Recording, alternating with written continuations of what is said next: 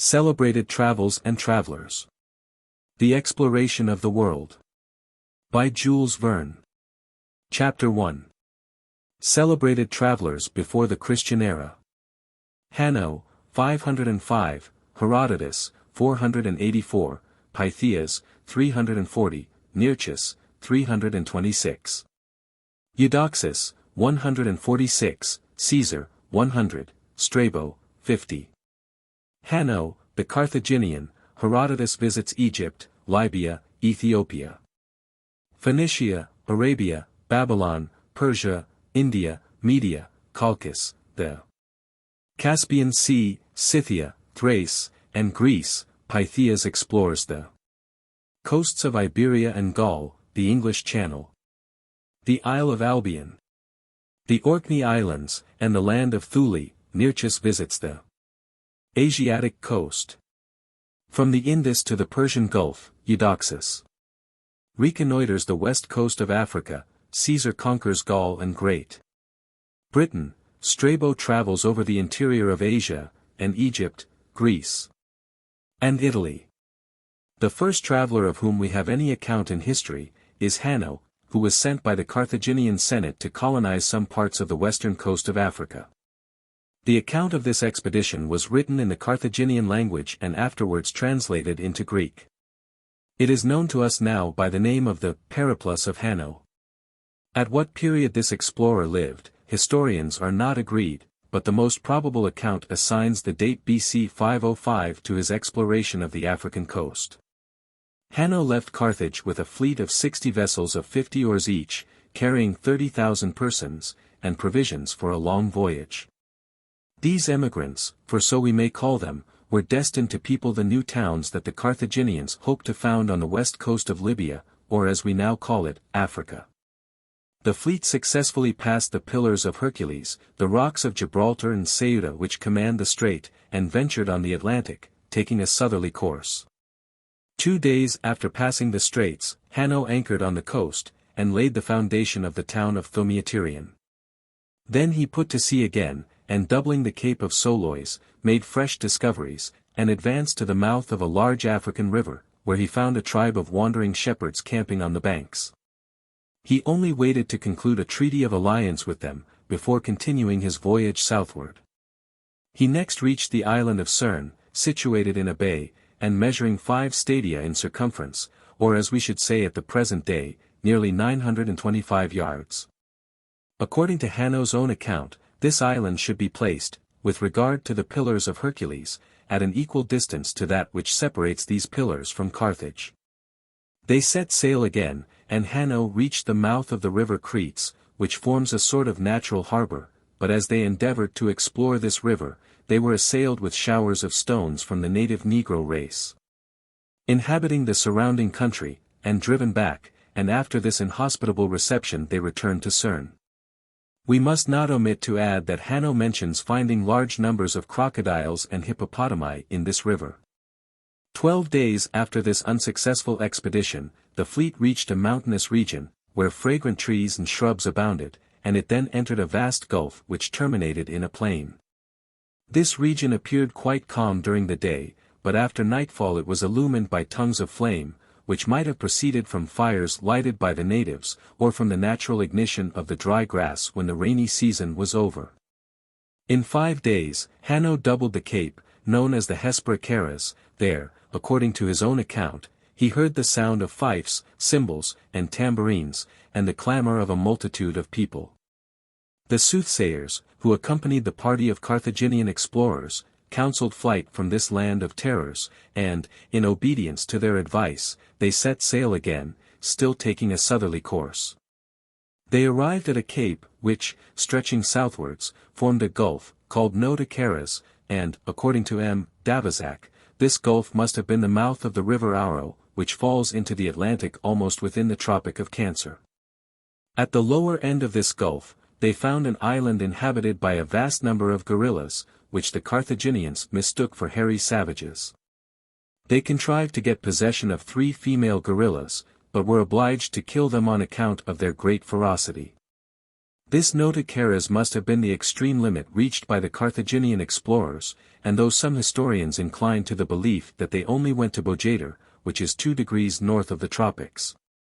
It is more probable that the former account is the true one, and that Hanno, finding himself short of provisions, returned northwards to Carthage, where he had the account of his voyage engraved in the temple of Baal Moloch. After Hanno, the most illustrious of ancient travelers, was Herodotus, who has been called the father of history, and who was the nephew of the poet Panyacesis, whose poems ranked with those of Homer and Hesiod. It will serve our purpose better if we only speak of Herodotus as a traveler, not an historian, as we wish to follow him so far as possible through the countries that he traversed. Herodotus was born at Halicarnassus, a town in Asia Minor, in the year BC 484. His family were rich, and having large commercial transactions they were able to encourage the taste for explorations which he showed. At this time there were many different opinions as to the shape of the earth, the Pythagorean school having even then begun to teach that it must be round, but Herodotus took no part in this discussion, which was of the deepest interest to learned men of that time, and, still young, he left home with a view of exploring with great care all the then known world, and especially those parts of it of which there were but few and uncertain data. He left Halicarnassus in 464, being then 20 years of age, and probably directed his steps first to Egypt, visiting Memphis, Heliopolis, and Thebes. He seems to have specially turned his attention to the overflow of the banks of the Nile, and he gives an account of the different opinions held as to the source of this river, which the Egyptians worshipped as one of their deities. When the Nile overflows its banks, he says, you can see nothing but the towns rising out of the water, and they appear like the islands in the Aegean Sea. He tells of the religious ceremonies among the Egyptians, their sacrifices, their ardor in celebrating the feasts in honor of their goddess Isis, which took place principally at Busiris, whose ruins may still be seen near Bushire. And of the veneration paid to both wild and tame animals, which were looked upon almost as sacred, and to whom they even rendered funeral honors at their death. He depicts in the most faithful colors, the Nile crocodile, its form, habits, and the way in which it is caught, and the hippopotamus, the momet, the phoenix, the ibis, and the serpents that were consecrated to the god Jupiter. Nothing can be more lifelike than his accounts of Egyptian customs, and the notices of their habits, their games, and their way of embalming the dead, in which the chemists of that period seem to have excelled. Then we have the history of the country from Menes, its first king, downwards to Herodotus' time, and he describes the building of the pyramids under Cheops. The labyrinth that was built a little above the lake Moeris, of which the remains were discovered in A.D. 1799, Lake Moeris itself, whose origin he ascribes to the hand of man, and the 2 pyramids which are situated a little above the lake.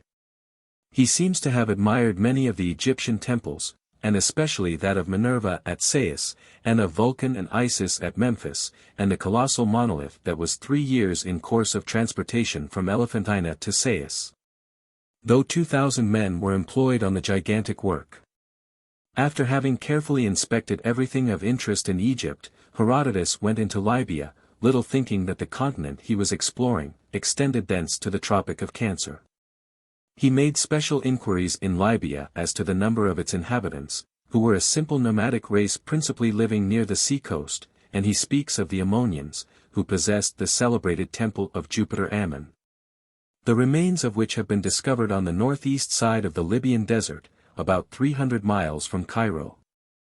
Herodotus furnishes us with some very valuable information on Libyan customs. He describes their habits, speaks of the animals that infest the country, serpents of a prodigious size, lions, elephants, bears, asps, horned asses, probably the rhinoceros of the present day, and cynocephaly, animals with no heads, and whose eyes are placed on their chest, to use his own expression. Foxes, hyenas, porcupines, wild zaris, panthers, etc. He winds up his description by saying that the only 2 aboriginal nations that inhabit this region are the Libyans and Ethiopians. According to Herodotus, the Ethiopians were at that time to be found above Elephantina, but commentators are induced to doubt if this learned explorer ever really visited Ethiopia, and if he did not, He may easily have learnt from the Egyptians the details that he gives of its capital, Mero, of the worship of Jupiter and Bacchus, and the longevity of the natives. There can be no doubt, however, that he set sail for Tyre in Phoenicia, and that he was much struck with the beauty of the two magnificent temples of Hercules. He next visited Tarsus and took advantage of the information gathered on the spot, to write a short history of Phoenicia, Syria, and Palestine. We next find that he went southward to Arabia, and he calls it the Ethiopia of Asia, for he thought the southern parts of Arabia were the limits of human habitation. He tells us of the remarkable way in which the Arabs kept any vow that they might have made. That their two deities were Uranius and Bacchus, and of the abundant growth of myrrh, cinnamon and other spices, and he gives a very interesting account of their culture and preparation. We cannot be quite sure which country he next visited, as he calls it both Assyria and Babylonia, but he gives a most minute account of the splendid city of Babylon, which was the home of the monarchs of that country. After the destruction of Nineveh, and whose ruins are now only in scattered heaps on either side of the Euphrates, which flowed a broad, deep, rapid river, dividing the city into two parts. On one side of the river the fortified palace of the king stood, and on the other the temple of Jupiter Belus, which may have been built on the site of the Tower of Babel. Herodotus next speaks of the two queens, Semiramis and Nitocris, telling us of all the means taken by the latter to increase the prosperity and safety of her capital, and passing on to speak of the natural products of the country, the wheat, barley, millet, sesame, the vine, fig tree and palm tree. He winds up with a description of the costume of the Babylonians, and their customs, especially that of celebrating their marriages by the public crier. The marriage ceremony. After exploring Babylonia he went to Persia, and as the express purpose of his travels was to collect all the information he could relating to the lengthy wars that had taken place between the Persians and Grecians. He was most anxious to visit the spots where the battles had been fought. He sets out by remarking upon the custom prevalent in Persia, of not clothing their deities in any human form, nor erecting temples nor altars where they might be worshipped, but contenting themselves with adoring them on the tops of the mountains. He notes their domestic habits, their disdain of animal food, their taste for delicacies, their passion for wine, and their custom of transacting business of the utmost importance when they had been drinking to excess. Their curiosity as to the habits of other nations, their love of pleasure, their warlike qualities, their anxiety for the education of their children, their respect for the lives of all their fellow creatures, even of their slaves. Their horror both of debt and lying, and their repugnance to the disease of leprosy which they thought proved that the sufferer had sinned in some way against the sun. The India of Herodotus, according to M. Vivian d'St. Martin, only consisted of that part of the country that is watered by the 5 rivers of the Punjab, adjoining Afghanistan, and this was the region where the young traveller turned his steps on leaving Persia. He thought that the population of India was larger than that of any other country, and he divided it into 2 classes, the first having settled habitations, the second leading a nomadic life. Those who lived in the eastern part of the country killed their sick and aged people, and ate them, while those in the north, who were a finer, braver, and more industrious race, employed themselves in collecting the auriferous sands. India was then the most easterly extremity of the inhabited world, as he thought, and he observes, that the 2 extremities of the world seem to have shared nature's best gifts, as Greece enjoyed the most agreeable temperature possible. And that was his idea of the western limits of the world. Media is the next country visited by this indefatigable traveler, and he gives the history of the Medes, the nation which was the first to shake off the Assyrian yoke. They founded the great city of Ecbatana, and surrounded it with 7 concentric walls. They became a separate nation in the reign of Deioces. After crossing the mountains that separate Media from Colchis, the Greek traveler entered the country, made famous by the valor of Jason, and studied its manners and customs with the care and attention that were among his most striking characteristics. Herodotus seems to have been well acquainted with the geography of the Caspian Sea, for he speaks of it as a sea, quite by itself and having no communication with any other. He considered that it was bounded on the west by the Caucasian mountains and on the east by a great plain inhabited by the Massagetae, who, both Arrian and Diodorus Siculus think, may have been Scythians. These Massageti worshipped the sun as their only deity, and sacrificed horses in its honor. He speaks here of two large rivers, one of which, the Araxes, would be the Volga, and the other, that he calls the Ista, must be the Danube. The traveler then went into Scythia, and he thought that the Scythians were the different tribes inhabiting the country that lay between the Danube and the Don, in fact a considerable portion of European Russia. He found the barbarous custom of putting out the eyes of their prisoners was practiced among them, and he notices that they only wandered from place to place without caring to cultivate their land. Herodotus relates many of the fables that make the origin of the Scythian nation so obscure, and in which Hercules plays a prominent part. He adds a list of the different tribes that compose the Scythian nation, but he does not seem to have visited the country lying to the north of the Euxine, or Black Sea. He gives a minute description of the habits of these people, and expresses his admiration for the Pontus Euxinus.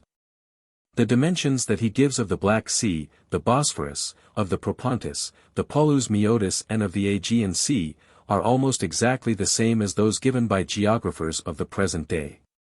He also names the large rivers that flow into these seas. The Ister or Danube, the Borysthenes or Dnieper, the Tanais, or Don. And he finishes by relating how the alliance, and afterwards the union between the Scythians and Amazons took place. Which explains the reason why the young women of that country are not allowed to marry before they have killed an enemy and established their character for valor. After a short stay in Thrace, during which he was convinced that the Geti were the bravest portion of this race, Herodotus arrived in Greece, which was to be the termination of his travels. To the country where he hoped to collect the only documents still wanting to complete his history, and he visited all the spots that had become illustrious by the great battles fought between the Greeks and Persians. He gives a minute description of the pass of Thermopylae, and of his visit to the plain of Marathon, the battlefield of Plataea, and his return to Asia Minor, whence he passed along the coast on which the Greeks had established several colonies. Herodotus can only have been 28 years of age when he returned to Halicarnassus in Corea, for it was in BC 456 that he read the history of his travels at the Olympic Games. His country was at that time oppressed by Lygdames, and he was exiled to Samos, but though he soon after rose in arms to overthrow the tyrant, the ingratitude of his fellow citizens obliged him to return into exile. In 444 he took part in the games at the Pantheon, and there he read his completed work, which was received with enthusiasm, and towards the end of his life he retired to Thurium in Italy, where he died, BC 406, leaving behind him the reputation of being the greatest traveler and the most celebrated historian of antiquity. After Herodotus we must pass over a century and a half, and only note, in passing, the physician Ctesias, a contemporary of Xenophon, who published the account of a voyage to India that he really never made. And we shall come in chronological order to Pytheas, who was at once a traveler, geographer, and historian, one of the most celebrated men of his time. It was about the year BC 340 that Pytheas set out from the columns of Hercules with a single vessel, but instead of taking a southerly course like his Carthaginian predecessors, he went northwards. Passing by the coasts of Iberia and Gaul to the furthest points which now form the Cape of Finisterre, and then he entered the English Channel and came upon the English coast, the British Isles, of which he was to be the first explorer. He disembarked at various points on the coast and made friends with the simple, honest, sober, industrious inhabitants, who traded largely in tin. Pytheas ventured still further north, and went beyond the Orcades Islands to the furthest point of Scotland, and he must have reached a very high latitude, for during the summer the night only lasted 2 hours. After 6 days further sailing, he came to lands which he calls Thule, probably the Jutland or Norway of the present day, beyond which he could not pass, for he says, there was neither land, sea, nor air there. He retraced his course, and changing it slightly, he came to the mouth of the Rhine, to the country of the Austrians, and, further inland, to Germany. Thence he visited the mouth of the Tanais, that is supposed to be the Elbe or the Oder, and he returned to Marseilles, just a year after leaving his native town. Pytheas, besides being such a brave sailor, was a remarkably scientific man. He was the first to discover the influence that the moon exercises on the tides. And to notice that the polar star is not situated at the exact spot at which the axis of the globe is supposed to be. Some years after the time of Pytheas, about BC 326, a Greek traveler made his name famous. This was Nearchus, a native of Crete, one of Alexander's admirals, and he was charged to visit all the coast of Asia from the mouth of the Indus to that of the Euphrates. When Alexander first resolved that this expedition should take place, which had for its object the opening up of a communication between India and Egypt, he was at the upper part of the Indus. He furnished Nearchus with a fleet of 33 galleys, of some vessels with 2 decks, and a great number of transport ships, and 2,000 men. Nearchus came down the Indus in about 4 months, escorted on either bank of the river by Alexander's armies, and after spending 7 months in exploring the delta, he set sail and followed the west line of what we call Beluchistan in the present day. He put to sea on the 2nd of October, a month before the winter storms had taken a direction that was favorable to his purpose, so that the commencement of his voyage was disastrous. And in 40 days he had scarcely made 80 miles in a westerly direction. He touched first at Stura and at Korstiz, which do not seem to answer to any of the now existing villages on the coast, then at the island of Crocala, which forms the Bay of Corinthia.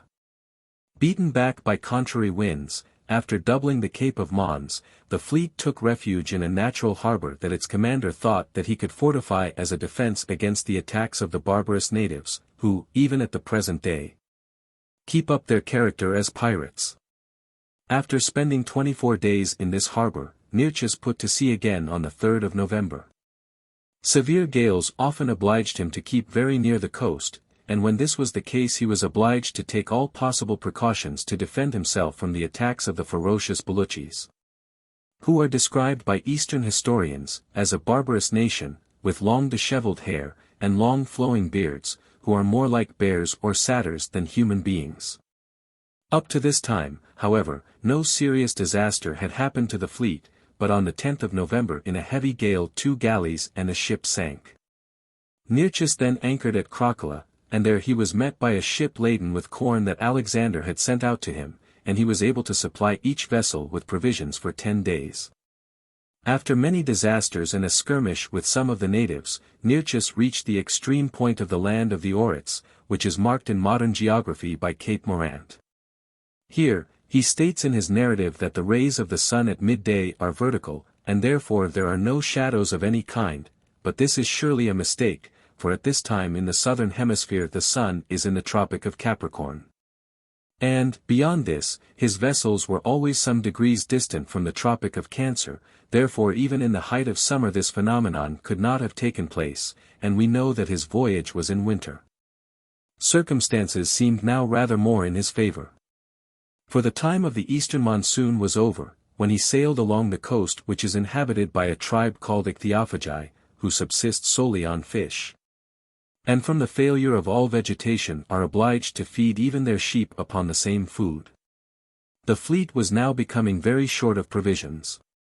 So after doubling Cape Posmi Nearchus took a pilot from those shores on board his own vessel, and with the wind in their favor they made rapid progress, finding the country less bare as they advanced, a few scattered trees and shrubs being visible from the shore.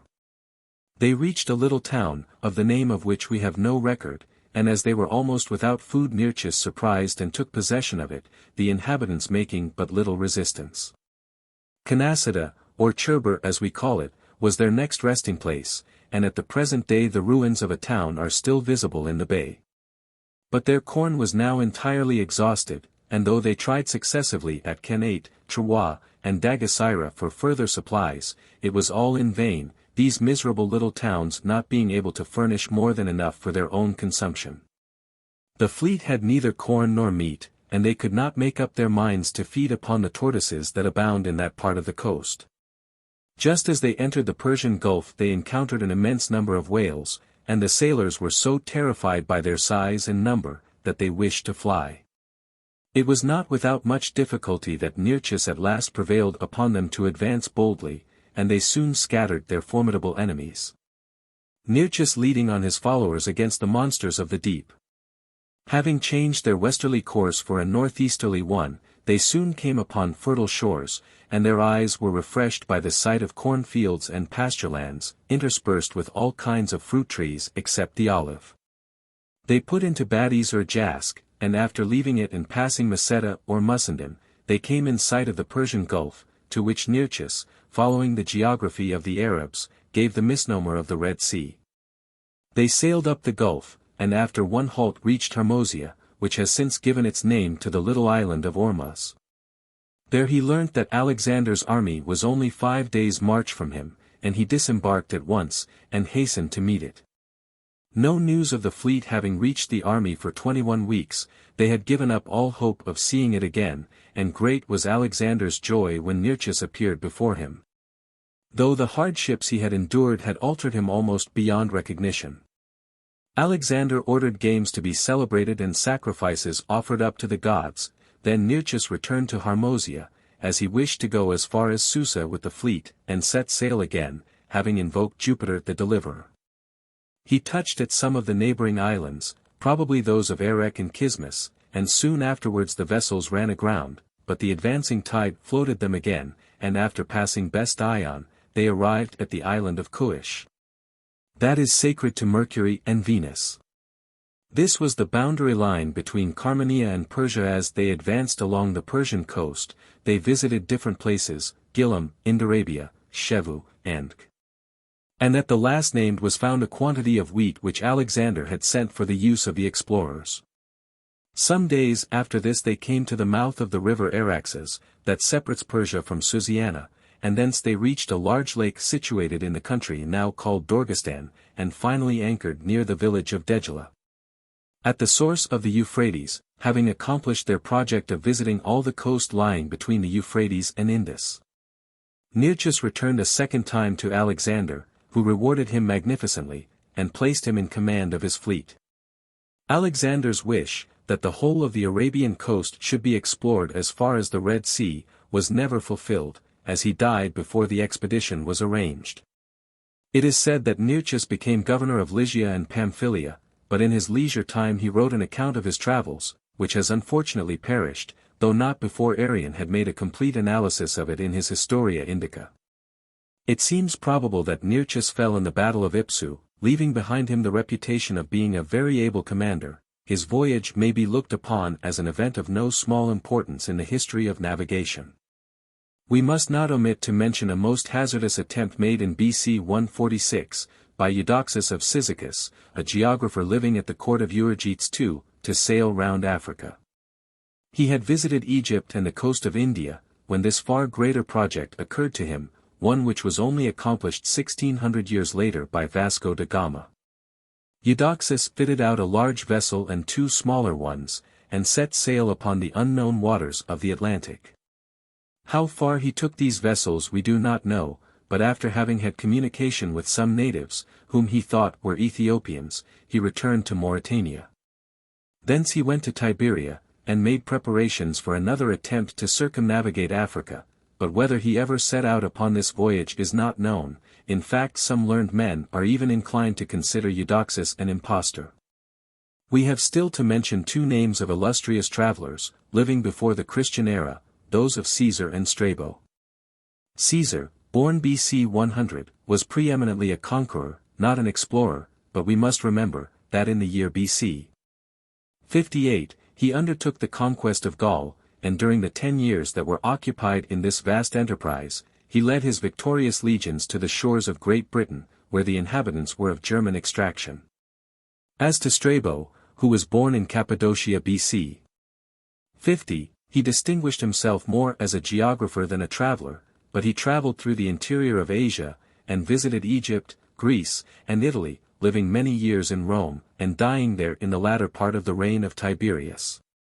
Strabo wrote a geography in 17 books, of which the greater part has come down to us, and this work, with that of Ptolemy, are the 2 most valuable legacies of ancient to modern geographers. Chapter 2. Celebrated travelers from the 1st to the 9th century. Pausanias, 174, Phan, 399, Cosmos Indicoplusts, 500. Arculfi, 700, Willibald, 725, Solyman, 851. Pliny, Hippolus, Arrian, and Ptolemy, Pausanias visits Attica. Corinth, Laconia, Messenia, Elis, Achaia, Arcadia, Boeotia, and Phocis. Fahien explores Kanchu, Tartary, northern India, the Punjab, Ceylon, and Java, Cosmos Indicoplusts. And the Christian topography of the universe. Arculfi describes Jerusalem, the valley of Jehoshaphat, the Mount of Olives, Bethlehem, Jericho, the river Jordan, Libanus, the Dead Sea, Capernaum, Nazareth, Mount Tabor, Damascus, Tyre, Alexandria, and Constantinople, Willibald and the Holy Land. Solyman travels through Ceylon, and Sumatra, and crosses the Gulf of Siam and the China Sea.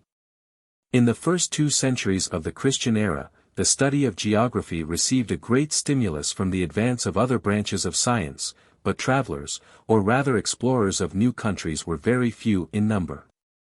Pliny in the year AD 23, devoted the 3rd, 4th, 5th, and 6th books of his natural history to geography, and in AD 50, Hippolus, a clever navigator, discovered the laws governing the monsoon in the Indian Ocean, and taught sailors how they might deviate from their usual course, so as to make these winds subservient to their being able to go to and return from India in 1 year. Arrian, a Greek historian, born AD 105, wrote an account of the navigation of the Euxine or Black Sea, and pointed out as nearly as possible, the countries that had been discovered by explorers who had lived before his time. And Ptolemy the Egyptian, about AD 175, making use of the writings of his predecessors, published a celebrated geography, in which, for the first time, places and cities were marked in their relative latitude and longitude on a mathematical plan. The first traveler of the Christian era, whose name has been handed down to us, was Pausanias, a Greek writer, living in Rome in the 2nd century, and whose account of his travels bears the date of AD 175. Pausanias did for ancient Greece what Joanne, the industrious and clever Frenchman, did for the other countries of Europe, in compiling the Traveler's Guide.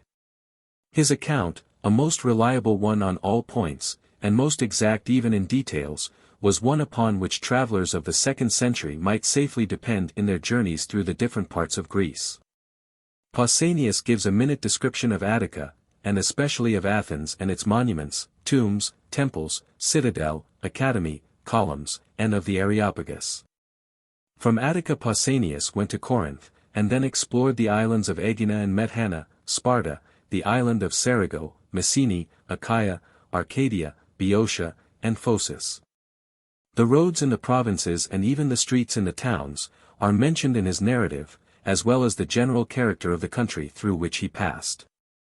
Although we can scarcely say that he added any fresh discoveries to those already made, he was one of those careful travelers whose object was more to obtain exact information, than to make new discoveries.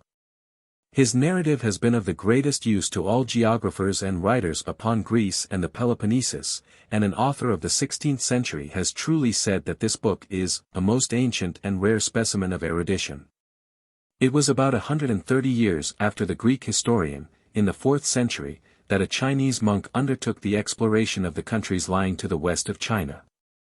The account of his travels is still extant, and we may well agree with M. Charton when he says that, this is a most valuable work, carrying us beyond our ordinarily narrow view of Western civilization. Fahien, the traveler, was accompanied by several monks. Wishing to leave China by the west, they crossed more than one chain of mountains, and reached the country now called Kanchu, which is not far from the Great Wall. They crossed the river Chaho, and a desert that Marco Polo was to explore 800 years later. After 17 days' march they reached the lake of Lobnor in Turkestan. From this point all the countries that the monks visited were alike as to manners and customs, the languages alone differing. Being dissatisfied with the reception that they met with in the country of the Argas, who are not a hospitable people, they took a southeasterly course towards a desert country, where they had great difficulty in crossing the rivers. And, after a 35 days' march, the little caravan reached Tartary in the kingdom of Khotan, which contained, according to Fahien, many times 10,000 holy men. Here they met with a cordial welcome, and after a residence of 3 months were allowed to assist at the procession of the images, a great feast, in which both Brahmins and Buddhists join.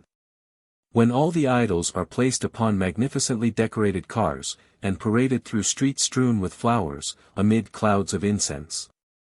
The feast over, the monks left Khotan for Kokonyar, and after resting there 15 days, we find them further south in the Balistan country of the present day, a cold and mountainous district, where wheat was the only grain cultivated. And where VIII found and used the curious cylinders on which prayers are written, and which are turned by the faithful with the most extraordinary rapidity. Thence they went to the eastern part of Afghanistan. It took them 4 weeks to cross the mountains, in the midst of which, and the never-melting snow they are said to have found venomous dragons. On the further side of this rocky chain the travelers found themselves in northern India, where the country is watered by the streams which, further on, form the Sindh or Indus. After traversing the kingdoms of Anchang, Suhotu, and Kiandoe, they arrived at Folucha, which must be the town of Peshawar, standing between Kabul and the Indus, and 24 leagues farther west, they came to the town of Hilo. Built on the banks of a tributary of the river Kabout.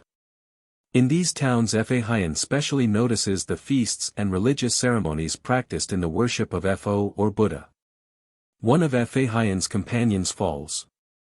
When the monks left Quito, they were obliged to cross the Hindu Kush mountains, lying between Turkestan and the Gandhara, the cold being so intense that one of their party sank under it. After enduring great hardships they reached Banu, a town that is still standing, and then, after again crossing the Indus, they entered the Punjab. Thence, descending towards the southeast, with a view of crossing the northern part of the Indian peninsula, they reached Mathura, a town in the province of Agra, and crossing the great salt desert which lies to the east of the Indus. Traveled through a country that VIII calls a happy kingdom, where the inhabitants are good and honest, needing neither laws nor magistrates, and indebted to none for their support. Without markets or wine merchants, and living happily, with plenty of all that they required, where the temperature was neither hot nor cold. This happy kingdom was India.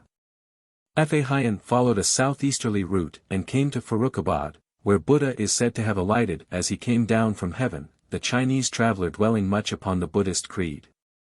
Thence he visited the town of Kanauji, standing on the right bank of the Ganges, that he calls Hang, and this is the very center of Buddhism. Wherever Buddha is supposed to have rested, his followers have erected high towers in his honor. The travelers visited the temple of Chihuan, where for 25 years Fo practiced the most severe mortifications, and where he is said to have given sight to 500 blind men. They are said to have been much moved by the sight of this temple. They set out again, passing Kapila and Gorakhpur, on the frontier of Nepal, all made famous by Fo's miracles, and then reached the celebrated town of Palian-Fu, in the delta of the Ganges, in the kingdom of Magadha.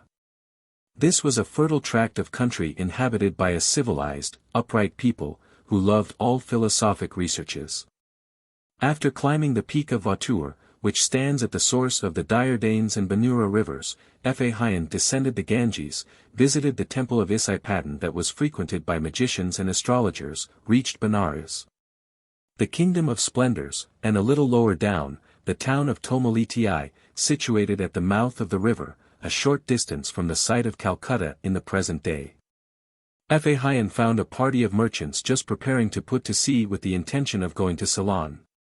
He sailed with them, and in 14 days landed on the shores of the ancient Taprobana, of which the Greek merchant, Jambulos, had given a curious account some centuries previously. Here the Chinese monk found all the traditions and legends regarding the god Fo, and passed 2 years in searching ancient manuscripts. He left Ceylon for Java, where he landed after a very rough voyage, in the course of which, when the sky was overclouded, he says, we saw nothing but great waves dashing one against another, lightning, crocodiles, tortoises, and monsters of the deep.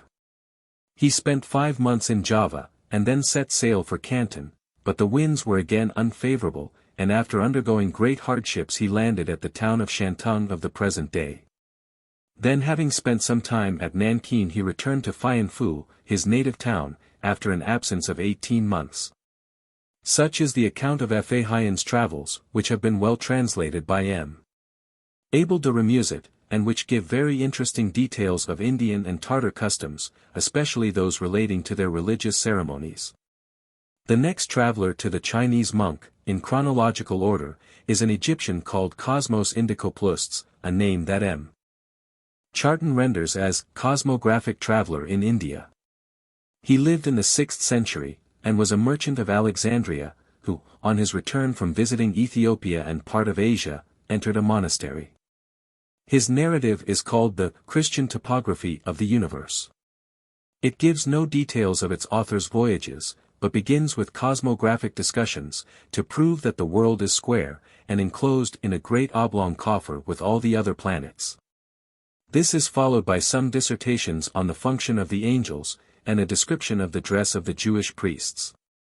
Cosmos also gives the natural history of the animals of India and Ceylon, and notices the rhinoceros and buffalo, which can be made of use for domestic purposes, the giraffe, the wild ox, the musk that is hunted for its perfumed blood. The unicorn, which he considers a real animal and not a myth, the wild boar, the hippopotamus, the phoca, the dolphin, and the tortoise. Afterwards, Cosmos describes the pepper plant, as a frail and delicate shrub, like the smallest tendrils of the vine, and the cocoa tree, whose fruit has a fragrance equal to that of a nut. From the earliest times of the Christian era there has been a great love for visiting the Holy Land, the cradle of the new religion. These pilgrimages became more and more frequent, and we have many names left to us of those who visited Palestine during the first centuries of Christianity. One of these pilgrims, the French bishop Arculfi, who lived towards the end of the 7th century, has left us an account of his travels. He sets out by giving a topographical description of the site of Jerusalem, and describes the wall that surrounds the holy city, then the circular church built over the Holy Sepulchre, the tomb of our Lord Jesus Christ. And the stone that closed it, the church dedicated to the Virgin Mary, the church built upon Calvary, and the Basilica of Constantine on the site of the place where the Real Cross was found. These various churches are united in one building, which also encloses the tomb of Christ, and Calvary, where our Lord was crucified. Arculfi then descended into the valley of Jehoshaphat, which is situated to the east of the city, and contains the church that covers the tomb of the Virgin. He also saw that of Absalom, which he calls the Tower of Jehoshaphat.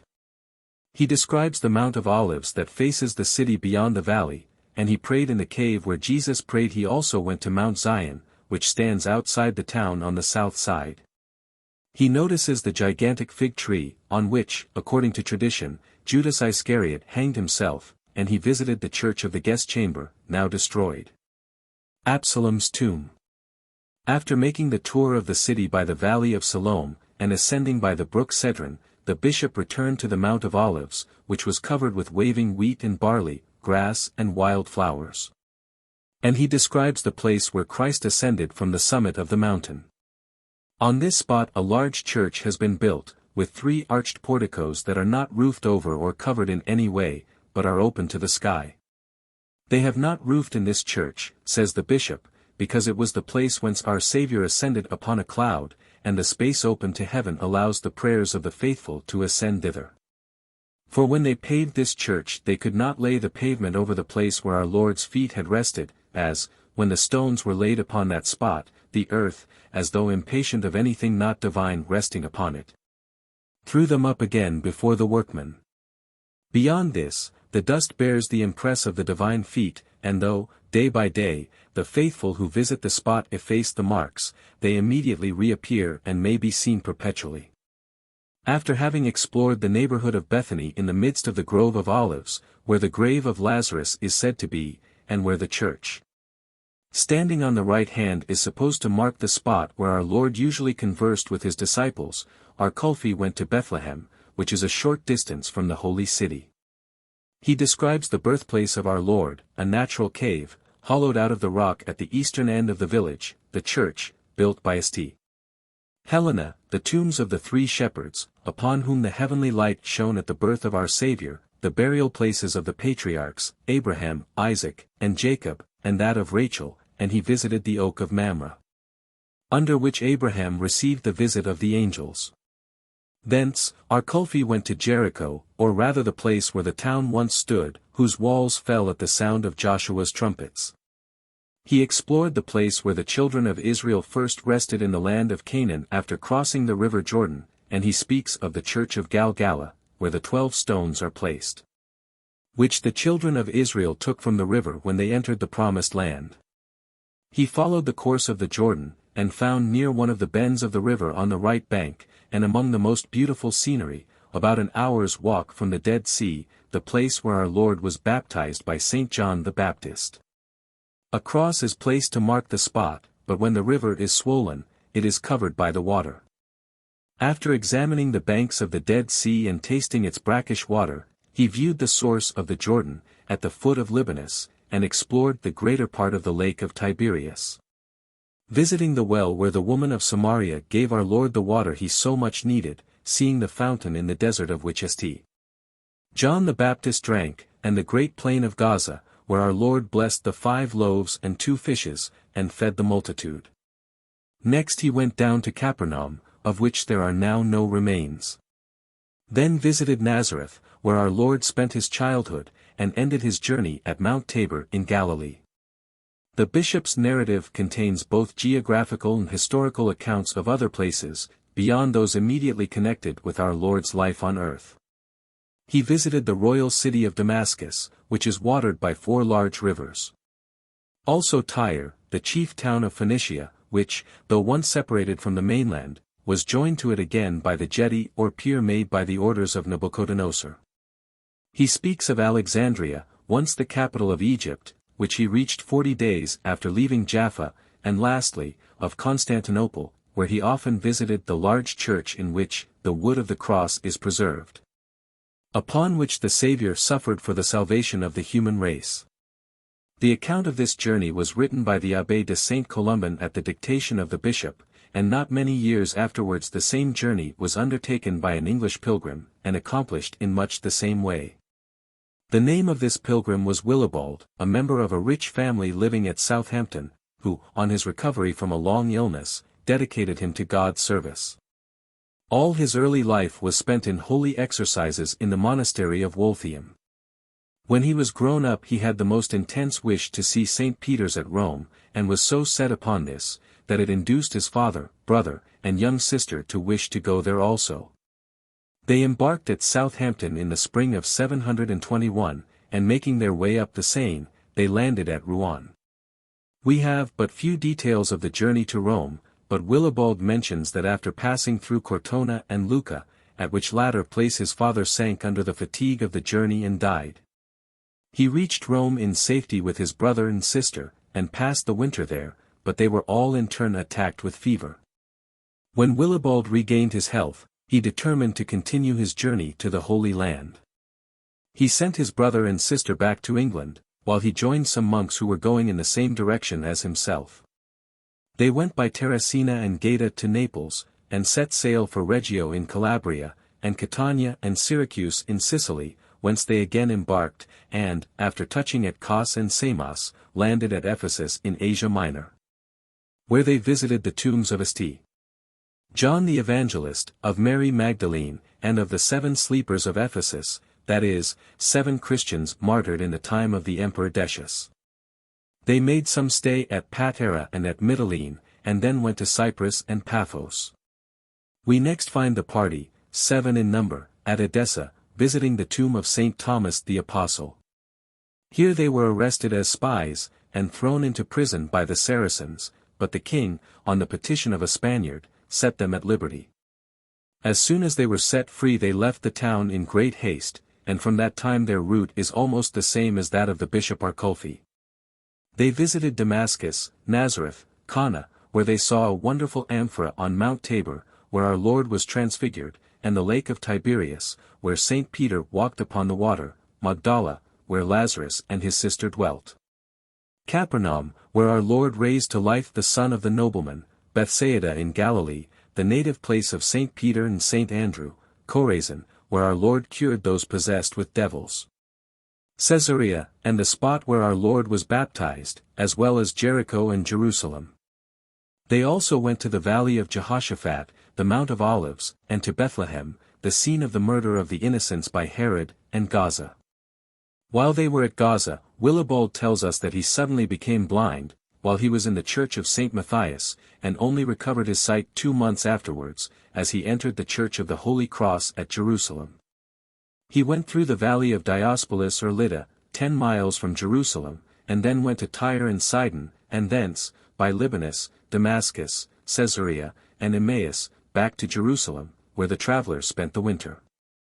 This was not to be the limit of their exploration, for we hear of them at Ptolemy, Emesa, Jerusalem, Damascus, and Samaria, where St.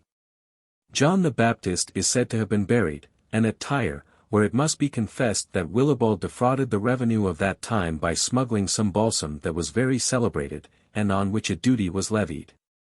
On quitting Tyre they went to Constantinople and lived there for 2 years before returning by Sicily, Calabria, Naples, and Capua.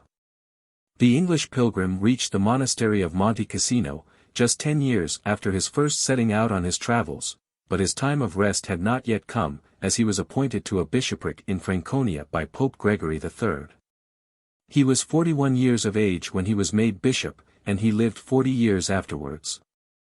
In 938 he was canonized by Leo VII. We will conclude the list of celebrated travelers living between the 1st and 9th centuries, by giving a short account of Soliman, a merchant of Bassora, who, starting from the Persian Gulf, arrived eventually on the shores of China. This narrative is in 2 distinct parts, one written in 851, by Soliman himself, who was the traveler, and the other in 878 by a geographer named Abu Zayd Hassan with the view of completing the first. Renaud, the Orientalist, is of opinion that this narrative has thrown quite a new light on the commercial transactions that existed in the 9th century between Egypt, Arabia, and the countries bordering on the Persian Gulf on one side, and the vast provinces of India and China on the other. Soliman, as we have said, started from the Persian Gulf after having taken in a good supply of fresh water at Muscat, and visited first, the Second Sea, or that of Oman. He noticed a fish of enormous size, probably a spermaceti whale, which the seamen endeavored to frighten away by ringing a bell, then a shark, in whose stomach they found a smaller shark, enclosing in its turn one still smaller, both alive. Says the traveler, which is manifestly an exaggeration. Then, after describing the remora, the dactyloptera, and the porpoise, he speaks of the sea near the Maldive Islands in which he counted an enormous number of islands, among them he mentions Ceylon by its Arabian name, with its pearl fisheries. Sumatra, inhabited by cannibals, and rich in gold mines, Nicobar, and the Andaman Islands, where cannibalism still exists even at the present day. This sea, he says, is subject to fearful waterspouts which wreck the ships, and throw on its shores an immense number of dead fish and sometimes even large stones. When these tempests are at their height the sea seethes and boils.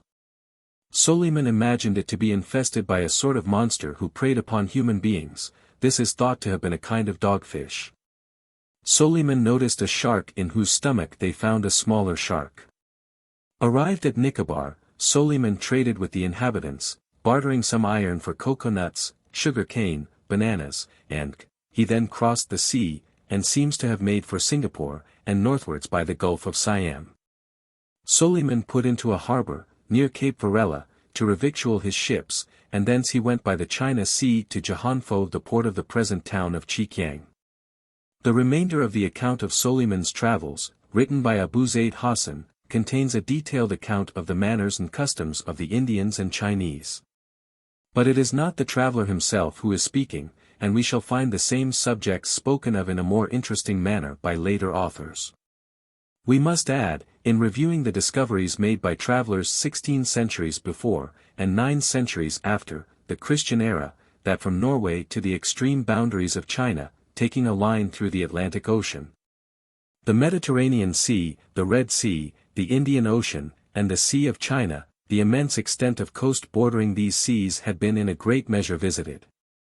Some explorations had been attempted in the interior of these countries, for instance, in Egypt as far as Ethiopia, in Asia Minor to the Caucasus, in India and China.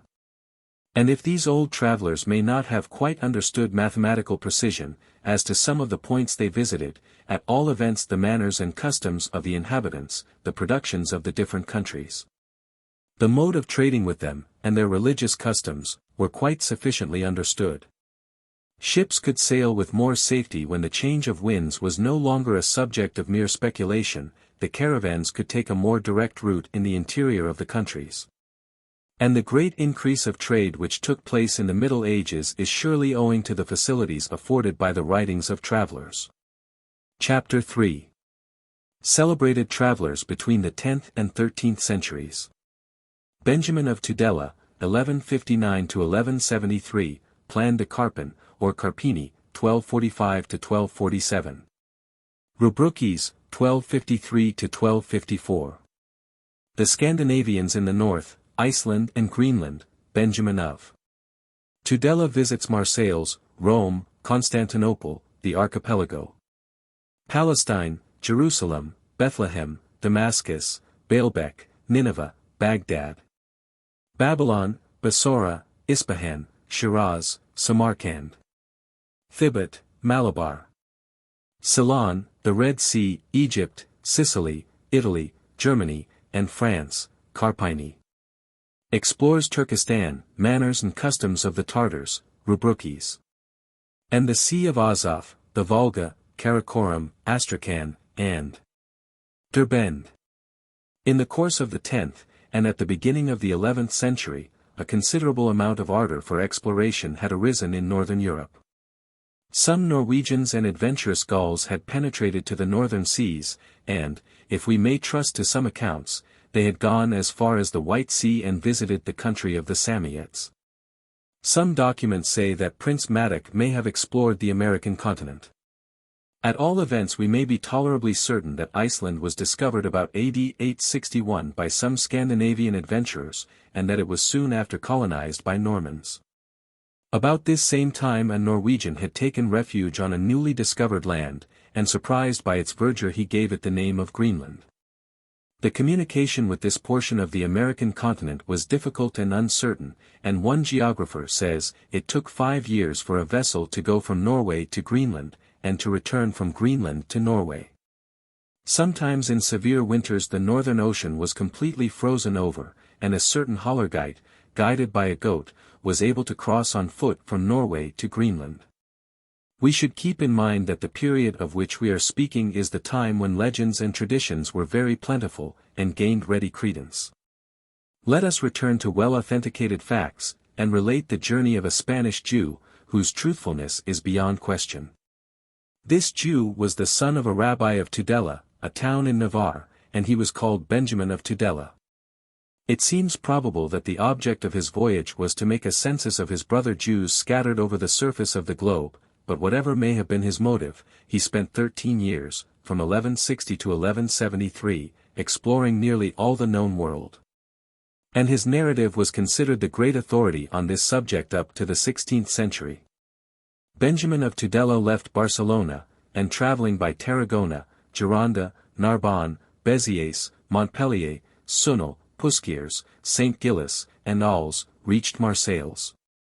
Here he visited the 2 synagogues in the town and the principal Jews, and then set sail for Genoa, arriving there in 4 days.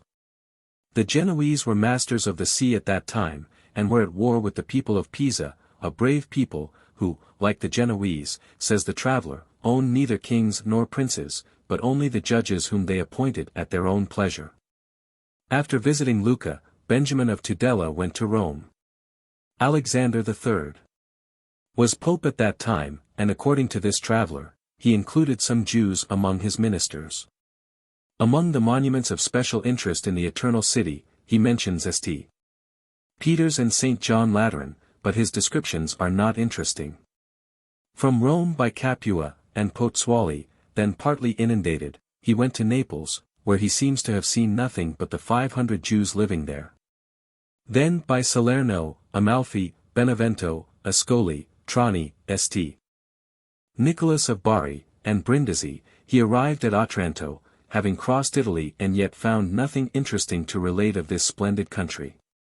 The list of the places Benjamin of Tudela visited, is not interesting, but we must not omit to mention one of them, for his narrative is most precise, and it is useful to follow his route by the map specially prepared for this purpose by Lelewel. From Otranto to Tsidon, his halting places were Corfu, the Gulf of Arta, Achelis, an ancient town in Aetolia, Anatolia in Greece, on the Gulf of Patras, Lepanto, Chrysa, at the foot of Mount Parnassus, Corinth, Thebes, whose 2,000 Jewish inhabitants were the best makers of silk and purple in Greece, Negropont and Zytown. Here, according to the Spanish traveler, is the boundary line of Wallachia. He says the Wallachians are as nimble as goats, and come down from the mountains to pillage the neighboring Greek towns. Benjamin of Tudela went on to Constantinople by way of Gardiki, a small township on the Gulf of Volo, Armiros, a port much frequented by the Venetians and Genoese, Bissina, a town of which no traces are left, Salonika, the ancient Thessalonica, and Abydos. He gives us some details of Constantinople. The Emperor Emmanuel Comnenus was reigning at that time and lived in a palace that he had built upon the seashore, containing columns of pure gold and silver, and the golden throne studded with precious stones, above which a golden crown is suspended by a chain of the same precious metal, which rests upon the monarch's head as he sits upon the throne. In this crown are many precious stones, and one of priceless worth. So brilliant are they, says this traveler, that at night, there is no occasion for any further light than that thrown back by these jewels. He adds that there is a large population in the city, and for the number of merchants from all countries who assemble there, it can only be compared to Baghdad. The inhabitants are principally dressed in embroidered silk robes enriched with golden fringes, and to see them thus attired and mounted upon their horses, one would take them for princes, but they are not brave warriors. And they keep mercenaries from all nations to fight for them. One regret he expresses, and that is, that there are no Jews left in the city, and that they have all been transported to Galata, near the entrance of the port, where are nearly 2,500 of the sects, Rabbinites and Karaites. And among them many rich merchants and silk manufacturers, but the Turks have a bitter hatred for them, and treat them with great severity. Only one of these rich Jews was allowed to ride on horseback. He was the emperor's physician, Solomon, the Egyptian. As to the remarkable buildings of Constantinople, he mentions the Mosque of St. Sophia, in which the number of altars answers to the number of days in a year, and the columns and gold and silver candlesticks, are too numerous to be counted. Also the Hippodrome, which at the present day is used as a horse market, but was then the scene of combats between lions, bears, tigers, other wild beasts, and even birds. The approach to Constantinople. When Benjamin of Tudela left Constantinople, he visited Gallipoli and Kilia, a port on the eastern coast, and went to the islands in the archipelago, Mytilene, Chios, whence there was much trade in the juice of the pistachio tree, Samos, Rhodes, and Cyprus. As he sailed towards the land of Aram, he passed by Messes, by Antioch, where he admired the arrangements for supplying the city with water, and by Latakia on his way to Tripoli, which he found had been recently shaken by an earthquake that had been felt for miles round. We next hear of him at Beirut, at Sidon, and Tyre, celebrated for its glass manufactory, at Acre, at Jaffa near Mount Carmel, at Capernaum, at the beautiful town of Caesarea, at Samaria, which is built in the midst of a fertile tract, where are vineyards, gardens, orchards, and olive yards, at Nablus, at Gibeon, and then at Jerusalem. In the holy city, it was but natural that the Jew could see nothing that would have interested a Christian visitor. For him, Jerusalem appeared only a small town, defended by 3 walls and peopled with Jews, Syrians, Greeks, Georgians, and Franks of all languages and nations. He found 400 horse soldiers in the city ready for war at any moment, a great temple in which is the tomb of that man, as the Talmud styles our Savior, and a house in which the Jews had the privilege of carrying on the work of dying. But they were few in number, scarcely 200, and they lived under the Tower of David at one corner of the city. Outside Jerusalem, the traveler mentions the tomb of Absalom, the sepulchre of Osius, the pool of Siloam, near the brook Cedron, the valley of Jehoshaphat, and the Mount of Olives, from whose summit one can see the Dead Sea. 2 leagues from it stands the pillar of Lot's wife, and the traveler adds, that though the flocks and herds which pass this pillar of salt are continually licking it, yet it never diminishes in size. From Jerusalem, Benjamin of Tudela went to Bethlehem, and inscribed his name on Rachel's tomb, as it was customary for all Jews to do who passed by it. And from Bethlehem, after counting 12 Jewish dyeing establishments, he went on to Hebron, which is now deserted and in ruins. After visiting, in the plain of Machpelah, the tombs of Abraham, Sarah, Isaac, Rebekah, Jacob, and Leah, and passing by Beth-Jerim, Silo, Mount Moriah, Beth-Nubi, Ramah, Joppa, Jabneh, Azotus, Ascalon, built by Esdras, Lud, Tiberias. Where are some hot springs, Gish and Merom, which is still a spot visited by Jewish pilgrims, Kadesh and Laish, near the cavern, where the Jordan takes its rise, the traveler left the land of Israel, and entered Damascus. The following is his description of this city, where the Turkish rule begins. It is a very large and beautiful city, walled round, and outside the walls for 15 miles are gardens and orchards, and of all the surrounding country, this is the most fertile spot. The town stands at the foot of Mount Hermon, whence rise the two rivers, Abana and Pharpar. The first passes through the city, and its waters are taken into the larger houses by means of aqueducts, as well as through the streets and markets. This town trades with all the world. The river Pharpar fertilizes the orchards and gardens outside the town. There is an Ishmaelitish mosque, called Gomen Damasek, meaning the synagogue of Damascus, and this building has not its equal. It is said to have been Ben-Hadad's palace, and it contains a glass wall, built apparently by magic. This wall has 365 holes in it, answering to the days of the year. As the sun rises and sets it shines through one or other of these holes, so that the hour of the day may thus always be known. Inside the palace or mosque are gold and silver houses, large enough to hold 2 or 3 persons at a time, if they wish to wash or bathe in them. After going to Galad and Saka, which are 2 days' journey from Damascus, Benjamin reached Baalbek, the Heliopolis of the Greeks and Romans, built by Solomon, in the valley of the Libanus, then to Tadmor, which is Palmyra. Also built entirely of great stones. Then passing by Kiriatim, he stopped at Hama, which was partially destroyed by an earthquake in 1157, which overthrew many of the Syrian towns. Now comes in the narrative a list of names, which are of no great interest.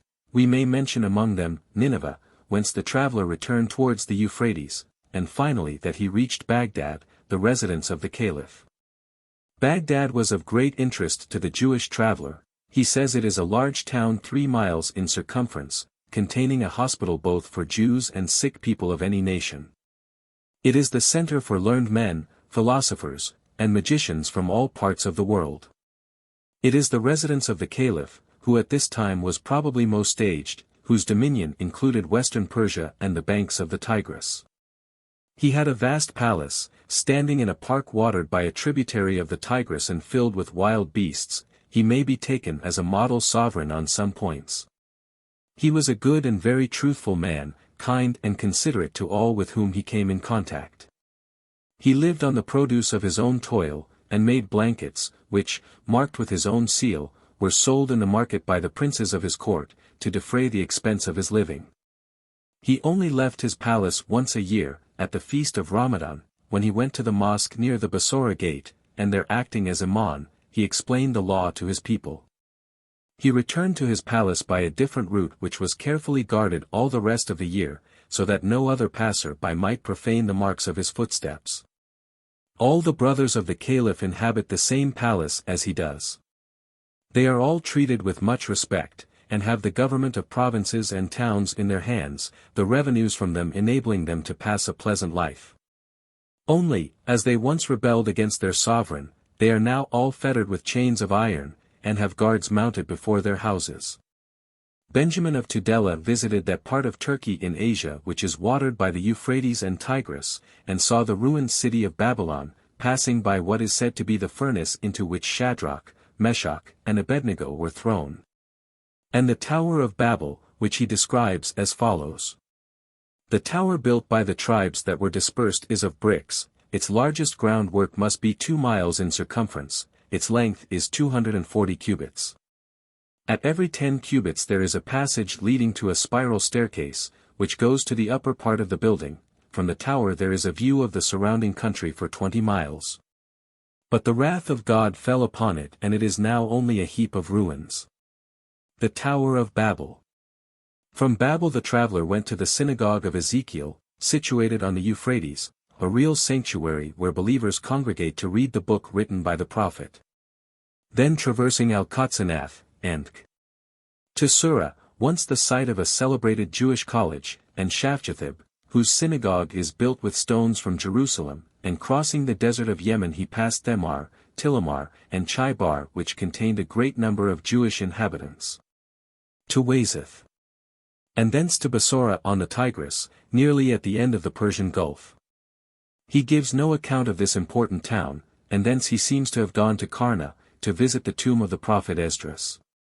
Then he entered Persia and sojourned at Chuzestan, a large town, partly in ruins, which the river Tigris divides into two parts, one rich the other poor, joined by a bridge, over which hangs the coffin of Daniel the prophet. He went to Amaria, which is the boundary of Media, where he says the impostor David Elroy appeared, the worker of false miracles, who is none other than our Lord Jesus Christ, but called among the Jews of that part by the former name. Then he went to Hamadan, where the tombs of Mordecai and Esther are found, and by Debrestan he reached Ispahan, the capital of the kingdom, a city measuring 12 miles in circumference. At this point the narrative of the traveler becomes somewhat obscure. According to his notes we find him at Shiraz, then at Samarkand, then at the foot of the mountains in Thibet. This seems to have been his farthest point towards the northeast. He must have come back to Nizapur and Chuzestan on the banks of the Tigris, thence after a sea voyage of 2 days to El Kashif, an Arabian town on the Persian Gulf, where the pearl fishery is carried on. Then, after another voyage of 7 days and crossing the Sea of Oman, he seems to have reached Quilan on the coast of Malabar. He was at last in India, the kingdom of the worshippers of the sun and of the descendants of Cush. This country produces pepper, ginger, and cinnamon. 20 days after leaving Quilan he was among the fire worshippers in Ceylon, and thence, perhaps, he went to China. He thought this voyage a very perilous one, and says that many vessels are lost on it, giving the following singular expedient for averting the danger. You should take on board with you several skins of oxen, and, if the wind rises and threatens the vessel with danger, all who wish to escape envelope themselves each in a skin, sew up this skin so as to make it as far as possible watertight. Then throw themselves into the sea, and flocks of the great eagles called griffins, thinking that they are really oxen, will descend and bear them on their wings to some mountain or valley, there to devour their prey. Immediately on reaching land the man will kill the eagle with his knife, and leaving the skin, will walk towards the nearest habitation. Many people, he adds, have been saved by this means. We find Benjamin of Tudela again at Ceylon, then at the island of Socotra in the Persian Gulf, and after crossing the Red Sea he arrives in Abyssinia, which he styles, the India that is on terra firma. Thence he goes down the Nile, crosses the country of Assuan, reaches the town of Hulvan, and by the Sahara, where the sand swallows up whole caravans, he goes to Zerla, Kos, Fiuna and Misraim or Cairo. This last is a large town containing fine squares and shops. It never rains there, but this want is supplied by the overflow of the Nile once a year, which waters the country and renders it very fertile. Benjamin of Tudela in the desert of Sahara. He passed Gizeh on leaving Misraim but does not mention the pyramids, and just names Ain Shams, Batig, Zafida, and Damra. He stopped at Alexandria, built by Alexander the Great, a city of great commerce, frequented by merchants from all parts of the world. Its squares and streets are thronged with people, and so long that one cannot see from one end to another.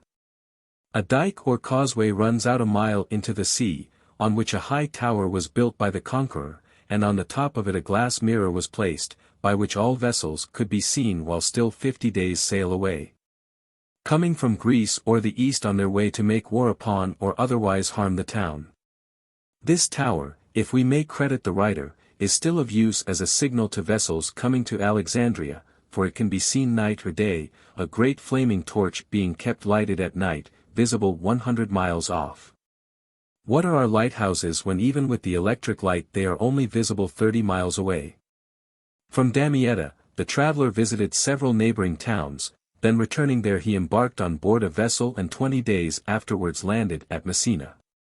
He wished to continue the census that he was making, so by way of Rome and Lucca he went to St. Bernard.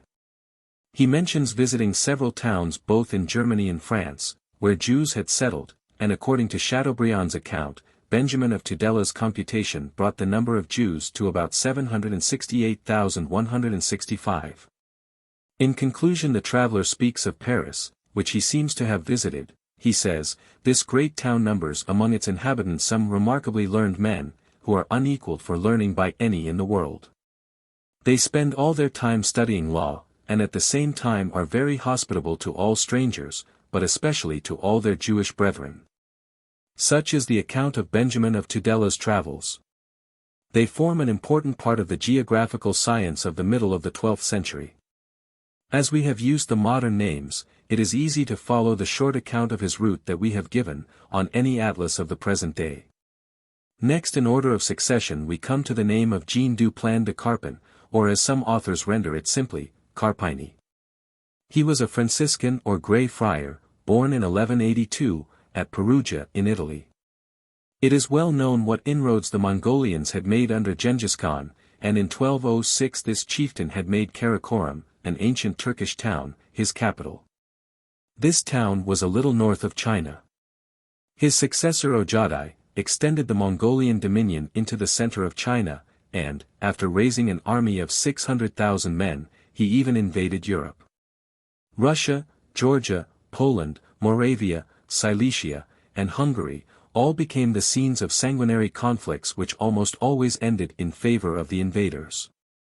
The Mongols were looked upon as demons possessed with superhuman power, and Western Europe was terrified at their approach. Pope Innocent IV sent an ambassador to the Tartars, but he was treated with arrogance. At the same time he sent other ambassadors to the Tartars living in northeastern Tartary, in the hope of stopping the Mongolian invasion, and as chief in this mission, the Franciscan Carpini was chosen.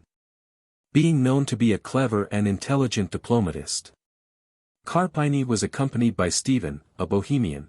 They set out on the 6th of April, 1245, and went first to Bohemia, where the king gave them letters to some relations living in Poland, who he hoped might facilitate their entrance into Russia.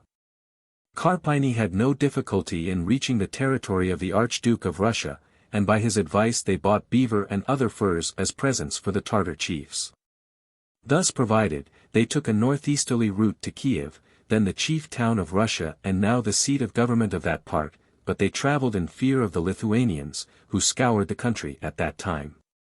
The governor of Kiev advised the Pope's envoys to exchange their own for Tartar horses, who were accustomed to seek for their food under the snow, and thus mounted they had no difficulty in getting as far as Danilisha. There they both were attacked by severe illness. When nearly recovered they bought a carriage, and in spite of the intense cold set out again.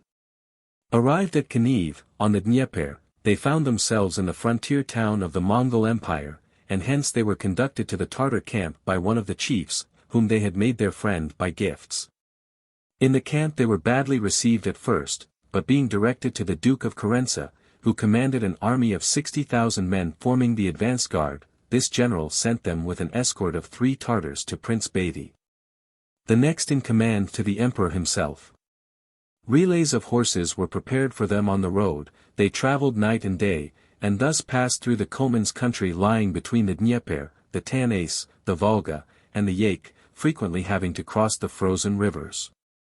And finally reaching the court of Prince Beatty on the frontiers of the Comans country. As we were being conducted to the prince, says Carpini, we were told that we should have to pass between 2 fires, in order to purify us from any infection we might carry, and also to do away with any evil designs we might have towards the prince, which we agreed to do that we might be freed from all suspicion. The prince was seated on his throne in the midst of his courtiers and officers in a magnificent tent made of fine linen. He had the reputation of being a just and kind ruler of his people, but very cruel in war. Carpini and Stephen were placed on the left of the throne, and the papal letters, translated into a language composed of Tartar and Arabic, were presented to the prince. He read them attentively and then dismissed the envoys to their tents, where their only refreshment was a little porringer full of millet. This interview took place on Good Friday, and the next day Beatty sent for the envoys, and told them they must go to the emperor. They set out on Easter Day with 2 guides. But having lived upon nothing but millet, water, and salt, the travelers were but little fit for a journey. Nevertheless their guides obliged them to travel very quickly, changing horses 5 or 6 times in a day. They passed through almost a desert country. The Tartars having driven away nearly all the inhabitants, they came next to the country of the Kangaites to the east of Komania, where there was a great deficiency of water. In this province the people were mostly herdsmen, under the hard yoke of the Mongolians. Carpini was travelling from Easter till Ascension Day through the land of the Kangaites, and thence he came into the Byserium country, or what we call Turkestan in the present day. On all sides the eye rested on towns and villages in ruins. After crossing a chain of mountains the envoys entered Karakati on the 1st of July. Here the governor received them very hospitably, and made his sons and the principal officers of his court dance before them for their amusement. On leaving Karakati the envoys rode for some days along the banks of a lake lying to the north of the town of Zaman, which must be, according to M. de Remusat, the Lake Balkash. There lived Ordu, the eldest of the Tartar captains, and here Carpini and Stephen took a day's rest before encountering the cold and mountainous country of the Maimans, a nomadic people living in tents. After some days the travelers reached the country of the Mongols, and on the 22nd of July arrived at the place where the emperor was, or rather he who was to be emperor, the election having not yet taken place. This future emperor was named Cunius. He received the envoys in a most friendly manner, a letter from Prince Beatty having explained to him the object of their visit. Not being yet emperor he could not entertain them nor take any part in public affairs, but from the time of Ojadaya's death, his widow, the mother of Prince Cunius had been regent. She received the travelers in a purple and white tent capable of holding 2,000 persons. Carpini gives the following account of the interview. When we arrived we saw a large assembly of dukes and princes who had come from all parts with their attendants, who were on horseback in the neighboring fields and on the hills. The first day they were all dressed in white and purple, on the second when Cunius appeared in the tent, in red, on the third day they wore violet, and on the fourth, scarlet, or crimson. Outside the tent, in the surrounding palisade were 2 great gates, by one of which the emperor alone might enter. It was unguarded, but none dared to enter or leave by it. While the other, which was the general entrance, was guarded by soldiers with swords, and bows and arrows. If any one approached within the prescribed limits he was beaten, or else shot to death with arrows. We noticed several horsemen there, on whose harness cannot have been less than 20 marks worth of silver. The Tartars. A whole month passed away before Cunius was proclaimed emperor, and the envoys were obliged to wait patiently for this before they could be received by him. Carpini turned this leisure time to account by studying the habits of the people. He has given much interesting information on the subject in his account of his travels. The country seemed to him to be principally very hilly and the soil sandy, with but little vegetation. There is scarce any wood. But all classes are content with dung for fuel. Though the country is so bare, sheep seem to do well. The climate is very changeable. In summer, storms are very frequent, many fall victims to the vivid lightning, and the wind is often so strong as even to blow over men on horseback. During the winter there is no rain, which all falls in the summer. And then scarcely enough to lay the dust, while the storms of hail are terrible. During Carpini's residence in the country they were so severe that once 140 persons were drowned by the melting of the enormous mass of hailstones that had fallen. It is a very extensive country, but miserable beyond expression. Carpini, who seems to have been a man of great discernment, took a very just idea of the Tartars themselves. He says, their eyes are set very far apart, they have very high cheekbones, their noses are small and flat. Their eyes small, and their eyelashes and eyebrows seem to meet, they are of middle height with slender waists, they have small beards, some wear mustaches, and what are now called imperials. On the top of the head the hair is shaved off like monks, and to the width of 3 fingers between their ears they also shave off the hair, letting what is between the tonsure and the back of the head grow to some length. In fact it is as long as a woman's in many cases, and plaited and tied in 2 tails behind the ear. They have small feet. He says there is but little difference perceptible in the dress of the men and women, all alike wearing long robes trimmed with fur, and high buckram caps enlarged towards the upper part. Their houses are built like tents of rods and stakes, so that they can be easily taken down and packed on the beasts of burden. Other larger dwellings are sometimes carried whole as they stand, on carts, and thus follow their owner about the country. The Tartars believe in God as the creator of the universe and as the rewarder and avenger of all, but they also worship the sun, moon, fire, earth, and water, and idols made in felt, like human beings. They have little toleration, and put Michael of Turnigu and Fifer to death for not worshipping the sun at midday at the command of Prince Beatty. They are a superstitious people, believing in enchantment and sorcery, and looking upon fire as the purifier of all things. When one of their chiefs dies he is buried with a horse saddled and bridled, a table, a dish of meat, a cup of mare's milk, and a mare in foal. The Tartars are most obedient to their chiefs, and are truthful and not quarrelsome. Murders and deeds of violence are rare, there is very little robbery, and articles of value are never guarded. They bear great fatigue and hunger without complaint, as well as heat and cold, singing and dancing under the most adverse circumstances. They are much prone to drink to excess, they are very proud and disdainful to strangers, and have no respect for the lives of human beings. Carpini completes his sketch of the Tartar character by adding that they eat all kinds of animals, dogs, wolves, foxes, horses, and even sometimes their fellow creatures. Their principal beverage is the milk of the mare, sheep, goat, cow, and camel. They have neither wine, cervisia, a beverage composed of grain and herbs, nor mead, but only intoxicating liquors. They are very dirty in their habits, scarcely ever washing their porringers, or only doing so in their broth. They hardly ever wash their clothes, more especially when there is thunder about, and they eat rats, mice, and if they are badly off for other food. The men are not brought up to any manual labor, their whole occupation consisting in hunting, shooting with bow and arrows, watching the flocks, and riding. The women and girls are very athletic and very brave, they prepare furs and make clothes, drive carts and camels, and as polygamy is practiced among them, and a man buys as many wives as he can keep, there are enough women for all these employments. Such is the resume of Carpini's observations made during his residence at Syraorda while he was awaiting the emperor's election. Soon he found that the election was about to take place. He noticed that the courtiers always sang before Cunius when he came out of his tent, and bowed down before him with beautiful little wands in their hands, having small pieces of scarlet wool attached to them.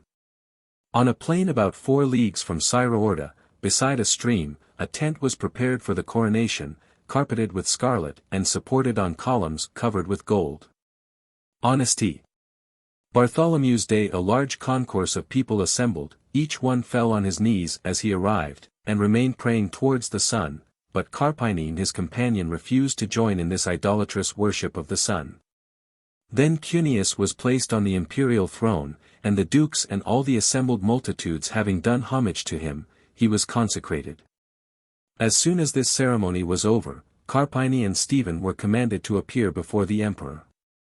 They were first searched and then entered the imperial presence at the same time as other ambassadors, the bearers of rich presents. The poor papal envoys had nothing to present. Whether this had anything to do with the length of time they had to wait before His Imperial Majesty could attend to their affairs we do not know. But days passed slowly by, and they were nearly dying of hunger and thirst, before they received a summons to appear before the secretary of the emperor, and letters to the Pope were given to them, ending with these words, "We worship God. And by His help we shall destroy the whole earth from east to west." The envoys had now nothing to wait for, and during the whole of the winter they traveled across icy deserts. About May they again arrived at the court of Prince Beatty, who gave them free passes, and they reached Kiev about the middle of June, 1247.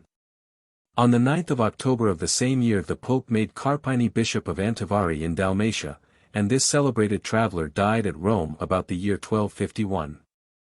Carpini's mission was not of much use, and the Tartars remained much as they were before, a savage and ferocious tribe. But 6 years after his return another monk of the minor order of Franciscans, named William Rebroukes, of Belgian origin, was sent to the barbarians who lived in the country between the Volga and the Don. The object of this journey was as follows. St. Louis was waging war against the Saracens of Syria at this time, and while he was engaging the infidels, Erkulti, a Mongol prince, attacked them on the side nearest to Persia, and thus caused a diversion that was in favor of the King of France. The report arose that Prince Erkulti had become a Christian, and St. Louis, anxious to prove the truth of it, charged Rebroukes to go into the prince's own country and there make what observations he could upon the subject. In the month of June 1253, Rebroukes and his companions embarked for Constantinople. From thence they reached the mouth of the river Don on the Sea of Azov where they found a great number of Goths. On their arrival among the Tartars, their reception was at first very inhospitable, but after presenting the letters with which they were furnished, Zagathow, the governor of that province, gave them wagons, horses, and oxen for their journey. Thus equipped they set out and were much surprised next day by meeting a moving village, that is to say, all the huts were placed on wagons and were being moved away. During the 10 days that Rebroukes and his companions were passing through this part of the country they were very badly treated, and had it not been for their own store of biscuits, they must have died of starvation. After passing by the end of the Sea of Azov they went in an easterly direction and crossed a sandy desert on which neither tree nor stone was visible. This was the country of the Comans that Carpini had traversed, but in a more northerly part. Rebroukes left the mountains inhabited by the Circassians to the south, and after a wearisome journey of 2 months arrived at the camp of Prince Sartach on the banks of the Volga. This was the court of the prince, the son of Batakhan. He had 6 wives, each of whom possessed a palace of her own, some houses, and a great number of chariots, some of them very large, being drawn by a team of 22 oxen harnessed in pairs. Sartach received the envoys of the King of France very graciously, and seeing their poverty, he supplied them with all that they required. They were to be presented to the prince in their sacerdotal dress, when, bearing on a cushion a splendid Bible, the gift of the King of France, a psalter given by the Queen, a missal, a crucifix and a censer, they entered the royal presence. Taking good care not to touch the threshold of the door, which would have been considered profanation. Once in the royal presence, they sang the Salve Regina. After the prince and those of the princesses who were present at the ceremony had examined the books, and that the monks had brought with them, the envoys were allowed to retire. It being impossible for Rebroukes to form any opinion as to Sartach as being a Christian, or not, but his work was not yet finished, the prince having pressed the envoys to go to his father's court. Rebroukes complied with the request, and crossing the country lying between the Volga and the Don, they arrived at their destination. There the same ceremonies had to be gone through as at the court of Prince Sartach. The monks had to prepare their books, and be presented to the Khan, who was seated on a large gilded throne, but not wishing to treat with the envoys himself, he sent them to Karakorum, to the court of Manga Khan. They crossed the country of the Bashkirs and visited Kenchat, Taluk, passed the Axiarts and reached Equius, a town of which the position cannot be accurately ascertained in the present day. Then, by the land of Organum, by the lake of Balkhash, and the territory of the Uyghurs, they arrived at Karakorum, the capital of the Mongolian Empire, where Carpini had stopped without entering the town. This town, says Rebroukes, was surrounded with walls of earth, and had 4 gates in the walls. The principal buildings it contained were 2 mosques and a Christian church. While in this city, the monk made many interesting observations on the surrounding people, especially upon the Tangurs, whose oxen, of a remarkable race, are no other than the yaks, so celebrated in Thibet. In speaking of the Thibetans he notices their most extraordinary custom of eating the bodies of their fathers and mothers, in order to secure their having an honorable sepulture. When Rebroukes and his companions reached Karakorum, they found that the great Khan was not in his capital, but in one of his palaces which was situated on the further side of the mountains which rise in the northern part of the country. They followed him there, and the next day after their arrival presented themselves before him with bare feet, according to the Franciscan custom, so securing for themselves frozen toes. Rubruquis thus describes the interview: Manga Khan is a man of middle height with a flat nose. He was lying on a couch clad in a robe of bright fur, which was speckled like the skin of a sea calf. He was surrounded with falcons and other birds. Several kinds of beverages, arrack punch, fermented mare's milk, and ball, a kind of mead, were offered to the envoys, but they refused them all. The Khan, less prudent than they, soon became intoxicated on these drinks, and the audience had to be ended without any result being arrived at. Rubruquis remained several days at Manga Khan's court. He found there a great number of German and French prisoners, mostly employed in making different kinds of arms, or in working the mines of Bokal. The prisoners were well treated by the Tartars, and did not complain of their lot. After several interviews with the great Khan, Rubruquis gained permission to leave, and he returned to Karakoram. Near this town stood a magnificent palace, belonging to the Khan. It was like a large church with nave and double aisles. Here the sovereign sits at the northern end on a raised platform, the gentleman being seated on his right, and the ladies on his left hand. It is at this palace that twice every year splendid fêtes are given, when all the nobles of the country are assembled round their sovereign. While at Karakoram, Rubruquis collected many interesting documents relating to the Chinese, their customs, literature, and, then leaving the capital of the Mongols, he returned by the same route as he had come, as far as Astrakhan.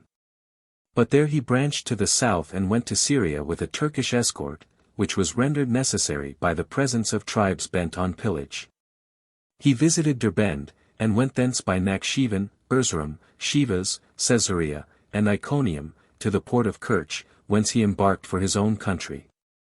His route was much the same as that of Carpini, but his narrative is less interesting, and the Belgian does not seem to have been gifted with the spirit of observation which characterized the Italian monk. With Carpini and Rubruquis closes the list of celebrated travelers of the 13th century, but we have the brilliant career of Marco Polo now before us, whose travels extended over part of the 13th and 14th centuries. Chapter 4. Marco Polo, 1253 to 1324. I. The interest of the Genoese and Venetian merchants in encouraging the exploration of Central Asia, the family of Polo, and its position in Venice, Nicholas and Matteo Polo. The two brothers, they go from Constantinople to the court of the Emperor of China. Their reception at the court of Kublai Khan, the emperor appoints them his ambassadors to the Pope. Their return to Venice, Marco Polo, he leaves his father Nicholas and his uncle Matteo for the residence of the King of Tartary, the new Pope Gregory X. The narrative of Marco Polo is written in French from his dictation, by Rusticien of Pisa. The Genoese and Venetian merchants could not fail to be much interested in the explorations of the brave travelers in Central Asia, India, and China. For they saw that these countries would give them new openings for disposing of their merchandise, and also the great benefit to be derived by the West from being supplied with the productions of the East. The interests of commerce stimulated fresh explorations, and it was this motive that actuated two noble Venetians to leave their homes, and brave all the fatigue and danger of a perilous journey. These two Venetians belonged to the family of Polo, which had come originally from Dalmatia, and, owing to successful trading, had become so opulent as to be reckoned among the patrician families of Venice. In 1260 the two brothers, Nicholas and Matteo, who had lived for some years in Constantinople, where they had established a branch house, went to the Crimea, with a considerable stock of precious stones, where their eldest brother, Andrea Polo, had his place of business. Thence, taking a northeasterly direction and crossing the country of the Comans, they reached the camp of Barkai Khan on the Volga. This Mongol prince received the two merchants very kindly, and bought all the jewels they offered him at double their value.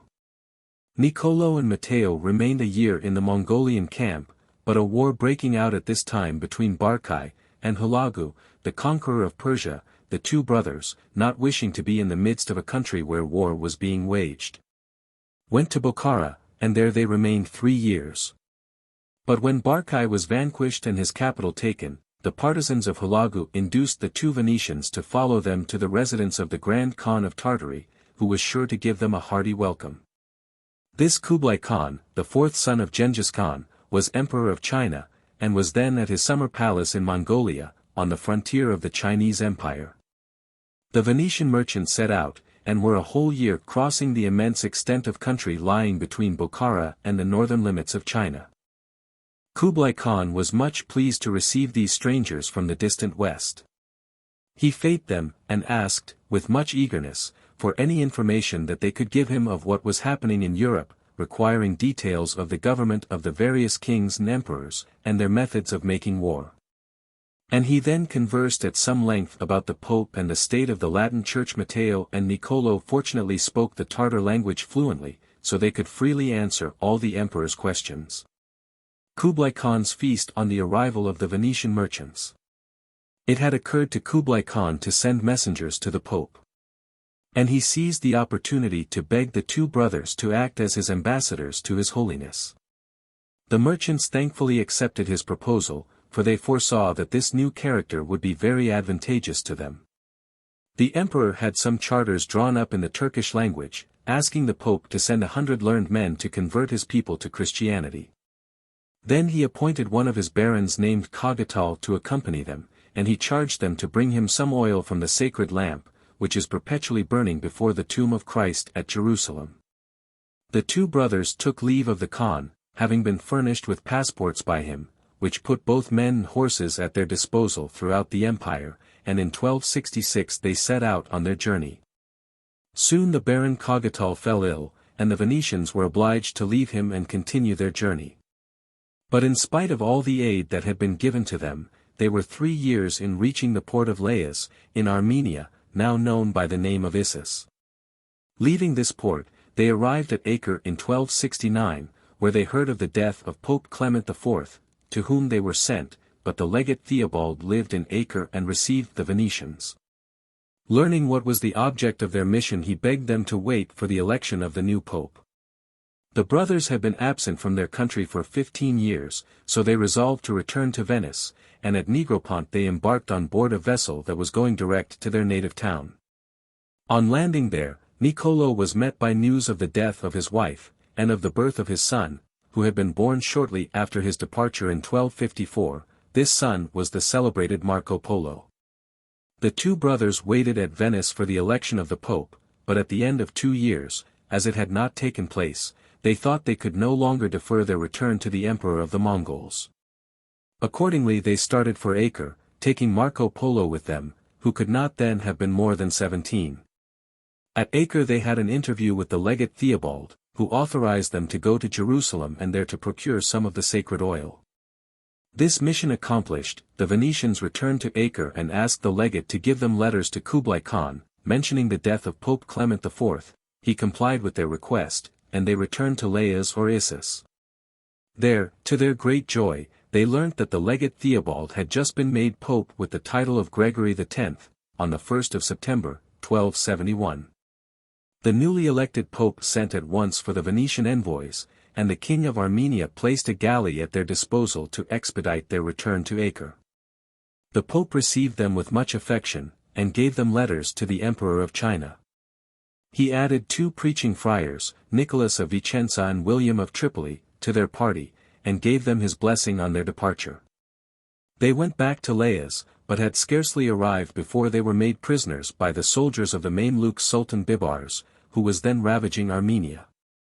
The 2 preaching friars were so discouraged at this outset of the expedition that they gave up all idea of going to China, and left the 2 Venetians and Marco Polo to prosecute the journey together as best they could. Marco Polo. Here begins what may properly be called Marco Polo's travels. It is a question if he really visited all the places that he describes, and it seems probable that he did not. In fact, in the narrative written at his dictation by Rustician of Pisa, it is stated, Marco Polo, a wise and noble citizen of Venice, saw nearly all herein described with his own eyes. And what he did not see he learnt from the lips of truthful and credible witnesses. But we must add that the greater part of the kingdoms and towns spoken of by Marco Polo he certainly did visit. We will follow the route he describes, simply pointing out what the traveller learnt by hearsay, during the important missions with which he was charged by Kublai Khan. During this second journey the travellers did not follow exactly the same road as on the first occasion of their visit to the Emperor of China. They had lengthened their route by passing to the north of the Celestial Mountains, but now they turned to the south of them, and though this route was shorter than the other, they were 3 years and a half in accomplishing their journey, being much impeded by the rains and the difficulty of crossing the great rivers. Their course may be easily followed with the help of a map of Asia, as we have substituted the modern names in place of the ancient ones used by Marco Polo in his narrative. 2. Marco Polo. Armenia Minor, Armenia, Mount Ararat, Georgia, Mosul, Baghdad. Bassora. Taurus, Persia, the province of Kerman, Kamadi, Ormuz, the Old Man of the Mountain, Cheburgan, Balkh, Kashmir, Kashgar, Samarkand, Khotan, the Desert, Tangan, Karakoram, Signanfu, the Great Wall, Changtu, the residence of Kublai Khan, Kambaluk. Now. Pekin, the Emperor's Fates, his hunting, description of Pekin, Chinese. Mint and banknotes, the system of posts in the empire.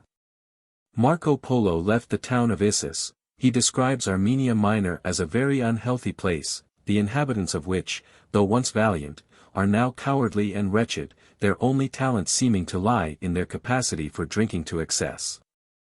From Armenia Minor he went to Turkomania, whose inhabitants, though somewhat of savages, are clever in cultivating pastures and breeding horses and mules, and the townspeople excel in the manufacture of carpets and silk. Armenia proper, that Marco Polo next visited, affords a good camping ground to the Tartar armies during the summer. There the traveller saw Mount Ararat, where Noah's Ark rested after the deluge. He noticed that the lands bordering on the Caspian Sea afford large supplies of naphtha, which forms an important item in the trade of that neighborhood. When he left Armenia he took a northeasterly course towards Georgia, a kingdom lying on the south side of the Caucasus, whose ancient kings, says the legend, were born with an eagle traced on their right shoulders. The Georgians, he describes as good archers and men of war, and also as clever in working in gold and manufacturing silk.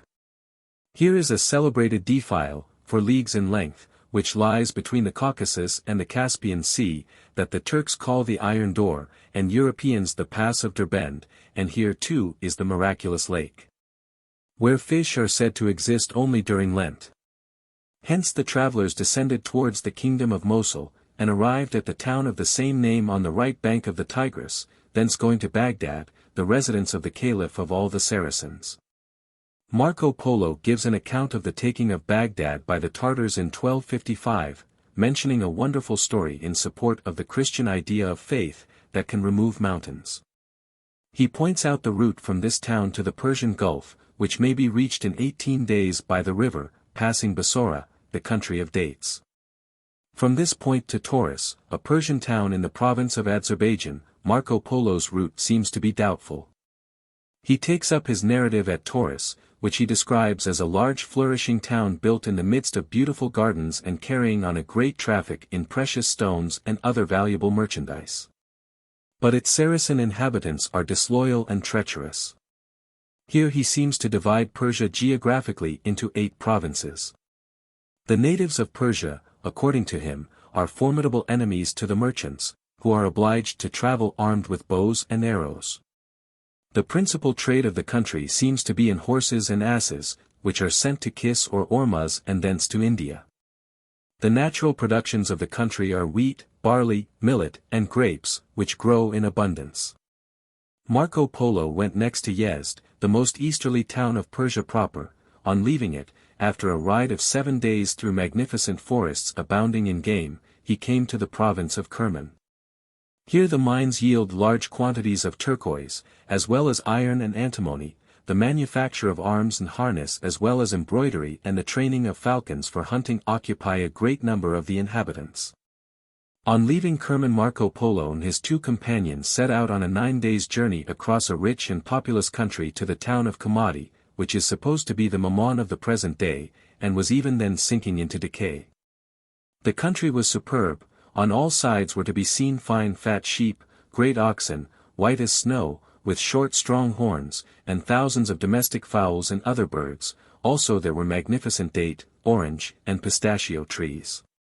After traveling for 5 days they entered the beautiful and well-watered plain of Kormas or Ormuz, and after 2 days' further march they reached the shores of the Persian Gulf and the town of Ormuz, which forms the seaport of the kingdom of Kerman. This country they found very warm and unhealthy, but rich in date and spice trees, in grain, precious stones, silk and golden stuffs, and elephants' tusks. Wine made from the date and other merchandise being brought into the town ready for shipment on board ships with but one mast, which came in numbers to the port.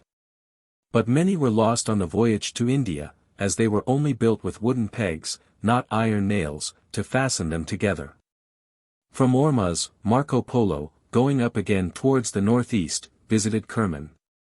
Then he ventured by dangerous roads across a sandy desert, where there was only brackish water to be found, the desert across which, 1,500 years before, Alexander had led his army to meet Nearchus.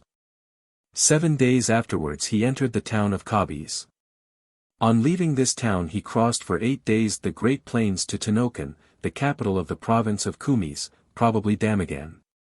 At this point of his narrative Marco Polo gives an account of the Old Man of the Mountain, the chief of the Mahometan sect called the Hashishins, who were noted for their religious fanaticism and terrible cruelty. He next visited the Khorasan town of Cheburgan, a city celebrated for its sweet melons, and then the noble city of Balkh, situated near the source of the Oxus. Next he crossed a country infested by lions to Taikan, a great salt market frequented by a large number of merchants, and to Skasem. This town seems to be the Kashmir spoken of by Marsden, the Kishan or Krishan of Hyuan Sang, which Sir Henry Rawlinson has identified with the hill of Karazm of Zendavesta, that some commentators think must be the modern Kunduz. In this part of the country he says porcupines abound, and when they are hunted they curl themselves up, darting out the prickles on their sides and backs at the dogs that are hunting them. We now know how much faith to put in this pretended power of defense said to be possessed by the porcupine. Marco Polo now entered the rocky mountainous kingdom of the Balkhs, whose kings claimed descent from Alexander the Great.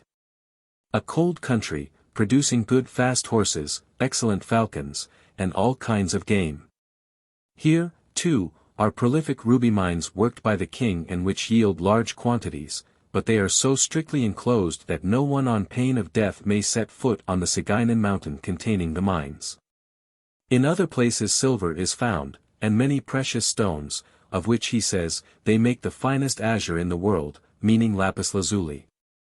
His stay in this part of the country must have been a long one to have enabled him to observe so many of its characteristics. 10 days' journey from hence he entered a province which must be the Peshawar of the present day, whose dark-skinned inhabitants were idolaters. Then after 7 days' further march, about midday he came to the kingdom of Kashmir, where the temperature is cool, and towns and villages are very numerous.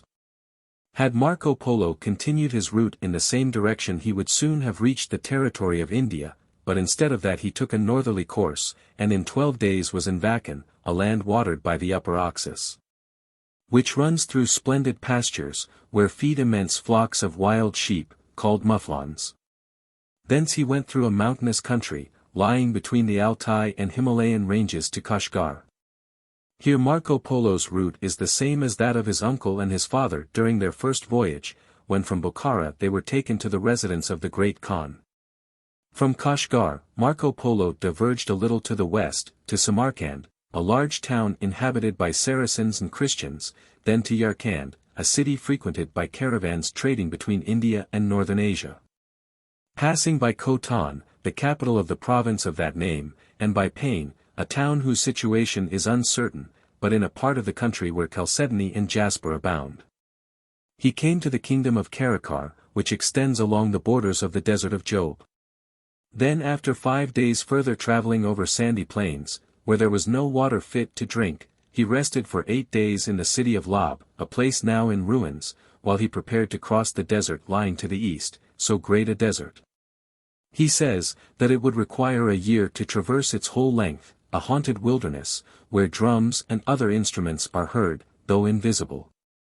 After spending a year crossing this desert, Marco Polo reached Chachu, in the province of Tangut, a town built on the western limits of the Chinese Empire. There are but few merchants here, the greater part of the population being agricultural. The custom that seems to have struck him the most in the province of Tangut, was that of burning their dead only on a day fixed by the astrologers. All the time that the dead remain in their houses, the relations stay there with them, preparing a place at each meal as well as providing both food and drink for the corpse, as though it were still alive. Marco Polo and his companions made an excursion to the northeast, to the city of Emil, going on as far as Ginchintalas, a town inhabited by idolaters, Mohammedans, and Nestorian Christians, whose situation is disputed. From this town Marco Polo returned to Chachu, and went eastward across Tangut, by the town of Sosu, over a tract of country particularly favorable to the cultivation of rhubarb, and by Kanpishan, the Kanchu of the Chinese. Then the capital of the province of Tangut, an important town, whose numerous chiefs are idolaters and polygamists. The 3 Venetians remained a year in this large city. It is easy to understand, from their long halts and deviations, why they required 3 years for their journey across Central Asia. They left Kanchu, and after riding for 12 days they reached the borders of a sandy desert, and entered the city of Etsina. This was another detour, as it lay directly north of their route, but they wished to visit Karakorum, the celebrated capital of Tartary, where Rubruckis had been in 1254. Marco Polo was certainly an explorer by nature. Fatigue was nothing to him if he had any geographical studies to complete, which is proved by his spending 40 days crossing an uninhabited desert without vegetation, in order to reach the Tartar town. When he arrived there, he found a city measuring 3 miles in circumference, which had been for a long time the capital of the empire, before it was conquered by Genghis Khan, the grandfather of the reigning emperor. Here Marco Polo makes an historical digression, in which he gives an account of the wars of the Tartar chiefs against the famous Prester John who held all this part of the country under his dominion. Marco Polo after returning to Kanchu left it again, marching 5 days towards the east, and arriving at the town of Urginal. Thence he went a little to the south to visit Xiningfu, across a tract of country where grazed great wild oxen and the valuable species of goat which is called the musk-bearer. Returning to Urginal, they went eastward to Cialis, where there is the best manufactory of cloth made from camel's hair in the world, to Tenduk, a town in the province of the same name, where a descendant of Prester John reigned, but who had given in his submission to the great Khan. This was a busy flourishing town. From hence the travellers went to Sindachau, and on beyond the Great Wall of China as far as Sayaganar, which must be Tsinbalgasa, a pretty town where the emperor lives when he wishes to hawk. For cranes, storks, pheasants, and partridges abound in this neighborhood.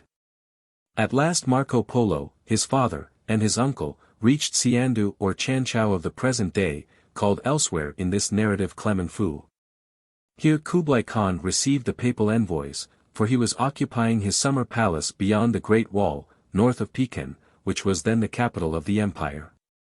The traveler does not tell us what reception he met with, but he describes most carefully the palace, the grandeur of the building of stone and marble, standing in the middle of a park surrounded by walls, enclosing menageries and fountains. Also a building made of reeds, so closely interlaced as to be impenetrable to water. It was a sort of movable kiosk that the great Khan inhabited during the fine months of June, July, and August. The weather during the emperor's sojourn in this summer palace could not but be beautiful, for, according to Marco Polo, the astrologers who were attached to the Khan's court were charged to scatter all rain and fog by their sorcery. And the travelers seemed to believe in the power of these magicians. These astrologers, he says, belong to 2 races, both idolaters.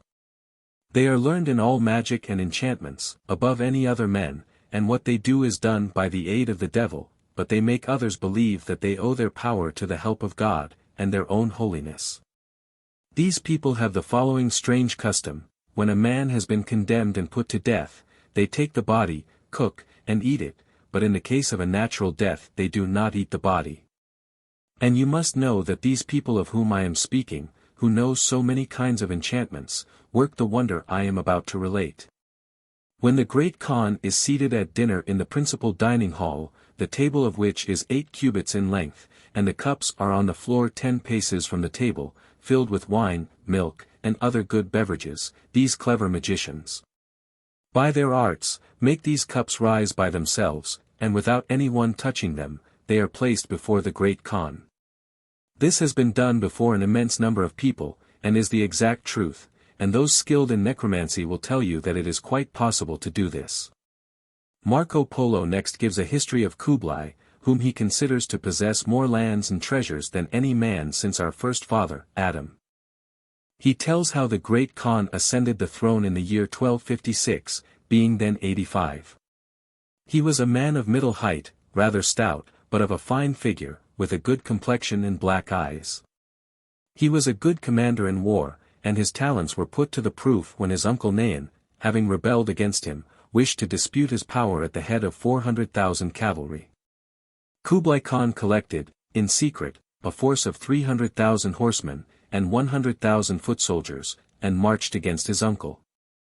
The battle was a most terrible one, so many men being killed, but the Khan was victorious, and Nayan, as a prince of the blood royal, was condemned to be sewn up tightly in a carpet and died in great suffering. After his victory the Khan made a triumphal entry into Cathay, capital of Cambaluc, or, as it is now called, Pekin. When Marco Polo arrived at this city he made a long stay there, remaining until the emperor needed his services to undertake various missions into the interior of China. The emperor had a splendid palace at Cambaluc, and the traveler gives so graphic an account of the riches and magnificence of the Mongol sovereigns, that we give it word for word. The palace is surrounded by a great wall, a mile long each way, 4 miles in length altogether, very thick, 10 feet in height, all white in battlement. At each corner of this wall is a palace beautiful and rich, in which all the trappings of war belonging to the great Khan are kept. His bows, quivers, the saddles and bridles of the horses, the bowstrings, in fact everything that would be wanted in time of war. In the midst of each square is another building, like those at the corner, so that there are 8 in all, and each building contains one particular kind of harness or trapping. In the wall on the south side are 5 doors, the middle or large door only being opened and the emperor wishes to go in or out. Near this great gate on either side is a smaller one through which other people may pass, and 2 others for the same purpose. Inside this wall is another, having also 8 buildings to be used in the same manner. Plan of Pekin. Thus we see that all these buildings constituted the emperor's armory and harness store. We shall not be surprised that there was so much harness to be kept when we know that the emperor possessed a race of horses white as snow, and among them 10,000 mares, whose milk was reserved for the sole use of princes of the blood royal. The emperor's palace at Pekin. Marco Polo continues his narrative thus: the inner wall has 5 gates on the south side, answering to those in the outer wall, but on the other sides the walls have only 1 gate each. In the center of the enclosure made by these walls, stands the palace, the largest in the world. It has no second story, but the ground floor is raised about 8 feet above the ground. The roof is very high, the walls of the rooms are covered with gold and silver, and on this gold and silver are paintings of dragons, birds, horses, and other animals, so that nothing can be seen but gilding and pictures.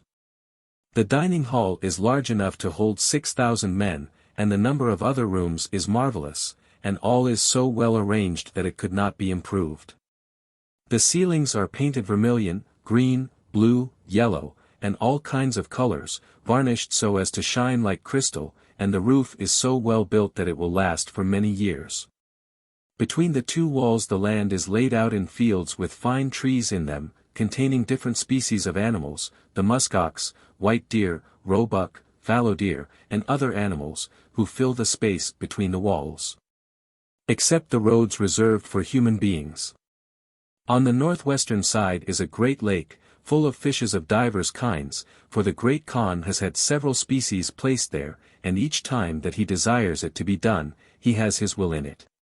A river rises in this lake and flows out from the grounds of the palace, but no fish escape in it, there being iron and brass nets to prevent their doing so.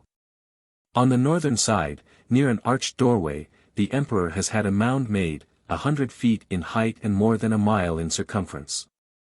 It is covered with evergreen trees, and the emperor, being very fond of horticulture, whenever he hears of a fine tree, sends for it and has it brought by his elephants, with the roots and surrounding soil, the size of the tree being no impediment. And thus he has the finest collection of trees in the world. The hill is called Green Hill, from its being covered with evergreen trees and green turf, and on the top of the hill is a house. This hill is altogether so beautiful that it is the admiration of every one. After Marco Polo has concluded his description of this palace, he gives one of that of the emperor's son and heir. Then he speaks of the town of Cambaluc, the old town which is separated from the modern town of Taidu by a canal, the same which divides the Chinese and Tartar quarters of Pekin. The traveler gives many particulars of the emperor's habits, and among other things, he says that Kublai Khan has a bodyguard of 2,000 horse soldiers, but he adds, it is not fear that causes him to keep this guard. His meals are real ceremonies, and etiquette is most rigidly enforced. His table is raised above the others, and he always sits on the north side with his principal wife on his right, and lower down his sons, nephews, and relations. He is waited upon by noble barons, who are careful to envelope their mouths and noses in fine cloth of gold, so that their breath and their odor may not contaminate the food or drink of their lord. When the emperor is about to drink, a band of music plays, and when he takes the cup in his hand, all the barons and every one present, fall on their knees. The principal fetes given by the Grand Khan were on the anniversary of his birth, and on the first day of the year. At the first, 12,000 barons were accustomed to assemble round the throne, and to them were presented annually 150,000 garments made of gold and silk and ornamented with pearls, whilst the subjects, idolaters as well as Christians, offered up public prayers.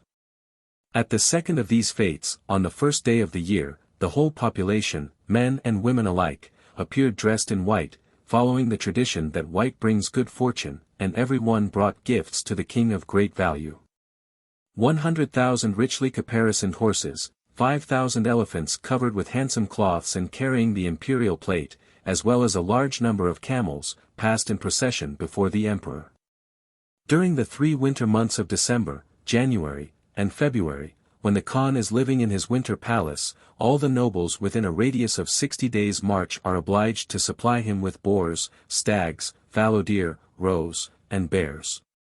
Besides, Kublai is a great huntsman himself, and his hunting train is superbly mounted and kept up.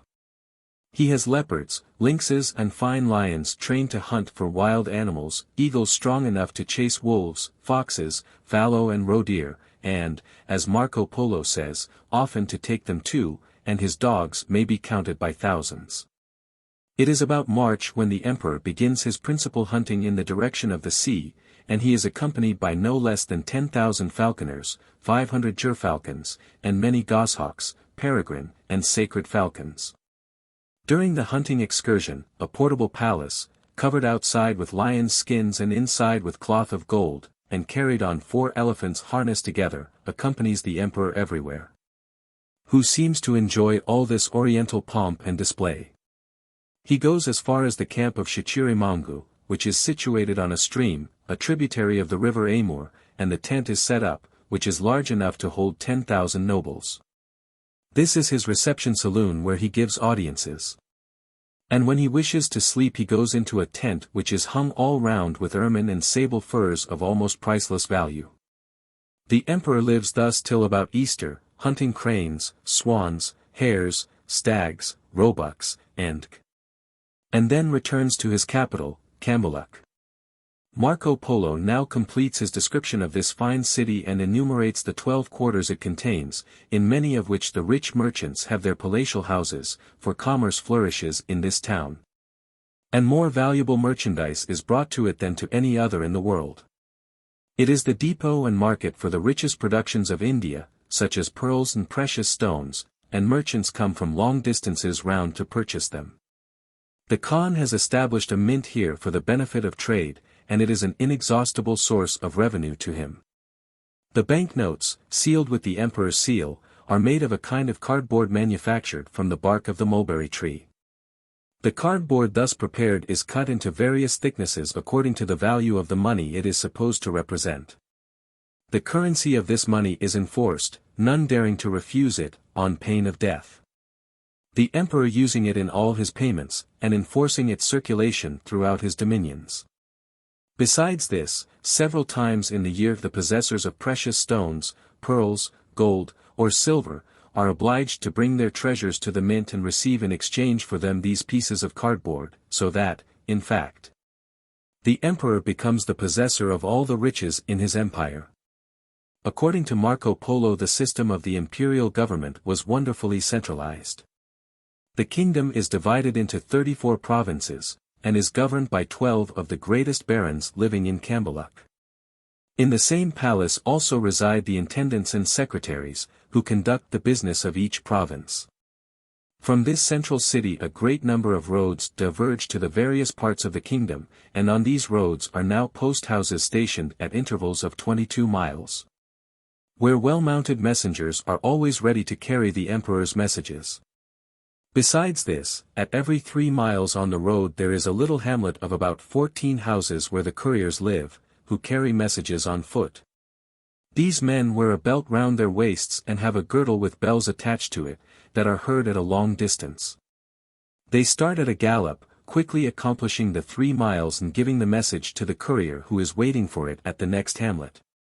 Thus the emperor receives news from places at long distances from the capital in a comparatively short time.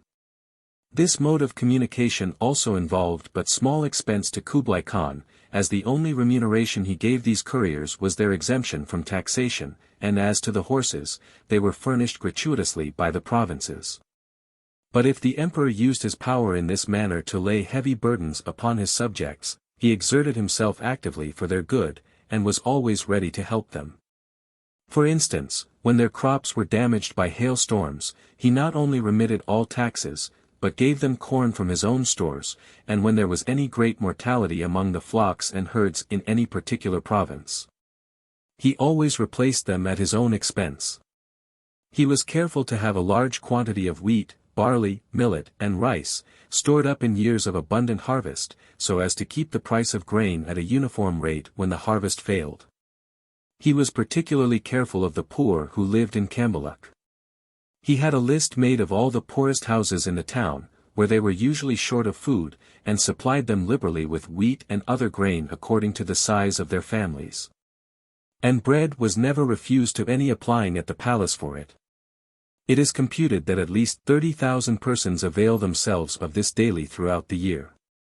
His kindness to his poor subjects makes them almost worship him.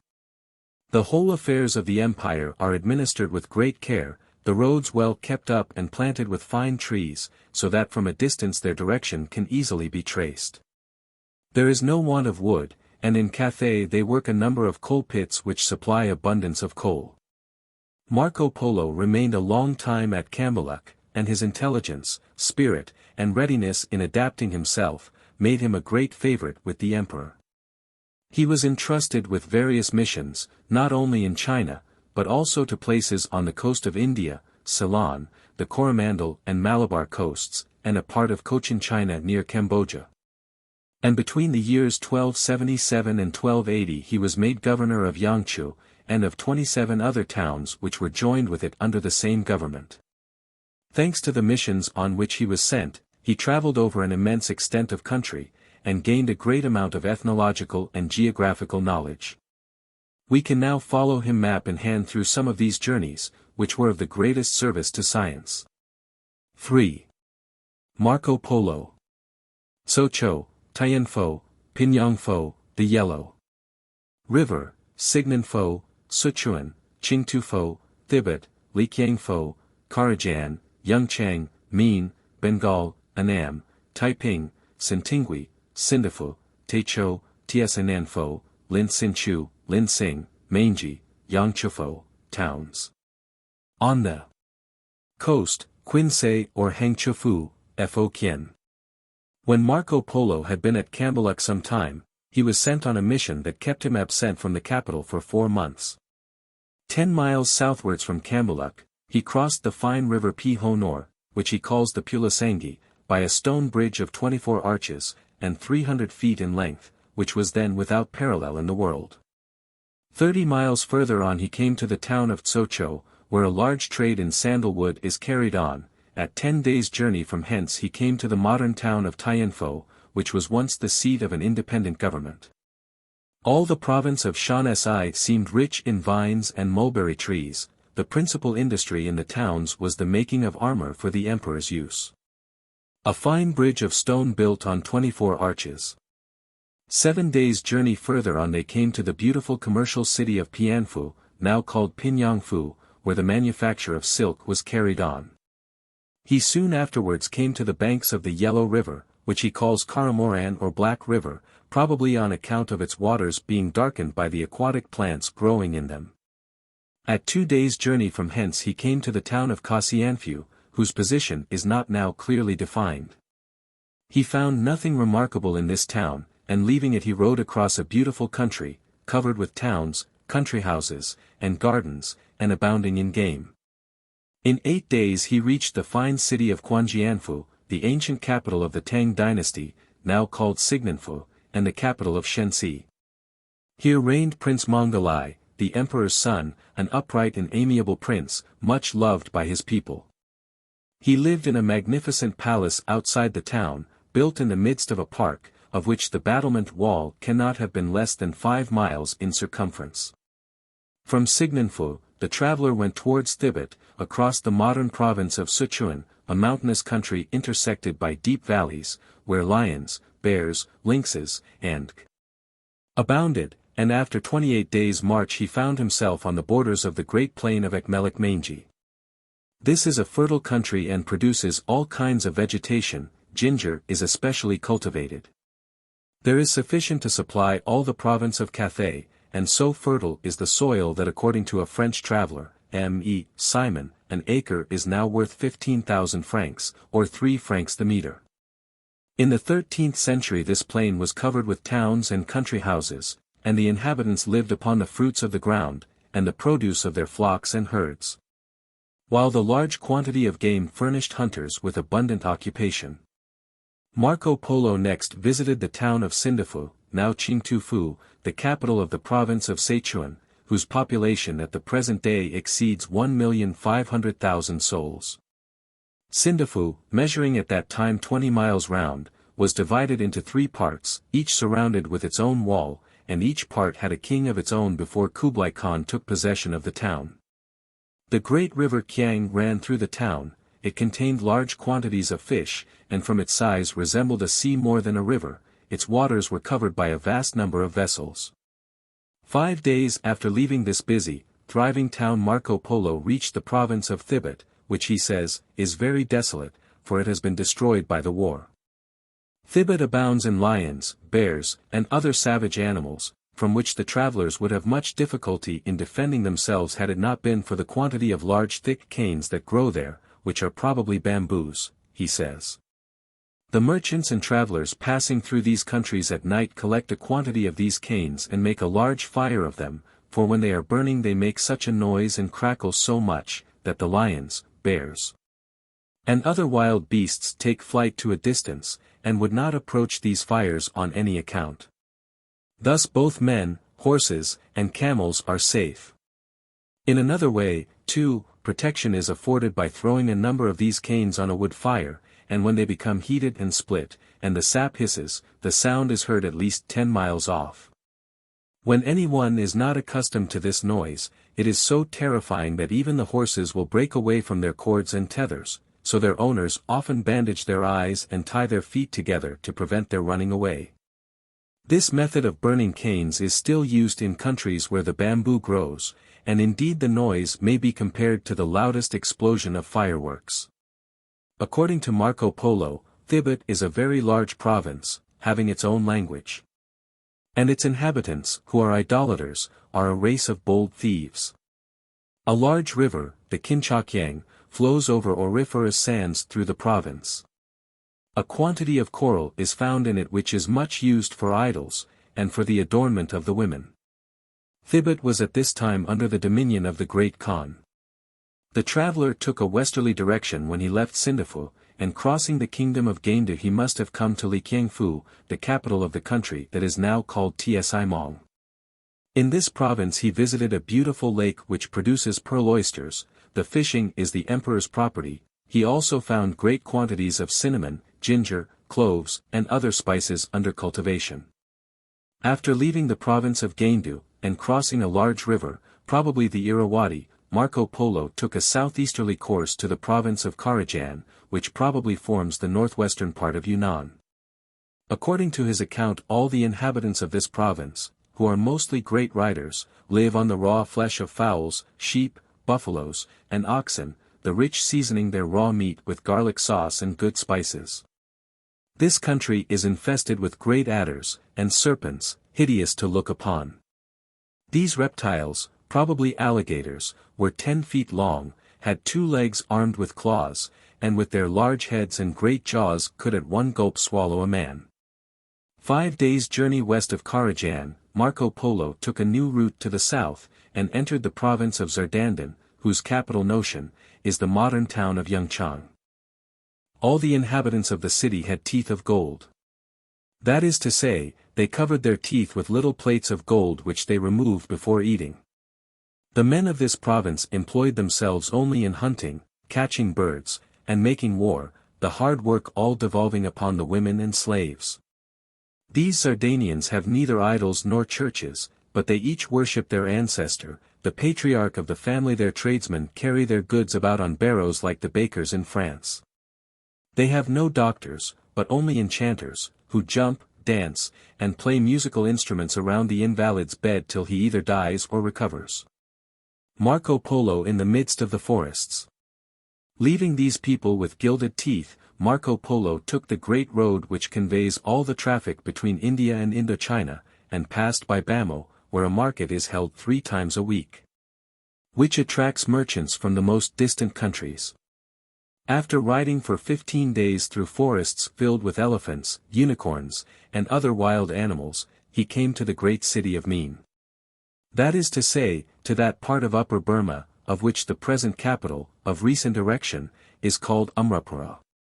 This city of Meen, which may be, perhaps, the old town of Ava now in ruins, or the old town of Pagan situated on the Irrawaddy, possessed a veritable architectural marvel, in 2 towers, one built of fine stone, and entirely covered with a coating of gold about an inch in thickness, and the other, also of stone, coated with silver, both intended to serve as a tomb for the king of Meen, before his kingdom fell under the dominion of the Khan. After visiting this province, the traveler went to Bangala, the Bengal of the present day, which at this time, 1290, did not belong to Kublai Khan. The emperor's forces were then engaged in trying to conquer this fertile country, rich in cotton plants, in sugar canes, and whose magnificent oxen were like elephants in height. From thence, the traveler ventured as far as the city of Kansigu, in the province of the same name, probably the modern town of Kasai. The natives here tattooed their bodies, and with needles drew pictures of lions, dragons, and birds on their faces, necks, bellies, hands, legs, and bodies.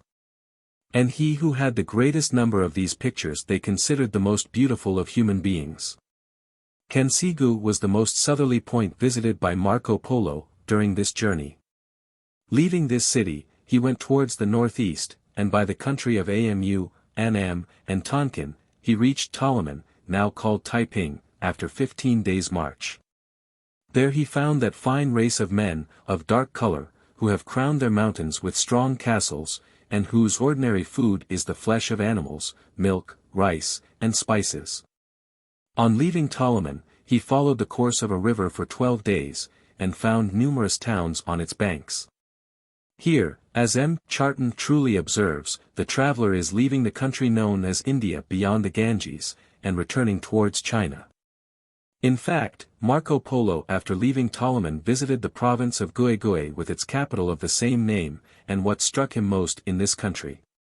And we cannot but think that the bold explorer was also a keen hunter, was the great number of lions that were to be seen about its mountains and plains.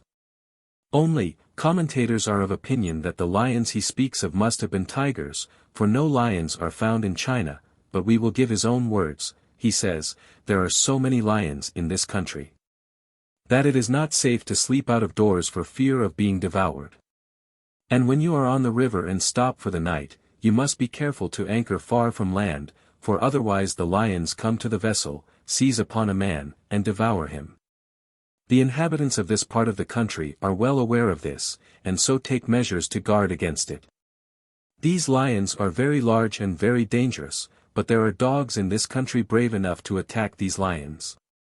It requires 2 dogs and a man to overcome each lion. From this province Marco Polo returned to Sindafu, the capital of the province of Seychen, whence he had started on his excursion into Tibet. And retracing the route by which he had set out, he returned to Kublai Khan, after having brought his mission to Indochina to a satisfactory termination. It was probably at this time that the traveler was first entrusted by the emperor with another mission to the southeast of China. M.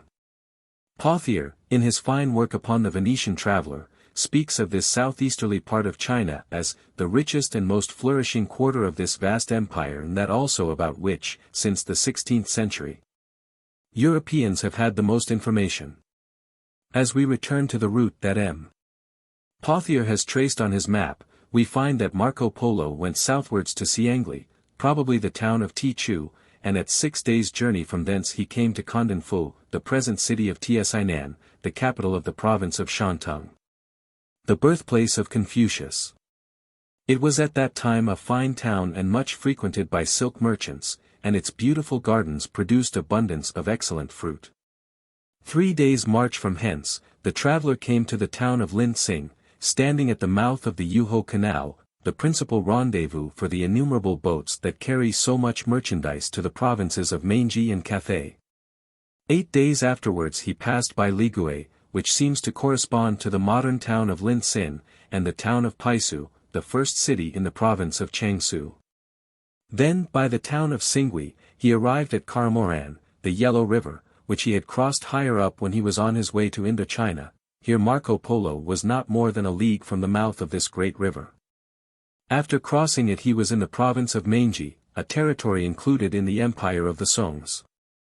Before this province of Meiji belonged to Kublai Khan, it was governed by a very pacific king, who shunned war, and was very merciful to all his subjects.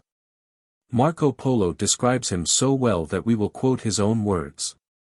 This last emperor of the Sung dynasty was most generous, and I will cite but 2 noble traits to show this. Every year he had nearly 20,000 infants brought up at the royal charge, for it was the custom in these provinces, when a poor woman could not bring up a child herself, to cast it away as soon as it was born, to die. The king had all these children taken care of, and a record kept of the sign and the planet under which each was born, and then they were sent to different places to be brought up, for there are a quantity of nurses. When a rich man had no sons, he came to the king and asked of him some of his wards, who were immediately given to him. As the children grew up they intermarried, and the king gave them sufficient incomes to live upon. When he went through his dominions and saw a small house among several much larger ones, he inquired why this house was smaller than those near it, and if he found it was on account of the poverty of the owner. He immediately had it made as large as the others at his own expense. He was always waited upon by 1,000 pages and 1,000 girls. He kept up such rigorous discipline throughout his kingdom that there was never any crime. At night, houses and shops remained open, and nothing was taken from them, and traveling was as safe by night as by day. Marco Polo came first to the town of Koigangui, now called Hongfo, on the banks of the Yellow River, where the principal industry is the preparation of the salt found in the salt marshes.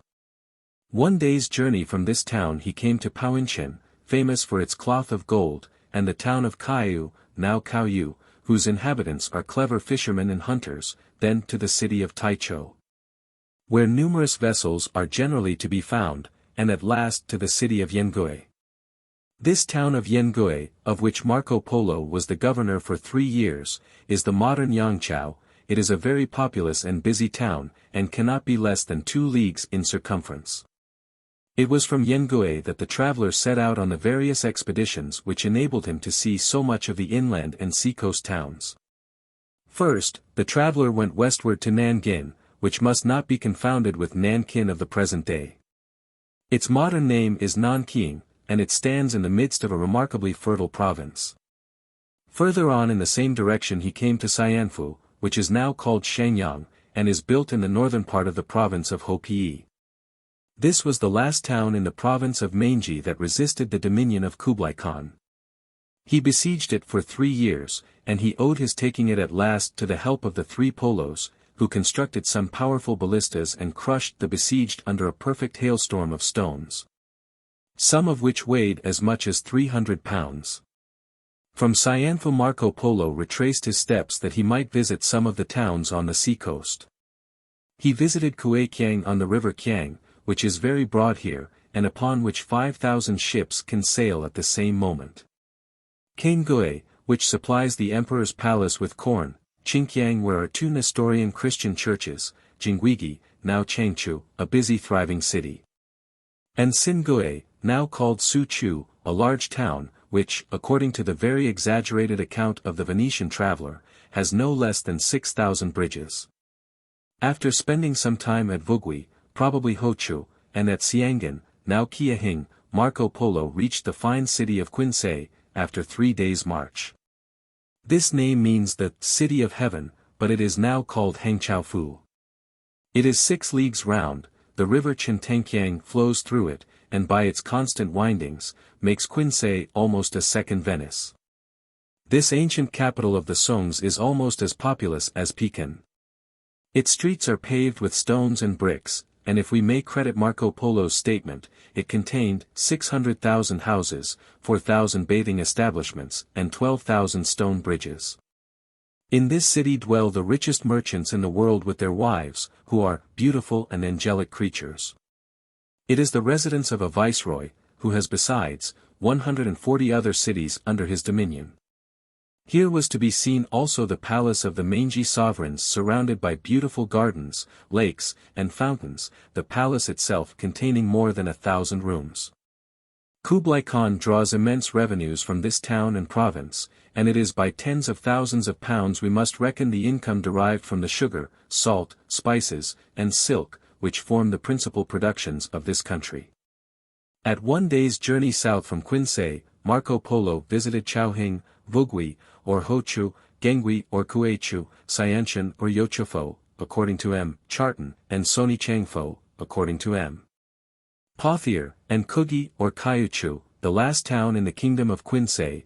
Thence he entered the kingdom of Fugui, whose chief town of the same name is now called Fochofu, the capital of the province of Fokien. According to Marco Polo, the inhabitants of this province are a cruel warlike race, never sparing their enemies, of whom, after they have killed them, they drink the blood and eat the flesh. After passing by Quenlafu, now Qianningfu, and Ungwen, the traveler entered Fugui, probably the modern town of Quanchu, called Canton amongst us, and the chief town of the province, where a large trade in pearls and precious stones was carried on, and in 5 days he reached the port of Zaidam, probably the Chinese town of Tsayuanshu, which was the extreme point reached by him in this exploration of southeastern China. 4. Marco Polo. Japan, departure of the 3 Venetians with the emperor's daughter.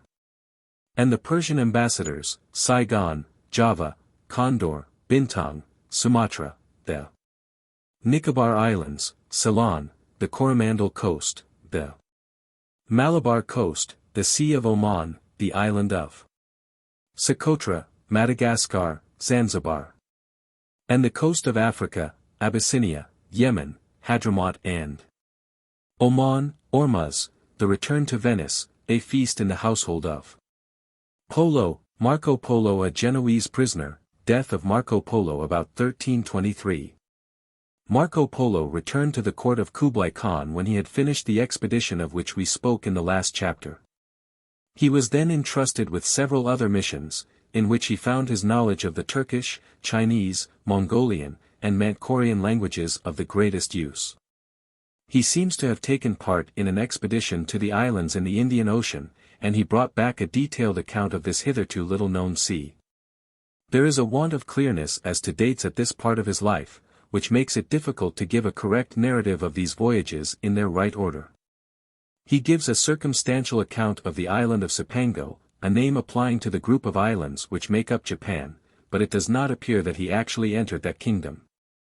This country was famous for its wealth, and about 1264, some years before Marco Polo arrived at the Tartar court, Kublai Khan had tried to conquer it and sent his fleet there with that purpose. They had taken possession of a citadel and put all its valiant defenders to the edge of the sword, but just at the moment of apparent victory a storm arose and dispersed all the enemy's fleet, and thus the expedition was useless. Marco Polo gives a long account of this attempt, and adds many curious particulars as to Japanese customs. Marco Polo, with his father and uncle, had now been 17 years in the service of Kublai Khan, and even longer absent from their own country. They had a great wish to revisit it, but the emperor had become so much attached to them, and valued their services so highly, that he could not make up his mind to part with them. He tried in every way to shake their resolution, offering them riches and honor if only they would remain with him, but they still held to their plan of returning to Europe. The emperor then absolutely refused to allow them to go, and Marco Polo could find no means of eluding the surveillance of which he was the object, until circumstances arose which quite changed Kublai Khan's resolution. A Mongol prince, named Arg Hun, whose dominions were in Persia, had sent an ambassador to the emperor to ask one of the princesses of the blood royal, in marriage. Kublai Khan acceded to his request and sent off his daughter Kogatra to Prince Arg Hun, attended by a numerous suite, but the countries by which they endeavored to travel were not safe. The caravan was soon stopped by disturbances and rebellions, and after some months was obliged to return to the emperor's palace. The Persian ambassadors had heard Marco Polo spoken of as a clever navigator who had had some experience of the Indian Ocean, and they begged the emperor to confide the Princess Kogatra to his care, that he might conduct her to her future husband. Thinking that the voyage by sea would probably be attended by less danger than a land journey. After some demur Kublai Khan acceded to their request, and equipped a fleet of 44-masted vessels, provisioning them for 2 years. Some of these were very large, having a crew of 250 men, for this was an important expedition worthy of the opulent emperor of China. Matteo, Niccolo, and Marco Polo set out with the Chinese princess and the Persian ambassadors, and it was during this voyage, which lasted 18 months, that it seems most probable that Marco Polo visited the islands of Sunda and other islands in the Indian Ocean, as well as Ceylon and the towns on the coast of India. We will follow him in his voyage and give his description of the places that he visited in this hitherto little-known portion of the globe. Kublai Khan equips a fleet. It must have been about 1291 or 1292 that the fleet left the port of Zaidam, under the command of Marco Polo. He steered first for Champa, a great country situated at the south of Cochin China, and which contains the present province of Saigon, belonging to France. This was not a new country to Marco Polo, as he had visited it about 1280, when he was on a mission for the emperor. At this time, Champa was under the dominion of the Grand Khan, and paid him an annual tribute in elephants. When Marco Polo visited this country before its conquest by Kublai Khan, he found the reigning king had no less than 326 children, of whom 150 were old enough to carry arms. Leaving the peninsula of Cambodia, the fleet went in the direction of Java, the rich island that Kublai Khan had never been able to subjugate, where abundance of pepper, cloves, nutmegs, and grew. After putting into port at Condor and Sandar, at the extremity of the peninsula of Cochin China, they reached the island of Pentam, Bintang, situated near the eastern entrance of the Straits of Malacca, and the island of Sumatra, called Little Java. This island is so much in the south, he says, that they never see there the polar star, which is true as far as the inhabitants of the southern part are concerned. It is very fertile, aloes growing most luxuriantly. And here wild elephants and rhinoceroses, called by Marco Polo unicorns, are found, and apes, too, in large numbers. The fleet was detained 5 months on these shores by contrary winds, and the traveler made the most of his time in visiting the principal provinces of the island, such as Samara, Degrayan, And Labrin, which boasts a great number of men with tails, evidently apes, and the island of Fander or Pancher, where the sago tree grows, from which a kind of flour is obtained that makes very good bread. At last the wind changed, and enabled the vessels to leave Little Java, and after touching at Necaran, which must be one of the Nicobar Islands, and at the Andaman group, whose inhabitants are still cannibals. As they were in the time of Marco Polo, the fleet took a southwesterly course and arrived on the coast of Ceylon. This island, says the traveler in his narrative, was once much larger, for according to the map of the world that the pilots of these seas carry, it was once 3,600 miles in circumference, but the north wind blows with such force in these parts that it caused a part of the island to be submerged. This tradition is still held by the inhabitants of Ceylon. Here are collected in abundance, rubies, sapphires, topaz, amethysts, and other precious stones, such as garnets, opals, agates, and sardonyx. The king of the country was the possessor at this time of a most splendid ruby as long as the palm of the hand, as thick as a man's arm, and red as fire, which excited the envy of the Grand Khan, who vainly tried to induce its possessor to part with it, offering a whole city in exchange, but that could not tempt the king to let him have the jewel. 60 miles west of Ceylon the travelers came to Mabar, a great province on the coast of India. This must not be mistaken for Malabar, which is situated on the west coast of the Indian peninsula. This Mabar forms the southern part of the Coromandel coast, and is celebrated for its pearl fisheries. Here the magicians are at work, and are said to render the monsters of the deep harmless to the fishermen. They are astrologers whose race is perpetuated even to modern times. Marco Polo gives some interesting details of the customs of the natives. One is that when a king dies, the nobles throw themselves into the fire in his honor. Another strange custom is that of the religious purifications twice every day, and their blind faith in astrologers and diviners. He also speaks of the frequency of religious suicides, and the sacrifice of widows whom the funeral pile awaits on the death of their husbands. He also notices the skill in physiognomy evinced by the natives. The next resting place of the fleet was Muftalai, of which the capital is now called Masulipatam, the chief city of the kingdom of Golconda. This country was well governed by a queen, a widow for 40 years, who desired to remain faithful to the memory of her husband.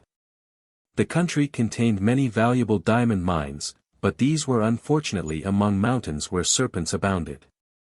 The miners had recourse to a strange device when collecting the precious stones, to protect themselves from these reptiles, which we may believe or not as we choose. Marco Polo says, they take several pieces of meat, and throw them among the pointed rocks, where no man can go, and the meat, falling upon the diamonds, they become attached to it. Now, among these mountains live a number of white eagles, who hunt the serpents, and when they see the meat at the foot of the precipices they swoop down and carry it away. At the moment the men who have been following the eagle's movements see them alight to eat the meat, they raise fearful cries, the meat is dropped and the eagles take to flight. And thus the men have no difficulty in taking the diamonds that are attached to the meat. Diamonds are often found on the mountains, mingled with the excrement of the eagles. After visiting the small town of St. Thomas, situated some miles to the south of Madras, where St. Thomas the Apostle is said to be buried, the travelers explored the kingdom of Mabar and especially the province of Lar, from whence spring all the Abrahamites of the world, probably the Brahmins. These men, he says, live to a great age, owing to their abstinence and sobriety. Some have been known to attain 150 and even 200 years of age. Their diet is principally rice and milk, and they drink a mixture of sulfur and quicksilver. These Abrahamites are clever merchants, superstitious, however, but remarkably sincere, and never guilty of theft of any kind. They never kill any living thing, and they worship the ox, which is a sacred animal among them. The fleet now returned to Ceylon, where in 1284 Kublai Khan had sent an ambassador who had brought him back some pretended relics of Adam, and among other things 2 of his molar teeth. For, if we can believe the Saracen traditions, the tomb of our first father must have been on the summit of one of the precipitous mountains, which forms the highest ground in the island. After losing sight of Ceylon, Marco Polo went to Cale, a port that we do not find marked on any of the modern maps, but a place where all the vessels touched coming from Ormuz, Kis, Aden, and the coasts of Arabia. Thence doubling Cape Comorin they came to Coilum, now Quilen, which was a very thriving city in the 13th century. It is there that a great quantity of sandalwood and indigo is found, and merchants come in large numbers from the Levant and from the west to trade in both. The country of Malabar produces a great quantity of rice, and wild animals are found there, such as leopards, which Marco Polo calls black lions, also peacocks of much greater beauty than those of Europe, as well as different kinds of parakeets. The fleet, leaving Coilum, and advancing northwards along the Malabar coast, arrived at the shores of the kingdom of Mandalay, which derives its name from a mountain situated on the borders of Canara and Malabar. Here pepper, ginger, saffron, and other spices abound. To the north of this kingdom extended that country which the Venetian traveller calls Malabar, and which is situated to the north of Malabar proper. The vessels of the Mangalore merchants came here to trade with the natives of this part of India for cargoes of spices, a fine kind of cloth called buckram and other valuable wares. But their vessels were frequently attacked, and too often pillaged by the pirates who infested these seas, and who were justly regarded as formidable enemies. These pirates principally inhabit the peninsula of Gujarat, now called Gujarat, where the fleet was on its way after calling at Tana, a country where is collected the frankincense, and Canboat, now Cambay, a town where there is a great trade in leather. Visiting Sumanath, a city of the peninsula, whose inhabitants are cruel, ferocious, and idolaters, and Kesmakran, the modern city of Kej, the capital of Makran, situated on the Indus near the sea, and the last town in India on the northwest. Marco Polo went westward across the Sea of Oman, instead of going to Persia, which was the destination of the princess. His insatiable love of exploration led him 500 miles away to the shores of Arabia, where he stopped at the male and female islands, so called from the men usually living on one island, and their wives on the other. Thence they sailed to the south towards the island of Socotra, at the entrance of the Gulf of Aden, which Marco Polo partially explored. He speaks of the inhabitants of Socotra as clever magicians, who, by their enchantments, obtain the fulfillment of all their wishes as well as the power of stilling storms and tempests. Then, taking a southerly course of 1,000 miles, he arrived at the shores of Madagascar. This island appeared to him to be one of the grandest in the world. Its inhabitants are very much occupied with commerce, especially in elephants' tusks. They live principally upon camel's flesh, which is better and more wholesome food than any other. The merchants on their way from the coast of India are usually only 20 days crossing the Sea of Oman. But when they return they are often 3 months on the voyage on account of the opposing currents which take them always southwards. Nevertheless, they visit Madagascar very constantly, for there are whole forests of sandalwood, and amber is also found there, from which they can obtain great profit by bartering it for gold and silk stuffs. Wild animals and game are plentiful. According to Marco Polo, leopards, bears, lions, wild boars, giraffes, wild asses, roebucks, deer, stags, and cattle were to be found in great numbers. But what seemed most marvelous of all to him was the fabulous griffin, the roc, of which we hear so much in the 1001 Nights, which is not, he says, an animal, half lion and half bird, able to raise and carry away an elephant in its claws. It was probably the Epiornis maximus, for some eggs of this bird are still to be found in Madagascar. This wonderful bird was probably the Epiornis maximus. From this island Marco Polo went in a northwesterly direction to Zanzibar and the coast of Africa. The inhabitants seemed to him remarkably stout, but strong and able to carry the burdens of 4 ordinary men, which is not strange, he says, for they each eat as much as 5 other men. These natives were black and wore no clothing, they had large mouths and turned-up noses, thick lips, and large eyes, a description that agrees exactly with that of the natives of that part of Africa now. They live upon rice, meat, milk, and dates, and make a kind of wine of rice, sugar, and spices. They are brave warriors and fearless of death. They are usually in war mounted on camels and elephants, and armed with a leathern shield, a sword, and a lance, they give their animals an intoxicating drink to excite them on going into action. In Marco Polo's time, says M. Charton, the countries comprised under the title of India were divided into three parts: Greater India or Hindostan, that is, the country lying between the Indus and the Ganges. Lesser India, that is, all the country lying beyond the Ganges, between the western coast of the peninsula and the coast of Cochin China. Lastly, Middle India, that is, Abyssinia and the Arabian coast to the Persian Gulf.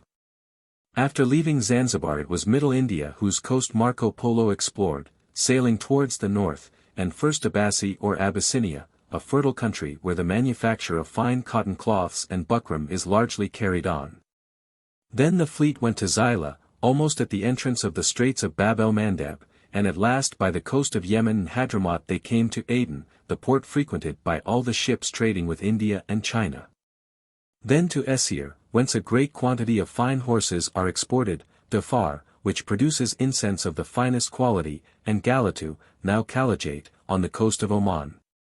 Then to Ormuz, that Marco Polo had visited once before when he was on his way from Venice to the court of Kublai Khan. This was the furthest point that the fleet had to reach, as the princess was now on the borders of Persia, after a voyage of 18 months. But on their arrival they were met by the sad news of the death of Prince Arg Hun, the fiancé of the princess, and they found the country involved in civil war. The poor princess was put under the care of Prince Ghazan, the son of Prince Arg Hun, who did not ascend the throne until 1295, when his uncle, the usurper, was strangled. What became of the princess we do not hear, but on parting with Niccolo, Matteo, and Marco Polo, she bestowed on them great marks of favor. It was probably during Marco Polo's residence in Persia that he collected some curious documents upon Turkey in Asia. They are disconnected pieces, which he gives at the close of his narrative, and they form a genuine history of the Mongol Khans of Persia. His travels for exploration were at an end, and after taking leave of the Tartar princess, the three Venetians well escorted, and with all expenses paid, set out on their way home. They went to Trebizond, then to Constantinople, and thence to Negropont, where they embarked for Venice. It was in the year 1295, 24 years after leaving it, that Marco Polo and his companions returned to their native town. They were bronzed by exposure to the air and sun, coarsely clad in Tartar costume, and both in manners and language were so much more Mongolian than Venetian, that even their nearest relatives failed to recognize them. Beyond this, a report had been widely spread that they were dead, and it had gained so much credence that their friends never expected to see them again. They went to their own house in the part of Venice called St. John Chrysostom, and found it occupied by different members of the Polo family, who received the travelers with every mark of distrust, which their pitiable appearance did not tend to lessen, and placed no faith in the somewhat marvelous stories related to them by Marco Polo. After some persuasion, however, they gained admittance into their own house.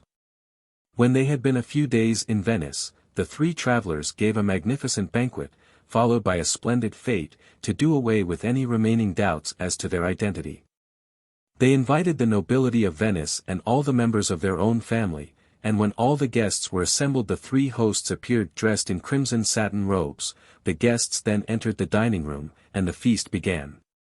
After the first course was over the three travelers retired for a few moments and then reappeared, clad in robes of splendid silk damask, which they proceeded to tear, and to present each of their guests with a piece. After the second course they dressed themselves in even more splendid robes of crimson velvet, which they wore until the feast was over, when they appeared in simple Venetian costume. The astonished guests marveled at the magnificence of these garments, and wondered what their hosts would next show them.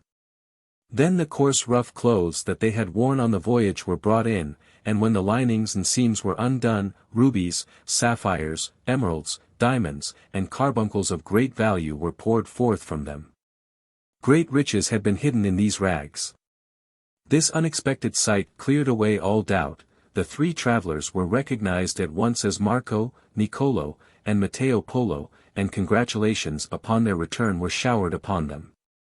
So celebrated a man as Marco Polo could not escape civic honors. He was made first magistrate in Venice, and as he was continually speaking of the millions of the Grand Khan, who commanded millions of subjects, he gained the sobriquet of Senior Million. It was about 1296 that a war broke out between Venice and Genoa. A Genoese fleet under the command of Lamba Doria crossed the Adriatic, and threatened the sea coast. The Venetian admiral Andrea Dandolo immediately manned a larger fleet and entrusted the command of a galley to Marco Polo, who was justly considered an able commander.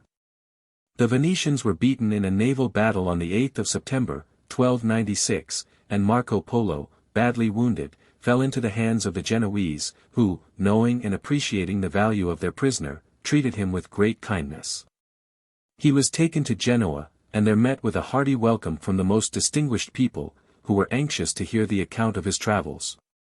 It was during his captivity, in 1298, that he made acquaintance with Pisano Rusticien, and, tired of repeating his story again and again, dictated his narrative to him. About 1299 Marco Polo was set at liberty. He returned to Venice, and there married. From this time we hear no more of the incidents of his life, and only know from his will that he left 3 daughters. He is thought to have died about the 9th of January, 1323, at the age of 70. Such is the life of this celebrated traveler, whose narrative had a marked influence on the progress of geographical science. He was gifted with great power of observation, and could see and describe equally well. And all later explorers have confirmed the truth of his statements. Until the middle of the 18th century, the documents founded on this narrative formed the basis of geographical books, and were used as a guide in commercial expeditions to China, India, and Central Asia. Posterity will concur in the suitability of the title that the first copyists gave to Marco Polo's work, that of the Book of the Wonders of the World. Chapter 5. Ibn Battuta, 1328–1353. Ibn Battuta, the Nile, Gaza, Tyre, Tiberias, Libanus, Baalbek. Damascus, Meshhed, Bassora, Baghdad, Tabriz. Mecca and Medina, Yemen, Abyssinia, the country of the Berbers, Zanzibar, Ormuz, Syria, Anatolia, Asia Minor, Astrakhan, Constantinople, Turkestan, Herat, the Indus, Delhi, Malabar, the Maldives, Ceylon, the Coromandel Coast, Bengal, the Nicobar Islands, Sumatra, China, Africa, the Niger, Timbuktu. Marco Polo had returned to his native land now nearly 25 years, when a Franciscan monk traversed the whole of Asia, from the Black Sea to the extreme limits of China, passing by Trebizond, Mount Ararat, Babel, and the island of Java. But he was so credulous of all that was told him, and his narrative is so confused, that but little reliance can be placed upon it. It is the same with the fabulous travels of Jean de Mandeville. Cooley says of them, they are so utterly untrue, that they have not their parallel in any language. But we find a worthy successor to the Venetian traveler in an Arabian theologian, named Abdullah el-Lawati, better known by the name of Ibn Battuta. He did for Egypt, Arabia, Anatolia, Tartary, India, China, Bengal, and Sudan, what Marco Polo had done for Central Asia, and he is worthy to be placed in the foremost rank as a brave traveler and bold explorer.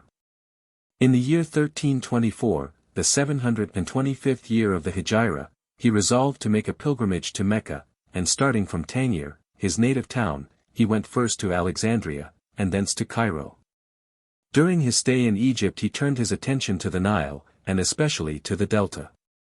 Then he tried to sail up the river, but being stopped by disturbances on the Nubian frontier, he was obliged to return to the mouth of the river, and then set sail for Asia Minor. Ibn Battuta in Egypt. After visiting Gaza, the tombs of Abraham, Isaac, and Jacob, Tyre, then strongly fortified and unassailable on 3 sides, and Tiberias, which was in ruins, and whose celebrated baths were completely destroyed. Ibn Battuta was attracted by the wonders of Lebanon, the center for all the hermits of that day, who had judiciously chosen one of the most lovely spots in the whole world wherein to end their days. Then passing Baalbek, and going on to Damascus, he found the city, in the year 1345, decimated by the plague. This fearful scourge devoured 24,000 persons daily, if we may believe his report, and Damascus would have been depopulated, had not the prayers of all the people offered up in the mosque containing the stone with the print of Moses' foot upon it been heard and answered. On leaving Damascus, Ibn Battuta went to Mesjid, where he visited the tomb of Ali, which attracts a large number of paralytic pilgrims who need only to spend one night in prayer beside it, to be completely cured. Battuta does not seem to doubt the authenticity of this miracle, well known in the East under the title of the Night of Cure. From Mesjid, the traveler went to Bassorah, and entered the kingdom of Ispahan, and then the province of Shiraz, where he wished to converse with the celebrated worker of miracles, Magdadin. From Shiraz he went to Baghdad, to Tabriz, then to Medina, where he prayed beside the tomb of the Prophet, and finally to Mecca, where he remained 3 years. It is well known that from Mecca, caravans are continually starting for the surrounding country, and it was in company with some of these bold merchants that Ibn Battuta was able to visit the towns of Yemen. He went as far as Aden, at the mouth of the Red Sea, and embarked for Zila, one of the Abyssinian ports. He was now once more on African ground, and advanced into the country of the Berbers, that he might study the manners and customs of those dirty and repulsive tribes. He found their diet consisted wholly of fish and camel's flesh. But in the town of Makdasbu, there was an attempt at comfort and civilization, presenting a most agreeable contrast with the surrounding squalor. The inhabitants were very fat, each of them, to use Ibn's own expression, eating enough to feed a convent. They were very fond of delicacies, such as plantains boiled in milk, preserved citrons, pods of fresh pepper, and green ginger. After seeing all he wished of the country of the Berbers, chiefly on the coast, he resolved to go to Zanzibar, and then, crossing the Red Sea and following the coast of Arabia, he came to Zufar, a town situated upon the Indian Ocean. The vegetation of this country is most luxuriant, the betel, coconut and incense trees forming their great forests. Still the traveler pushed on, and came to Ormuz on the Persian Gulf, and passed through several provinces of Persia. We find him a second time at Mecca in the year 1332, 3 years after he had left it. But this was only to be a short rest for the traveler, for now, leaving Asia for Africa, he went to Upper Egypt, a region but little known, and thence to Cairo. He next visited Syria, making a short stay at Jerusalem and Tripoli, and thence he visited the Turkomans of Anatolia, where the confraternity of young men gave him a most hearty welcome. After Anatolia, the Arabian narrative speaks of Asia Minor. Ibn Battuta advanced as far as Erzurum, where he was shown an aerolite weighing 620 pounds. Then, crossing the Black Sea, he visited the Crimea, Kaffa, and Bulgar, a town of sufficiently high latitude for the unequal length of day and night to be very marked. And at last he reached Astrakhan, at the mouth of the Volga, where the Khan of Tartary lived during the winter months. The Princess Bailuan, the wife of the Khan, and daughter of the Emperor of Constantinople, was wishing to visit her father, and it was an opportunity not to be lost by Ibn Battuta for exploring Turkey in Europe. He gained permission to accompany the princess, who set out attended by 50 men, and followed by a portable mosque, which was set up at every place where they stayed. The princess's reception at Constantinople was very magnificent, the bells being rung with such spirit that he says, even the horizon seemed full of the vibration. The welcome given to the theologian by the princes of the country was worthy of his fame. He remained in the city 36 days, so that he was able to study it in all its details. This was a time when communication between the different countries was both dangerous and difficult, and Ibn Battuta was considered a very bold traveler. Egypt, Arabia, Turkey and Asia, the Caucasian provinces had all in turn been explored by him. After such hard work he might well have taken rest and been satisfied with the laurels that he had gained, for he was without doubt the most celebrated traveler of the 14th century. But his insatiable passion for traveling remained, and the circle of his explorations was still to widen considerably. On leaving Constantinople, Ibn Battuta went again to Astrakhan, thence crossing the sandy wastes of the present Turkestan, he arrived at Khovarizm, a large populous town, then at Bukhara, half destroyed by the armies of Genghis Khan. Some time after we hear of him at Samarkand, a religious town which greatly pleased the learned traveler, and then at Balkh which he could not reach without crossing the desert of Khorasan. This town was all in ruins and desolate, for the armies of the barbarians had been there, and Ibn Battuta could not remain in it, but wished to go westward to the frontier of Afghanistan. The mountainous country, near the Hindu Kush range, confronted him, but this was no barrier to him, and after great fatigue, which he bore with equal patience and good humor, he reached the important town of Herat. This was the most westerly point reached by the traveler. He now resolved to change his course for an easterly one, and in going to the extreme limits of Asia, to reach the shores of the Pacific. If he could succeed in this he would pass the bounds of the explorations of the celebrated Marco Polo. He set out, and following the course of the river Kabul and the frontiers of Afghanistan, he came to the Sindhu, the modern Indus, and descended it to its mouth. From the town of Lahore, he went to Delhi, which great and beautiful city had been deserted by its inhabitants, who had fled from the Emperor Muhammad. This tyrant, who was occasionally both generous and magnificent, received the Arabian traveler very well, made him a judge in Delhi, and gave him a grant of land with some pecuniary advantages that were attached to the post. But these honors were not to be of any long duration, for Ibn Battuta being implicated in a pretended conspiracy, thought it best to give up his place, and make himself a fakir to escape the emperor's displeasure. Muhammad, however, pardoned him, and made him his ambassador to China. Fortune again smiled upon the courageous traveler, and he had now the prospect of seeing these distant lands under exceptionally good and safe circumstances. He was charged with presents for the Emperor of China, and 2,000 horse soldiers were given him as an escort. But Ibn Battuta had not thought of the insurgents who occupied the surrounding countries. A skirmish took place between the escort and the Hindus, and the traveler, being separated from his companions, was taken prisoner, robbed, garroted, and carried off he knew not whither.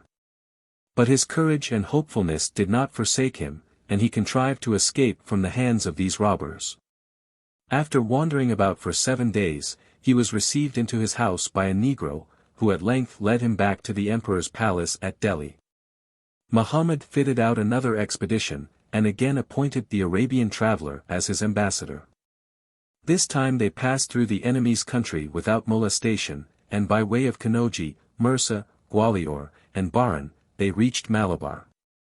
Some time after, they arrived at the great port of Calicut, an important place which became afterwards the chief town of Malabar. Here they were detained by contrary winds for 3 months, and made use of this time to study the Chinese mercantile marine which frequented this port. Ibn speaks with great admiration of these junks which are like floating gardens, where ginger and herbs are grown on deck. They are each like a separate village, and some merchants were the possessors of a great number of these junks. At last the wind changed. Ibn Battuta chose a small junk well fitted up, to take him to China, and had all his property put on board. 13 other junks were to receive the presents sent by the king of Delhi to the emperor of China, but during the night a violent storm arose, and all the vessels sank. Fortunately for Ibn he had remained on shore to attend the service at the mosque, and thus his piety saved his life, but he had lost everything except the carpet which he used at his devotions. After this second misfortune he could not make up his mind to appear before the king of Delhi. This catastrophe was enough to weary the patience of a more long-suffering emperor than Muhammad. Ibn soon made up his mind what to do. Leaving the service of the emperor, and the advantages attaching to the post of ambassador, he embarked for the Maldive Islands, which were governed by a woman, and where a large trade in cocoa was carried on. Here he was again made a judge, but this was only of short duration, for the vizier became jealous of his success, and, after marrying 3 wives, Ibn was obliged to take refuge in flight. He hoped to reach the Coromandel coast, but contrary winds drove his vessel towards Ceylon, where he was very well received, and gained the king's permission to climb the sacred mountain of Serendid, or Adam's Peak. His object was to see the wonderful impression of a foot at the summit, which the Hindus call Buddha's, and the Mohammedans Adam's foot. He pretends, in his narrative, that this impression measures 11 hands in length, a very different account from that of an historian of the 9th century, who declared it to be 79 cubits long. This historian also adds that while one of the feet of our forefather rested on the mountain, the other was in the Indian Ocean. Ibn Battuta speaks also of large bearded apes, forming a considerable item in the population of the island, and said to be under a king of their own, crowned with leaves. We can give what credit we like to such fables as these, which were propagated by the credulity of the Hindus. From Ceylon, the traveller made his way to the Coromandel coast, but not without experiencing some severe storms. He crossed to the other side of the Indian peninsula, and again embarked. Ibn Battuta's vessel was seized by pirates. But his vessel was seized by pirates, and Ibn Battuta arrived at Calicut almost without clothes, robbed, and worn out with fatigue. No misfortune could damp his ardor, his was one of those great spirits which seem only invigorated by trouble and disasters. As soon as he was enabled by the kindness of some Delhi merchants to resume his travels, he embarked for the Maldive Islands, went on to Bengal, there set sail for Sumatra, and disembarked at one of the Nicobar Islands after a very bad passage which had lasted 50 days. 15 days afterwards he arrived at Sumatra, where the king gave him a hearty welcome and furnished him with means to continue his journey to China. A junk took him in 71 days to the port Kailuka, capital of a country somewhat problematical, of which the brave and handsome inhabitants excelled in making arms. From Kailuka, Ibn passed into the Chinese provinces, and went first to the splendid town of Zaidam, probably the present Sunchu of the Chinese, a little to the north of Nankin. He passed through various cities of this great empire, studying the customs of the people and admiring everywhere the riches, industry, and civilization that he found, but he did not get as far as the Great Wall, which he calls the obstacle of Gog and Magog. It was while he was exploring this immense tract of country that he made a short stay in the city of Chensi, which is composed of 6 fortified towns standing together. It happened that during his wanderings he was able to be present at the funeral of a Khan, who was buried with 4 slaves, 6 of his favorites, and 4 horses. In the meanwhile, disturbances had occurred at Zaidam, which obliged Ibn to leave this town, so he set sail for Sumatra, and then after touching at Calicut and Ormuz, he returned to Mecca in 1348, having made the tour of Persia and Syria. But the time of rest had not yet come for this indefatigable explorer. The following year he revisited his native place Tangier, and then after traveling in the southern countries of Europe he returned to Morocco, went to Sudan in the countries watered by the Niger, crossed the Great Desert and entered Timbuktu, thus making a journey which would have rendered illustrious a less ambitious traveler. This was to be his last expedition. In 1353, 29 years after leaving Tangier for the first time, he returned to Morocco, and settled at Fez. He has earned the reputation of being the most intrepid explorer of the 14th century, and well merits to be ranked next after Marco Polo, the illustrious Venetian. Chapter 6. Jean de Bethencourt, 1339–1425. I. The Norman Cavalier, his ideas of conquest, what was known of the Canary Islands, Cadiz, the Canary Archipelago, Graciosa, Lancerota, Fortaventura, Jean de Bethencourt returns to Spain, revolt of Berneval, his interview with King Henry III. Gadifer visits the Canary Archipelago, Canary Island or Gran Canaria, Faroe Island, Palma Island. Jean de Bethencourt was born about the year 1339, at Eu in Normandy. He was of good family, and Baron of Asti, Martin le Gallard, and had distinguished himself both as a navigator and warrior. He was made chamberlain to Charles VI. But his tastes were more for travelling than a life at court. He resolved to make himself a still more illustrious name by further conquests, and soon an opportunity offered for him to carry out his plans. Jean de Bethencourt. On the coast of Africa there is a group of islands called the Canaries, which were once known as the Fortunate Islands.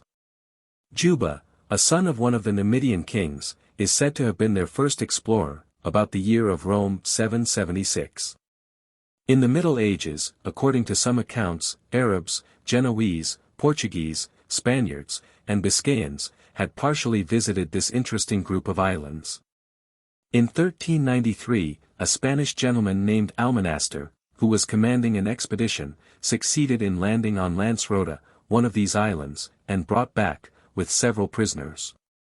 Some produce which was a sufficient guarantee of the fertility of this archipelago.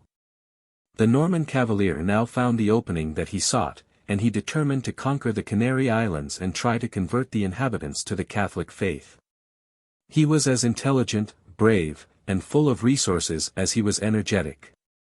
And leaving his house of Grainville-la-Teincherière at Cox, he went to La Rochelle, where he met the Chevalier Gadifer de la Salle, and having explained his project to him, they decided to go to the Canary Islands together. Jean de Bethencourt having collected an army and made his preparations, and had vessels fitted out and manned, Gadifer and he set sail. After experiencing adverse winds on the way to the Isle de Ré, and being much harassed by the constant dissensions on board, they arrived at Vivero, and then at Corunna. Here they remained 8 days, then set sail again, and doubling Cape Finisterre, followed the Portuguese coast to Cape St. Vincent, and arrived at Cadiz, where they made a longer stay. Here Bethencourt had a dispute with some Genoese merchants, who accused him of having taken their vessel, and he had to go to Seville, where King Henry III heard his complaint and acquitted him from all blame. On his return to Cadiz he found part of his crew in open mutiny, and some of his sailors so frightened that they refused to continue the voyage, so the Chevalier sent back the cowardly sailors, and set sail with those who were more courageous. The vessel in which Jean de Bethencourt sailed was becalmed for 3 days, then, the weather improving, he reached the island of Graziosa, one of the smaller of the Canary group, in 5 days, and then the larger island of Lancerota, which is nearly the same size as the island of Rhodes. Lancerota has excellent pasturage and arable land, which is particularly good for the cultivation of barley. Its numerous fountains and cisterns are well supplied with excellent water. The orchilla, which is so much used in dyeing, grows abundantly here.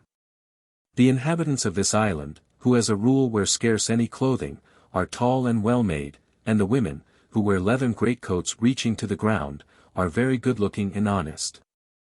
The traveler, prior to disclosing his plans of conquest, wished to possess himself of some of the natives, but his ignorance of the country made this a difficult matter, so, anchoring under the shelter of a small island in the archipelago, he called a meeting of his companions to decide upon a plan of action. They all agreed that the only thing to be done was to take some of the natives by fair means or foul. Guardafia, the king of the island, treated Bethencourt more as a friend than a subject. A castle or rather fort was built at the southwestern extremity of the island, and some men left there under the command of Berthun de Berneval, while Bethencourt set out with the rest of his followers for the island of Urbania or Fortaventura. Gadifer counselled a debarkation by night, which was done, and then he took the command of a small body of men and scoured the island with them for 8 days without meeting one native, they having all fled to the mountains. Provisions failing, Gadifer was forced to return, and he went to the island of Lobos between Lancerota and Fortaventura. But there his chief sailor mutinied, and it was not without difficulty that Gadifer and Bethencourt reached the fort on Lancerota. Bethencourt resolved to return to Spain to get provisions and a new contingent of soldiers, for his crew he could not depend upon, so he left Gadifer in command and set sail for Spain in one of Gadifer's ships. It will be remembered that Berthun de Berneval had been left in command of the fort on Lancerota Island. Unfortunately he was Gadifer's bitter enemy, and no sooner had Bethencourt set out than he tried to poison the minds of Gadifer's men against him. He succeeded in inducing some, especially the Gascons, to revolt against the governor, who, quite innocent of Berneval's base designs, was spending his time hunting sea-wolves on the island of Lobos with Remonnet de Levedon and several others. Remonnet having been sent to Lancerota for provisions, found no Berneval there, he having deserted the island with his accomplices for a port on Graziosa, where a coxswain, deceived by his promises, had placed his vessel at his disposal. From Graziosa, the traitor Berneval returned to Lancerota, and put the finishing stroke to his villainy by pretending to make an alliance with the king of the island. The king, thinking that no officer of Bethencourt's, in whom he had implicit confidence, could deceive him, came with 24 of his subjects to see Berneval, who seized them when asleep, had them bound, and then carried them off to Graziosa. The king managed to break his bonds, set 3 of his men free, and succeeded in escaping, but the remainder of his unfortunate companions were still prisoners, and Berneval gave them up to some Spanish thieves, who took them away to sell in a foreign land. Berneval's evil deeds did not stop here. By his order the vessel that Gadifer had sent to the fort at Lancerota was seized. Remonnet tried resistance, but his numbers were too small, and his supplications were useless to prevent Berneval's men, and even Berneval himself, from destroying all the arms, furniture, and goods, which Bethencourt had placed in the fort at Lancerota. Insults were showered upon the governor, and Berneval cried, "I should like Gadifer de la Salle to know that if he were as young as I would kill him, but as he is not, I will spare him. If he is put above me I shall have him drowned, and then he can fish for sea-wolves." Meanwhile, Gadifer and his 10 companions were in danger of perishing on the island of Lobos for want of food and fresh water, but happily the 2 chaplains of the fort of Lancerota had gone to Graziosa, and met the coxswain, who had been the victim of Berneval's treason, and he sent one of his men named Ximenes with them back to Lancerota. There they found a small boat which they filled with provisions, and embarking with 4 men who were faithful to Gadifer, they succeeded in reaching Lobos, 4 leagues off, after a most dangerous passage. Gadifer and his companions were suffering fearfully from hunger and thirst, when Ximenes arrived just in time to save them from perishing, and the governor, learning Berneval's treachery, embarked in the boat for Lancerota. As soon as he was a little restored to health, he was grieved at Berneval's conduct towards the poor islanders whom Bethencourt and he had sworn to protect. No, he never could have expected such wickedness in one who was looked upon as the most able of the whole band. But what was Berneval doing meanwhile? After having betrayed his master, he did the same to the companions who had aided him in his evil deeds. He had 12 of them killed, and then he set out for Spain to rejoin Bethencourt and make his own case good by representing all that had happened in his own way. It was to his interest to get rid of inconvenient witnesses, and therefore he abandoned his companions. These unfortunate men at first meditated imploring the pardon of the governor. They confessed all to the chaplains, but then, fearing the consequences of their deeds, they seized a boat and fled towards Morocco. The boat reached the coast of Barbary, where 10 of the crew were drowned and the 2 others taken for slaves. While all this was happening at Lancerota, Bethencourt arrived at Cadiz, where he took strong measures against his mutinous crew, and had the ringleaders imprisoned. Then he sent his vessel to Seville, where King Henry III was at that time. But the ship sank in the Guadalquivir, a great loss to Gadifer, her owner. Bethencourt, having arrived at Seville, met a certain Francisque Kev who had lately come from the Canaries, and who offered to return thither with all the things needed by the governor. But Bethencourt could not agree to this proposal before he had seen the king. Just at this time, Berneval arrived with some of his accomplices, and some islanders whom he intended to sell as slaves. He hoped to be able to deceive Bethencourt, but he had not reckoned upon a certain Courtiel who was with him, who lost no time in denouncing the villainy of Berneval, and on whose word the traitors were all imprisoned at Cadiz. Courtiel also told of the treatment that the poor islanders had received. As Bethencourt could not leave Seville till he had had an audience with the king, he gave orders that they should receive every kindness, but while these preliminaries were being concluded, the vessel that contained them was taken to Aragon, and they were sold for slaves. Bethencourt obtained the audience that he sought with the King of Castile, and after telling him the result of his expedition he said, "Sire, I come to ask your assistance and your leave to conquer the Canary Islands for the Catholic faith. And as you are king and lord of all the surrounding country, and the nearest Christian king to these islands, I beg you to receive the homage of your humble servant." The king was very gracious to him and gave him dominion over these islands, and beyond this, 1/5 of all the merchandise that should be brought from them to Spain. He gave him 20,000 maravedis, about 600 L, to buy all that he needed, and also the right to coin money in the Canary Islands.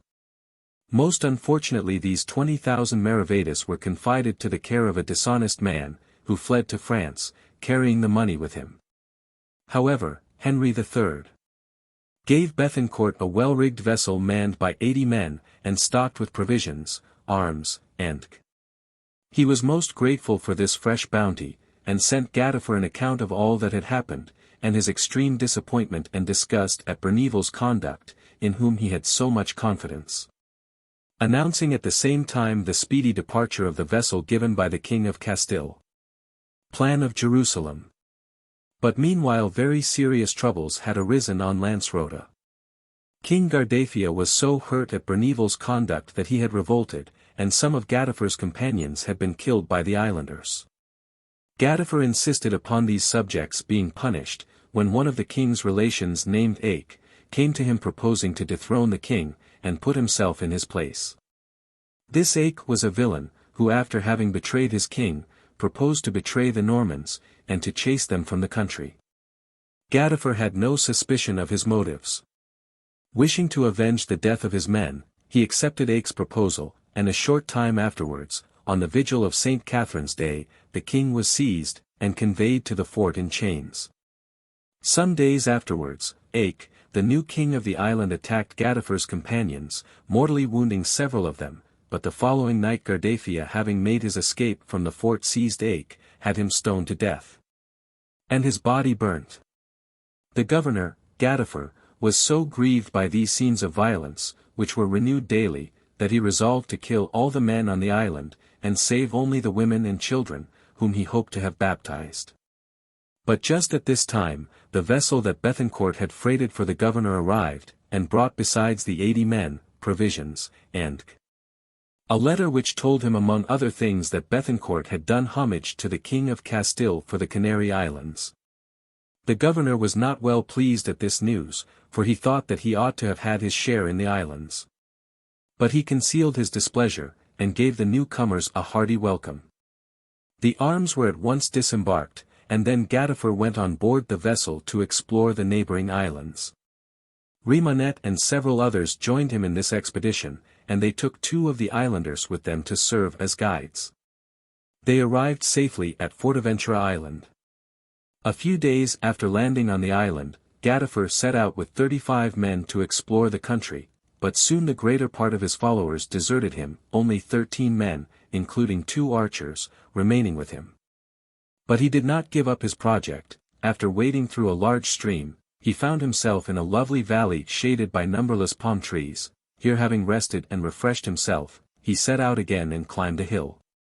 At the summit he found about 50 natives, who surrounded the small party and threatened to murder them. Gadifer and his companions showed no signs of fear, and succeeded in putting their enemies to flight. By the evening they were able to regain their vessel, carrying away 4 of the native women as prisoners. Gadifer found himself in a lovely valley. The next day Gadifer left the island and went to the Gran Canaria island, anchoring in a large harbor lying between Telda and Argani. 500 of the natives confronted them, but apparently with no hostile intentions. They gave them some fish hooks and old iron in exchange for some of the natural productions of the island, such as figs, and dragon's blood, a resinous substance taken from the dragon tree, which has a very pleasant balsamic odor. The natives were very much on their guard with the strangers, for 20 years before this some of Captain Lopez's men had invaded the island, so they would not allow Gadifer to land. The governor was obliged to weigh anchor without exploring the island. He went to Faro Island, and coasting along it arrived next at Gamera. It was night, and the sailors were attracted by the fires that the natives had lighted on the shore. When day broke Gadifer and his companions wished to land, but the islanders would not allow them to proceed when they reached the shore, and drove them back to their vessel. Much disappointed by his reception, Gadifer determined to make another attempt at Faro Island. There he found that he could land without opposition, and he remained on the island 22 days. The interior of the island was very beautiful. Pine trees grew in abundance, and clear streams of water added to its fertility. Quails were found in large numbers, as well as pigs, goats, and sheep. From this fertile island the party of explorers went to Palma, and anchored in a harbor situated to the right of a large river. This is the furthest island of the Canary group. It is covered with pine and dragon trees. From the abundance of fresh water the pasturage is excellent and the land might be cultivated with much profit. Its inhabitants are a tall, robust race, well made, with good features and very white skin. Gadifer remained a short time on this island. On leaving it he spent 2 days and 2 nights sailing round the other islands, and then returned to the fort on Lancerota. They had been absent 3 months. In the meantime, those of the party who had been left in the fort had waged a petty war with the natives, and had made a great number of prisoners. The Canarians, demoralized, now came daily to cast themselves on their mercy, and to pray for the consecration of baptism. Gadifer was so pleased to hear of this, that he sent one of his companions to Spain to inform Bethencourt of the state of the colony. 2. Jean de Bethencourt. The return of Jean de Bethencourt, Gadifer's jealousy, Bethencourt visits his archipelago, Gadifer goes to conquer Gran Canaria, disagreement of the 2 commanders, their return to Spain, Gadifer blamed by the king, return of Bethencourt, the natives of Fortaventura are baptized, Bethencourt revisits Cox, returns to Lancerota, lands on the African coast, conquest of Gran Canaria, Faro, and Palma Islands, Maciot appointed governor of the archipelago, Bethencourt obtains the Pope's consent to the Canary Islands being made an episcopal see, his return to his country and his death. The envoy had not reached Cadiz when Bethencourt landed at the fort on Lancerota. Gadifer gave him a hearty welcome, and so did the Canary Islanders who had been baptized. A few days afterwards, King Guardafia came and threw himself on their mercy. He was baptized on the 20th of February, 1404, with all his followers. Bethencourt's chaplains drew up a very simple form of instruction for their use, embracing the principal elements of Christianity, the creation, Adam and Eve's fall, the history of Noah, the lives of the patriarchs, the life of our Savior and his crucifixion by the Jews, finishing with an exhortation to believe the 10 Commandments, the holy sacrament of the altar, Easter, confession, and some other points. Bethencourt was an ambitious man. Not content with having explored, and so to speak, gained possession of the Canary Islands, he desired to conquer the African countries bordering on the ocean. This was his secret wish in returning to Lancerota, and meanwhile, he had full occupation in establishing his authority in these islands, of which he was only the nominal sovereign. He gave himself wholly to the task, and first visited the islands which Gadifer had explored. But before he set out, a conversation took place between Gadifer and himself, which we must not omit to notice. Gadifer began boasting of all he had done, and asked for the gift of Fortaventura, Tenerife, and Gomera Islands, as a recompense. "My friend," replied Bethencourt, "the islands that you ask me to give you are not yet conquered, but I do not intend you to be at any loss for your trouble, nor that you should be unrequited. But let us accomplish our project, and meanwhile remain the friends we have always been." "That is all very well," replied Gadifer, "but there is one point on which I do not feel at all satisfied, and that is that you have done homage to the King of Castile for these islands, and so you call yourself absolute master over them." "With regard to that," said Bethencourt, "I certainly have done homage for them, and so I am their rightful master, but if you will only patiently wait the end of our affair, I will give you what I feel sure will quite content you." "I shall not remain here," replied Gadifer, "I am going back to France, and have no wish to be here any longer." Upon this they separated, but Gadifer gradually cooled down and agreed to accompany Bethencourt in his exploration of the islands. They set out for Fortaventura well armed and with plenty of provisions. They remained there 3 months, and began by seizing a number of the natives, and sending them to Lancerota. This was such a usual mode of proceeding at that time that we are less surprised at it than we should be at the present day.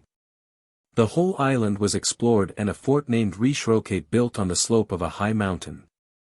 Traces of it may still be found in a hamlet there. Just at this time, and when he had scarcely had time to forget his grievances and ill humor, Gadifer accepted the command of a small band of men who were to conquer Gran Canaria.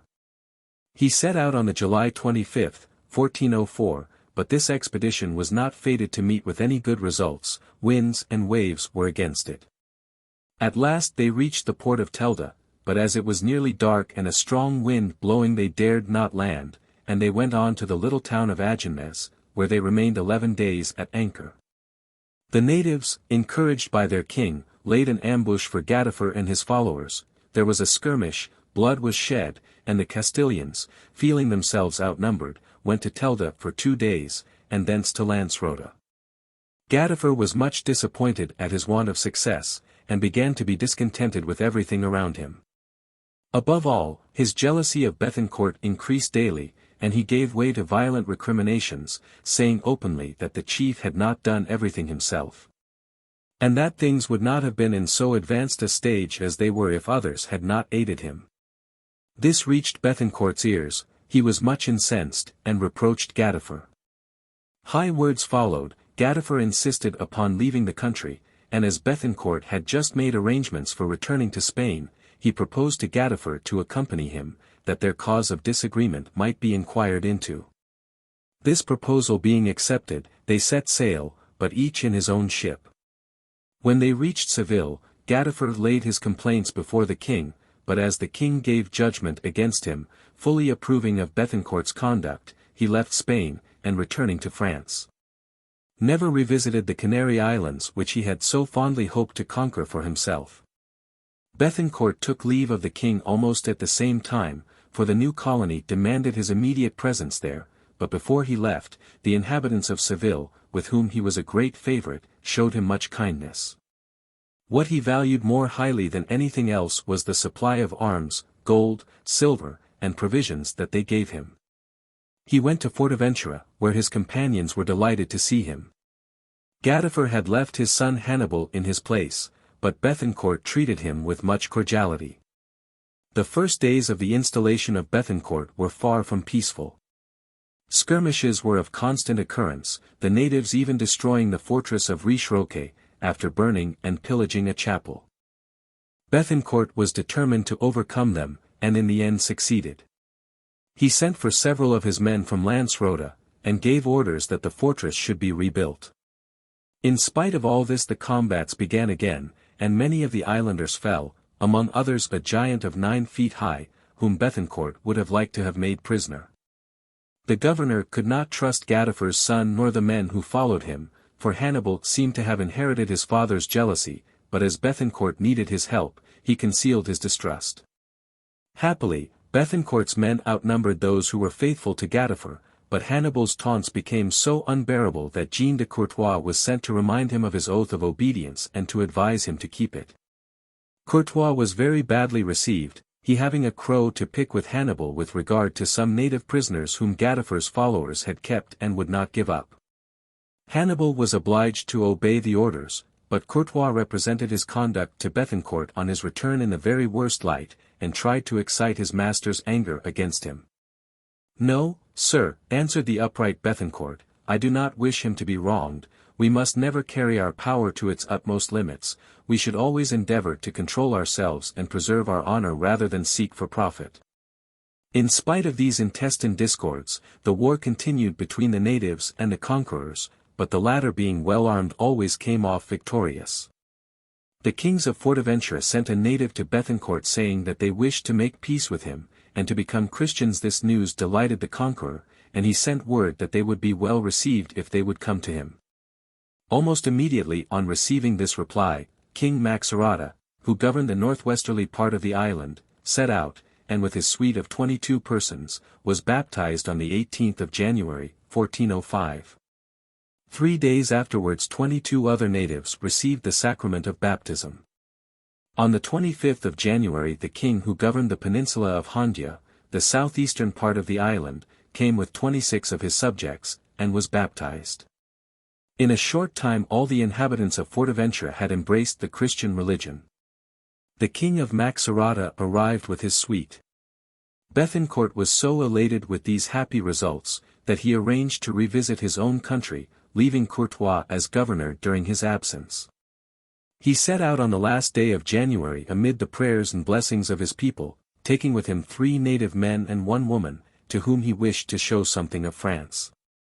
He reached Harfleur in 21 days, and 2 days later was at his own house, where he only intended making a short stay, and then returning to the Canary Islands. He met with a very warm reception from everybody. One of his chief motives in returning to France was the hope of finding people of all classes ready to return with him, on the promise of grants of land in the island. He succeeded in finding a certain number of emigrants, amongst whom were 28 soldiers, of whom 23 took their wives. 2 vessels were prepared to transport the party, and the 6th of May was the day named for them to set out. On the 9th of May they set sail, and landed on Lancerota just 4 mouths and a half after Bethencourt had quitted it. He was received with trumpets, clarionets, tambourines, harps, and other musical instruments. Thunder could scarcely have been heard above the sound of this music.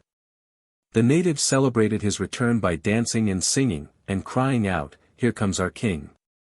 Jean de Courtois hastened to welcome his master, who asked him how everything was going on. He replied, "Sir, all is going on as well as possible."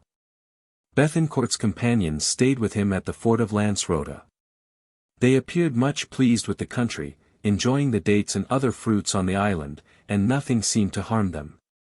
After they had been a short time at Lancerota, Bethencourt went with them to see Fortaventura, and here his reception was as warm as it had been at Lancerota, especially from the islanders and their 2 kings. The king supped with them at the fortress of Richeroque, which Courtois had rebuilt. Bethencourt announced his intention of conquering Gran Canaria Island, as he had done Lancerota and Fortaventura. His hope was that his nephew Machiat, whom he had brought with him from France, would succeed him in the government of these islands, so that the name of Bethencourt might be perpetuated there. He imparted his project to Courtois, who highly approved of it, and added, "Sir, when you return to France, I will go with you. I am a bad husband. It is 5 years since I saw my wife, and, by my troth, she did not much care about it." The 6th of October, 1405, was the day fixed for starting for Gran Canaria, but contrary winds carried the ships towards the African coast, and they passed by Cape Bojador, where Bethencourt landed. He made an expedition 24 miles inland, and seized some natives and a great number of camels that he took to his vessels. They put as many of the camels as possible on board, wishing to acclimatize them in the Canary Islands, and the Baron set sail again, leaving Cape Bojador, which he had the honor of seeing 30 years before the Portuguese navigators. During this voyage from the coast of Africa to Gran Canaria, the 3 vessels were separated in stormy weather, one going to Palma, and another to Fortaventura, but finally they all reached Gran Canaria. This island is 60 miles long and 36 miles broad. At the northern end it is flat, but very hilly towards the south. Firs, dragon trees, olive, fig, and date trees form large forests, and sheep, goats, and wild dogs are found here in large numbers. The soil is very fertile, and produces 2 crops of corn every year, and that without any means of improving it. Its inhabitants form a large body of people, and consider themselves all on an equality. When Bethencourt had landed he set to work at once to conquer the island. Unfortunately his Norman soldiers were so proud of their success on the coast of Africa, that they thought they could conquer this island with its 10,000 natives, with a mere handful of men. Bethencourt, seeing that they were so confident of success, recommended them to be prudent, but they took no heed of this and bitterly they rued their confidence.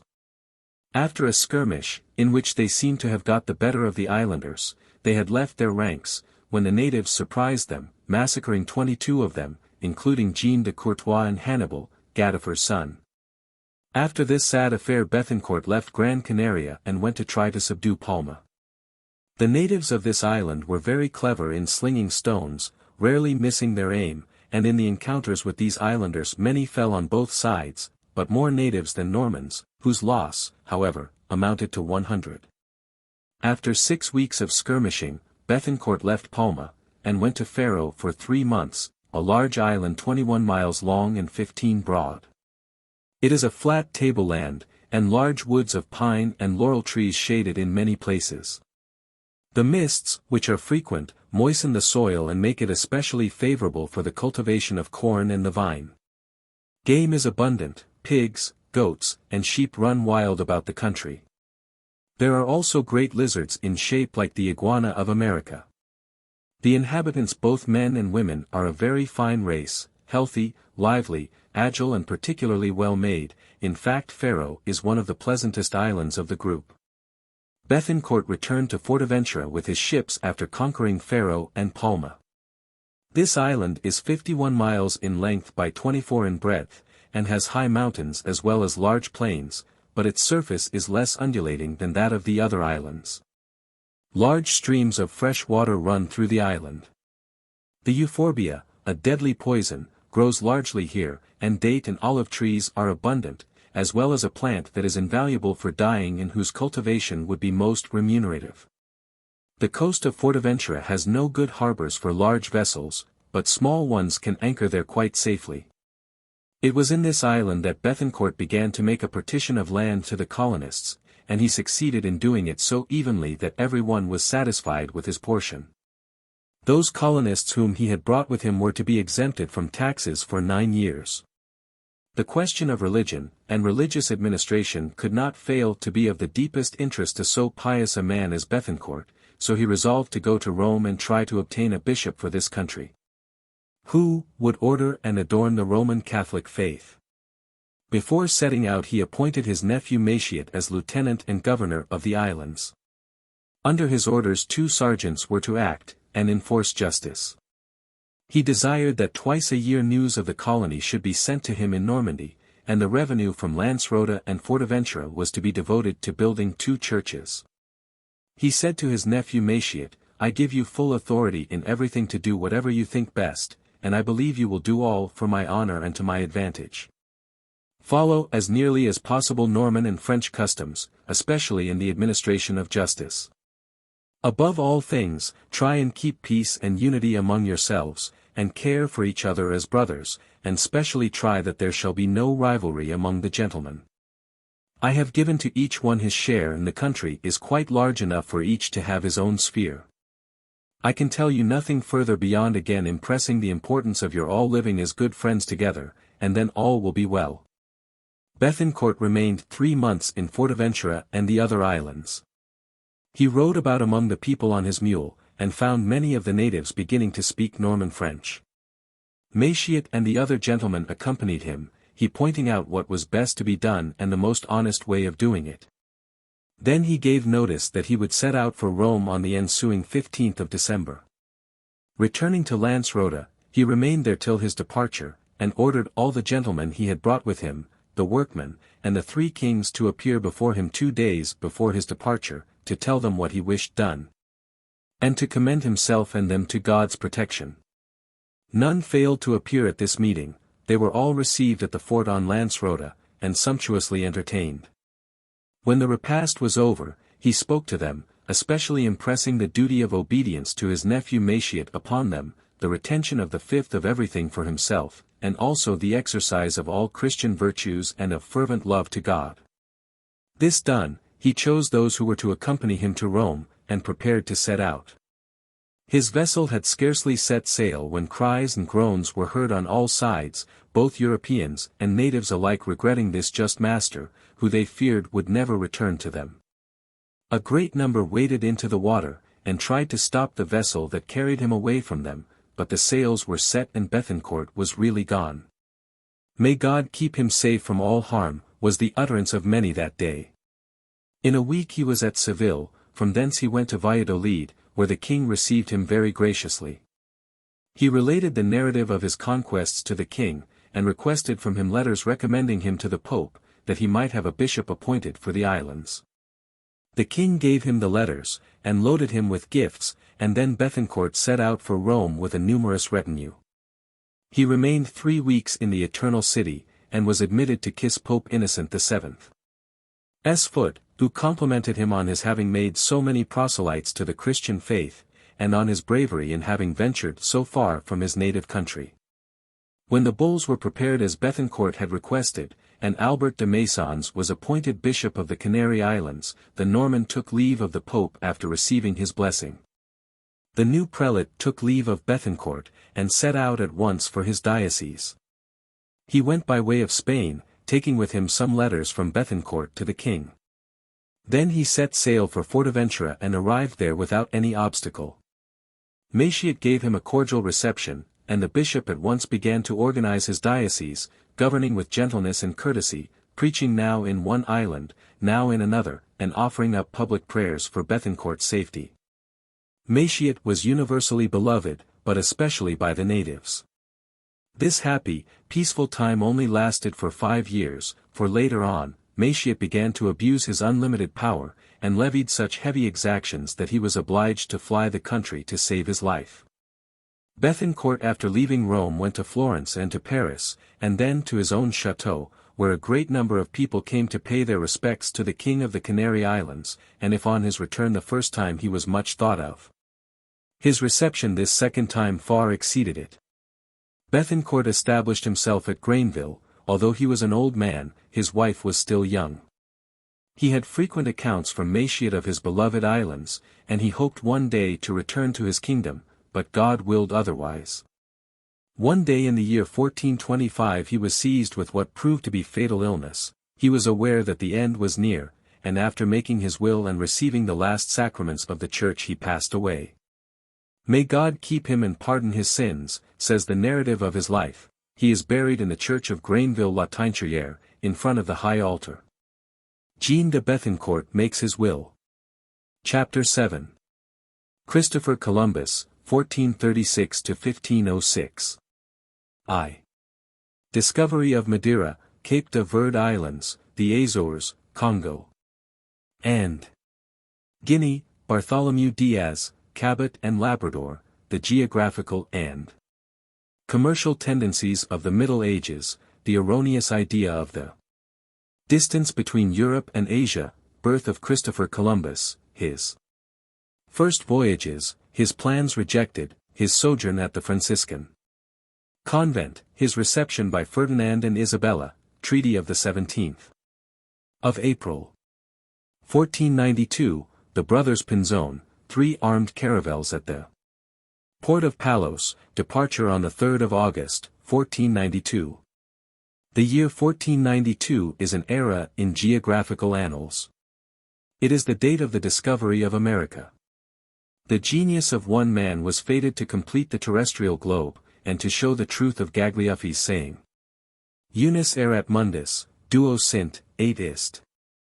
Fur. The old world was to be entrusted with the moral and political education of the new. Was it equal to the task, with its ideas still limited, its tendencies still semi-barbarous, and its bitter religious animosities? We must leave the answer to these questions to the facts that follow. Between the year 1405, when Bethencourt had just accomplished the colonization of the Canary Islands, and the year 1492, what had taken place? We will give a short sketch of the geographical enterprise of the intervening years. A considerable impetus had been given to science by the Arabs, who were soon to be expelled from Spain, and had spread throughout the peninsula. In all the ports, but more especially in those of Portugal, there was much talk of the continent of Africa, and the rich and wonderful countries beyond the sea. 1,000 anecdotes, says Michelet, stimulated curiosity, valor and avarice, every one wishing to see these mysterious countries where monsters abounded and gold was scattered over the surface of the land. A young prince, Don Henry, Duke of Viseu, third son of John I, who was very fond of the study of astronomy and geography, exercised a considerable influence over his contemporaries. It is to him that Portugal owes her colonial power and wealth and the expeditions so repeatedly made, which were vividly described, and their results spoken of as so wonderful, that they may have aided in awakening Columbus' love of adventure. Don Henry had an observatory built in the southern part of the province of Algarve, at Sagres, commanding a most splendid view over the sea, and seeming as though it must have been placed there to seek for some unknown land. He also established a naval college, where learned geographers traced correct maps and taught the use of the mariner's compass. The young prince surrounded himself with learned men, and especially gathered all the information he could as to the possibility of circumnavigating Africa, and thus reaching India. Though he had never taken part in any maritime expedition, his encouragement and care for seamen gave him the sobriquet of the Navigator, by which name he is known in history. 2 gentlemen belonging to Don Henry's court, Juan González Zarco, and Tristram Vaz Teixeira had passed Cape Nun, the terror of ancient navigators. when they were carried out to sea and passed near an island to which they gave the name of Porto Santo. Some time afterwards, as they were sailing towards a black point that remained on the horizon, they came to a large island covered with splendid forests. This was Madeira. Prince Henry of Portugal, the navigator. In 1433, Cape Bojador, which had for long been such a difficulty to navigators, was first doubled by the two Portuguese sailors, Gillians and González Baldaia, who passed more than 40 leagues beyond it. Encouraged by their example, Antonio González, and Nuno Tristram, in 1441, sailed as far as Cape Blanco, a feat, says Faria y Souza, that is generally looked upon as being little short of the labors of Hercules. And they brought back with them to Lisbon some gold dust taken from the Rio del Ouro. In a second voyage Tristram noticed some of the Cape de Verde Islands, and went as far south as Sierra Leone. In the course of this expedition, he bought from some Moors off the coast of Guinea, 10 Negroes, whom he took back with him to Lisbon and parted with for a very high price, they having excited great curiosity. This was the origin of the slave trade in Europe, which for the next 400 years robbed Africa of so many of her people, and was a disgrace to humanity. In 1441, Cota Mosto doubled Cape Verde, and explored a part of the coast below it. About 1446, the Portuguese, advancing further into the open sea than their predecessors, came upon the group of the Azores. From this time all fear vanished, for the formidable line had been passed, beyond which the air was said to scorch like fire. Expeditions succeeded each other without intermission, and each brought home accounts of newly discovered regions. It seemed as if the African continent was really endless, for the further they advanced towards the south, the further the cape they sought appeared to recede. Some little time before this King John II had added the title of Seigneur of Guinea to his other titles, and to the discovery of Congo had been added that of some stars in the southern hemisphere hitherto unknown, when Diogo Cam, in 3 successive voyages, went further south than any preceding navigator, and bore away from Diaz the honor of being the discoverer of the southern point of the African continent. This cape is called Cape Cross, and here he raised a monument called a Padrao or Padrone in memory of his discovery, which is still standing. On his way back, he visited the King of Congo in his capital, and took back with him an ambassador and numerous suite of natives, who were all baptized, and taught the elements of the Christian religion, which they were to propagate on their return to Congo. A short time after Diogo Cam's return in the month of August, 1487, 3 caravels left the Tagus under the command of Bartholomew Diaz, a gentleman attached to the king's household, and an old sailor on the Guinea seas. He had an experienced mariner under him, and the smallest of the 3 vessels freighted with provisions, was commanded by his brother Pedro Diaz. We have no record of the earlier part of this expedition.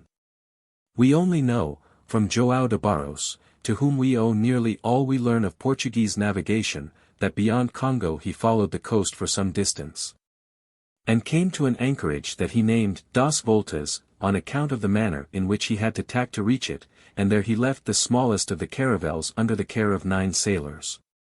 After having been detained here 5 days by stress of weather, Diaz stood out to sea, and took a southerly course, but for 13 days his vessels were tossed hither and thither by the tempest. As he went further south the temperature fell and the air became very cold. At last the fury of the elements abated, and Diaz took an easterly course hoping to sight the land, but after several days had passed, and being in about 42 degrees south latitude, he anchored in the bay, dos Vaqueiros, so named from the numbers of horned animals and shepherds, who fled inland at the sight of the 2 vessels.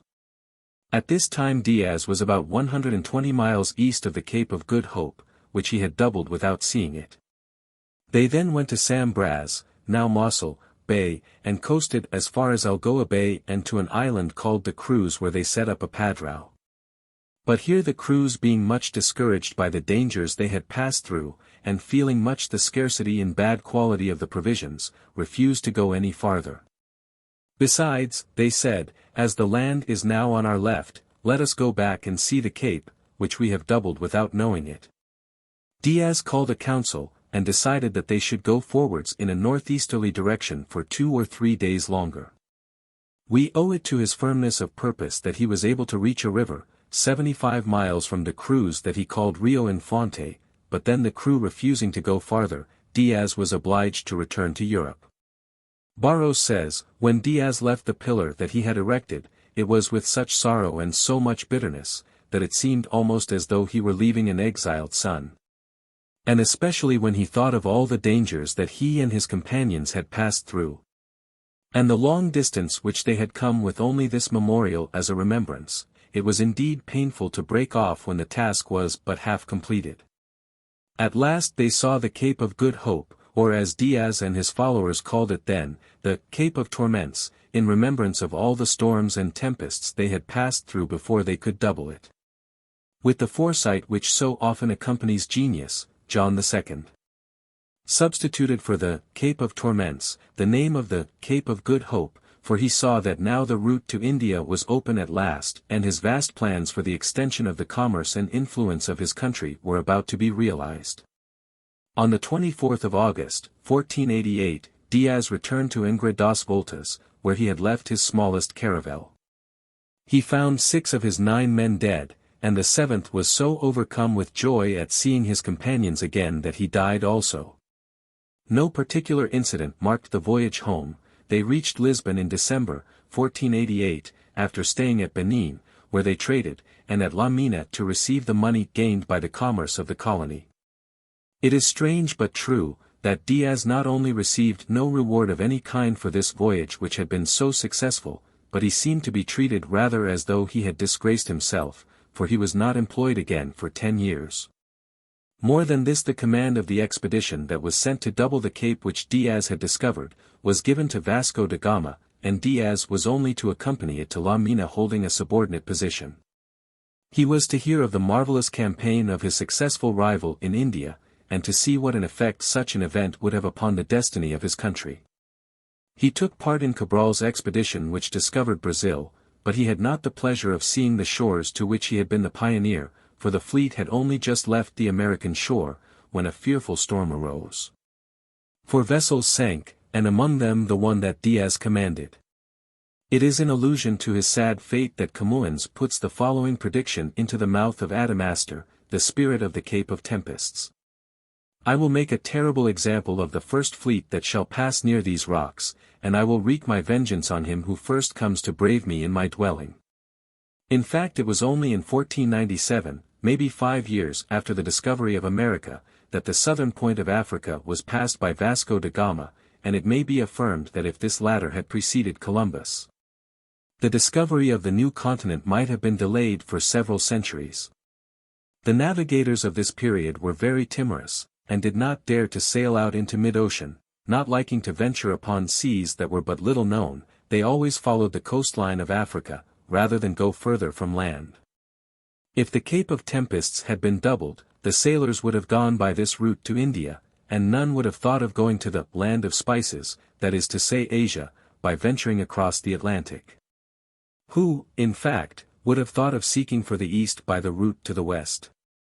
But in truth this was the great idea of that day, for Cooley says, the principal object of Portuguese maritime enterprise in the 15th century was to search for a passage to India by the ocean. The most learned men had not gone so far as to imagine the existence of another continent to complete the equilibrium and balance of the terrestrial globe. Some parts of the American continent had been already discovered, for an Italian navigator Sebastian Cabot had landed on Labrador in 1487, and the Scandinavians had certainly disembarked on this unknown land. The colonists of Greenland, too, had explored Winland, but so little disposition was there at this time to believe in the existence of a new world, that Greenland, Winland, and Labrador were all thought to be a continuation of the European continent. The main question before the navigators of the 15th century was the opening up of an easier communication with the shores of Asia. The route to India, China, and Japan, countries already known through the wonderful narrative of Marco Polo, via Asia Minor, Persia, and Tartary, was long and dangerous. The transport of goods was too difficult and costly for these ways terrestrial ever to become roads for commerce. A more practicable means of communication must be found. Thus all the dwellers on the coasts, from England to Spain, as well as the people living on the shores of the Mediterranean, seeing the great Atlantic Ocean open to their vessels, began to inquire whether indeed this new route might not conduct them to the shores of Asia. The sphericity of the globe being established, this reasoning was correct, for going always westward, the traveler must necessarily at last reach the east, and as to the route across the ocean, it would certainly be open. Who could, indeed, have suspected the existence of an obstacle 9,750 miles in length, lying between Europe and Asia, and called America? We must observe also that the scientific men of the Middle Ages believed that the shores of Asia were not more than 6,000 miles distant from those of Europe. Aristotle supposed the terrestrial globe to be smaller than it really is. Seneca said, "How far is it from the shores of Spain to India? A very few days' sail, should the wind be favorable." This was also the opinion of Strabo. So it seemed that the route between Europe and Asia must be short, and there being such places for ships to touch at as the Azores and Antilles, of which the existence was known in the 15th century. The transoceanic communication promised not to be difficult. This popular error as to distance had the happy effect of inducing navigators to try to cross the Atlantic, a feat which, had they been aware of the 15,000 miles of ocean separating Europe from Asia, they would scarcely have dared to attempt. We must in justice allow that certain facts gave, or seemed to give, reason to the partisans of Aristotle and Strabo for their belief in the proximity of the eastern shores. Thus, a pilot in the service of the King of Portugal, while sailing at 1,350 miles distance from Cape St. Vincent, the southwestern point of the Portuguese province of Algarve, met with a piece of wood ornamented with ancient sculptures, which he considered must have come from a continent not far off. Again, some fishermen had found near the island of Madeira, a sculptured post and some bamboos, which in shape resembled those found in India. The inhabitants of the Azores also, often picked up gigantic pine trees, of an unknown species, and one day 2 human bodies were cast upon their shores, corpses with broad faces, says the chronicler Herrera, and not resembling Christians. These various facts tended to inflame imagination. As in the 15th century men had no knowledge of that great Gulf Stream, which, in nearing the European coasts, brings with it waifs and strays from America, so they could only imagine that these various debris must come from Asia. Therefore, they argued, Asia could not be far off, and the communication between these two extremes of the old continent must be easy. One point must be clearly borne in mind: no geographer of this period had any notion of the existence of a new world. It was not even a desire of adding to geographical knowledge which led to the exploration of the western route. It was the men of commerce who were the leaders in this movement, and who first undertook to cross the Atlantic. Their only thought was of traffic, and of carrying it on by the shortest road. The mariner's compass, invented, according to the generally received opinion, about 1302, by one Flavio Gioja of Amalfi, enabled vessels to sail at a distance from the coasts, and to guide themselves when out of sight of land. Martin Behame, with 2 physicians in the service of Prince Henry of Portugal, had also added to nautical science by discovering the way of directing the voyager's course according to the position of the sun in the heavens, and by applying the astrolabe to the purposes of navigation. These improvements being adopted, the commercial question of the western route increased daily in importance in Spain, Portugal, and Italy, countries in which 3/4 of the science is made up of imagination. There was discussion, there were writings. The excited world of commerce disputed with the world of science. Facts, systems, doctrines, were grouped together. The time was come when there was needed one single intelligence to collect together and assimilate the various floating ideas. This intelligence was found. At length all the scattered notions were gathered together in the mind of one man, who possessed in a remarkable degree genius, perseverance, and boldness. Christopher Columbus. This man was no other than Christopher Columbus, born, probably near Genoa, about the year 1436. We say, probably, for the towns of Cagorio and Nervi dispute with Savona and Genoa, the honor of having given him birth. The date of his birth varies, with different biographers, from 1430 to 1445, but the year 1436 would appear to be the correct one, according to the most reliable documents. The family of Columbus was of humble origin. His father, Dominic Columbus, a manufacturer of woolen stuffs, seems, however, to have been in sufficiently easy circumstances to enable him to give his children a more than ordinarily good education. The young Christopher, the eldest of the family, was sent to the University of Pavia, there to study grammar, Latin, geography, astronomy, and navigation. At 14 years of age Christopher left school and went to sea. From this time until 1487, very little is known of his career. It is interesting to give the remark of Humboldt on this subject, as reported by M. Charton. He said, that he regretted the more this uncertainty about the early life of Columbus when he remembered all that the chroniclers have so minutely preserved for us upon the life of the dog Bessarillo, or the elephant Abulababat, which Heraunau-Rascot sent to Charlemagne. The most probable account to be gathered from contemporary documents and from the writings of Columbus himself, is that the young sailor visited the Levant, the West, the North, England several times, Portugal, the coast of Guinea, and the islands of Africa, perhaps even Greenland, for, by the age of 40, he had sailed to every part that had ever been sailed to before. He was looked upon as a thoroughly competent mariner, and his reputation led to his being chosen for the command of the Genoese galleys, in the war which that republic was waging against Venice. He afterwards made an expedition, in the service of René, King of Anjou, to the coasts of Barbary, and in 1477, he went to explore the countries beyond Iceland. This voyage being successfully terminated, Christopher Columbus returned to his home at Lisbon. He there married the daughter of an Italian gentleman, Bartolomeo Munez Perestrello, a sailor like himself and deeply interested in the geographical ideas of the day. The wife of Columbus, Dona Philippa, was without fortune, and Columbus, having none himself, felt he must work for the support of himself and his family. The future discoverer, therefore, set to work to make picture books, terrestrial globes, maps, and nautical charts, and continued in this employment until 1481, but without at the same time abandoning his scientific and literary pursuits. It seems probable even, that during this period he studied deeply, and attained to knowledge far beyond that possessed by most of the sailors of his time. Can it have been that at this time, the great idea, first arose in his mind? It may well have been so. He was following assiduously the discussions relative to the Western routes, and the facility of communication by the West, between Europe and Asia. His correspondence proves that he shared the opinion of Aristotle as to the relatively short distance separating the extreme shores of the old continent. He wrote frequently to the most distinguished savants of his time.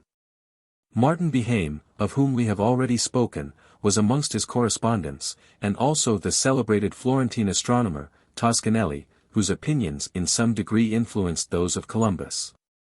A Spanish port. At this time Columbus, according to the portrait of him given by his biographer Washington Irving, was a tall man, of robust and noble presence. His face was long, he had an aquiline nose, high cheekbones, eyes clear and full of fire. He had a bright complexion, and his face was much covered with freckles. He was a truly Christian man, and it was with the liveliest faith that he fulfilled all the duties of the Catholic religion. At the time when Christopher Columbus was in correspondence with the astronomer Toscanelli, he learnt that the latter, at the request of Alfonso V, King of Portugal, had sent to the king a learned memoir upon the possibility of reaching the Indies by the western route. Columbus was consulted, and supported the ideas of Toscanelli with all his influence. But without result, for the King of Portugal, who was engaged at the time in war with Spain, died, without having been able to give any attention to maritime discoveries. His successor, John II, adopted the plans of Columbus and Toscanelli with enthusiasm. At the same time, with most reprehensible cunning, he tried to deprive these two savants of the benefit of their proposition.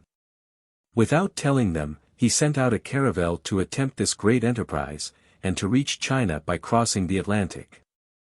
But he had not reckoned upon the inexperience of his pilots, nor upon the violence of the storms which they might encounter. The result was, that some days after their departure, a hurricane brought back to Lisbon the sailors of the Portuguese king. Columbus was justly wounded by this unworthy action, and felt that he could not reckon upon a king who had so deceived him. His wife being dead, he left Spain with his son Diego, towards the end of the year 1484. It is thought that he went to Genoa and to Venice, where his projects of transoceanic navigation were but badly received. Columbus knocks at a convent door. However it may have been, in 1485 we find him again in Spain. This great man was poor, without resources. He traveled on foot, carrying Diego, his little son of 10 years old, in his arms. From this period of his life, history follows him step by step. She no more loses sight of him, and she has preserved to posterity the smallest incidents of this grand existence. We find Columbus arrived in Andalusia, only half a league from the port of Palos.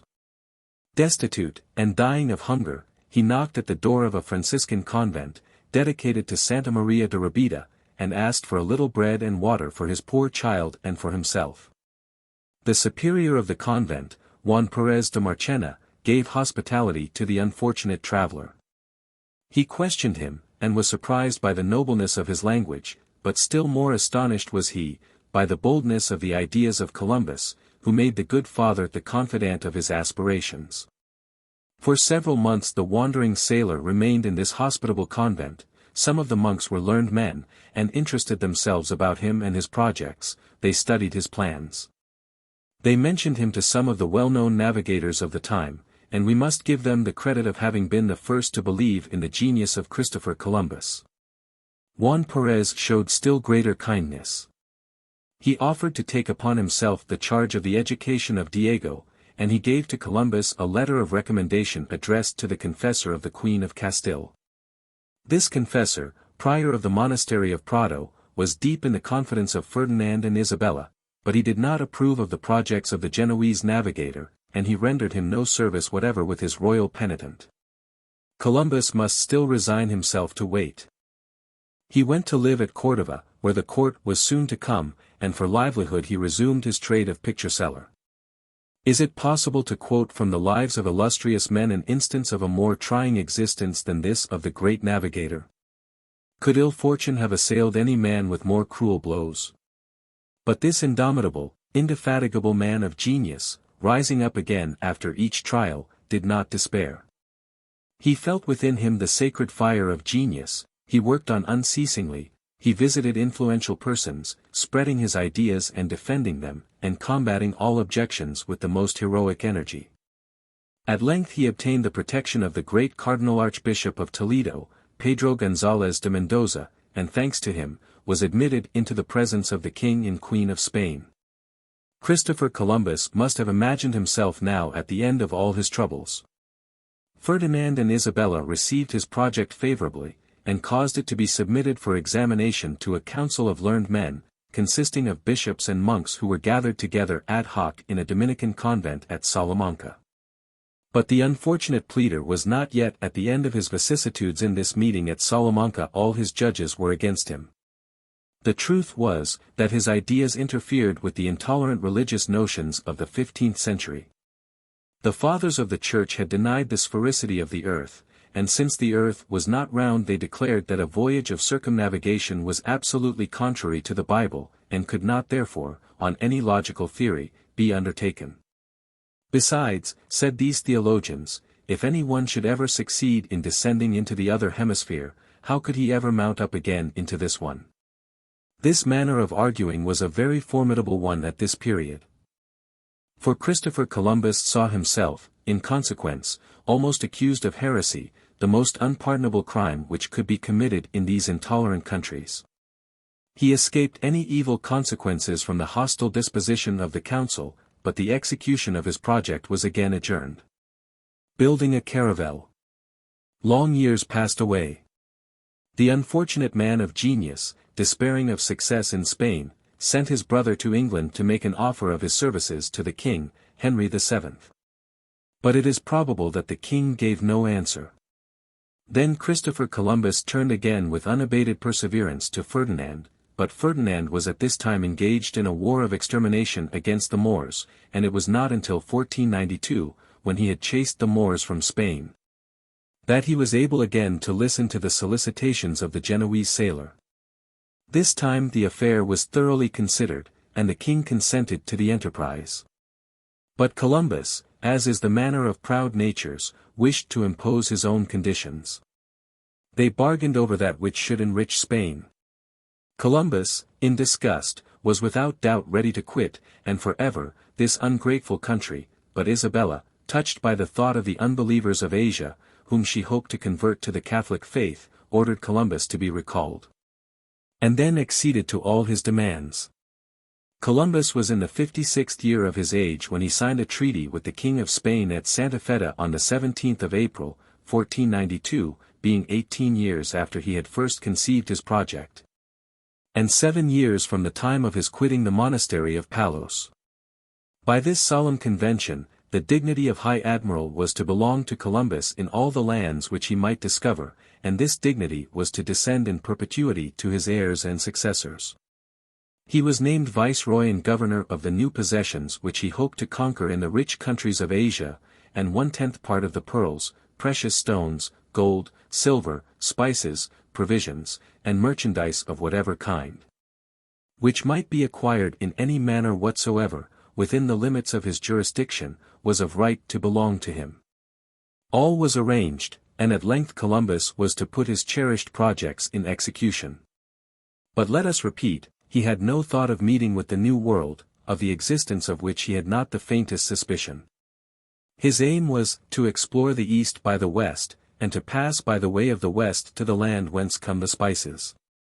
One may even aver that Columbus died in the belief that he had arrived at the shores of Asia, and never knew himself that he had made the discovery of America. But this in no way lessens his glory. The meeting with the new continent was but an accident. The real cause of the immortal renown of Columbus was that audacity of genius which induced him to brave the dangers of an unknown ocean, to separate himself afar from those familiar shores, which, until now, navigators had never ventured to quit. To adventure himself upon the waves of the Atlantic Ocean in the frail ships of the period, which the first tempest might engulf, to launch himself, in a word, upon the deep darkness of an unknown sea. The preparations began, Columbus entering into an arrangement with some rich navigators of Palos, the 3 brothers Pinzon, who made the necessary advances for defraying the expenses of fitting out the ships. 3 caravels, named the Gallega, the Nina, and the Pinta, were equipped in the port of Palos. The Gallega was destined to carry the admiral, who changed her name to the Santa Maria. The Pinta was commanded by Martin Alonso Pinzon, and the Nina by his 2 brothers, Francis Martin, and Vincent Yanez Pinzon. It was difficult to man the ships, sailors generally being frightened at the enterprise, but at last the captain succeeded in getting together 120 men, and on Friday, August 3, 1492, the admiral crossing at 8 o'clock in the morning the bar of Saltes, off the town of Huelva, in Andalusia, adventured himself with his 3 half-decked caravels upon the Atlantic waves. 2. Christopher Columbus. First voyage, the Great Canary, Gamera, magnetic variation, symptoms of revolt, land, San Salvador, taking possession, Conception, Fernandina. Or Great Exuma, Isabella. Or Long Island, the Mucaras, Cuba, description of the island, archipelago of Notre Dame, Hispaniola or San Domingo, Tortuga. Island, the cacique on board the Santa Maria, the caravel of Columbus goes aground and cannot be floated off, island of Monte Cristi, return, tempest, arrival in Spain, homage rendered to Christopher Columbus. During the first day's voyage, the admiral, the title by which he is usually known in the various accounts of his exploits, bearing directly southwards, sailed 45 miles before sunset. Turning then to the southeast, he steered for the Canaries, in order to repair the Pinta, which had unshipped her rudder, an accident caused perhaps by the ill will of the steersman, who dreaded the voyage. 10 days later Columbus cast anchor before the Great Canary Island, where the rudder of the caravel was repaired. 19 days afterwards he arrived before Gamera, where the inhabitants assured him of the existence of an unknown land in the west of the archipelago. He did not leave Gamera until the 6th of September. He had received warning that 3 Portuguese ships awaited him in the open sea, with the intention of barring his passage. However, without taking any heed of this news, he put to sea, cleverly avoided meeting his enemies, and steering directly westward, he lost all sight of land. During the voyage the admiral took care to conceal from his companions the true distance traversed each day. He made it appear less than it really was in the daily abstracts of his observations, that he might not add to the fear already felt by the sailors, by letting them know the real distance which separated them from Europe. Each day he watched the compasses with attention, and it is to him we owe the discovery of the magnetic variation, of which he took account in his calculations. The pilots, however, were much disturbed on seeing the compasses all northwesters, as they expressed it. Christopher Columbus on board his caravel. On the 14th of September the sailors saw a swallow and some tropic birds. The sight of these birds was an evidence of land being near, for they do not usually fly more than about 70 miles out to sea. The temperature was very mild, the weather magnificent, the wind blew from the east and wafted the caravels in the desired direction. But it was exactly this continuance of east wind which frightened the greater part of the sailors, who saw in this persistence, so favorable for the outward voyage, the promise of a formidable obstacle to their return home. On the 16th of September some tufts of seaweed, still fresh, were seen floating on the waves. But no land was to be seen, and this seaweed might possibly indicate the presence of submarine rocks, and not of the shores of a continent. On the 17th, 35 days after the departure of the expedition, floating weeds were frequently seen, and upon one mass of weed was found a live crayfish, a sure sign this of the proximity of land. During the following days a large number of birds, such as gannets, sea swallows, and tropic birds, flew around the caravels. Columbus turned their presence to account as a means of reassuring his companions, who were beginning to be terribly frightened at not meeting with land after 6 weeks of sailing. His own confidence never abated, but putting firm trust in God, he often addressed energetic words of comfort to those around him, and made them each evening chant the Salve Regina, or some other hymn to the Virgin. At the words of this heroic man, so noble, so sure of himself, so superior to all human weaknesses, the courage of the sailors revived, and they again went onwards. We can well imagine how anxiously both officers and men scanned the western horizon towards which they were steering. Each one had a pecuniary motive for wishing to be the first to descry the new continent, King Ferdinand having promised a reward of 10,000 maravedis, or £400 sterling, to the first discoverer. The latter days of the month of September were enlivened by the presence of numerous large birds, petrels, man-of-war birds, and damiers, flying in couples, a sign that they were not far away from home. So Columbus retained his unshaken conviction that land could not be far off. On the 1st of October, the admiral announced to his companions that they had made 1,272 miles to the west since leaving Faro. In reality, the distance traversed exceeded 2,100 miles, and of this Columbus was quite aware, but persisted in his policy of disguising the truth in this particular. On the 7th of October, the crews were excited by hearing discharges of musketry from the Nina, the commanders of which, the 2 brothers Pinzon, thought they had descried the land. They soon found, however, that they had been mistaken. Still, on their representing that they had seen some parakeets flying in a southwesterly direction, the admiral consented to change his route so far as to steer some points to the south, a change which had happy consequences in the future. For had they continued to run directly westward, the caravels would have been aground upon the great Bahama bank, and would probably have been altogether destroyed. Still the ardently desired land did not appear. Each evening the sun as it went down dipped behind an interminable horizon of water. The crews who had several times been the victims of an optical illusion, now began to murmur against Columbus, the Genoese, the foreigner, who had enticed them so far away from their country. Some symptoms of mutiny had already shown themselves on board the vessels, when, on the 10th of October, the sailors openly declared that they would go no further. In treating of this part of the voyage, the historians would seem to have drawn somewhat upon their imagination. They narrate scenes of serious import which took place upon the admiral's caravel, the sailors going so far as even to threaten his life. They say also, that the recriminations ended by a kind of arrangement, granting a respite of 3 days to Columbus, at the end of which time, should land not have been then discovered, the fleet was to set out on its return to Europe. All these statements we may look upon as pure fiction. There is nothing in the accounts given by Columbus himself which lends them the smallest credibility. But it has been needful to touch upon them, for nothing must be omitted relating to the great Genoese navigator, and some amount of legend mixed up with history does not ill beseem the grand figure of Christopher Columbus. Still, it is an undoubted fact that there was much murmuring on board the caravels, but it would seem that the crews, cheered by the words of the admiral, and by his brave attitude in the midst of uncertainty, did not refuse to do their duty in working the ships.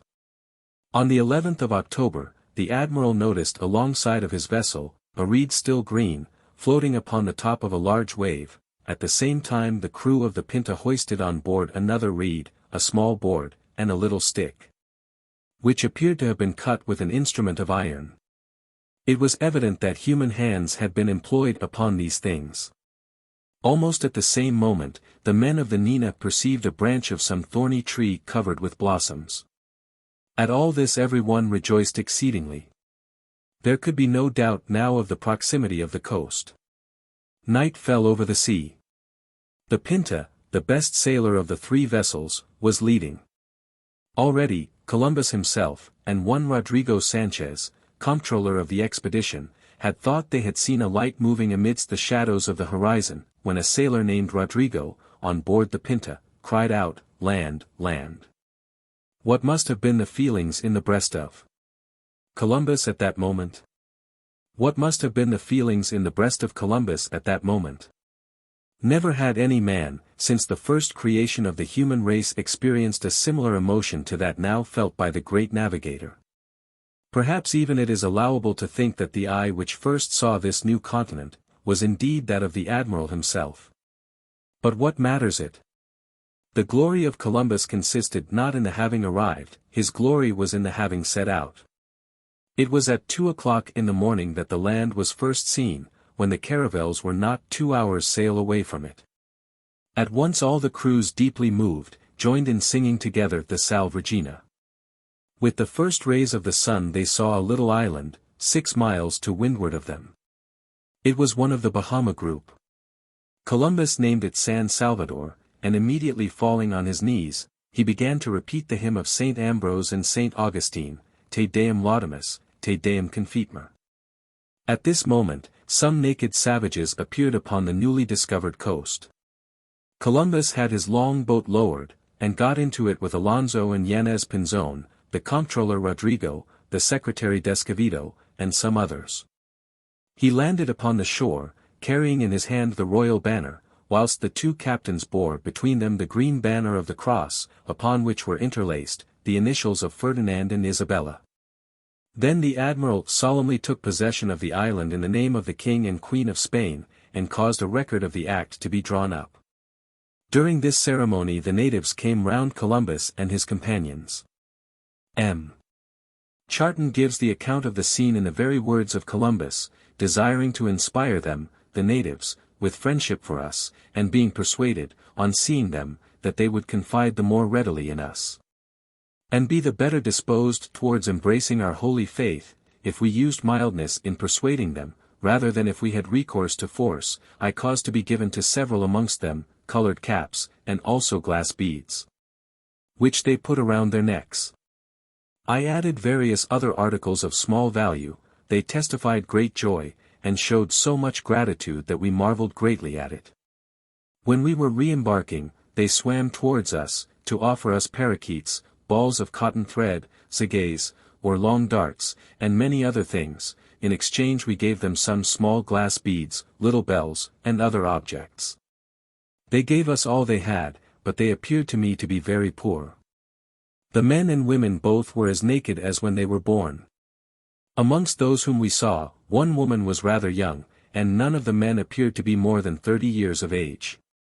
They were well made, their figures handsome, and their faces agreeable. Their hair, coarse as that of a horse's tail, hung down in front as low as their eyebrows, behind it formed a long mass, which they never cut.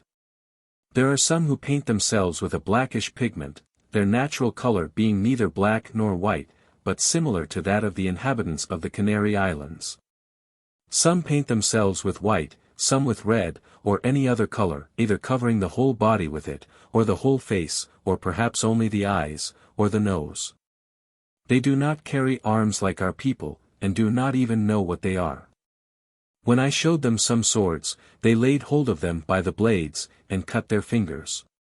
They have no iron, their zagays are sticks, the tip is not of iron, but sometimes made of a fish tooth, or of some other hard substance.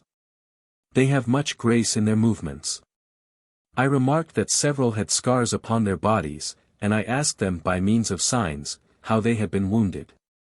They answered in the same manner, that the inhabitants of the neighboring islands had come to attack them, and make them prisoners, and that they had defended themselves. I thought then and I still think that they must have come from the mainland to make them prisoners for slaves, they would be faithful and gentle servants. They seem to have the power of repeating quickly what they hear. I am persuaded that they might be converted to Christianity without difficulty, for I believe that they belong to no sect. When Columbus returned on board, several of the savages swam after his boat. The next day, the 13th, they came in crowds around the ships, on board of enormous canoes shaped out of the trunks of trees. They were guided by means of a kind of baker's shovel, and some of the canoes were capable of holding 40 men. Several natives wore little plates of gold hanging from their nostrils. They appeared much surprised at the arrival of the strangers, and quite believed that these white men must have fallen from the skies. It was with a mixture of respect and curiosity that they touched the garments of the Spaniards, considering them doubtless, a kind of natural plumage. The scarlet coat of the admiral excited their admiration above everything, and it was evident they looked upon Columbus as a parakeet of a superior species. At once they seemed to recognize him as the chief amongst the strangers. So Columbus and his followers visited this new island of San Salvador. They were never tired of admiring the beauty of its situation, its magnificent groves, its running streams, and verdant meadows. The fauna of the island offered little variety. Parakeets of radiant plumage abounded amongst the trees, but they appeared to be the only species of birds upon the island. San Salvador presented an almost flat plateau of which no mountain broke the uniformity. A small lake occupied the center of the island. The explorers imagined that San Salvador must contain great mineral riches, since the inhabitants were adorned with ornaments of gold, but was this precious metal derived from the island itself? Upon this point the admiral questioned one of the natives, and succeeded in learning from him by means of signs, that in turning the island and sailing towards the south, the admiral would find a country of which the king possessed great vessels of gold and immense riches. The next morning, at daybreak, Columbus gave orders to have the ships prepared for sea. He set sail, and steered towards the continent of which the natives had spoken, which, as he imagined, could be none other than Cipango. Here an important observation must be made, showing the state of geographical knowledge at this period, viz. that Columbus now believed himself to have arrived at Asia, Cipango being the name given by Marco Polo to Japan. This error of the admiral, shared in by all his companions, was not rectified for many years afterwards, and thus, as we have already remarked, the great navigator after 4 successive voyages to the islands, died, without knowing that he had discovered a new world. It is beyond doubt that the sailors of Columbus, and Columbus himself, imagined that they had arrived, during that night of the October 12, 1492, either at Japan, or China, or the Indies. This is the reason why America so long bore the name of the Western Indies, and why the aborigines of this continent, in Brazil and in Mexico, as well as in the United States, are still classed under the general appellation of Indians. So Columbus dreamt only of reaching the shores of Japan. He coasted along San Salvador, exploring its western side. The natives, running down to the shore, offered him water and cassava bread, made from the root of a plant called the yucca. Several times the admiral landed upon the coast at different points, and with a sad want of humanity, he carried away some of the natives, that he might take them with him to Spain. Poor men! Already the strangers began to tear them from their country, it would not be long before they began to sell them. At last the caravels lost sight of San Salvador, and were again upon the wide ocean. Fortune had favored Columbus in thus guiding him into the center of one of the most beautiful archipelagos which the world contains. These new lands which he discovered were as a casket of precious stones, which needed only to be opened, and the hands of the discoverer were full of treasures. On the October 15th, at sunset, the flotilla came to anchor near the western point of a second island, at a distance of only 15 miles from San Salvador. This island was named Conception. On the morrow the admiral landed upon the shore, having his men well armed for fear of surprise. The natives, however, proved to be of the same race as those of San Salvador, and gave a kind welcome to the Spaniards. A southeasterly wind having arisen, Columbus soon put to sea again, and 27 miles further westward, he discovered a third island, which he called Fernandina, but which now goes by the name of the Great Exuma. All night they lay to, and next day, the October 17th, large native canoes came off to the vessels. The relations with the natives were excellent, the savages peacefully exchanging fruit, and small balls of cotton for glass beads, tambourines, needles, which took their fancy greatly, and some molasses, of which they appeared very fond. These natives of Fernandina wore some clothing, and appeared altogether more civilized than those of San Salvador. They inhabited houses made in the shape of tents and having high chimneys. The interiors of these dwellings were remarkably clean and well kept. The western side of the island, with its deeply indented shore, formed a grand natural harbor, capable of containing 100 vessels. But Fernandina did not afford the riches so much coveted by the Spaniards as spoils to take back to Europe. There were no gold mines here. The natives who were on board the flotilla always spoke, however, of a larger island, situated to the south and called Sayamito, in which the precious metal was found. Columbus steered in the direction indicated, and during the night of Friday, the 19th of October, he cast anchor near this Sayamito, calling it Isabella. In modern maps it goes by the name of Long Island. According to the natives of San Salvador, there was a powerful king in this island, but the admiral for several days awaited in vain the advent of this great personage. He did not show himself. The island of Isabella was beautiful of aspect, with its clear lakes, and thick forests. The Spaniards were never tired of admiring the new type of nature presented to their view, and of which the intense verdure was wonderful to European eyes. Parakeets in innumerable flocks were flying amongst the thick trees, and great lizards, doubtless iguanas, glided with rapid movements in the high grass. The inhabitants of the island fled at first at the sight of the foreigners, but soon becoming bolder, they trafficked with the Spaniards in the productions of their country. Still Columbus held firmly to the notion of reaching the shores of Japan. The natives had mentioned to him a large island a little to the west which they called Cuba, and this the admiral supposed must form part of the kingdom of Cipango. He felt little doubt but that he would soon arrive at the town of Quinsay, or Hangzhou, formerly the capital of China. With this object, as soon as the winds permitted, the fleet weighed anchor. On Thursday, the 25th of October, 7 or 8 islands lying in a straight line were sighted. These were probably the Mucaras. Columbus did not stop to visit them, and on the Sunday he came in sight of Cuba. The caravels were moored in a river, to which the Spaniards gave the name of San Salvador. After a short stay, they sailed again towards the west, and entered a harbor situated at the mouth of a large river which was afterwards called the harbor of Las Nuevidades del Príncipe. Numerous palm trees were growing upon the shores of the island, having leaves so broad that only one was required for roofing a native hut.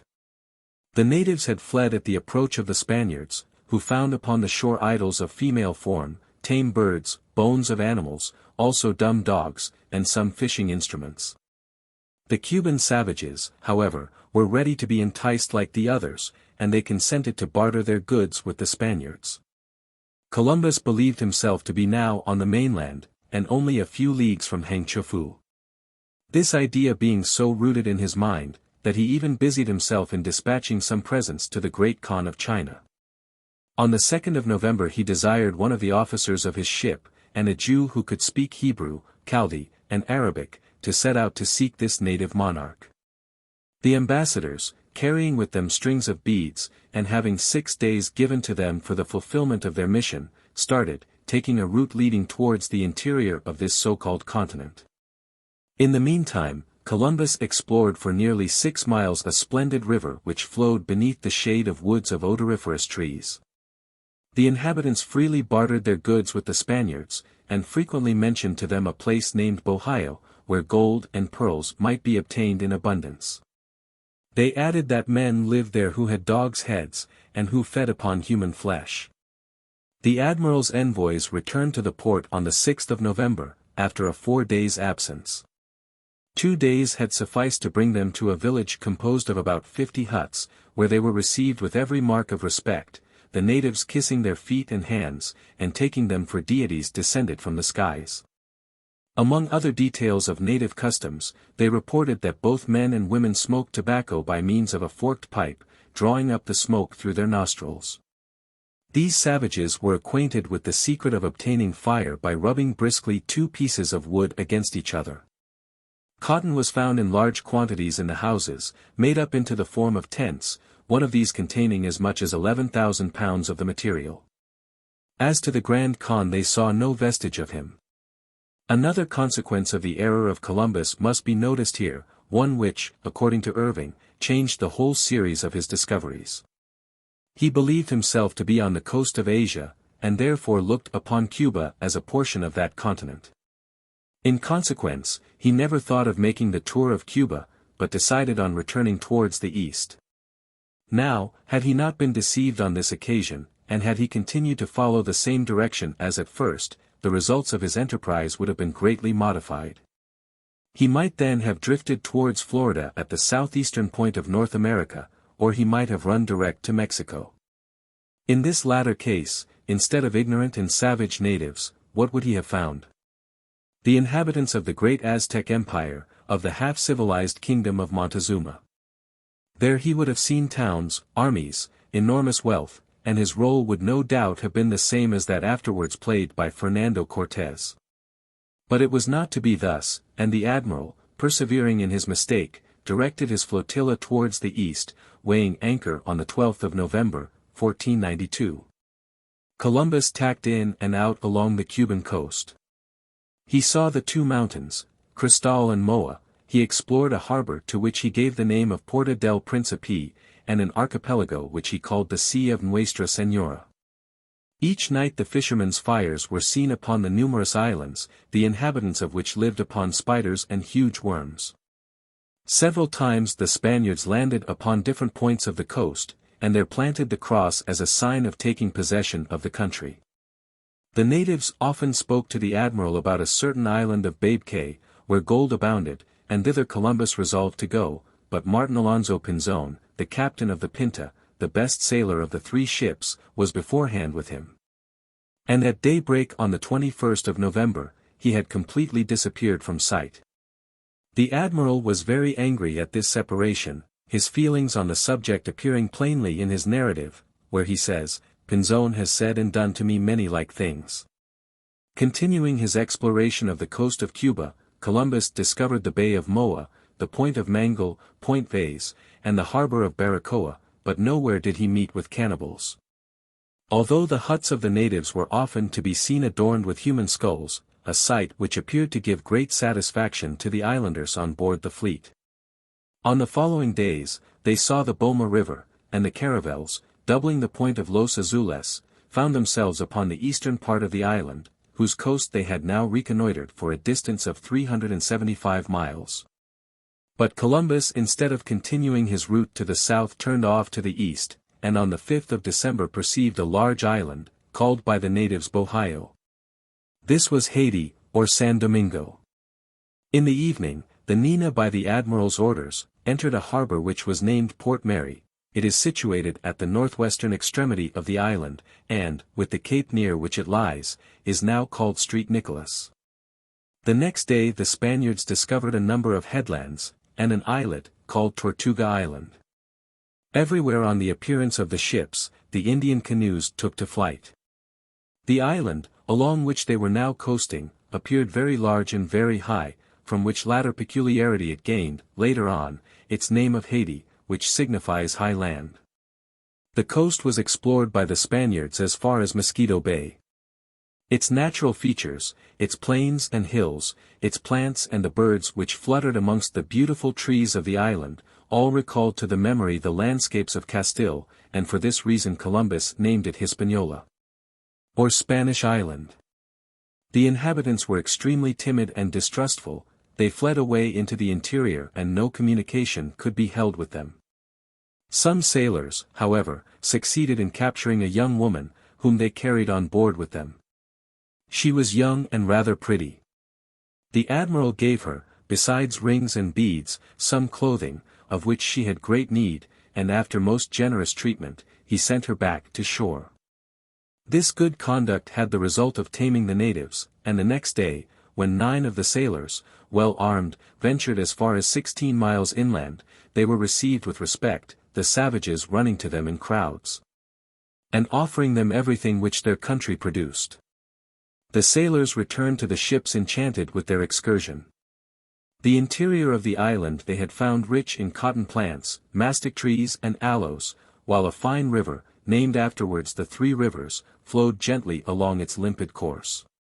On December 15, Columbus again set sail, and was carried by the wind towards Tortuga Island, upon which he saw a navigable stream of water, and a valley so beautiful that he called it the Vale of Paradise.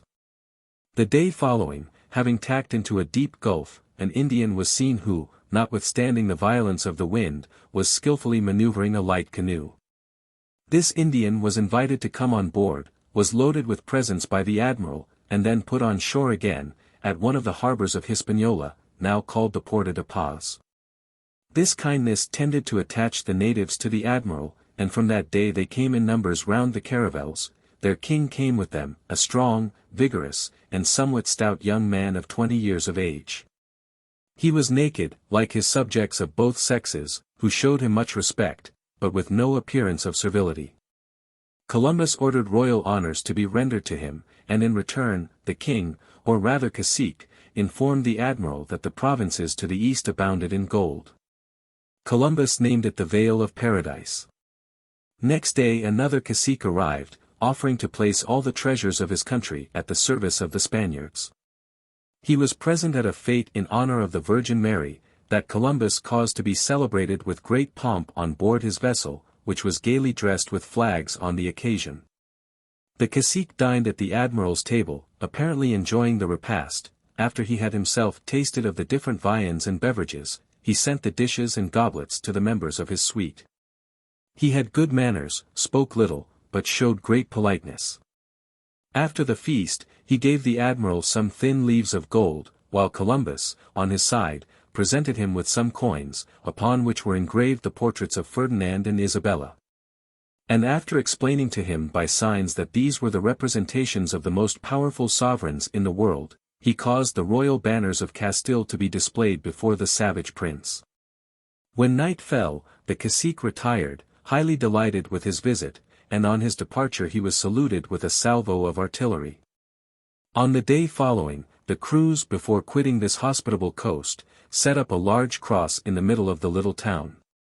In issuing from the gulf formed by Tortuga Island and Hispaniola, they discovered several harbors, capes, bays, and rivers, at the point of Limba, a small island which Columbus named St. Thomas, and finally, an enormous harbor safe and sheltered, hidden between the island and the Bay of Achill, and to which access was given by a canal surrounded by high mountains covered with trees. The admiral often disembarked upon this coast, the natives receiving him as an ambassador from heaven, and imploring him to remain among them. Columbus gave them quantities of little bells, brass rings, glass beads, and other toys, which they eagerly accepted. A cacique named Guacanagari, reigning over the province of Marine, sent to the admiral a belt adorned with the figure of an animal with large ears, of which the nose and tongue were made of beaten gold. Gold appeared to be abundant in the island, and the natives soon brought a considerable quantity of it to the strangers. The inhabitants of this part of Hispaniola seemed to be superior in intelligence and appearance to those of that portion of the island which had been first visited. In the opinion of Columbus, the paint, red, black, or white, with which the natives covered their bodies, served to protect them from sunstroke. The huts of these savages were pretty and well built. Upon Columbus questioning them as to the country which produced gold, they always indicated one towards the east, a country which they called Cibao, and which the admiral continued to identify with Cipango or Japan.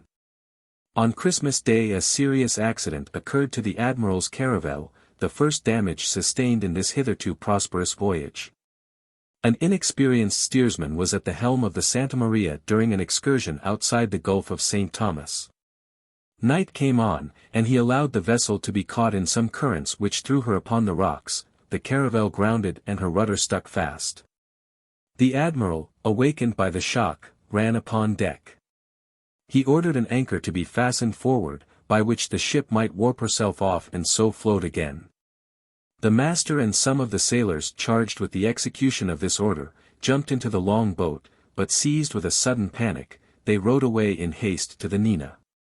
Meantime the tide fell, and the Santa Maria ran further aground. It became necessary to cut away the masts to lighten her, and soon it was evident that everything on board must be removed to the other ship. The cacique Guacanagari, quite understanding the dangerous situation of the caravel, came with his brothers and other relations, accompanied by a great number of the Indians, and helped in unlading the ship.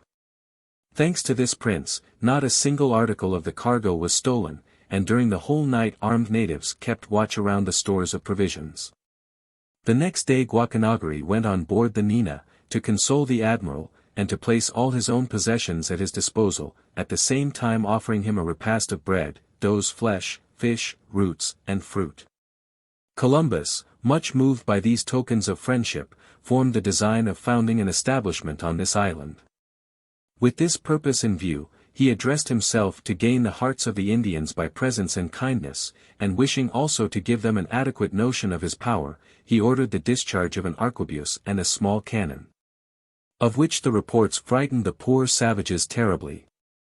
On December 26, the Spaniards commenced the construction of a fort upon this part of the coast, the intention of the admiral being to leave there a certain number of men, with a year's provision of bread, wine, and seed, and to give them the long boat belonging to the Santa Maria. The works at the fort were pushed forward with rapidity. It was also on the 26th that they received news of the Pinta, which had been separated from the flotilla since November 21st. The natives announced that she was at anchor in a river at the extreme point of the island, but a canoe dispatched by Guacanagari returned without having found her. Then Columbus, not wishing to continue his explorations under the present conditions, since the loss of the Santa Maria, which could not be floated again, left him but one caravel, decided to return to Spain. And preparations for the departure began. On the 2nd of January Columbus caused his soldiers to act a mimic battle, greatly to the admiration of the cacique and his subjects. Afterwards the admiral chose out 39 men to form the garrison of the fortress during his absence, naming Rodrigo de Escovedo as their commander. The greater part of the cargo of the Santa Maria was to be left behind with them, for their year's provision. Amongst these first colonists of the New World were included a writer, an alguazil, a cooper, a doctor, and a tailor. These Spaniards were charged with the mission of seeking for gold mines, and of choosing a suitable site for the building of a town. On the 3rd of January, after solemn leave-takings of the cacique and the new colonists, the Nina weighed anchor and sailed out of the harbor. An island was soon discovered, having upon it a very high mountain. To this was given the name of Monte Cristi. Columbus had already sailed for 2 days along the coast, when he was aware of the approach of the Pinta, and very soon her captain, Martin Alonso Pinzon, came on board the Nina, endeavoring to excuse his conduct. The real truth was that Pinzon had taken the lead with the view of being the first to reach the pretended island of Babe Cay, of which the riches had been described in glowing colors by the natives. The admiral was very ready to accept the bad reasons given him by Captain Pinzon, and learned from him that the Pinta had done nothing but coast along the shores of Hispaniola, without discovering any new island. On the 7th of January the ships lay to, to stop a leak which had sprung in the hold of the Nina. Columbus profited by this delay to explore a wide river, situated about 3 miles from Monte Cristi, and which carried so much gold dust along with it, that he gave it the name of the Golden River. The admiral would have desired to visit this part of Hispaniola with greater care, but the crews were in haste to return home, and under the influence of the brothers Pinzon, began to murmur against his authority. On the 9th of January the caravel set sail and steered towards the east-southeast, skirting the coast, and distinguishing by names even its smallest sinuosities. Of such were Point Isabella, the Cape of La Roca, French Cape, Cape Cabron, and the Bay of Samoma, situated at the eastern extremity of the island, where was a port, in which the fleet, being becalmed, came to anchor. At first the relations between the foreigners and the natives were excellent, but a change was suddenly perceived, the savages ceasing to barter, and making some hostile demonstrations, which left no doubt of the bad intentions entertained by them.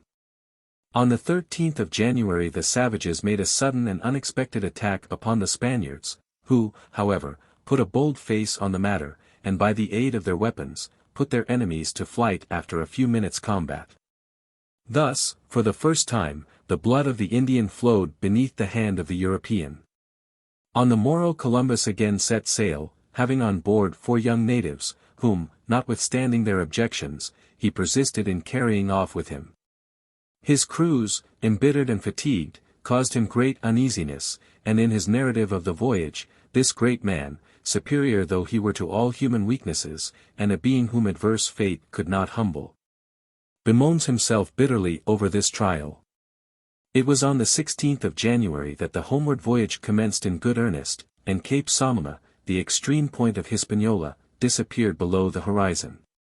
The passage proved a quick one, and no incident is recorded until the 12th of February, when the vessels encountered a fearful storm lasting 3 days, with furious wind, enormous waves, and much lightning from the north-northeast. 3 times did the terrified sailors make a vow of pilgrimage to Saint Mary of Guadalupe, to Our Lady of Loreto, and to St. Clara of Moguer, and at length, in extremity of fear, the whole crew swore to go and pray in their shirts and with naked feet in some church dedicated to the Virgin. But in spite of all, the storm raged with redoubled fury, and even the admiral feared for the result. In case of a catastrophe, he thought it well hastily to write upon a parchment an abstract of his discoveries, with a request that whoever should find the document would forward it to the King of Spain. Wrapping the parchment in oilcloth, he enclosed it in a wooden barrel, which was thrown into the sea. At sunrise on the 15th of February the hurricane abated, the 2 caravels which had been separated by the storm again joined company, and after 3 days they cast anchor at the island of St. Mary, one of the Azores. As soon as they arrived there, the admiral sought to further the accomplishment of the vows made during the storm, and with this object, sent half of his people on shore. But these were unhappily made prisoners by the Portuguese, who did not restore them to liberty for 5 days, notwithstanding the urgent remonstrances made by Columbus. The admiral put to sea again on the 23rd of February. Again the winds were contrary, and again, amidst a violent tempest, he took fresh vows in company with all his crew, promising to fast on the first Saturday which should follow their arrival in Spain. At last, on the 4th of March, the pilots sighted the mouth of the Tagus, in which the Nina took refuge, whilst the Pinta, caught by the wind, was carried away into the Bay of Biscay. The Portuguese welcomed the admiral kindly, the king even admitting him to an audience. Columbus was in haste to return to Spain.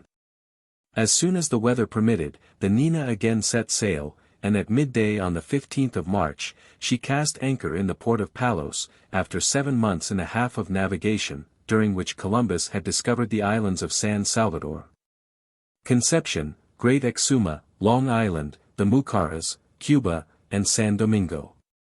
The court of Ferdinand and Isabella was then at Barcelona, whither the admiral was summoned. He set out immediately, taking with him the Indians whom he had brought from the New World. The enthusiasm he excited was extreme. From all parts the people ran to look at him as he passed, rendering him royal honors. His entry into Barcelona was magnificent. The king and queen, with the grandees of Spain, received him with great pomp at the palace of the deputation. He there gave an account of his wonderful voyage, and presented the specimens of gold which he had brought with him. Then all the assembly knelt down and chanted the Te Deum. Christopher Columbus was afterwards ennobled by letters patent, and the king granted him a coat of arms bearing this device: to Castile and Leon, Columbus gives a new world. The fame of the Genoese navigator rang through the whole of Europe. The Indians whom he had brought with him were baptized in presence of the whole court, and thus, the man of genius, so long poor and unknown, had now risen to the highest point of celebrity. 3. Christopher Columbus. Second voyage, flotilla of 17 vessels, island of Faro, Dominica, Marigalante, Guadeloupe, the Cannibals, Montserrat, Santa Maria la Redonda, St. Martin and Santa Cruz, archipelago of the 11,000 Virgins, the island of St. John Baptist, or Puerto Rico, Hispaniola, the first colonists massacred, foundation of the town of Isabella, 12 ships laden with treasure sent to Spain, Fort St. Thomas built in the province of Cibao, Don Diego. Columbus' brother. Named governor of the island, Jamaica, the coast of Cuba, the Remora, returned to Isabella, the cacique made prisoner, revolt of the natives, famine, Columbus traduced in Spain, Juan Aguado sent as commissary to Isabella, gold mines, departure of Columbus, his arrival at Cadiz. The narrative of the adventures of the great Genoese navigator had overexcited the minds of the hearers. Imagination already caught glimpses of golden continents situated beyond the seas. All the passions which are engendered by cupidity were seething in the people's hearts. The admiral, under pressure of public opinion, must set forth again with the most brief delay. He was himself also, eager to return to the theatre of his conquests, and to yet enrich the maps of the day with more new discoveries. He declared himself, therefore, ready to start. The king and queen placed at his disposal a flotilla composed of 3 large ships and 14 caravels. 1,200 men were to sail in them. Several Castilian nobles, with firm faith in the lucky star of Columbus, decided to try their fortune with him beyond seas. In the holds of the vessels were horses, cattle, instruments of all kinds for collecting and purifying gold, grain of various kinds, in a word, everything that might be needful in the establishing an important colony. Of the 10 natives brought to Europe, 5 returned to their country, 3, who were ill, remained behind in Europe, the other 2 were dead. Columbus was named Captain General of the squadron, with unlimited powers. On the 25th of September, 1493, the 17 ships left Cadiz, with all sails set, amidst the acclamations of an immense crowd of people, and on the 1st of October, they cast anchor at the island of Faro, the most westerly of the Canary group. On sailing again, the fleet was favored by wind and sea, and after 23 days of navigation came in sight of new land. At sunrise on the 3rd of November, being the Sunday in the octave of All Saints, the pilot of the flag ship, the Marie Galante, cried out, "Good news, there is land." This land proved to be an island covered with trees. The admiral, thinking it uninhabited, did not stop, but, after passing several scattered islets, he arrived before a second island. The first he named Dominica, the second Marie Galante, names which they retain to the present day. The next day a still larger island was in sight, and, says the narrative of this voyage given by Peter Martyr, the contemporary of Columbus, when they were arrived, they saw it was the island of the infamous cannibals, or Caribbees, of whom they had only heard a rumor during the first voyage. The Spaniards, well armed, landed upon the shore, where they found about 30 circular houses built of wood and covered with palm leaves. In the interior of the huts were suspended hammocks made of cotton. In the center of the village were placed 2 trees or posts around which were entwined the dead bodies of 2 serpents.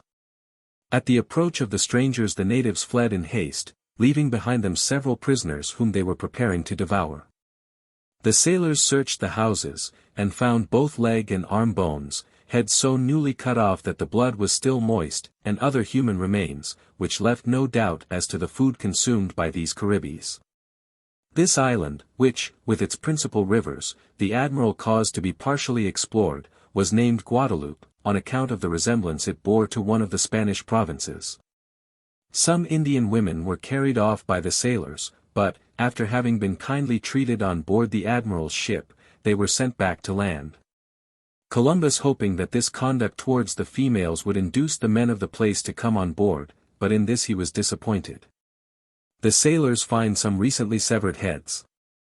On the 8th of November the signal for departure was given, and the whole fleet sailed for Hispaniola, the present San Domingo, and the island upon which Columbus had left 39 of the companions of his first voyage. In turning again towards the north, a large island was discovered, to which the natives who had been kept on board after having been saved from the jaws of the Caribbees, gave the name of Mandanino. They declared that it was inhabited only by women, and as Marco Polo had mentioned an Asiatic country which possessed an exclusively feminine population, Columbus was confirmed in the idea that he was sailing upon the coast of Asia. He felt a great desire to explore this island, but the contrary winds completely prevented his doing so. 30 miles from thence an island was seen surrounded by high mountains. It received the name of Montserrat. On the next day another, which was called Santa Maria la Redonda, and on the day following 2 more islands, Saint Martin and Santa Cruz. The squadron anchored before Santa Cruz, to take in water. There occurred a scene of grave import, reported by Peter Martyr in such expressive words, that we cannot do better than quote them. The admiral, he says, ordered 30 men from his ship to go ashore and explore the island. And these men, being landed on the coast, were aware of 4 dogs and as many young men and women coming towards them, extending their arms in supplication, and praying for help and deliverance from the cruel people. The cannibals on seeing this fled, as in the island of Guadeloupe, and all retired into the forests. And our people remained 2 days on the island to visit it. During that time, those who had remained with the boat saw a canoe coming towards them from a distance, containing 8 men and as many women. To these our people made signs. But they on approaching, began to transpierce ours with their arrows, before they had time to cover themselves with their bucklers, so that one Spaniard was killed by a shaft aimed by a woman, who also transfixed another with a second arrow. These savages had poisoned arrows, the poison being contained in the tip. Amongst them was a woman whom all the others obeyed, bowing before her. And this was, as they conjectured, a queen, having a son of cruel appearance, robust, and with the face of a lion, who followed her. Ours then, considering that it was better to fight hand to hand, than to wait for greater evils in thus fighting at a distance, advanced their boat by rowing, and by so great violence did they make it move forward, that the stern of the said boat came with such velocity, it caused the enemy's canoe to founder. But these Indians, being very good swimmers, without moving themselves either more slowly or more rapidly, did not cease, both men and women, to shoot arrows with all their might, at our people. And they succeeded in reaching, by swimming, a rock covered with the water, upon which they mounted, and still fought manfully. Nevertheless, they were finally taken, and one of them slain, and the son of the queen, pierced in 2 places. When they were taken to the admiral's ship they showed no less ferociousness and atrocity of mien, than if they had been lions of Libya who felt themselves taken in the net. And such were they that no man could have even looked upon them without his heart trembling with horror, so greatly was their look hideous, terrible, and infernal. From all this it is clear that the strife between the Indians and the Europeans was beginning to be serious. Columbus sailed again towards the north, going in the midst of islands, pleasant and innumerable, covered with forests overshadowed by mountains of various hues. This collection of islands was called the archipelago of the 11,000 Virgins. Soon appeared the island of St. John Baptist, now Puerto Rico, a place infested by Caribbees, but cultivated with care, and appearing truly superb from its immense woods. Some sailors landed upon the shore, but only found there a dozen uninhabited huts. The admiral put to sea again, and sailed along the southern coast of Puerto Rico for about 150 miles. On Friday, the 12th of November, Columbus at last reached the island of Hispaniola. With what emotions must he not have been agitated in revisiting the theatre of his first success, in seeking to behold that fortress in which he had left his companions. What might not have happened in the course of a year to those Europeans left alone in this barbarous land? Soon a great canoe, bringing the brother of the cacique Guacanagari, came alongside of the Marie Galante, and the Indian prince springing on board, offered 2 images of gold to the admiral. Still Columbus sought for his fortress, but, although he had anchored opposite its site, there was no trace whatever to be seen of it. With feelings of the deepest anxiety as to the fate of his companions, he went on shore. What was his dismay, when he found nothing left of the fortress but a few ashes. What could have become of his compatriots? Had their lives been the forfeit of this first attempt at colonization? The admiral ordered the simultaneous discharge of the cannon from all the ships to announce his arrival at Hispaniola. But none of his companions appeared. Columbus, in despair, immediately dispatched messengers to the cacique Guacanagari, who, on their return brought sad news. If Guacanagari might be believed, some other caciques, irritated by the presence of the foreigners in their island, had attacked the unfortunate colonists, and had massacred them to the last man. Guacanagari himself had received a wound in endeavoring to defend them, and to corroborate his story he showed his leg enveloped in a cotton bandage. Columbus did not believe in this intervention of the cacique, but, resolving to dissimulate, he welcomed Guacanagari kindly when he came on board the next day. The cacique accepted an image of the Virgin, suspending it on his bosom. He appeared astonished at the sight of the horses which they showed him, these animals having been hitherto quite unknown to himself and his companions. When his visit was over, he returned to the shore, regained the region of mountains, and was seen no more. The admiral then dispatched one of his captains with 300 men under his orders, to scour the country and carry off the cacique. This captain penetrated far into the interior, but found no traces of the cacique, nor of the unfortunate colonists. During this excursion, a great river was discovered, and also a fine sheltered harbor, which was named Port Royal. However, in spite of the bad success of his first attempt, Columbus had resolved to found a new colony upon this island, which appeared to be rich both in gold and silver. The natives constantly spoke of mines situated in the province of Cibao, and in the month of January 2 gentlemen, Alonso de Hojeda and Corvalin, set out accompanied by a numerous escort to verify these assertions. They discovered 4 rivers having auriferous sands, and brought back with them a nugget which weighed 9 ounces. The admiral on seeing these riches was confirmed in his idea that Hispaniola was the famous Ophir, spoken of in the Book of Kings. After looking for a site upon which to build a town, he laid the foundation of Isabella in a spot at the mouth of a river which formed a harbor, and at a distance of 30 miles east from Monte Cristi. On the feast of the Epiphany, 13 priests officiated in the church in presence of an immense crowd of natives. Columbus was now anxious to send news of the colony to the King and Queen of Spain. 12 ships laden with gold collected in the island, and with various specimens of the produce of the soil, were prepared to return to Europe under the command of Captain Torres. This flotilla set sail on the 2nd of February, 1494, and a short time afterwards Columbus sent back one more of the 5 ships which remained to him, with the Lieutenant Bernard of Pisa, against whom he had cause of complaint.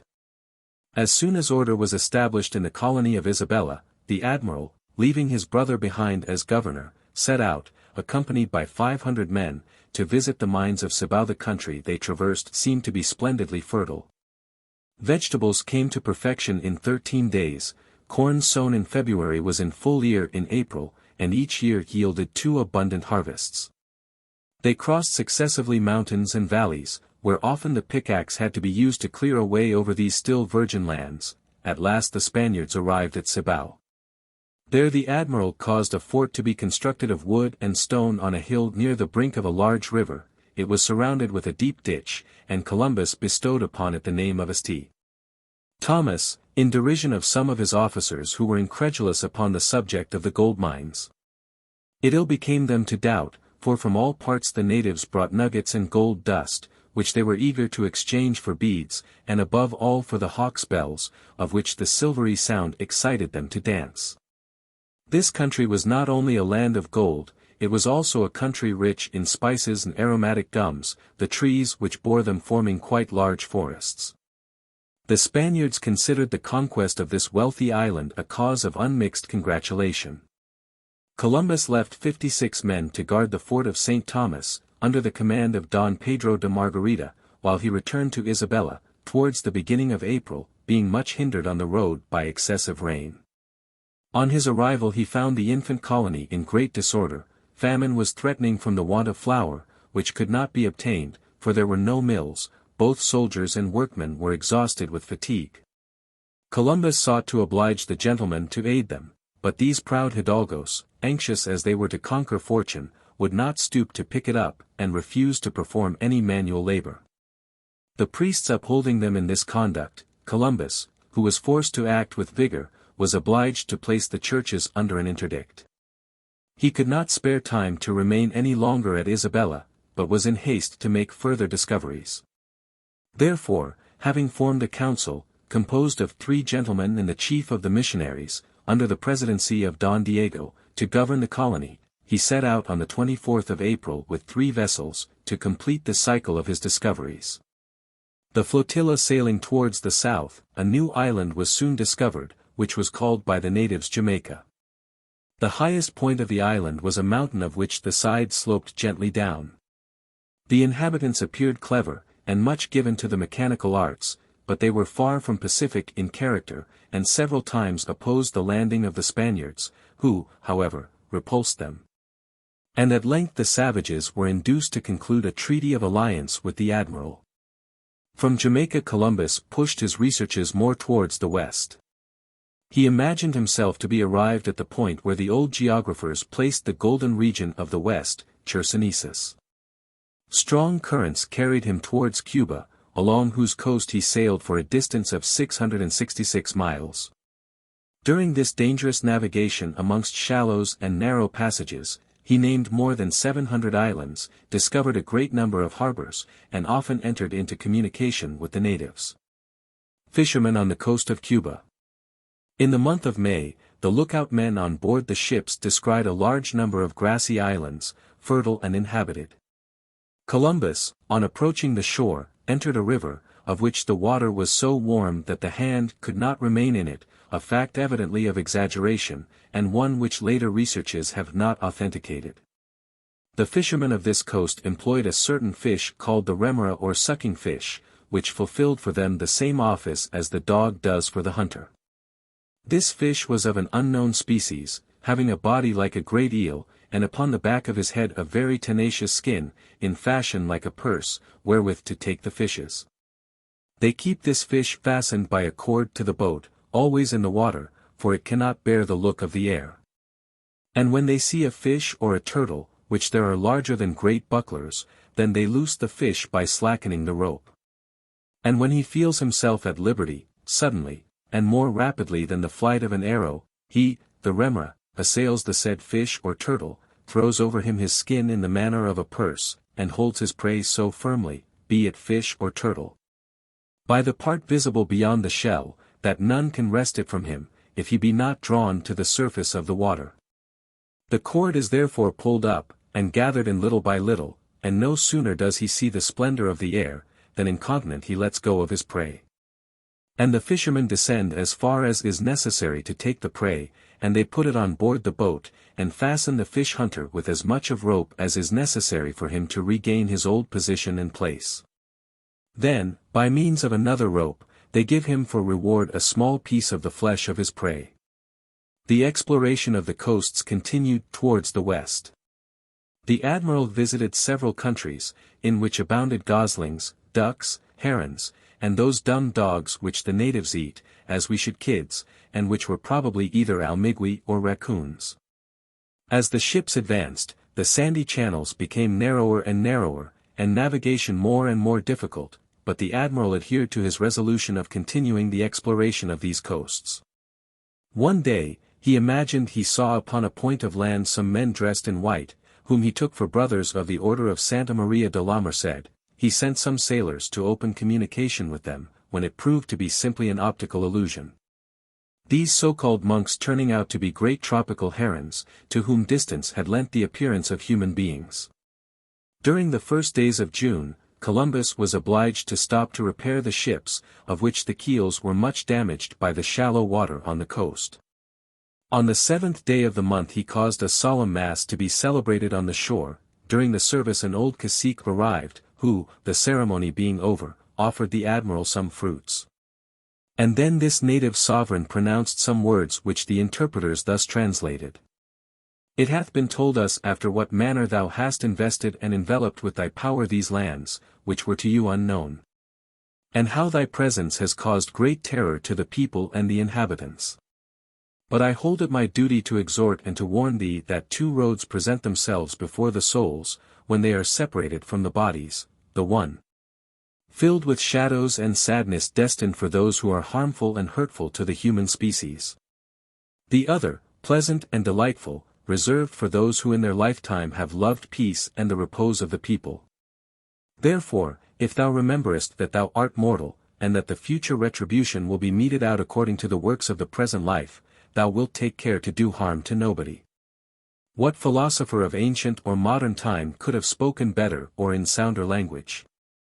All the human side of Christianity is expressed in these magnificent words, and they came from the mouth of a savage. Columbus and the cacique separated, charmed with one another, and the more astonished of the two was not, perhaps, the old native. The rest of his tribe appeared to live in the practice of the excellent precepts indicated by their chief. Land was common property amongst the natives, as much so as sun, air, and water. The meum and tuum, cause of all strife, did not exist amongst them, and they lived content with little. They enjoy the golden age, says the narrative, they protect not their possessions with ditches and hedges, they leave their gardens open. Without laws, without books, without judges, they by nature follow what is right, and hold as bad and unjust whatever sins against, or causes harm to another. Leaving Cuba, Columbus returned towards Jamaica, and sailed along the whole of the southern coast as far as the eastern extremity of the island. His intention was to attack the islands of the Caribbees, and destroy that mischievous brood. But the admiral was at this time seized with an illness, brought on by watching and fatigue, which obliged him to suspend his projects. He was forced to return to Isabella, where, under the influence of good air and repose, and the care of his brother and his friends, he recovered his health. The colony greatly needed his presence. The governor of St. Thomas had aroused the indignation of the natives by his cruel exactions, and had refused to listen to the remonstrances upon the subject addressed to him by Don Diego, the brother of Columbus. He had returned to Isabella from St. Thomas during the absence of the admiral, and he embarked for Spain upon one of the ships which had just brought Don Bartolomeo, the second brother of Columbus, to Hispaniola.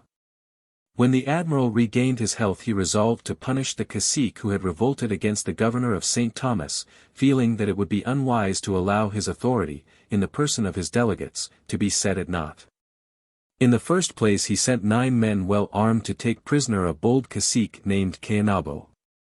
The leader Hojita, with an intrepidity of which we shall have further instances in the future, carried off the cacique from the midst of his own people, and brought him prisoner to Isabella. Columbus afterward sent Cayanabo to Europe, but the ship in which he sailed was wrecked during the voyage, and he was never heard of more.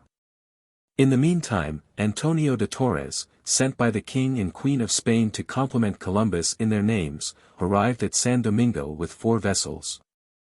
Ferdinand declared himself highly content with the successes of the admiral, and informed him that he was about to establish a monthly service of transport between Spain and Hispaniola. The carrying off of Cayanabo had excited a general revolt amongst the natives, who burned to revenge the chief, so deeply insulted and unjustly carried away. The cacique Guacanagari, notwithstanding the share he had had in the murder of the first colonists, alone remained faithful to the Spaniards. Columbus, accompanied by his brother Bartolomeo and the cacique, marched against the rebels and soon met with an army of natives, the numbers of which, with manifest exaggeration, he places at 100,000 men. However numerous it may have been, this army was quickly routed by a small detachment, composed of 200 infantry, 25 cavalry, and 25 dogs. This victory to all appearance re-established the admiral's authority. The Indians were condemned to pay tribute to the Spaniards, those living near the mines were ordered to furnish every 3 months a small quantity of gold, while the others, more distant, were to contribute 25 pounds of cotton. But rebellion had been only curbed, not extinguished. At the voice of a woman, Anaquona, widow of Caonabo, the natives rose a second time, and even succeeded in drawing over the hitherto faithful Guacanagari to their side. The rebels destroyed all the fields of maize, and everything else which had been planted, and then retired into the mountains. The Spaniards, seeing themselves thus reduced to all the horrors of famine, indulged their anger by terrible reprisals against the natives. It is calculated that 1/3 of the island population perished from hunger, sickness, and the weapons of the companions of Columbus. These unfortunate Indians paid dearly indeed for their intercourse with the conquering Europeans. The good fortune of Columbus was by this time on the wane. While his authority in Hispaniola was continually more and more compromised, his reputation and his character were the objects of violent attack in Europe. The officers whom he had sent back to the mother country, loudly accused him of injustice and cruelty, they even insinuated that he sought to render himself independent of the king. And against all these attacks, Columbus, being absent, could not defend himself. Ferdinand, influenced by this unworthy discourse, chose a commissioner, whom he ordered to proceed to the West Indies and to examine into the truth of the accusations. This gentleman was named Juan Diaguado, and the choice of such a man to fulfill such a mission, possessing as he did a mind both prejudiced and partial, was not a happy one. Aguado arrived at Isabella in the month of October, at the time when the admiral was absent on an exploring expedition, and began at once to treat the brother of Columbus with extreme haughtiness, while Diego on his side, relying upon his title of Governor-General, refused to submit to the commands of the royal commissioner. Aguado soon considered himself ready to return to Spain, although the examination he had made was a most incomplete one, when a fearful hurricane occurred, which sank the vessels which had brought him over in the harbor.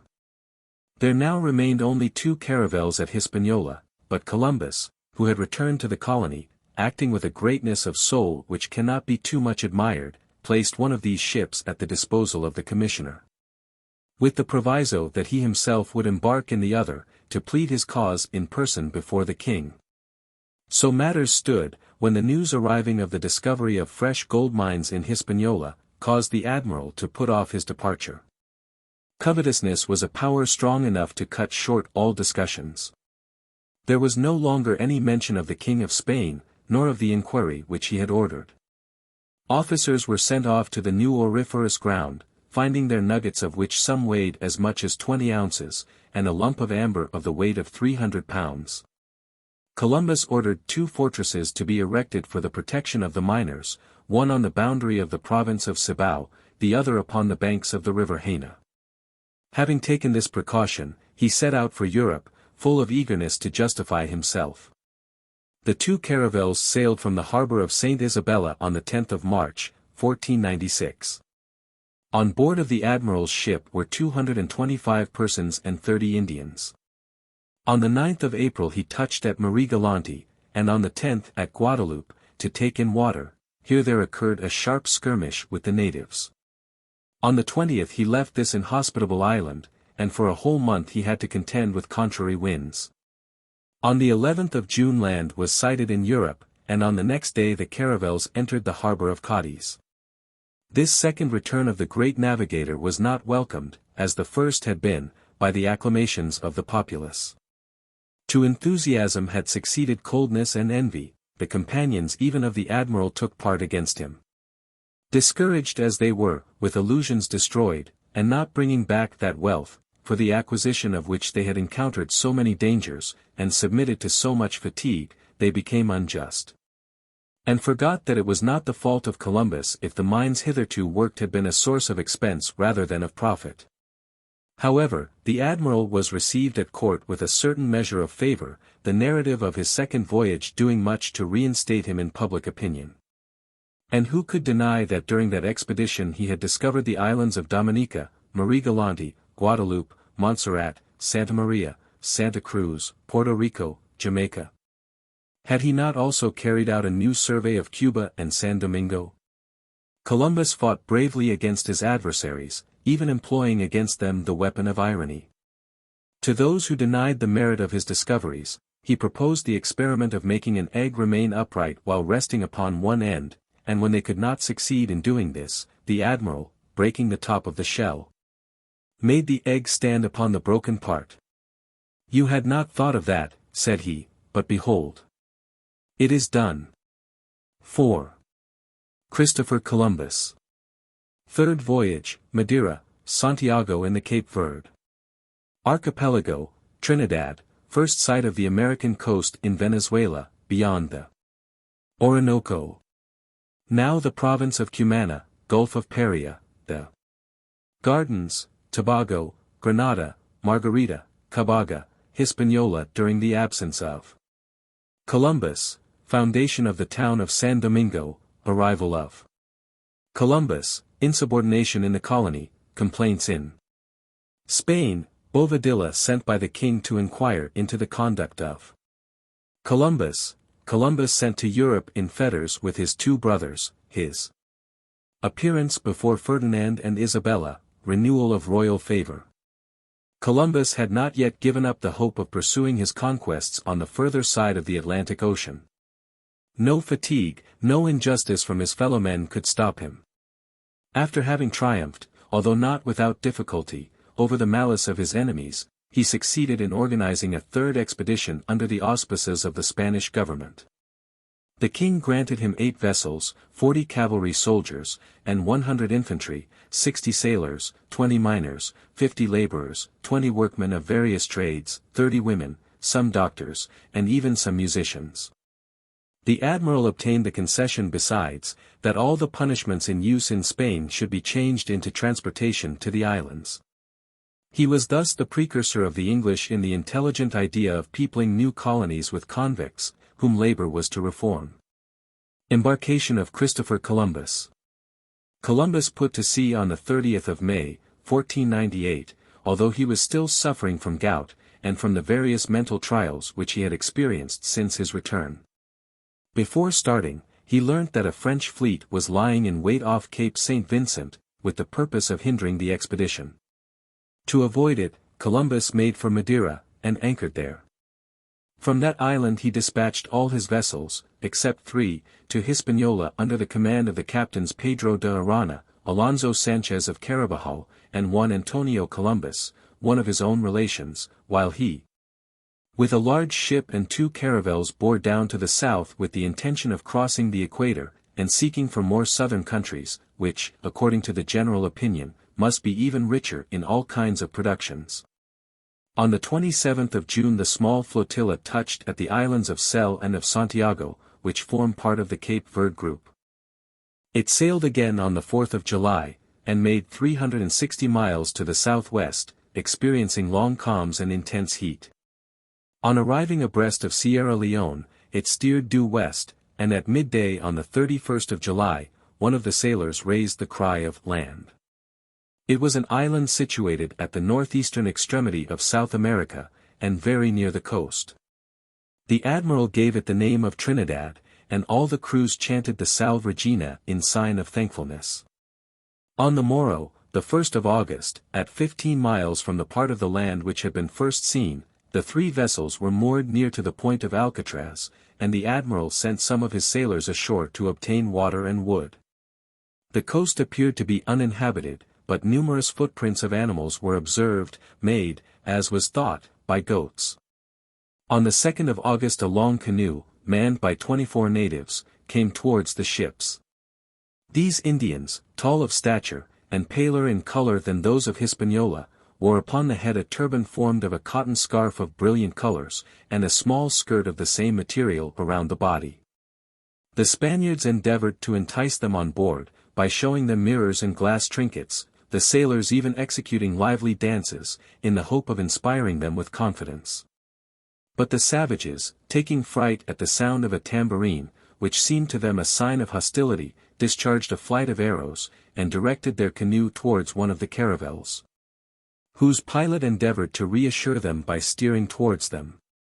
But in vain, the canoe soon made off, and was seen no more. Columbus again set sail, and discovered a new island which he called Gracia. But what he imagined to be an island, was, in reality, a portion of the American coast, and that part of the shore of Venezuela, which, being intersected by the numerous branches of the Orinoco, forms the delta of that river. On this day the continent of America, although unknown to him, was really discovered by Christopher Columbus, in that part of Venezuela which goes by the name of the province of Cumana. Between this coast and the island of Trinidad there is a dangerous gulf, the Gulf of Paria, in which a ship can with difficulty resist the currents which flow towards the west with great rapidity.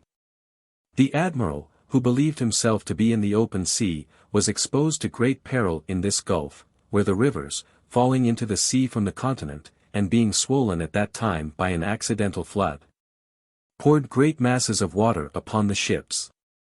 Columbus, in writing to the king and queen, describes this incident in the following terms. Being up on deck, at an advanced hour of the night, I heard a kind of terrible roaring.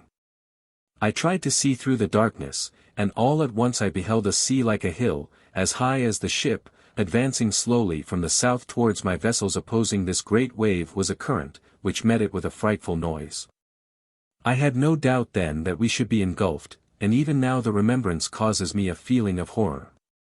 By good fortune, however, the current and the wave passed us, going towards the mouth of the canal, where, after long strife, they gradually sank to rest. Notwithstanding the difficulties of the navigation, Columbus continued to explore this sea, of which the waters became gradually calmer as he sailed northwards. He discovered various headlands, one of them was to the east of the island of Trinidad, and called the Cape of Pera Blanca.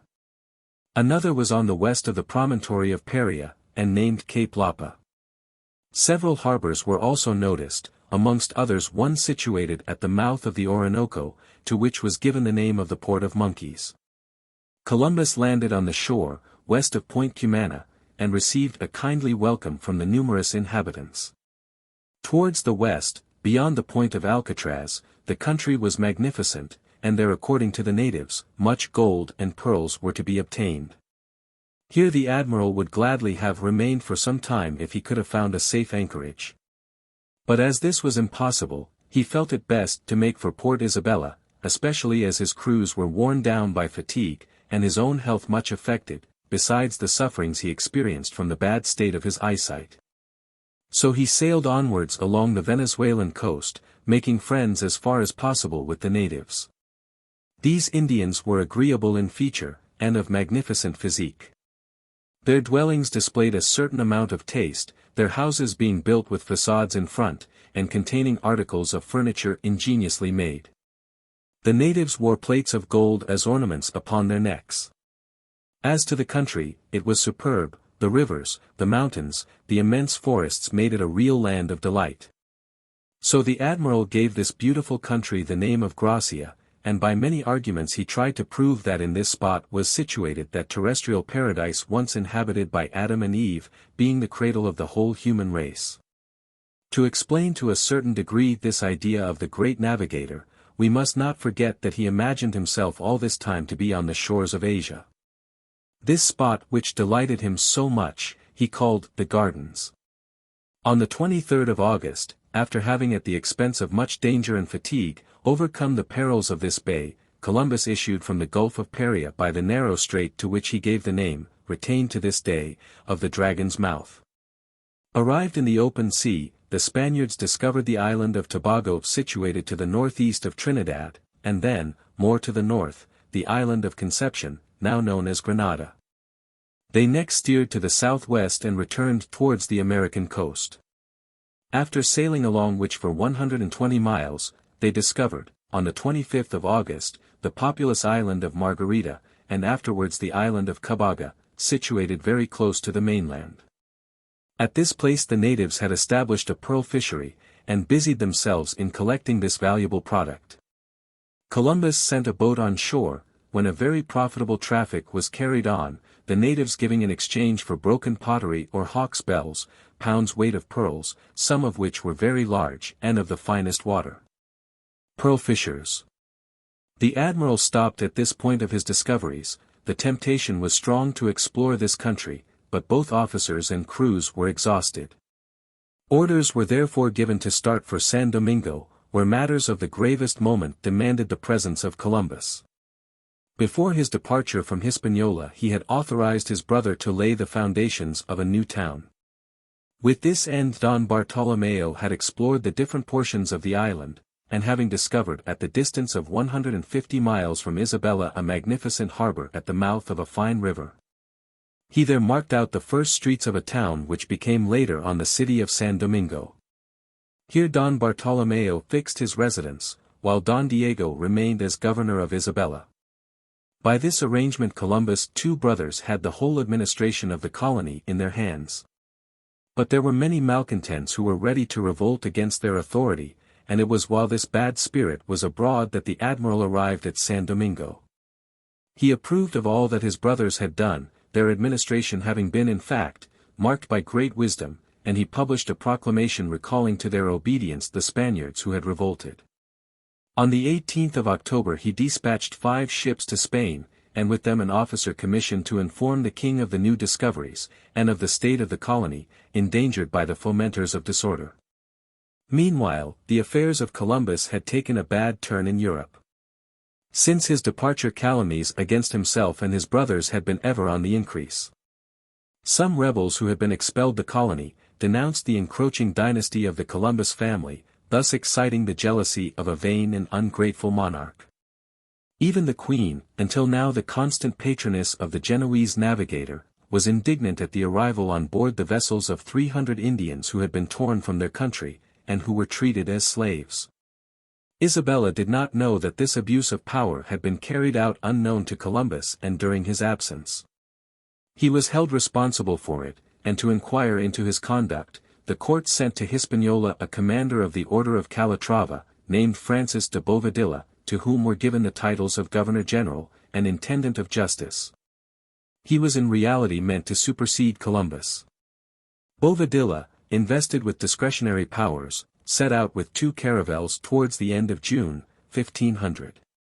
On the 23rd of August, the colonists sighted the 2 ships, which were then endeavoring to enter the harbor of San Domingo. At this time Christopher Columbus and his brother Bartolomeo were absent, engaged in superintending the erection of a fort in the province of Zaragua. Don Diego was commanding in their absence. Bovadilla landed and went to hear mass, displaying during the ceremony a very significant ostentation. Then, having summoned Don Diego before him, he ordered him to resign his office into his hands. The admiral, warned by a messenger of what was occurring, arrived in great haste.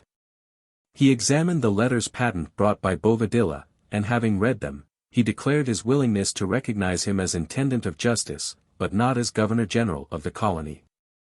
Then Bovadilla gave him a letter from the King and Queen, couched in the following terms. Don Christopher Columbus, our Admiral in the ocean. We have ordered Commander Don Francis Bovadilla to explain to you our intentions. We command you to give credit to, and to execute, whatever he shall order on our part. I, the King, I, the Queen. In this letter, the title of Viceroy appertaining to Columbus by the solemn conventions signed by Ferdinand and Isabella, was not even mentioned. Columbus, suppressing his just indignation, quietly submitted. Then arose against the fallen admiral a whole host of false friends. All those who owed their fortune to Columbus turned against him, accusing him of having desired to render himself independent. Foolish calumnies! How could this idea have occurred to the mind of a foreigner, a Genoese, alone in the midst of a Spanish colony? Bovadilla found the moment propitious for harsh measures. Don Diego was already imprisoned, and the governor soon ordered Don Bartolomeo and Christopher Columbus himself to be put in fetters. The admiral, accused of high treason, was placed with his 2 brothers on board a vessel bound for Spain, under the command of Alfonso de Vallejo. That officer, a man of feeling, and ashamed of the treatment to which Columbus was exposed, wished to strike off his chains, but Columbus refused. He, the conqueror of a new world, would arrive loaded with chains in that kingdom of Spain, which he had so greatly enriched. Columbus bound like a felon. The admiral judged rightly in thus acting, for public opinion was revolted by the sight of him in this depth of humiliation, bound like a felon, and treated as a criminal. Gratitude towards the man of genius asserted itself against the bad passions which had been so unjustly excited, and there arose a cry of indignation against Bovadilla. The king and queen, swayed by the feelings of the people, loudly blamed the conduct of the commander, and addressed an affectionate letter to Columbus, inviting him to present himself at court. Thus a bright day again dawned for Columbus. He appeared before Ferdinand, not as the accused, but as himself the accuser. Then, his fortitude giving way under the remembrance of the unworthy treatment he had experienced, this unfortunate great man wept, and caused those around to weep with him. He pointed proudly to the story of his life. He showed himself to be almost without resources, he whom they accused of ambition, and of enriching himself out of the government of the colony.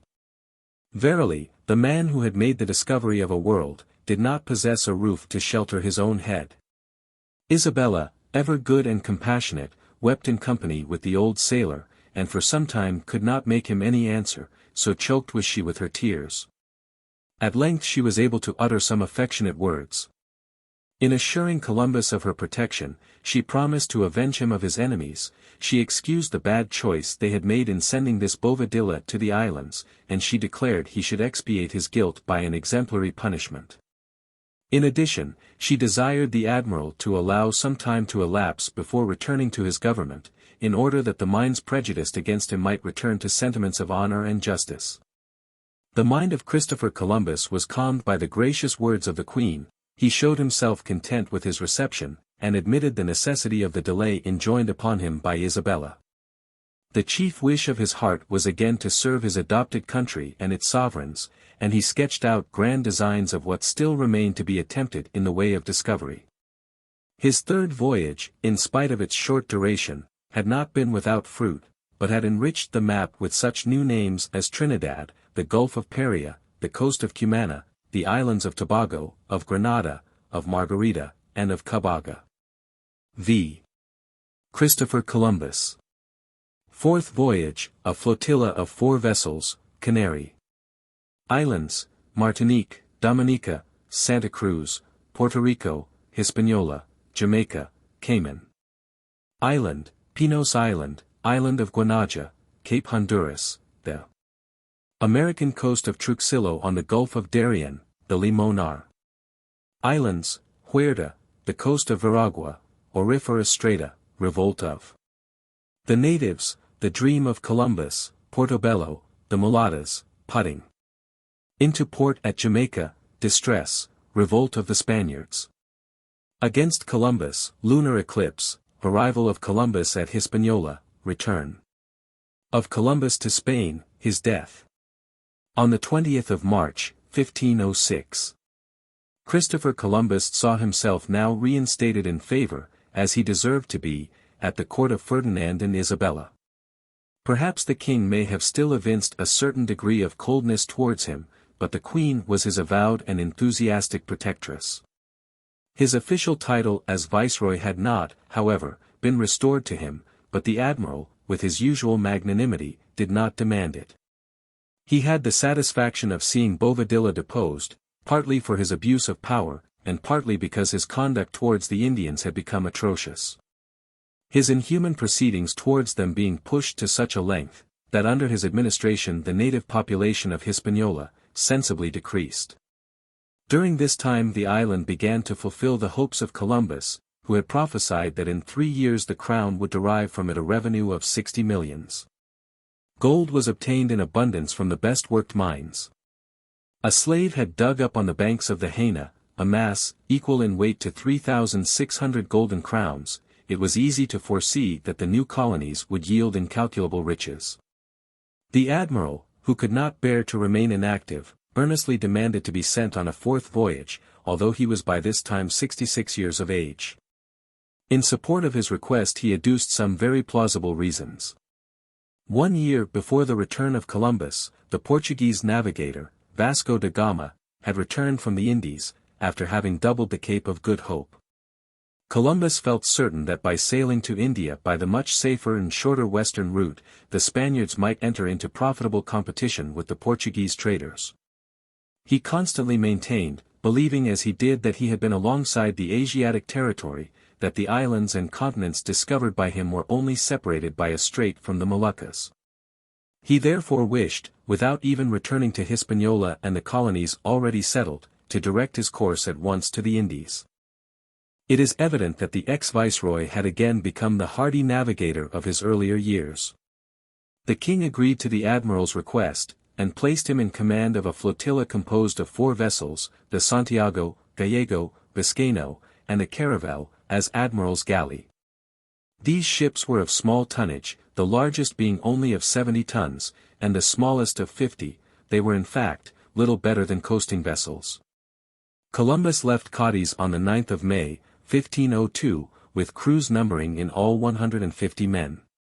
He took with him his brother Bartolomeo, and his son Fernando, the child of his second marriage, and at this time scarcely 13 years old. On the 20th of May, the vessels stopped at Gran Canaria, and on the 15th of June arrived at Martinique, one of the Windward Islands. Afterwards they touched at Dominica, Santa Cruz, and Puerto Rico, and at length, after a prosperous voyage, reached Hispaniola, on the 29th of June. The intention of Columbus, acting on the Queen's advice, was not to land upon the island whence he had been so unworthily expelled, but his badly constructed ship was scarcely seaworthy, and repairs to the keel were greatly needed. Therefore the admiral demanded permission of the governor to enter the harbor. The new governor, successor to Bovadilla, was a just and moderate man, a knight of the order of Alcantara, named Nicholas Ovando. His excessive caution, however, made him fear that the presence of Columbus in the colony might be a cause of disorder. He therefore thought it right to refuse the request. The admiral concealed the indignation which such treatment could not but cause him, and returned good for evil, by offering wise counsel to the governor in the following instance.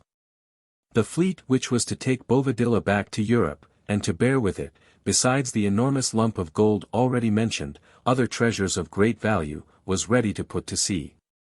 But the weather was very threatening, and Columbus, with a sailor's penetration, having observed the signs of an approaching storm, implored the governor not to expose the ships and passengers to such danger.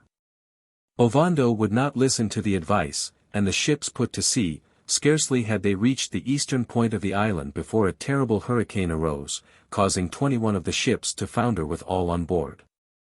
Bovadilla was drowned, and with him the greater part of the enemies of Columbus, but by an exception which may be called providential, the ship which carried the poor remains of the admiral's fortune, escaped destruction. In this storm 10 millions worth of gold and precious stones was engulfed by the ocean. Meanwhile, the 4 caravels of Columbus, denied access to the harbor, had been driven before the storm. They were separated one from the other, and disabled, but they succeeded in meeting together again, and by the 14th of July, the squall had carried them within sight of Jamaica. Arrived there, strong currents bore them towards the islands called the Queen's Garden, and then in the direction of east-southeast. The little flotilla contended for 60 days against the wind without making more than 210 miles, and at length was driven towards the coast of Cuba, which led to the discovery of Cayman and Pinos Islands. Columbus then steered to the southwest, sailing upon seas hitherto unvisited by any European ship, and throwing himself once more into the course of discovery with all the passionate ardor of a navigator. Chance conducted him towards the southern coast of America. He discovered the island of Guanaja, on the 30th of July, and on the 14th of August he touched at Cape Honduras, that narrow strip of land, which, prolonged by the Isthmus of Panama, unites the 2 continents of America. Thus, for the second time Columbus, without being aware of it, approached the real soil of America. For more than 9 months he followed the windings of these shores, in the face of all kinds of perils and difficulties, and succeeded in laying down the chart of the coast from the part since named Truxillo, as far as the Gulf of Darien. Each night he cast anchor, that he might not be driven far from the shore, and at length reached that eastern extremity of the coast where it ends abruptly in the Cape Gracias a Dios. This cape was doubled on the 14th of September, but the ships encountered contrary winds so violent, that even the admiral, himself the oldest sailor of the cruise, had never before experienced the like. He relates this terrible episode in his letter to the King of Spain in the following terms: "During 84 days the waves continued their assaults, nor did my eyes perceive sun, nor stars, nor any planet. The seams of my vessels gaped, my sails were torn, tackle, boats, rigging, all were lost. My sailors, ill and frightened, devoted themselves to the pious duties of religion.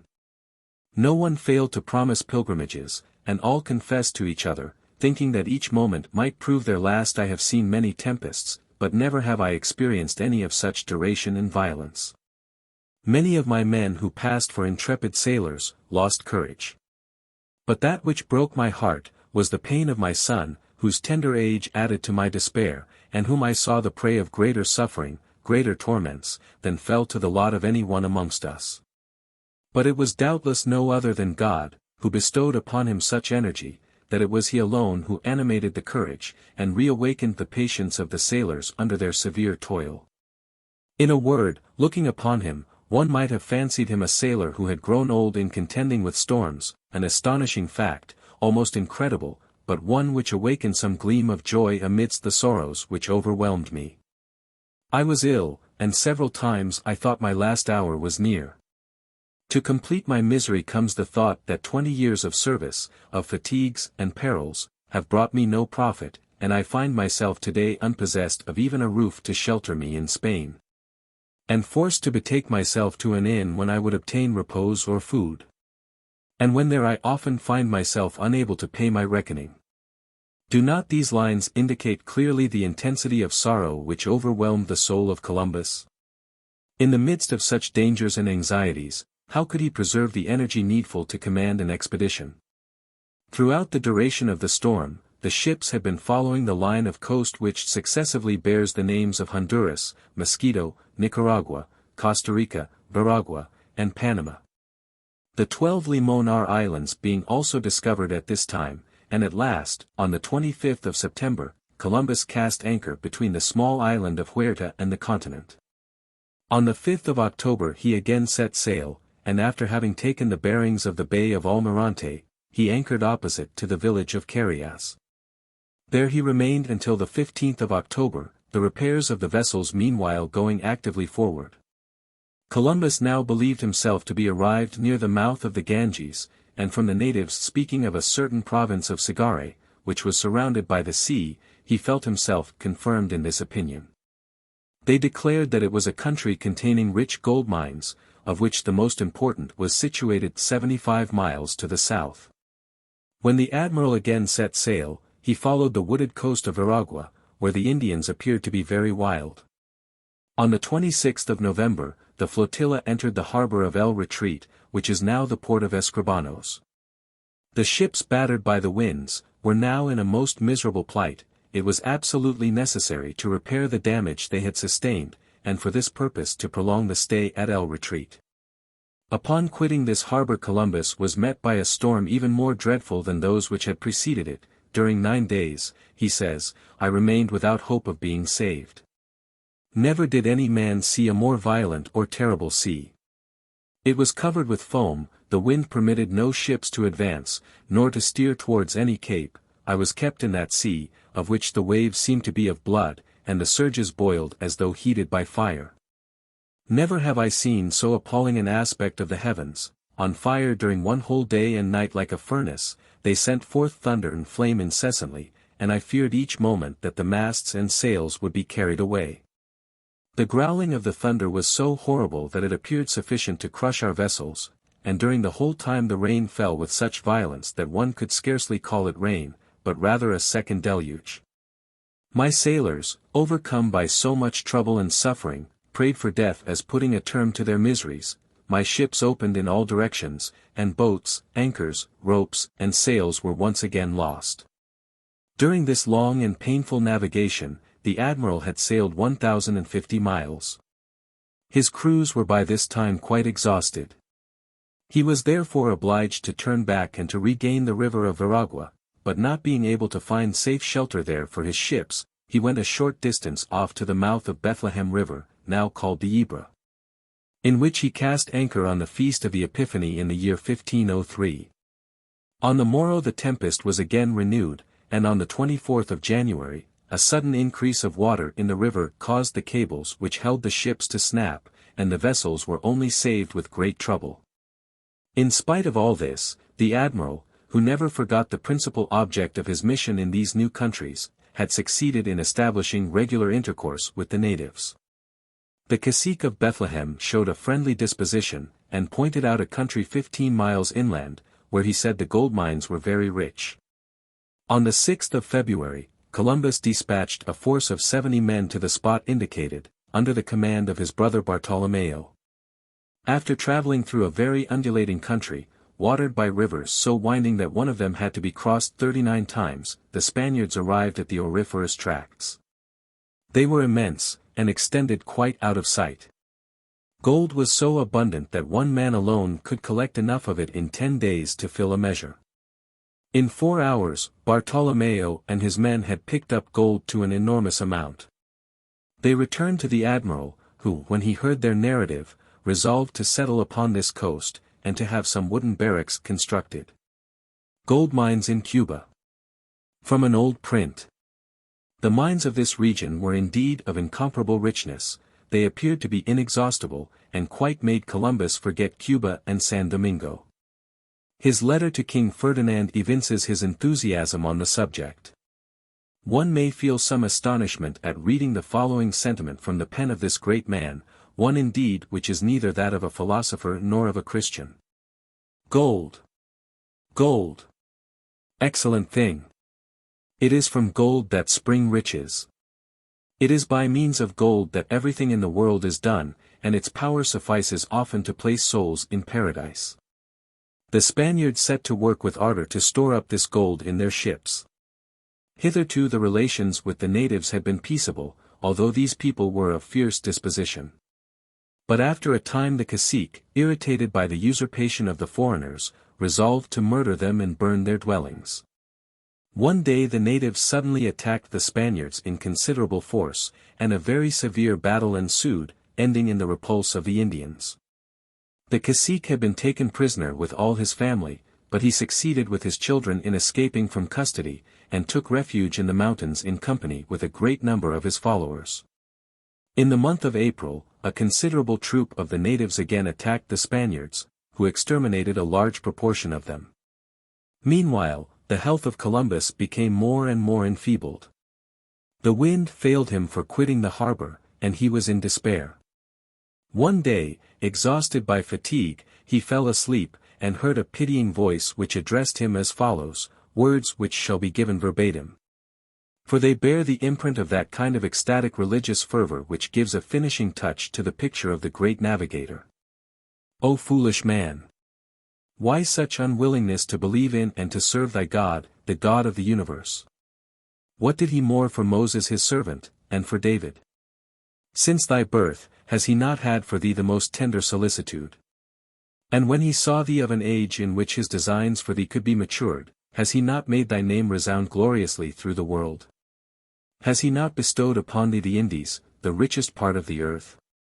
Has he not set thee free to make an offering of them to him according to thine own will?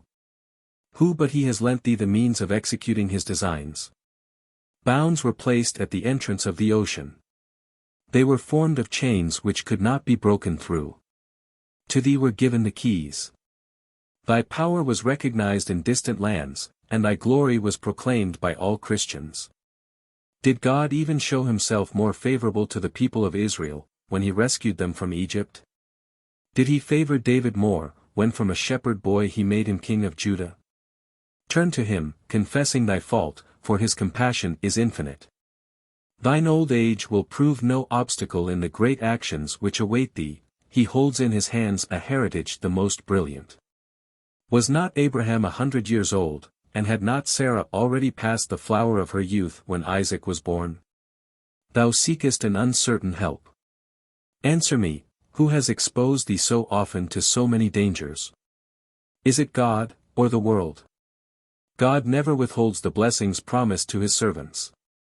It is not his manner after receiving a service to pretend that his intentions have not been carried out, and to give a new interpretation to his desires. It is not he who seeks to give to arbitrary acts a favorable color. His words are to be taken literally, all that he promises he gives with usury.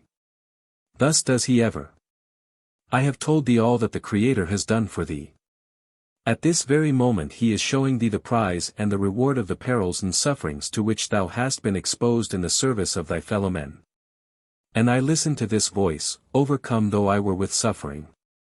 But I could not muster strength to reply to these assured promises. I contented myself by deploring my fault with tears. The voice concluded with these words, "Take confidence, hope on. The record of thy labors will, with justice, be engraved on marble." Columbus, as soon as he recovered, was anxious to leave this coast.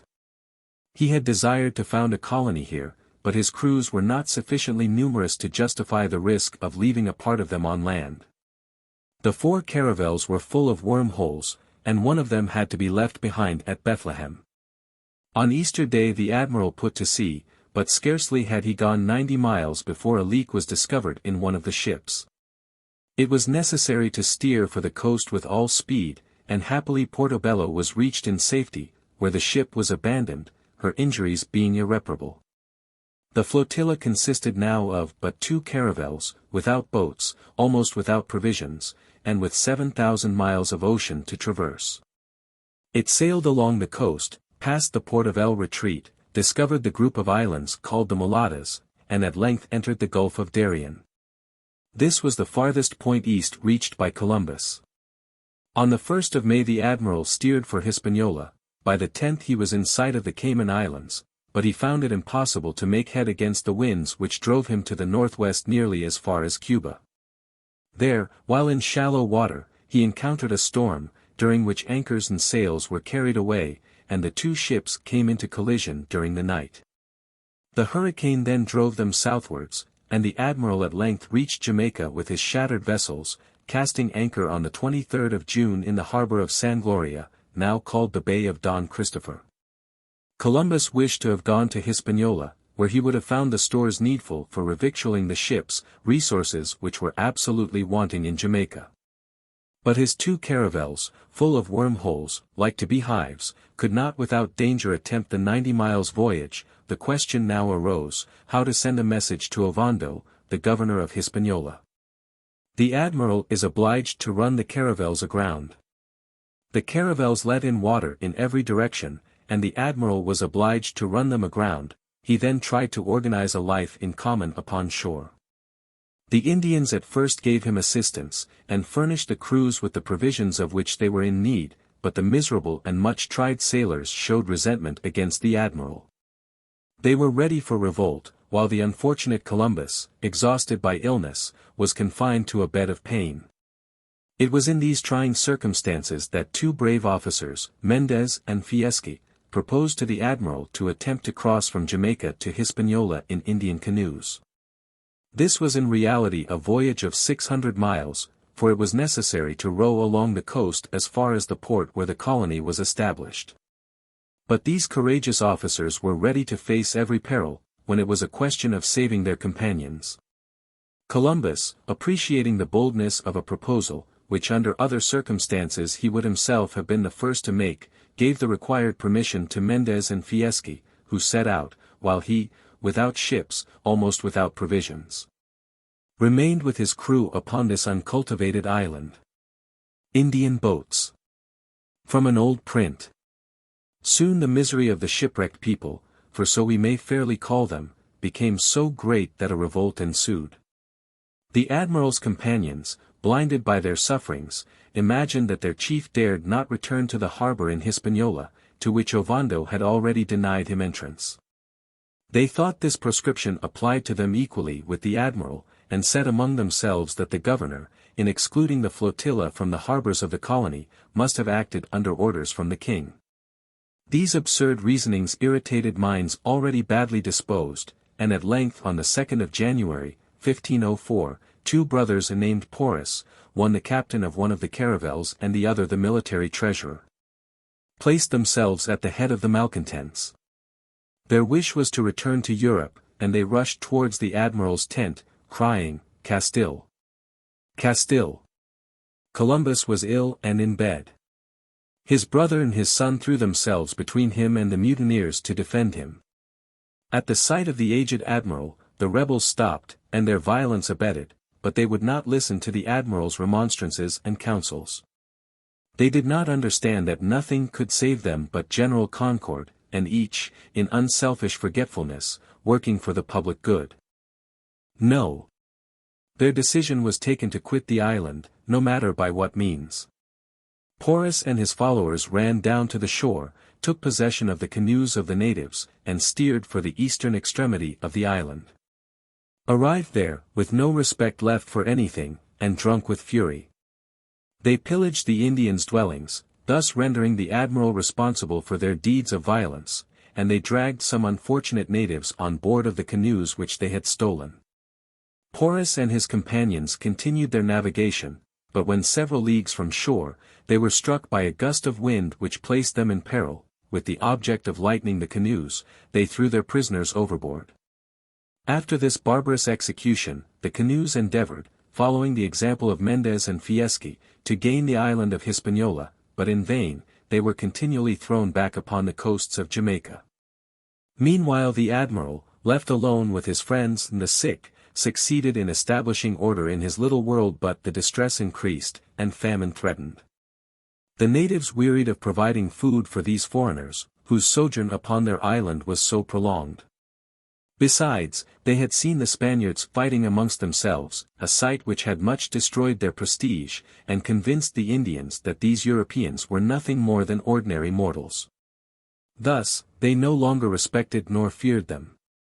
The authority of Columbus over the native population was diminishing day by day, and an accidental circumstance was needed, of which the admiral cleverly took advantage, to bring back a renown which was necessary for the safety of his companions. A lunar eclipse, foreseen and calculated by Columbus, was due on a certain day. On the morning of this day, the admiral sent to request an interview with the caciques of the island. They accepted the invitation, and when they were assembled in the tent of Columbus, the latter announced to them that God, desirous of punishing them for their inhospitable conduct and their bad feeling towards the Spaniards, would that evening refuse them the light of the moon. All came to pass as the admiral had foretold. The shadow of the earth began to conceal the moon, whose disk had the appearance of being eaten away by some formidable monster. The savages in terror cast themselves at the feet of Columbus, praying him to intercede with heaven on their behalf, and promising to place all they had at his disposal. Columbus, after some well-feigned hesitation, pretended to yield to the prayers of the natives. Under pretext of supplicating the deity, he remained in his tent during the whole time of the eclipse, only reappearing at the moment when the phenomenon was nearly over. Then he told the caciques that God had heard his prayer, and extending his arm he commanded the moon to reappear. Soon the disk was seen to issue from the cone of the shadow, and the Queen of Night shone forth in all her splendor. From that day forward, the grateful and submissive Indians accepted the admiral's authority as one manifestly delegated to him by the celestial powers. While these events were passing at Jamaica, Mendez and Fieschi had long ago arrived at their destination. These brave officers had reached Hispaniola after a voyage of 4 days, little short of miraculous, accomplished as it was in a frail canoe. They immediately made the governor acquainted with the desperate condition of Columbus and his companions. Ovando, in a spirit of malice and injustice, detained these officers, and after a delay of 8 months, under pretext of ascertaining the real condition of affairs, he dispatched to Jamaica one of his own followers, a man named Diego Escobar, who was an especial enemy to Columbus.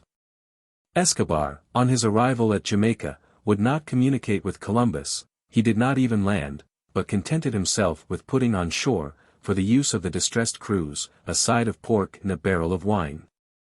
Then he again set sail without having allowed a single person to come on board.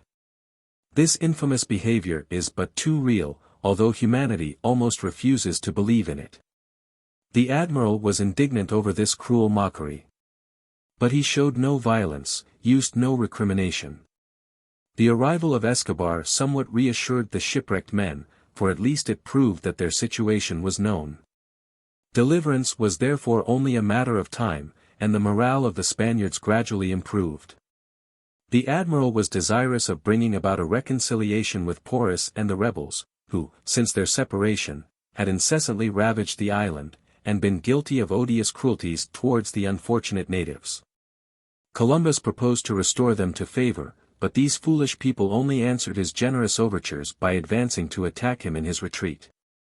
Those Spaniards who had remained faithful to the cause of order, were obliged to take up arms, and they valiantly defended the admiral, losing but one man in this sad affair. They took both the brothers Porus prisoners, and remained masters of the field of battle. Then the rebels threw themselves on their knees before Columbus, who, in compassion for their sufferings, granted them pardon. At length, just 1 year after the departure of Mendez and Fieschi, a ship appeared, equipped by them at the expense of Columbus, which was destined to restore the shipwrecked company to their homes. On the 24th of June, 1504, every one went on board, and quitting Jamaica, the theater of accumulated miseries, both moral and physical, they set sail for Hispaniola.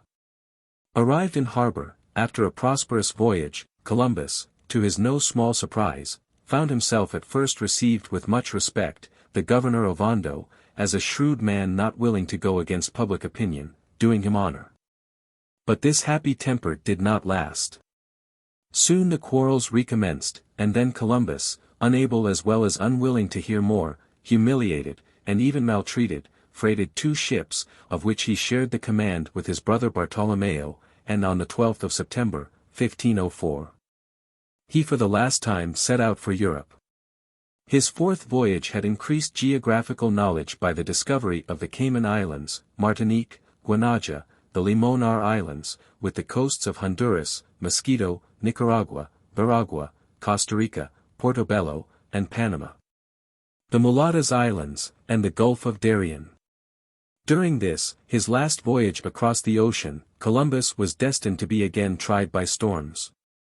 His own vessel was disabled, and he and his crew were obliged to go on board his brother's ship. On the 19th of October, another fearful hurricane broke the mast of this vessel, which had then to make more than 2,000 miles with incomplete sails.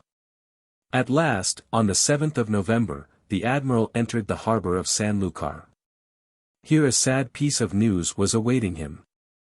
Isabella, his generous protectress, was dead. Who was there now to take an interest in the old Genoese? The admiral was coldly received by the ungrateful and jealous King Ferdinand, who did not even disdain to use subterfuges and delays, hoping thus to evade the solemn treaties given under his sign manual. He ended by proposing to Columbus the acceptance of a small Castilian town, Common de los Condes, in exchange for his titles and dignities. This ingratitude and faithlessness overwhelmed the aged man.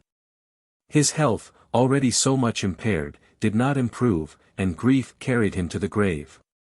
On the 20th of May, at Valladolid, at the age of 70, he rendered up his soul to God with these words, "O Lord, into thy hands I resign my soul and body." The remains of Columbus were at first laid in the monastery of St. Francis. In 1513, they were removed to the Carthusian monastery of Seville. But it seemed as if, even after death, repose were to be denied to the great navigator, for in 1536 his body was transported to the Cathedral of San Domingo. Local tradition affirms that when, after the Treaty of Bâle in 1795, the Spanish government, before giving up to France the eastern portion of the island of San Domingo, ordered the removal of the ashes of the great sailor to Havana. A canon substituted some other remains for those of Christopher Columbus, and that the latter were deposited in the choir of the cathedral, to the left of the altar. Thanks to this maneuver of the canon, whether dictated by a sentiment of local patriotism or by respect to the last wishes of Columbus who had indicated San Domingo as his chosen place of sepulture. It is not the dust of the illustrious navigator which Spain possesses at Havana, but probably that of his brother Diego. The discovery so lately made in the Cathedral of San Domingo, on the 10th of September, 1877, of a leaden chest containing human bones, and bearing an inscription stating that it encloses the remains of the discoverer of America, seems to confirm in every particular the tradition which has been just mentioned. But after all, it matters little whether the body of Columbus be at San Domingo or at Havana, his name and his glory are everywhere. Chapter 8. The Conquest of India, and of the Spice Countries. I. Covilham and Pava, Vasco da Gama, the Cape of Good Hope is doubled, escales at Sambraz, Mozambique, Mombaz, and Melinda, arrival. At Calicut, treason of the Zamorin, battles, return to Europe, the scurvy, death of Paul da Gama, arrival at Lisbon. At the same time that the King of Portugal, John II, dispatched Diaz to seek in the south of Africa the route to the Indies, he ordered 2 gentlemen of his court to find out if it would not be possible to attain the same end by an easier, safer, and more rapid means. By way of the Isthmus of Suez, the Red Sea, and the Indian Ocean. For carrying out such a mission there was needed a clever, enterprising man, well acquainted with the difficulties of a journey in those regions, and possessing a knowledge of the Oriental languages, or at the very least, of Arabic. This agent must be of a versatile disposition, and able to dissemble. Capable, in a word, of concealing the real meaning of projects which aimed at nothing less than withdrawing all the commerce of Asia from the hands of the Mussulmans and Arabs, and through them from the Venetians, in order to enrich Portugal with it. There was living at this time an experienced navigator, Pedro de Covilham, who had served with distinction under Alonso V in the war with Castile, and who had made a long stay in Africa. It was upon him that John II cast his eye, and Alonso de Pava was given him as a colleague. They left Lisbon in the month of May, 1487, furnished with detailed instructions, and with a chart drawn according to Bishop Calsadilla's map of the world, by the help of which the tour of Africa might be made. The 2 travelers reached Alexandria and Cairo, where they were much gratified at meeting with some Moorish traders from Fez and Tlemcen, who conducted them to Tor, the ancient Eziangiber, at the foot of Sinai, where they were able to procure some valuable information upon the trade of Calicut. Covilham resolved to take advantage of this fortunate circumstance to visit a country which, for more than a century, had been regarded by Portugal with covetous longing. While Pava set out to penetrate into those regions then so vaguely designated as Ethiopia, in quest of the famous Prester John, who, according to old travelers, reigned over a marvelously rich and fertile country in Africa. Pava doubtless perished in his adventurous enterprise, being never again heard of. As for Covilham, he travelled to Aden, whence he embarked for the Malabar coast.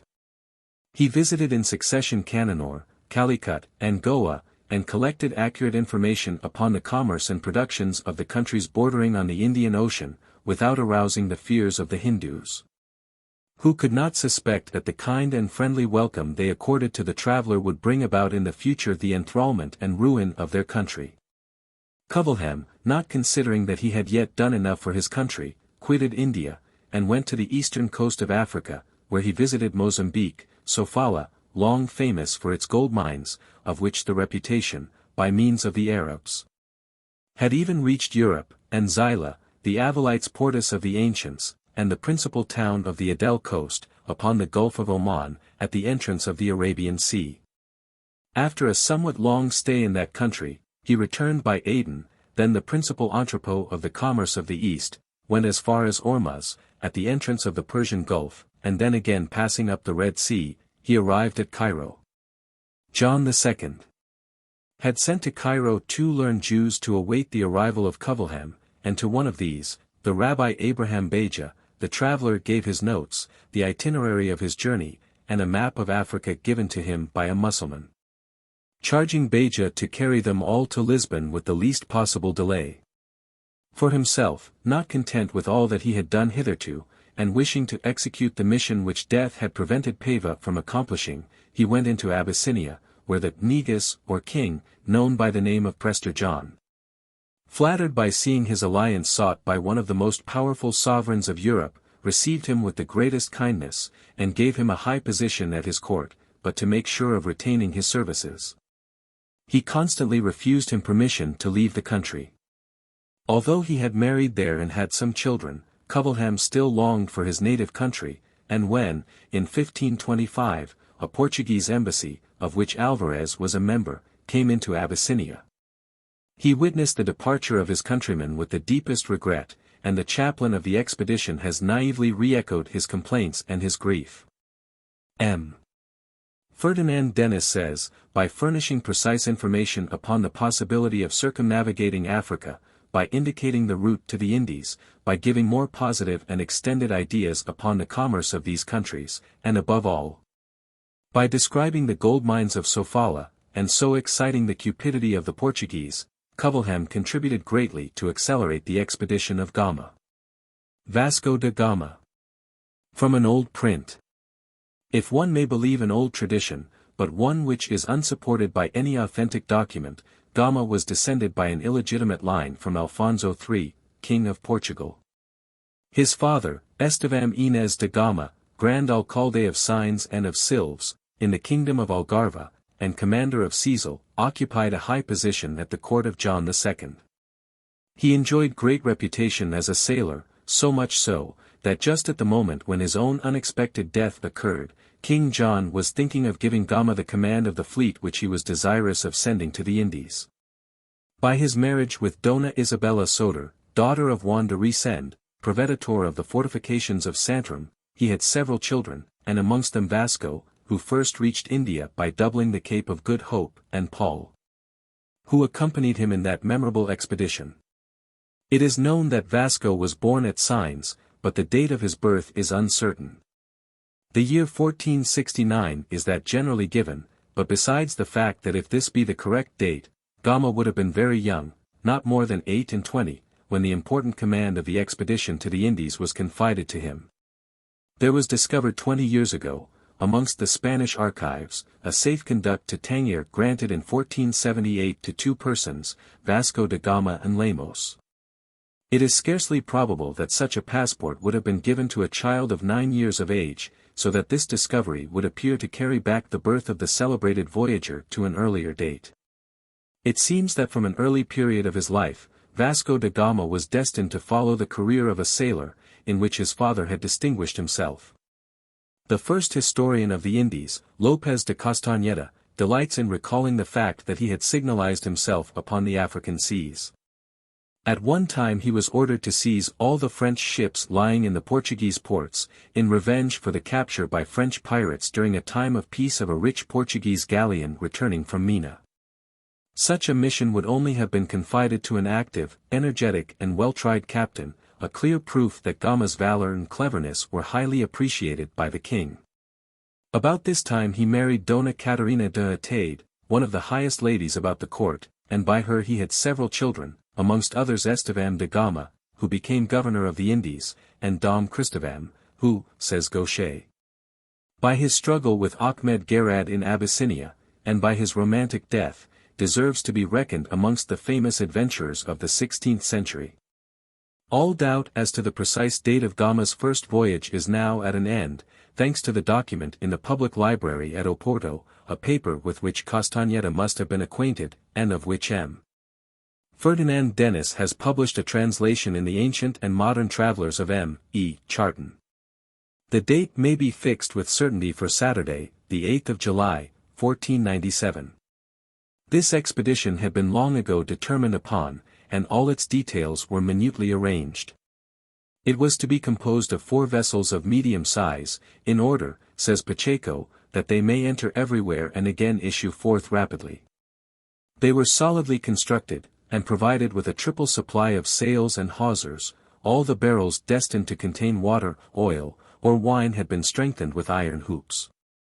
Large provisions of all kinds had been made, such as flour, wine, vegetables, drugs, and artillery. The personnel of the expedition consisted of the best sailors, the cleverest pilots, and the most experienced captains. Gama, who had received the title of Capitan Mor, hoisted his flag upon the San Gabriel of 120 tons. His brother Paul de Gama was on board the San Rafael of 100 tons. A caravel of 50 tons, the Berrio, so named in memory of the pilot Berrio, who had sold her to Emmanuel I, was commanded by an experienced sailor, Nicolo Qualo, while Pedro Nunes was the captain of a large bark, laden with provisions and merchandise, destined for exchange with the natives of the countries which should be visited. Pero de Alemquer, who had been pilot to Bartholomew Diaz, was to regulate the course of the vessels. The crews, including 10 criminals who were put on board to be employed on any dangerous service, amounted to 160 persons. What feeble means these, what almost absurd resources, compared with the grandeur of the mission which these men were to accomplish. On the 8th of July, at sunrise, Gama advanced towards the vessels, followed by his officers through an immense crowd of people. Around him were a number of monks and religious persons, who chanted sacred hymns, and besought heaven's protection for the voyagers. This departure from Rasteo must have been a singularly moving scene. All, whether actors or spectators, mingling their chants, their cries, their adieus and their tears, while the sails, filled by a favorable breeze, bore away Gama and the fortune of Portugal towards the open sea. A large caravel and a smaller bark, which were bound for Mina under the command of Bartholomew Diaz, sailed in company with Gama's fleet. On the following Saturday, the ships were in sight of the Canaries, and passed the night windward of Lancerota. When they arrived parallel with the Rio de Ouro, a thick fog separated Paul de Gama, Qualo, and Diaz from the rest of the fleet, but they joined again near the Cape de Verde Islands, which were soon reached. At Santiago fresh stores of meat, water, and wood were taken on board, and the ships were again put into good sailing order. La Mina. From an old print. They quitted the shore of Santa Maria on the 3rd of August. The voyage was accomplished without any remarkable incidents, and on the 4th of November, anchors were dropped upon the African coast in a bay which received the name of Santa Elena. 8 days were spent there in shipping wood, and in putting everything in order on board the vessels. It was there that they saw for the first time the Bushmen, a miserable and degraded race of people who fed upon the flesh of sea-wolves and whales, as well as upon roots. The Portuguese carried off some of these natives, and treated them with kindness. The savages knew nothing of the value of the merchandise which was offered to them, they saw the objects for the first time and were ignorant of their use. Copper was the only thing which they appeared to prize, wearing in their ears small chains of that metal. They understood well the use of the zagays, a kind of javelin, of which the point is hardened in the fire, of which 3 or 4 of the sailors and even Gama himself had unpleasant experience. While endeavoring to rescue from their hands a certain Veloso, a man who had imprudently ventured into the interior of the country. This incident has furnished Camoens with one of the most charming episodes of the Lusiad. On leaving Santa Elena, Pero de Alemquer, formerly pilot to Diaz, declared his belief that they were then 90 miles from the Cape, but in the uncertainty the fleet stood off to sea. On the 18th of November the Cape of Good Hope was seen, and the next day it was doubled by the fleet sailing before the wind. On the 25th the vessels were moored in the Bay of Sambras, where they remained 13 days, during which time the boat which carried the stores was demolished, and her cargo divided amongst the 3 other vessels. During their stay the Portuguese gave the Bushmen some hawks' bells and other objects, which, to their surprise, were accepted, for in the time of Diaz the Negroes had shown themselves timid and even hostile, and had thrown stones to prevent the crews from procuring water. Now they brought oxen and sheep, and to show their pleasure at the visit of the Portuguese, they began, says Nicolas Velho, to play upon 4 or 5 flutes, some set high, some low, a wonderful harmony for Negroes, from whom one scarcely looks for music. They danced also, as danced the blacks, and the Capitam Mor commanded the trumpets to sound, and we in our boats danced too, the Capitam Mor himself dancing, as soon as he had returned amongst us. What shall we say to this little fete and this mutual serenade between the Portuguese and the Negroes? Would any one have expected to behold Gama, a grave man, as his portraits represent him, initiating the Negroes into the charms of the pavon? Unhappily these favorable dispositions were transient, and it was found necessary to have recourse to some hostile demonstrations by means of repeated discharges of artillery. In this Bay of Sambras Gama erected a padrao, which was thrown down as soon as he was gone. The fleet soon passed the Rio Infante, the furthest point reached by Diaz. Here the ships experienced the effects of a strong current, but of which the violence was neutralized thanks to a favorable wind. On the 25th of December, Christmas Day, the country of Natal was discovered. The ships had sustained some damage, and fresh water was needed. It was therefore urgent for them to find some harbor, which they succeeded in doing on the 10th of January, 1498. The blacks whom the Portuguese saw here upon landing were people of greater stature than those whom they had hitherto met with. Their arms were a large bow with long arrows, and a zagay tipped with iron. They were Kaffirs, a race very superior to the Bushmen. Such happy relations were quickly established with them that Gama gave the country the name of the land of good people, Terra de bon gente. A little further on, while still sailing up the coast, two Mussulman traders, one wearing a turban, the other a hood of green satin, came to visit the Portuguese, with a young man who, from what could be understood from their signs, belonged to a very distant country, and who said he had already seen ships as large as ours. Vasco da Gama took this as a proof that he was now approaching those Indian lands, which had been so long and so eagerly sought. For this reason he named the river which flowed into the sea at this place Rio dos Bonas Signas, River of Good Tokens. Unhappily the first symptoms of scurvy appeared at this time amongst the crews, and soon there were many sailors upon the sick list. On the 10th of March the expedition cast anchor before the island of Mozambique, where, as Gama learnt through his Arab interpreters, there were several merchants of Mahometan extraction, who carried on trade with India. Gold and silver, cloth and spices, pearls and rubies, formed the staple of their commerce. Gama at the same time was assured that in pursuing the line of the coast, he would find numerous cities. Whereat we were so joyful, says Velho in his naive and valuable narrative, that we wept for pleasure, praying God to grant us health that we might see all that which we had so much desired. Mozambique Channel. The Viceroy Kalitam, who imagined he was dealing with Mussulmen, came on board several times and was magnificently entertained. He returned the civility by sending presents, and even furnished Gama with 2 skillful pilots, but when some Moorish merchants who had traded in Europe told him that these foreigners, far from being Turks, were in reality the worst enemies of the Mohammedans, the Viceroy, disgusted at his mistake, made preparations for seizing the Portuguese by treachery, and killing them. Gama was obliged to point his artillery at the town and threatened to reduce it to ashes before he could obtain the water needed for the prosecution of his voyage. Blood flowed, and Paul de Gama captured 2 barks, whose rich cargo was divided amongst the sailors. The ships quitted this inhospitable town, on the 29th of March, and the voyage continued, a close surveillance being kept over the Arab pilots, whom Gama was obliged to cause to be flogged. On the 4th of April the coast was seen, and on the 8th Mombasa or Mombaz was reached, a town, according to the pilots, inhabited by Christians and Mussulmen.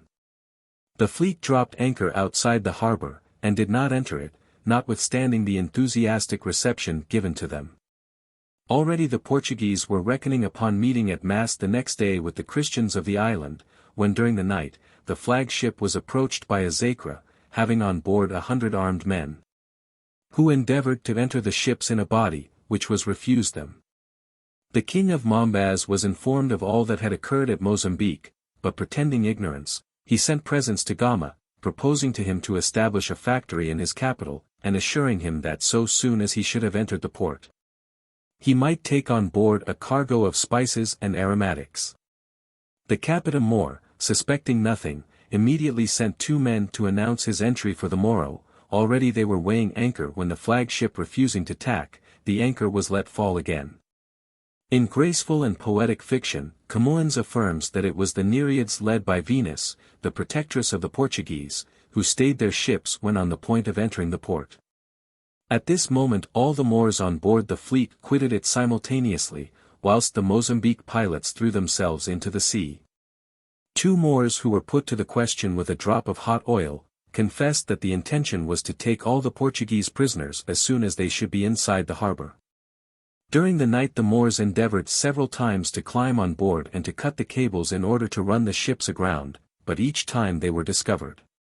Under these circumstances no prolonged stay was possible at Mombaz, but it had been long enough for all those ill of scurvy to recover their health. At the distance of 24 miles from land, the fleet captured a bark richly laden with gold, silver, and provisions. The next day Gama arrived at Melinda, a rich and flourishing city, whose gilded minarets, sparkling in the sunshine, and whose mosques of dazzling whiteness, stood out against a sky of the most intense blue. The reception of the Portuguese at Melinda was at first very cold, the capture of the bark the evening before being already known there, but as soon as explanations had been given, the people became cordial. The king's son came to visit the admiral, accompanied by a train of courtiers splendidly dressed, and a choir of musicians, who played upon various instruments. The greatest astonishment was shown at the artillery practice, for the invention of gunpowder was not yet known on the east coast of Africa. A solemn treaty was made, ratified by oaths upon the Gospel and the Koran, and cemented by an interchange of presents. From this moment the ill will, the treachery, the difficulties of all kinds which had hitherto beset the expedition, ceased as if by magic. This must be attributed to the generosity of the King of Melinda, and to the aid which he furnished to the Portuguese. Faithful to the promise which he had made to Vasco da Gama, the king sent him a Gujarat pilot named Malimo Khanna, a man well instructed in navigation, understanding the use of charts, of the compass and the quadrant, and who rendered the most important service to the expedition. After a stay of 9 days the fleet weighed anchor for Calicut. The coasting plan hitherto pursued was now to be abandoned, and the time was come when, in reliance upon the blessing of God, the Portuguese must venture out upon the wide ocean, without other guide than an unknown pilot furnished by a king whose kind welcome had not sufficed to lull to sleep the suspicions of the foreigners. And yet, thanks to the ability and loyalty of this pilot, thanks also to the clemency of the sea, and to the wind being constantly in its favor, the fleet, after a 23 days' voyage, reached the land on the May 17th. And the next day anchored at the distance of 6 miles below Calicut. The enthusiasm on board was great. At last they had arrived in those rich and wonderful countries. Fatigues, dangers, sickness, all were forgotten. The object of their long labors was attained. Or rather, it seemed to be so, for there was still needed the possession of the treasures and rich productions of India. Scarcely were the anchors dropped when 4 boats came off from the shore, performing evolutions around the fleet, and apparently inviting the sailors to disembark. But Gama, rendered cautious by the occurrences at Mozambique and Mombaz, sent on shore one of the criminals who were on board, to act as a scout, ordering him to walk through the town and endeavor to ascertain the temper of its inhabitants. Surrounded by an inquisitive crowd, assailed by questions to which he could not reply, this man was conducted to the house of a Moor named Mucada, who spoke Spanish, and to whom he gave a short account of the voyage of the fleet. Mucada returned with him on board, and his first words on setting foot on the ship were, "Good luck. Good luck. Quantities of rubies, quantities of emeralds." Whereupon, Mucada was at once engaged as interpreter. The king of Calicut was at this time at a distance of 45 miles from his capital, so the Capitam Mor dispatched 2 men to announce the arrival of an ambassador from the king of Portugal, being the bearer of letters to him from his sovereign. The king at once sent a pilot, with orders to take the Portuguese ships into the safer roadstead of Pandarani, and promised to return himself on the morrow to Calicut. This he did, and ordered his intendant or Catul to invite Gama to land and open negotiations. In spite of the supplications of his brother, Paul de Gama, who represented to him the dangers which he might incur, and those to which his death would expose the expedition, the Capitam Mor set out for the shore, upon which an enormous crowd of people were awaiting him. The idea that they were in the midst of a Christian population was so rooted in the minds of all the members of the expedition, that Gama, on passing by a pagoda on the way, entered it to perform his devotions. One of his companions, however, Wanda Saa, noticing the hideous pictures upon the walls, was less credulous, and whilst throwing himself upon his knees, said aloud, "If that be a devil, I intend nevertheless to adore only the true God." A mental reservation which caused amusement to the admiral. Near the gates of the town the crowd was even more closely packed. Gama and his companions, under the guidance of the Catul, had some difficulty in reaching the palace, where the king, who in the narrative is called the Desamorin, was awaiting them with extreme impatience. Ushered into halls splendidly decorated with silken stuffs and carpets, and in which burned the most exquisite perfumes, the Portuguese found themselves in the presence of the Zamorin. He was magnificently attired, and loaded with jewels, the pearls and diamonds which he wore being of extraordinary size. The king ordered refreshments to be served to the strangers, and permitted them to be seated, a peculiar mark of favor in a country where the sovereign is usually only addressed with the most lowly prostrations. The Zamorin afterwards passed into another apartment, to hear with his own ears, as was proudly demanded by Gama, the reasons for the embassy and the desire felt by the King of Portugal to conclude a treaty of commerce and alliance with the King of Calicut. The Zamorin listened to Gama's discourse, and replied that he should be happy to consider himself the friend and brother of King Emmanuel, and that he would, by the aid of Gama, send ambassadors to Portugal. Gama's interview with the Zamorin. From an old print. There are certain proverbs of which the force is not affected by change of latitude, and the truth of that one which says, "The days succeed each other and have no similarity," was proved the next day at Calicut. The enthusiasm which had been aroused in the mind of the Zamorin by the ingenious discourse of Gama, and the hope it had awakened of the establishment of a profitable trade with Portugal, vanished at the sight of the presents which were to be given him. 12 pieces of striped cloth, 12 cloaks with scarlet hoods, 6 hats, and 4 branches of coral, accompanied by a box containing 6 large basins, a chest of sugar, and 4 kegs, 2 filled with oil, and 2 with honey, certainly did not constitute a very magnificent offering. At sight of it, the Prime Minister laughed, declaring that the poorest merchant from Mecca brought richer presents, and that the king would never accept of such ridiculous trifles. After this affront Gama again visited the Zamorin, but it was only after long waiting in the midst of a mocking crowd, that he was admitted to the presence of the king. The latter reproached him in a contemptuous manner for having nothing to offer him, while pretending to be the subject of a rich and powerful king. Gama replied with boldness, and produced the letters of Emmanuel, which were couched in flattering terms, and contained a formal promise to send merchandise to Calicut. The Zamorin, pleased at this prospect, then inquired with interest about the productions and resources of Portugal, and gave permission to Gama to disembark and sell his goods. But this abrupt change in the humor of the Zamorin was not at all agreeable to the Moorish and Arab traders, whose dealings made the prosperity of Calicut. They could not look on quietly whilst foreigners were endeavoring for their own advantage to turn aside the commerce which had been hitherto entirely in their hands. They resolved, therefore, to leave no stone unturned to drive away once for all these formidable rivals from the shores of India. Their first care was to gain the ear of the Catul. Then they painted in the blackest colors these insatiable adventurers, these bold robbers, whose only object was to spy out the strength and resources of the town, that they might return in force to pillage it, and to massacre those who should venture to oppose their designs. Upon arriving at the roadstead of Pandarani, Gama found no boat to take him off to the ships, and was forced to sleep on shore.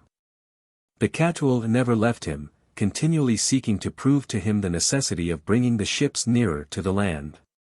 And when the admiral positively refused to consent to this, he declared him to be his prisoner. He had very little idea as yet of the firmness of Gama's character. Some armed boats were sent to surprise the ships, but the Portuguese, having received secret intelligence from the admiral of all that had happened, were on their guard, and their enemies dared not use open force. Gama, still a prisoner, threatened the Catul with the anger of the Zamorin, whom he imagined could never thus have violated the duties of hospitality, but seeing that his menaces produced no effect, he tried bribery, presenting the minister with several pieces of stuff, who, thereupon at once altered his demeanor. If the Portuguese, said he, had but kept the promise they had made to the king, of disembarking their merchandise, the admiral would long ago have returned on board his ships. Gama at once sent an order to bring the goods to land, opened a shop for their sale, of which the superintendence was given to Diego Diaz, brother to the discoverer of the Cape of Good Hope, and was then allowed to go back to his ships. The Mussulman placed obstacles in the way of the sale of the merchandise by depreciating its value. Gama sent his agent Diaz to the Zamorin to complain of the perfidy of the Moors and of the bad treatment to which he had been subjected, requesting at the same time permission to move his place of sale to Calicut, where he hoped that the goods would be more easily disposed of. This request was favorably received, and friendly relations were maintained, in spite of the Moorish intrigues, until the 10th of August, 1498. On that day Diaz went to announce Gama's impending departure to the king, reminding him of his promise to send an embassy to Portugal, and asking him to allow Gama a specimen of each of the productions of the country. These were to be paid for on the first sale of goods which should take place after the departure of the fleet, it being intended that the employees of the factory should remain at Calicut during Gama's absence. The Zamorin, instigated by the Arab traders, not only refused to execute his promise, but demanded the payment of 600 serafines as customs duty, ordering at the same time the seizure of the merchandise, and making prisoners of the men employed in the factory. Such an outrage, such contempt for the rights of nations, called for prompt vengeance, but Gama understood the art of dissimulation. However, on receiving a visit on board from some rich merchants, he detained them, and sent to the Zamorin to demand an exchange of prisoners. The king's reply not being sent within the time specified by the admiral, the latter set sail and anchored at the distance of 16 miles from Calicut. After another fruitless attack by the Hindus, the two agents returned on board, and a portion of the hostages whom Gama had secured were given up. Diaz brought back with him a curious letter from the Zamorin to the King of Portugal. It was written upon a palm leaf, and shall be quoted in all its strange laconicism, so different from the usual grandiloquence of the Oriental style. Vasco da Gama, a noble of thy palace, is come into my country which I have permitted. In my kingdom there is much cinnamon, cloves, and pepper, with many precious stones, and what I desire from thy country is gold, silver, coral, and scarlet. Adieu. On the morrow, Muqada the Moor of Tunis, who had served as interpreter to the Portuguese, and had been a great assistance to them in their negotiations with the Zamorin, came to seek an asylum on board the ships. The merchandise had not been brought back on the appointed day, and the Capita Moor now resolved to carry away with him the men whom he had kept as hostages, but the fleet was becalmed at several miles' distance from Calicut, and was attacked by 20 armed boats, which were with difficulty kept at a distance by the artillery, until they were forced by a violent storm to take shelter under the coast. The admiral was sailing along the coast of the Deccan, and had permitted some of the sailors to go on shore to gather fruit and collect cinnamon bark, when he perceived 8 boats, which appeared to be coming towards him. Gama recalled the men, and sailed forward to meet the Hindus, who made the greatest haste to flee from him, but not without leaving a boat laden with cocoa, and provisions, in the hands of the Portuguese. On arriving at the Laccadive archipelago, Gama had the Berrio recocked, and his own ship drawn up on shore for repairs. The sailors were busy over this work when they were again attacked, but without more success than heretofore. The next day witnessed the arrival of an individual 40 years of age, dressed in Hindu style, who began to speak to the Portuguese in excellent Italian, telling them that he was a native of Venice, and had been torn from his country while still young, that he was a Christian, but without the possibility of practicing his religion. He was in a high position at the court of the king of the country, who had sent him to them, to place at their disposal all that the country contained which could minister to their comfort. These offers of service, so different from the welcome accorded to them hitherto, excited the suspicions of the Portuguese. And they were not long in discovering that this adventurer was in command of the boats which had attacked them the day before. Upon this they had him scourged until he confessed that he had come to discover whether it were possible to attack the fleet with advantage. And he ended by affirming that all the inhabitants of the seashore were in league to destroy the Portuguese. He was retained on board, the work upon the ships was hurried forward, and as soon as water and provisions had been taken in, sail was made for a return to Europe. In consequence of dead calms and contrary winds, the expedition was 3 months, all but 3 days, in reaching the African coast. During this long voyage the crews suffered terribly from scurvy, and 30 sailors perished. In each ship, only 7 or 8 men were in a condition to work the vessel, and very often the officers themselves were forced to lend a hand. Whence I can affirm, says Velho, that if the time in which we sailed across those seas had been prolonged a fortnight, nobody from hence would have navigated them after us. And the captains having held a council upon the matter, it was resolved that in case of similar winds catching us again, to return towards India, there to take refuge.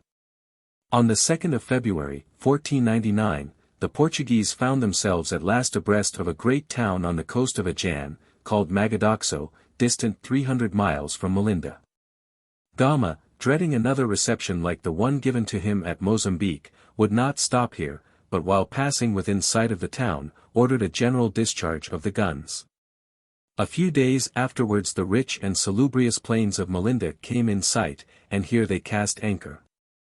The king hastened to send off fresh provisions and oranges for the invalids on board. The reception given by him to the Portuguese was in every particular most affectionate, and the friendship which had arisen during Gama's first visit to Melinda was greatly strengthened. The Sheik of Melinda sent for the King of Portugal a horn made of ivory and a number of other presents, entreating Gama at the same time to receive a young Moor on board his ship, that through him the king might learn how earnestly he desired his friendship. The 5 days' rest at Melinda was of the greatest benefit to the Portuguese. At its expiration they again set sail. Soon after passing Mombaz they were obliged to burn the San Rafael, the crews being too much reduced to be able to work 3 ships. They discovered the island of Zanzibar, anchored in the Bay of Sambraz, and on the February 20th, a favorable wind enabled them to double the Cape of Good Hope, when they again found themselves upon the Atlantic Ocean. The breeze remaining favorable, helped forward the return of the mariners, and at the end of 27 days, they had arrived in the neighborhood of the island of Santiago. On the 25th of April Nicolas Coelho, captain of the Berrio, eager to be the first to carry to Emmanuel the news of the discovery of the Indies, separated himself from his chief, and without touching, as had been arranged, at the Cape de Verde Islands, made sail direct for Portugal, arriving there on the 10th of July. During this time the unfortunate Gama was plunged in the most profound sorrow, for his brother, Paul de Gama, who had shared his fatigues and sufferings, and who was to be a partaker of his glory, seemed to be slowly dying.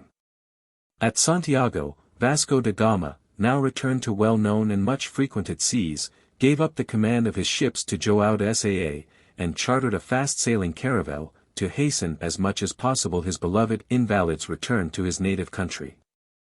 But all hope was vain, and the caravel only arrived at Terceira in time to inter there the body of the brave and sympathizing Paul de Gama. Upon his arrival in Portugal, which must have taken place during the early part of September, the admiral was received with stately festivals. Of the 160 Portuguese whom he had taken with him, 55 only returned with him. The loss was great certainly, but what was it compared with the great advantages to be hoped for? The public realized this, and gave the most enthusiastic reception to Gama.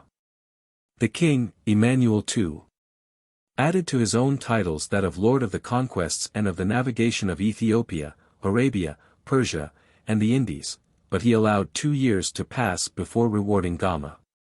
He then bestowed upon him the title of Admiral of the Indies, and authorized him to use the prefix of Dom before his name, a privilege then rarely granted.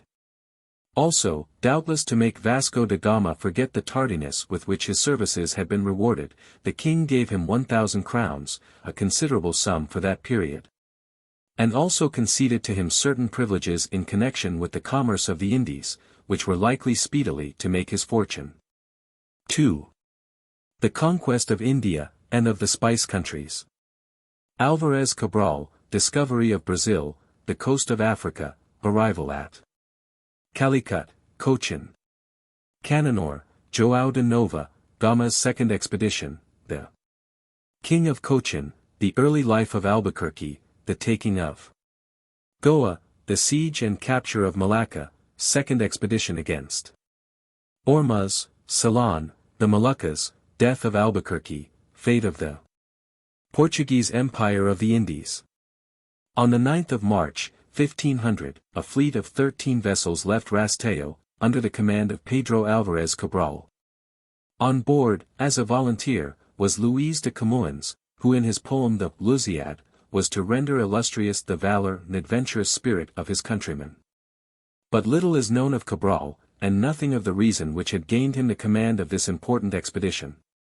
Cabral belonged to one of the most illustrious families in Portugal, and his father, Fernando Cabral, Lord of Zurara de Beira, was alcalde Mor of Belmonte. Pedro Alvarez Cabral had married Isabel de Castro, first lady-in-waiting to the Infanta Dona Maria, daughter of John III.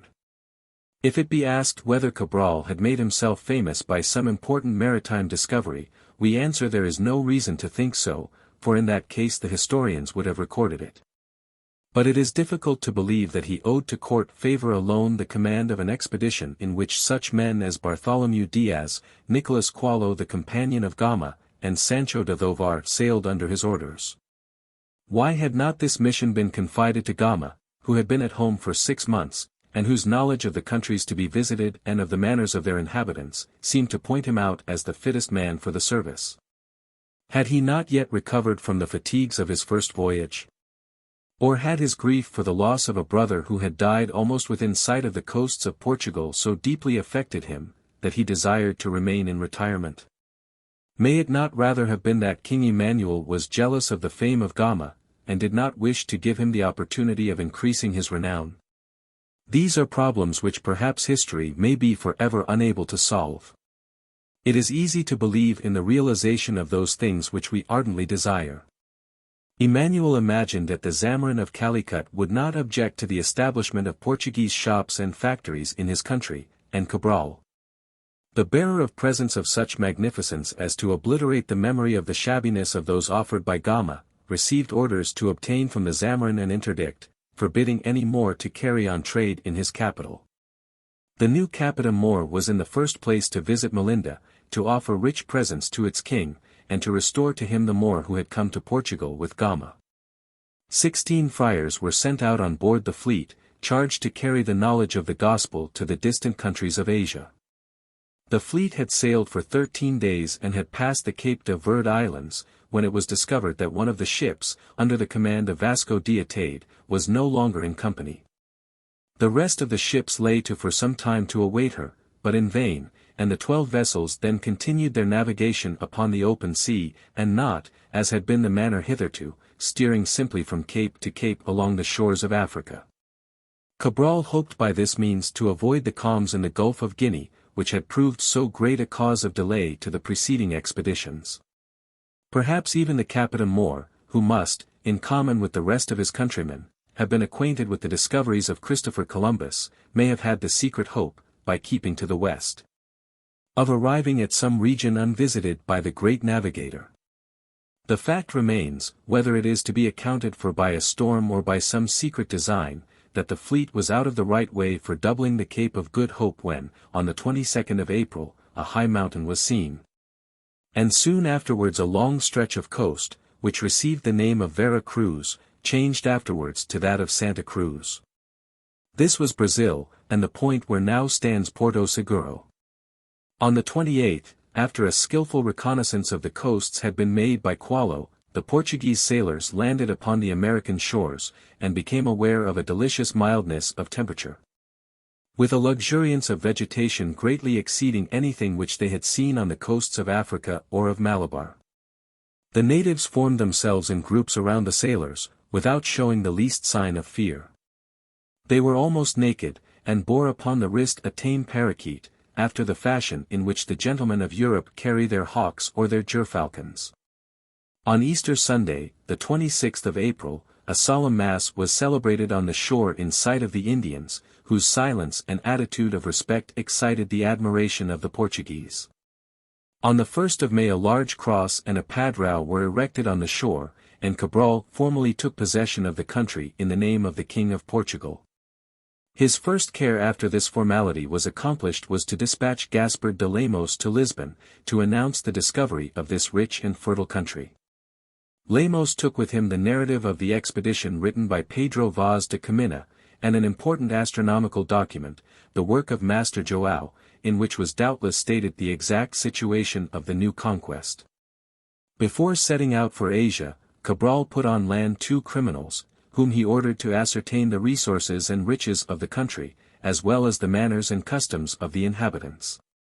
These wise and far-sighted measures speak much for Cabral's prudence and sagacity.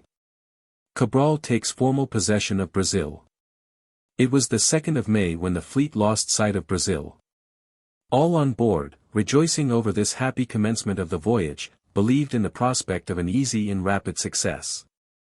When the appearance of a brilliant comet on 8 consecutive days struck the ignorant and simple minds of the sailors with terror, they considered it must be a bad omen, and for this once events appeared to justify superstition.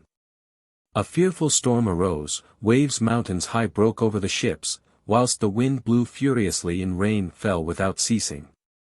When the sun at length succeeded in piercing the thick curtain of clouds which almost entirely intercepted his rays, a horrible scene was disclosed. The water looked thick and black, large patches of a livid white color flecked the foaming, crested waves, while during the night phosphorescent lights, streaking the immense plain of water, marked out the course of the ships with a train of fire. For 22 days, without truce or mercy, the Portuguese ships were battered by the furious elements. The terrified sailors were utterly prostrate. They vainly exhausted their prayers and vows, and obeyed the orders of their officers only from the force of habit.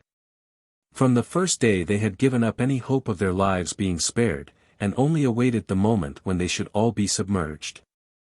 When light at length returned and the billows became calm, each crew, thinking themselves to be perhaps the sole survivors, looked eagerly over the sea in search of their companions. 3 ships met together again with a joy which the sad reality soon abetted. 8 vessels were missing, for had been engulfed by a gigantic waterspout during the last days of the storm.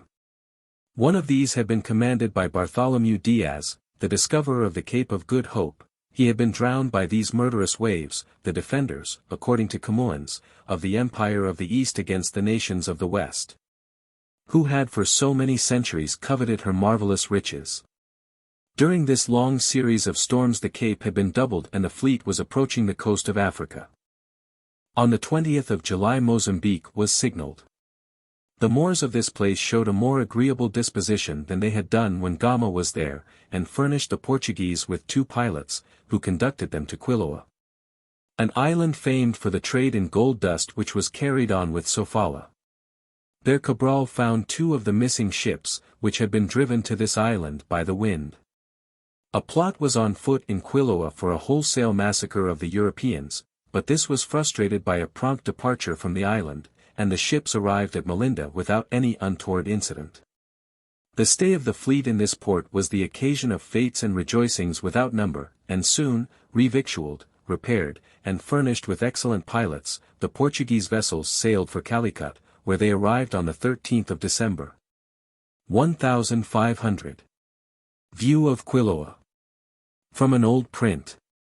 This time, thanks to the power of their arms as well as to the richness of the presents offered to the Zamorin, the reception was different, and the versatile prince agreed to all the demands of Cabral, namely, a monopoly of the trade in aromatics and spicery, and the right of seizure upon all vessels which should infringe this privilege. For some time the Moors dissembled their resentment, but when they had succeeded in thoroughly exasperating the population against the foreigners, they rushed at a given signal into the factory which was under the direction of Ayres Correa, and massacred 50 of the Portuguese, whom they surprised in it. Vengeance for this outrage was not slow. 10 boats moored in the port were taken, pillaged, and burnt before the eyes of the Hindus, who were powerless to render opposition. Afterwards the town was bombarded, and was half buried under its ruins.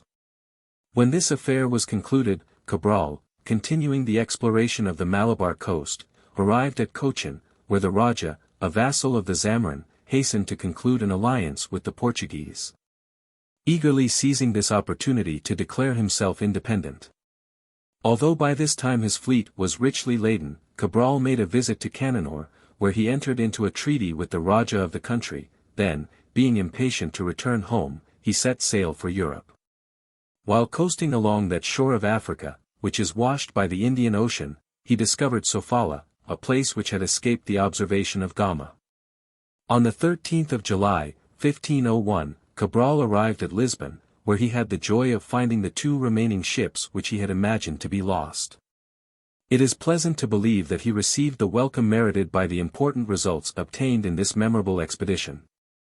Although contemporary historians are silent upon the incidents of his life after his return, recent research has been rewarded by the discovery of his tomb at Santarem, and M. Ferdinand Denis has happily proved that, like Vasco da Gama, he received the title of Dom as a reward for his glorious deeds.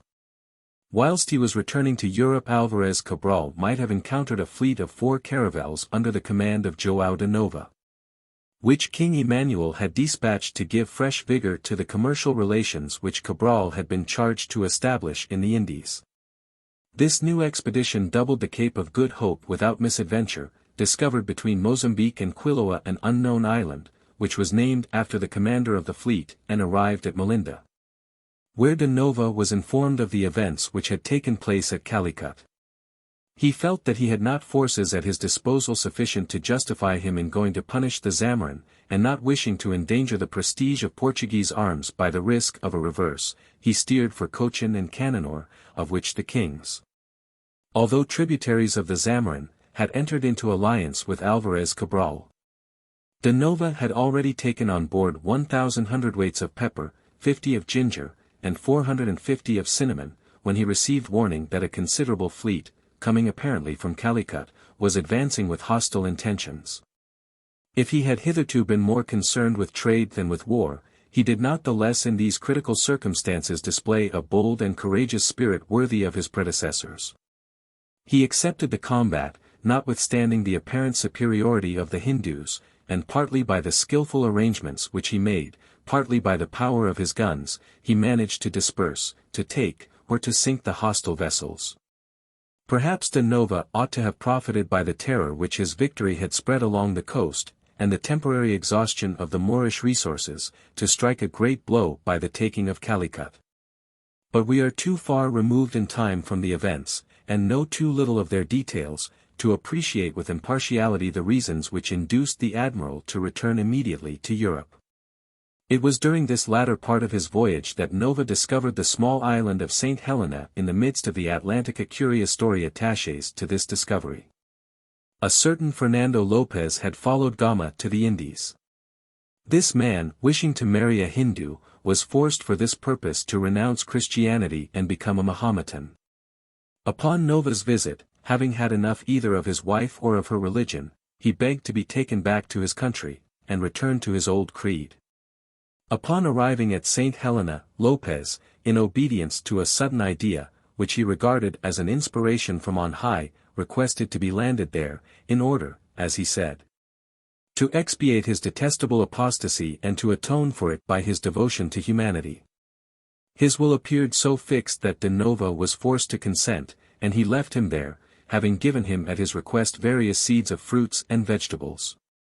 It must be added that this singular hermit worked for 4 years at the clearing and planting of the island with such success, that ships were soon able to call there to revictual during their long passage from Europe to the Cape of Good Hope. The successive expeditions of Gama, Cabral, and de Nova had conclusively proved that an uninterrupted commerce must not be reckoned upon, nor a continued exchange of merchandise, with the population of the Malabar coast, who, while their own independence and liberty were respected, had each time leagued together against the Portuguese. That trade with Europeans which they so persistently refused, must be forced upon them, and for that purpose permanent military establishments must be formed, capable of overawing the malcontents, and even in case of necessity of taking possession of the country. But to whom should such an important mission be entrusted? The choice could scarcely be doubtful, and Vasco da Gama was unanimously chosen to take the command of the powerful armament which was in preparation. Vasco had 10 ships under his own immediate command, while his second brother Stephen da Gama, and his cousin Vincent Sodrez, had each 5 ships under his orders, but they were both to recognize Vasco da Gama as their chief. The ceremonies which preceded the departure of the fleet from Lisbon were of a particularly grave and solemn character. King Emmanuel, followed by the whole court, repaired to the cathedral in the midst of an enormous crowd, and there called down blessings from heaven upon this expedition, partly religious, partly military. While the archbishop blessed the banner which was entrusted to Gama. The admiral's first care was to visit Sofala and Mozambique, towns of which he had had reason to complain in the course of his first voyage. Being anxious to establish harbors for refuge, and revictualling of ships, he established their merchants' offices, and laid the foundations of forts. He also levied a heavy tribute upon the Sheik of Quiloa, and then sailed for the coast of Hindostan. When Gama had arrived off Calicut, he perceived on the 3rd of October a vessel of large tonnage, which appeared to him to be richly laden. It was the Miriae bringing back from Mecca a great number of pilgrims belonging to all the countries of Asia. Gama attacked the ship without provocation, captured her and put to death more than 300 men who were on board. 20 children alone were saved and taken to Lisbon, where they were baptized, and entered the army of Portugal. This frightful massacre, besides being quite in accordance with the ideas of the period, was calculated according to Gama, to strike terror into the Hindu mind. It did nothing of the sort. This hateful and useless cruelty has left a stain of blood upon the hitherto pure fame of the admiral. As soon as he arrived at Cannanore, Gama obtained an audience of the Raja, who authorized him to establish a counting house, and to build a fort. At the same time a treaty of alliance, offensive and defensive, was concluded. After setting the laborers to work, and installing his agent, the admiral set sail for Calicut, where he intended to summon the Zamorin to a reckoning for his disloyalty, as well as for the murder of the Portuguese who had been surprised in the factory. Although the Raja of Calicut had been informed of the arrival in the Indies of his formidable enemies, he had taken no military precautions, and thus, when Gama presented himself before the town, he was able to see some vessels anchored in the port and to make 100 prisoners, without encountering any resistance. Afterwards he granted the Zamorin a respite of 4 days, in which to make atonement to the Portuguese for the murder of Korea, and to refund the value of the merchandise which had been stolen on that occasion. The time specified had scarcely elapsed and the bodies of 50 of the prisoners were strung up at the yardarms of the vessels, where they remained exposed to the view of the town during the whole day. In the evening the feet and hands of these expiatory victims were cut off and taken on shore, with a letter from the admiral, declaring that his vengeance would not be limited to this execution. Accordingly, under cover of the night, the broadsides of the vessels were brought to bear upon the town, which was bombarded for the space of 3 days. It will never be known what was the exact number of the slain, but it must have been considerable. Without reckoning those killed by the fire of the cannon and the muskets, a great number of Hindus were buried beneath the ruins of the buildings, or perished in the conflagration, which destroyed a portion of the town of Calicut. The Raja had been one of the first to take flight, and fortunate was it for him that he had done so, for his palace was amongst the buildings which were demolished. At length, satisfied with having transformed this heretofore rich and populous city into a heap of ruins, and considering his vengeance satiated, and that the lesson so taught would be profitable, Gama set sail for Cochin, leaving behind him Vincent Sodrez, with several ships, to continue the blockade. Triumpara, the sovereign of Cochin, informed the admiral that he had been eagerly solicited by the Zamorin to take advantage of the confidence reposed in him by the Portuguese, to surprise and seize them, in consequence of which intelligence, and to reward the integrity of the king whose loyalty had exposed him to the enmity of the Raja of Calicut. Gama, when starting for Lisbon with a valuable cargo, left with Triumpara ships sufficient to enable him to await in safety the arrival of another squadron. During Gama's return voyage the only noteworthy incident that occurred was the defeat of another Malabar fleet. The admiral arrived in Europe on the 20th of December, 1503. Once more the eminent services rendered by this great man went unrecognized, or rather they were not appreciated as they deserved. Gama, who had just laid the foundations of the colonial empire of Portugal in India, remained for 21 years without employment, and it was only through the intercession of the Duke of Braganza that he obtained the title of Count de Vidigueira. A too common instance this of ingratitude, but one which it is never mal à propos to stigmatize as it deserves. Scarcely had Gama set out for Europe, before the Zamorin at the instigation of the Mussulmen, who saw their commercial supremacy more and more compromised, assembled his allies at Pani with the object of attacking the king of Cochin and of punishing him for the counsel and assistance which he had given to the Portuguese. The unfortunate Raja's fidelity was now put to a hard proof. Besieged in his capital by a large force, he saw himself all at once deprived of the aid of those for whose advantage he had incurred so great a risk.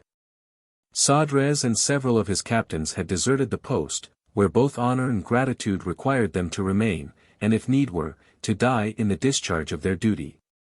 They forsook Triumvira to go and cruise in the neighborhood of Ormuz, and at the entrance to the Red Sea, where they calculated that the annual pilgrimage to Mecca was likely to ensure them some rich booty.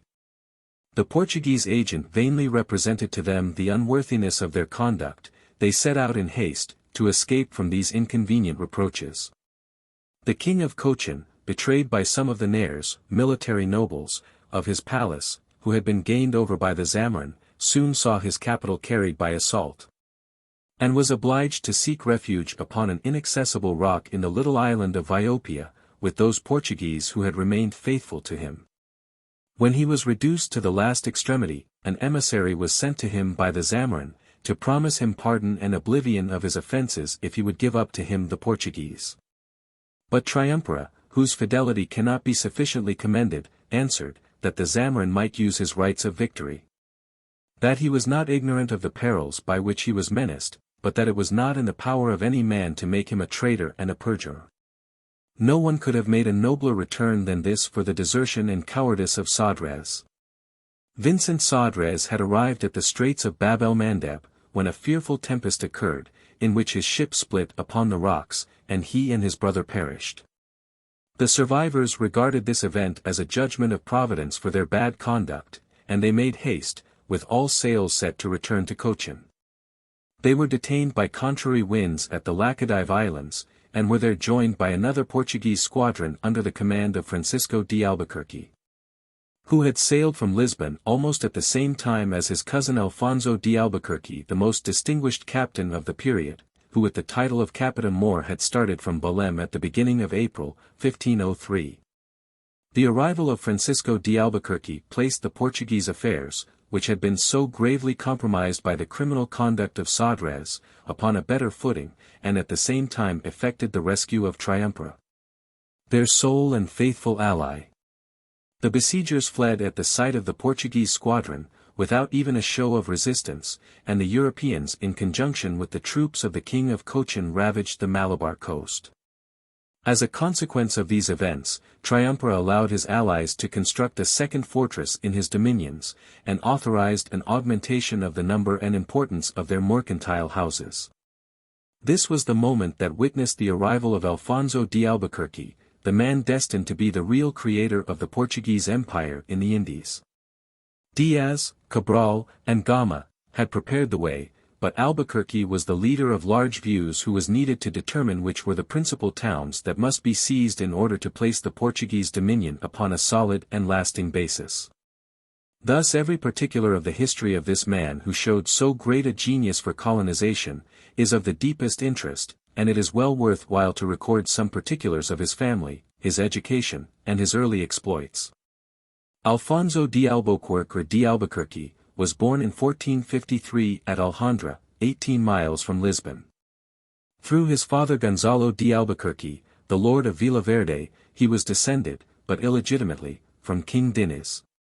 And through his mother from the Menezes, the great explorers. Brought up at the court of Alfonso V, he there received as liberal and thorough an education as was possible at the period. He made an especial study of the great writers of antiquity, whose influence may be traced in the majesty and accuracy of his own style, and of mathematics of which he knew as much as could be learnt at that time. After staying for some years at Arzila, an African town which was under the dominion of Alfonso V, he returned to Portugal, and was appointed Master of the Horse to John II. A prince whose chief anxiety was to extend the name and power of Portugal beyond the seas. It is evident that it was to the constant attendance upon the king imposed upon him by the duties of his office, that Albuquerque owed the inclination of his mind towards geographical studies, and his anxious desire to find the means of giving to his country the empire of the Indies. He had already taken part in an expedition sent to the succor of the King of Naples against an incursion of the Turks, and in 1489, had been charged with the commission of revictualling and defending the fortress of Graciosa, upon the coast of Larache. We must now return from this digression and take up the history of Albuquerque, from the time of his arrival in India in 1503. It took him but a few days to become thoroughly aware of the position of affairs. He perceived that the commerce of Portugal must depend upon conquest for its power of development. But his first enterprise was proportioned to the feebleness of his resources. He laid siege to Raphelum, which he wished to make a military station for his countrymen, and then with 2 ships he undertook a reconnaissance of the coast of Hindostan. Being attacked quite unexpectedly both by land and sea, he was on the point of yielding when the fortunate arrival of his cousin Francisco turned the combat, and put the Zamorin's troops to flight. The importance of this victory was considerable. The conquerors remained masters of an immense booty and quantities of precious stones, which had the result of stimulating the Portuguese spirit of covetousness. At the same time it confirmed Albuquerque in his designs, for the execution of which the consent of the king was needful, and also more considerable resources. He therefore set out on his return to Lisbon, where he arrived in July, 1504. This same year, King Emmanuel, wishing to organize a regular government in the Indies, had made Tristan da Cunha his viceroy, but da Cunha, having become temporarily blind, was obliged to resign his power before he had exercised it. The king's choice next fell upon Francisco de Almeida, who set out with his son in 1505. It will be soon seen what were the means which he considered should be employed to assure the triumph of his countrymen. On the 6th of March, 1506, 16 vessels left Lisbon under the command of Tristan da Cunha, who had by that time regained his health. With him went Alfonso Albuquerque, carrying with him, but unknown to himself, his patent of Viceroy of India. He was ordered not to open the sealed packet until 3 years should have expired, when Almeida would have completed the term of his mission. This numerous fleet, after having stopped at the Cape de Verde Islands and discovered Cape St.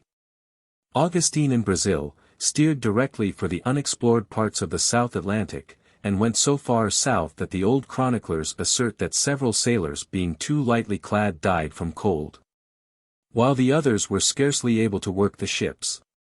In 37 degrees 8 minutes south latitude, and 14 degrees 21 minutes west longitude, da Cunha discovered 3 small uninhabited islands, of which the largest still bears his name. A storm prevented a landing there, and so completely dispersed the fleet that the admiral could not get his vessels together again before he arrived at Mozambique. In sailing along this African coast he explored the island of Madagascar or San Lorenzo, which had just been discovered by Soares, who was in command of 8 vessels which Almeida was sending back to Europe. It was not thought advisable to make a settlement upon the island. After having wintered at Mozambique, da Cunha landed 3 ambassadors at Melinda, who were to reach Abyssinia by traveling overland. Then he anchored at Brava, which Coutinho, one of his lieutenants, had been unable to subjugate. The Portuguese now laid siege to this town, which resisted bravely but which yielded in the end. Thanks to the courage of the enemy and the perfection of their arms, the population was massacred without mercy, and the town pillaged and burnt.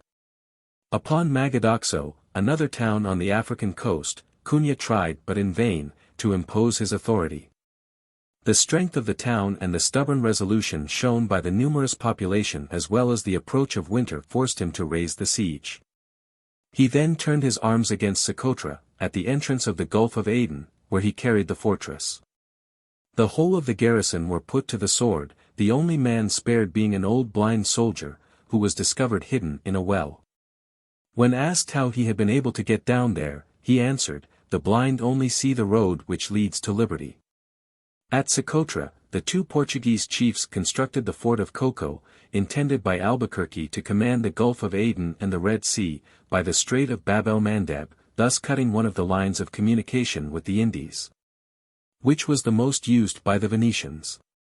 Here da Cunha and Albuquerque separated, the former going to India to obtain a cargo of spices, the latter officially invested with the title of Capita Mor, and bent on the realization of his vast schemes, setting out on the 10th of August, 1507.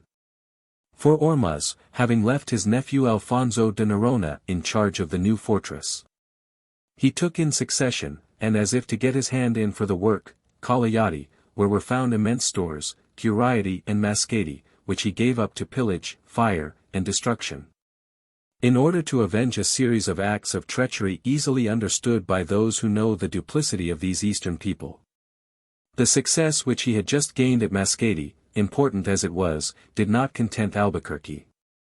He dreamed of other and grander projects, of which the execution was, however, much compromised by the jealousy of the captains under his orders, and notably of João de Nova, who contemplated abandoning his chief, and whom Albuquerque was obliged to place under arrest on board his own ship. After having suppressed these beginnings of disobedience and rebellion, the Capita Mor reached Orfacati, which was taken after a vigorous resistance. It is a curious fact that Albuquerque had long heard Ormuz spoken of, but that as yet he was ignorant of its position. He knew that this town served as an entrepot for all the merchandise passing from Asia into Europe. Its riches and power, the number of its inhabitants and the beauty of its monuments were at that time celebrated throughout the East, so much so that there was a common saying, if the world be a ring, Ormuz is the precious stone set in it. Albuquerque had resolved to take this town, not only because in itself it was a prize worth having, but also because it commanded the whole of the Persian Gulf, which was the second of the great commercial roads between the East and West. Without saying anything to the captains of his fleet, who, without doubt, would have rebelled at the idea of attacking so strong a town, and the capital of a powerful empire, Albuquerque gave orders to double Cape Mussendom.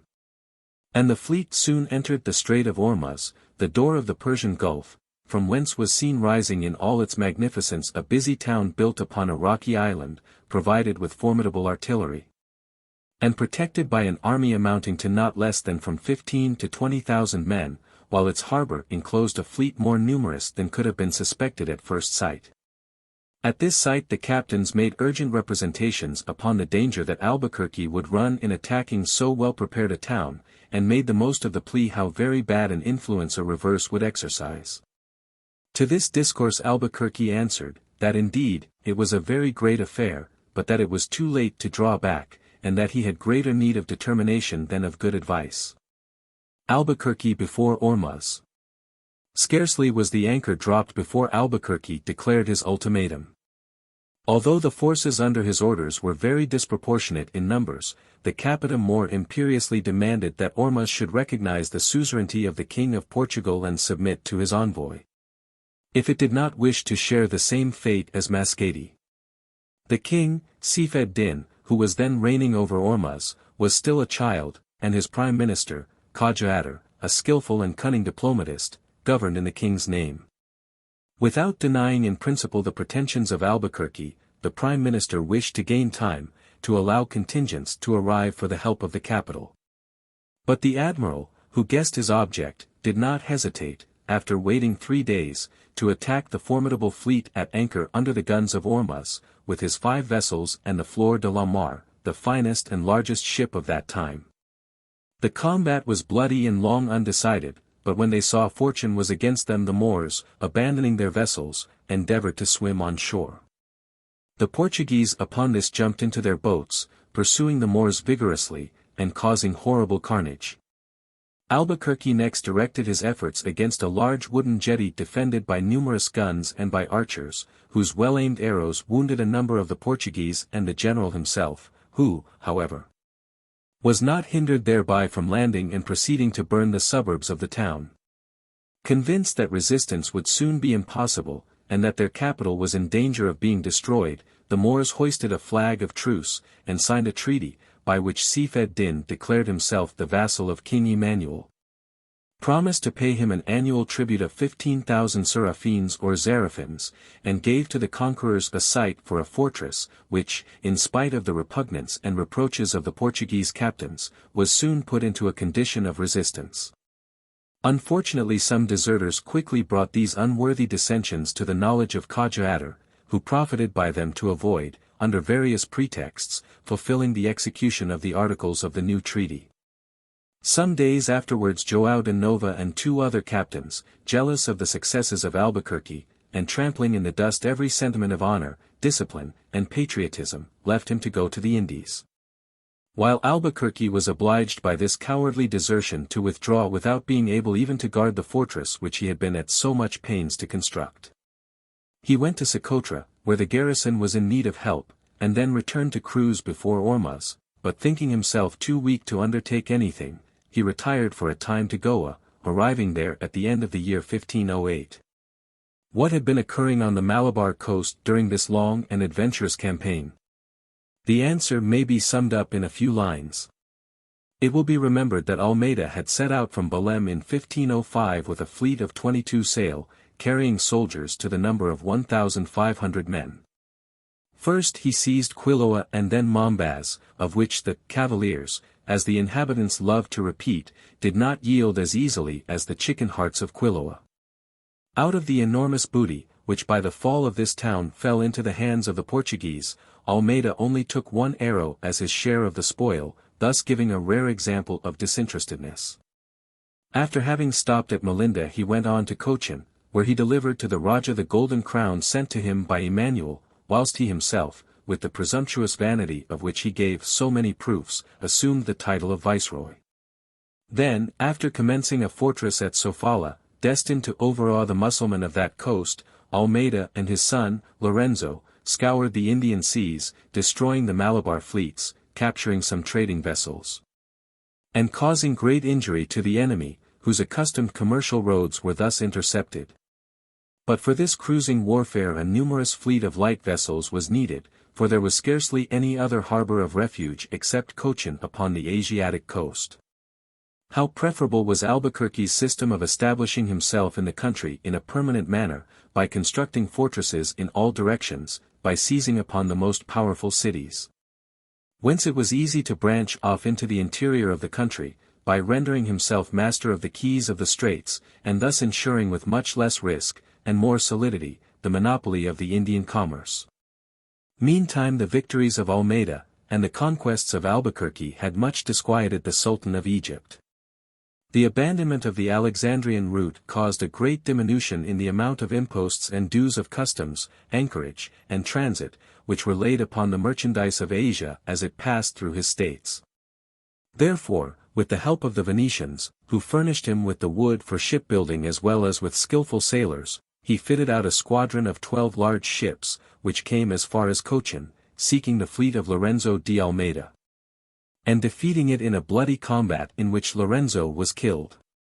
If the sorrow of the viceroy were great at this sad news, at least he did not let it appear outwardly, but set to work to make all preparations for taking prompt vengeance upon the Rumis. An appellation which shows the lasting terror attaching to the name of the Romans, and commonly used at this time upon the Malabar coast, for all Mussulman soldiers coming from Byzantium.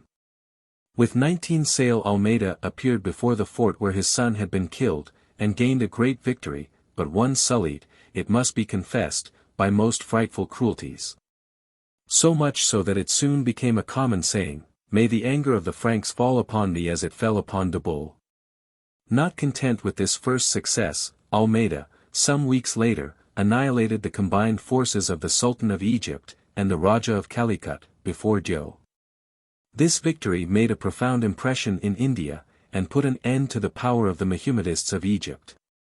João de Nova and the other captains, who had abandoned Albuquerque before Ormuz, had decided to rejoin Almeida. They had excused their disobedience by calumnies, in consequence of which a judicial process was about to be instituted against Albuquerque, when the viceroy received the news of his being replaced in his office by Albuquerque. At first Almeida declared that obedience must be rendered to this sovereign decree, but afterwards influenced by the traitors, who feared that they would be severely punished when the power had passed into the hands of Albuquerque. He repaired to Cochin in the month of March, 1509, with the fixed determination not to give up the command to his successor. There were disagreeable and painful disputes between these two great men, in which all the wrong done was on the side of Almeida. Albuquerque was about to be sent to Lisbon with chains on his feet, when a fleet of 15 sail entered the harbour, under the command of the Grand Marshal of Portugal, Ferdinand Coutinho. The latter took the part of the prisoner, whom he immediately released, notifying again to Almeida the powers held by Albuquerque from the king, and threatening him with the great anger of Emmanuel if he refused to obey. Almeida could do nothing but yield, and he then did it nobly. As for João de Nova, the author of these sad misunderstandings, he died some time afterwards, forsaken by everybody, and had scarcely any one to follow him to the grave except the new viceroy, who thus generously forgot the injuries done to Alfonso Albuquerque. Immediately after the departure of Almeida, the Grand Marshal Coutinho declared that, having come to India with the intention of destroying Calicut, he intended to turn to account the absence of the Zamorine from his capital. In vain the new viceroy endeavored to modify his zeal and induce him to take the wise measures recommended by experience. Coutinho would listen to nothing, and Albuquerque was obliged to follow him. Calicut, taken by surprise, was easily set on fire, but the Portuguese, having lingered to pillage the Zamorine's palace, were fiercely attacked in rear by the Nares, who had succeeded in rallying their troops. Coutinho, whose impetuous valor led him into the greatest danger, was killed, and it required all the skill and coolness of the viceroy to effect a re-embarkation of the troops under the enemy's fire, and to preserve the soldiers of the King of Portugal from total destruction. On his return to Sintagra, a seaport which was a dependency of the King of Narsing, with whom the Portuguese had been able to form an alliance, Albuquerque learnt that Goa, the capital of a powerful kingdom, was a prey to political and religious anarchy. Several chiefs were contending there for power. One of them, Melek Kufergugi, was just on the point of seizing the throne, and it was important to profit by the circumstances of the moment, and attack the town before he should have been able to gather a force capable of resisting the Portuguese. The viceroy perceived all the importance of this counsel. The situation of Goa, giving access as it did to the kingdom of Narsing and to the Deccan, had already struck him forcibly. He did not delay, and soon the Portuguese reckoned one conquest more.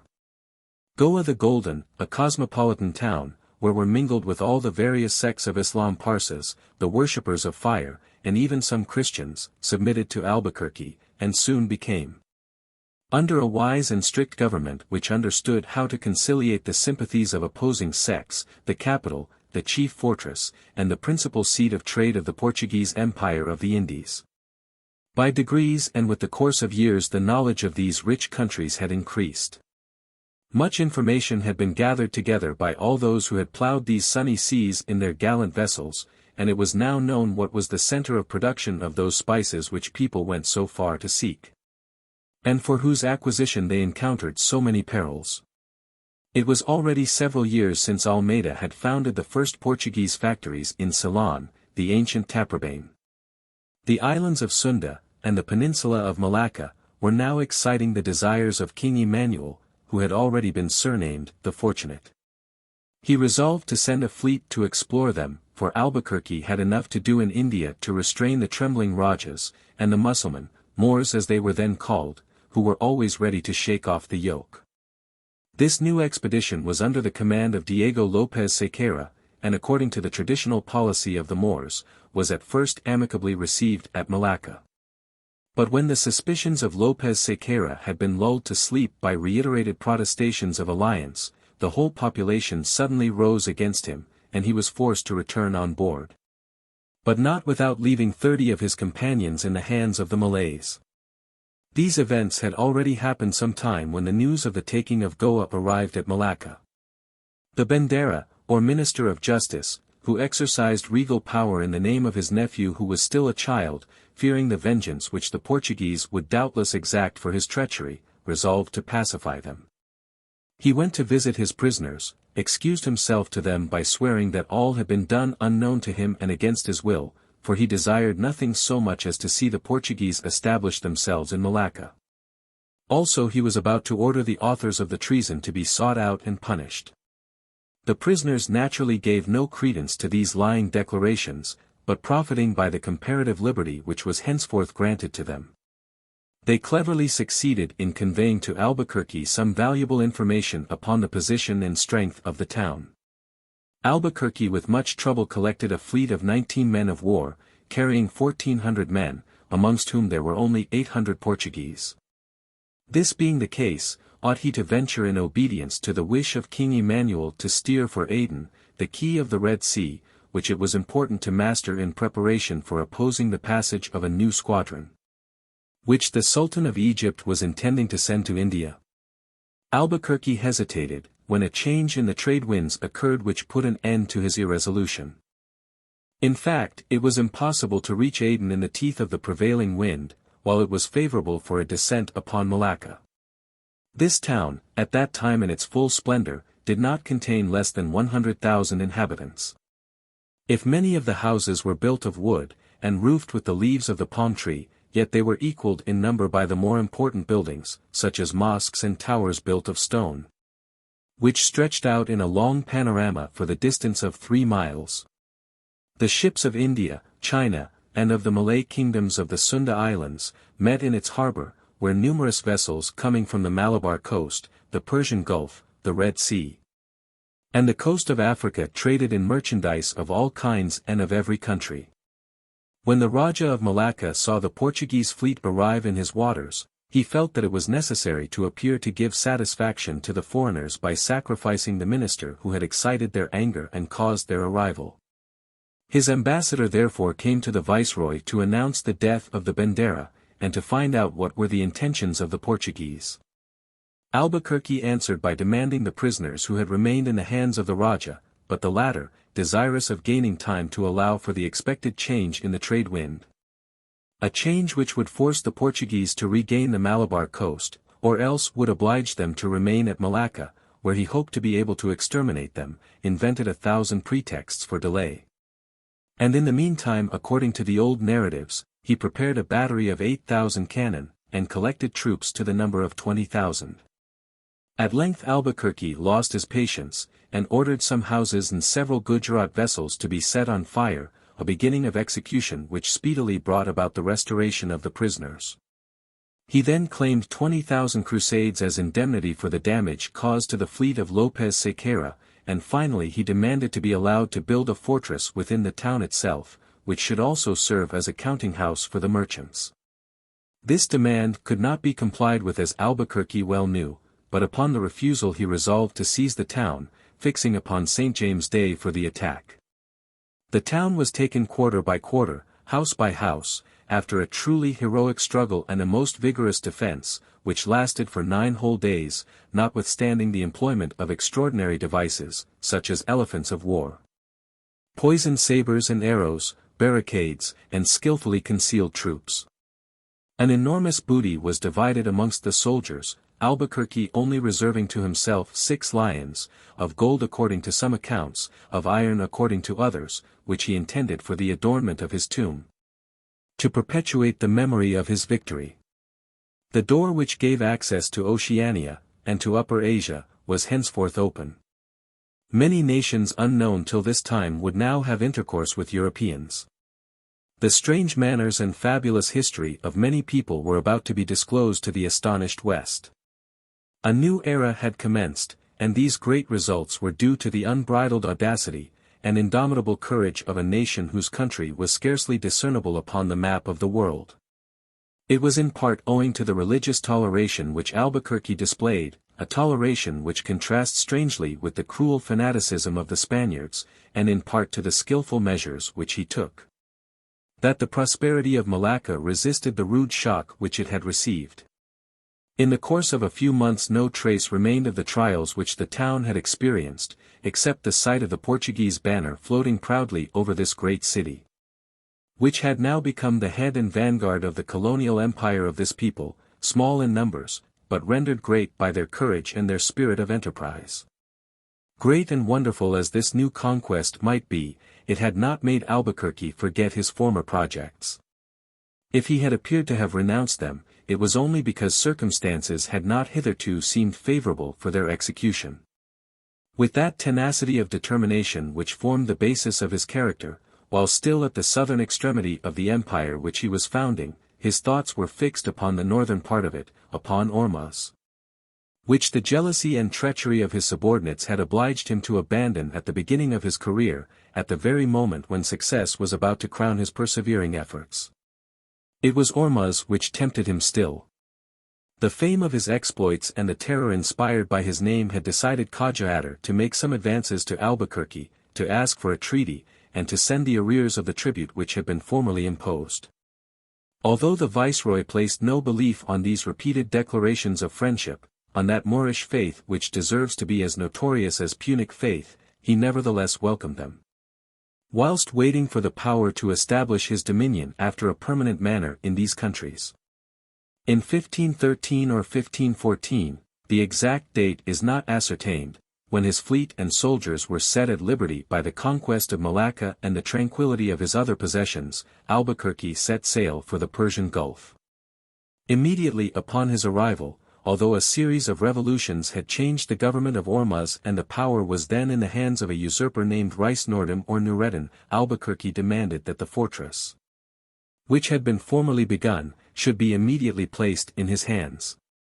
After having had it repaired and finished, he took part against the pretender Rais named, in the quarrel which was then dividing the town of Ormuz and preparing it to fall under the dominion of Persia.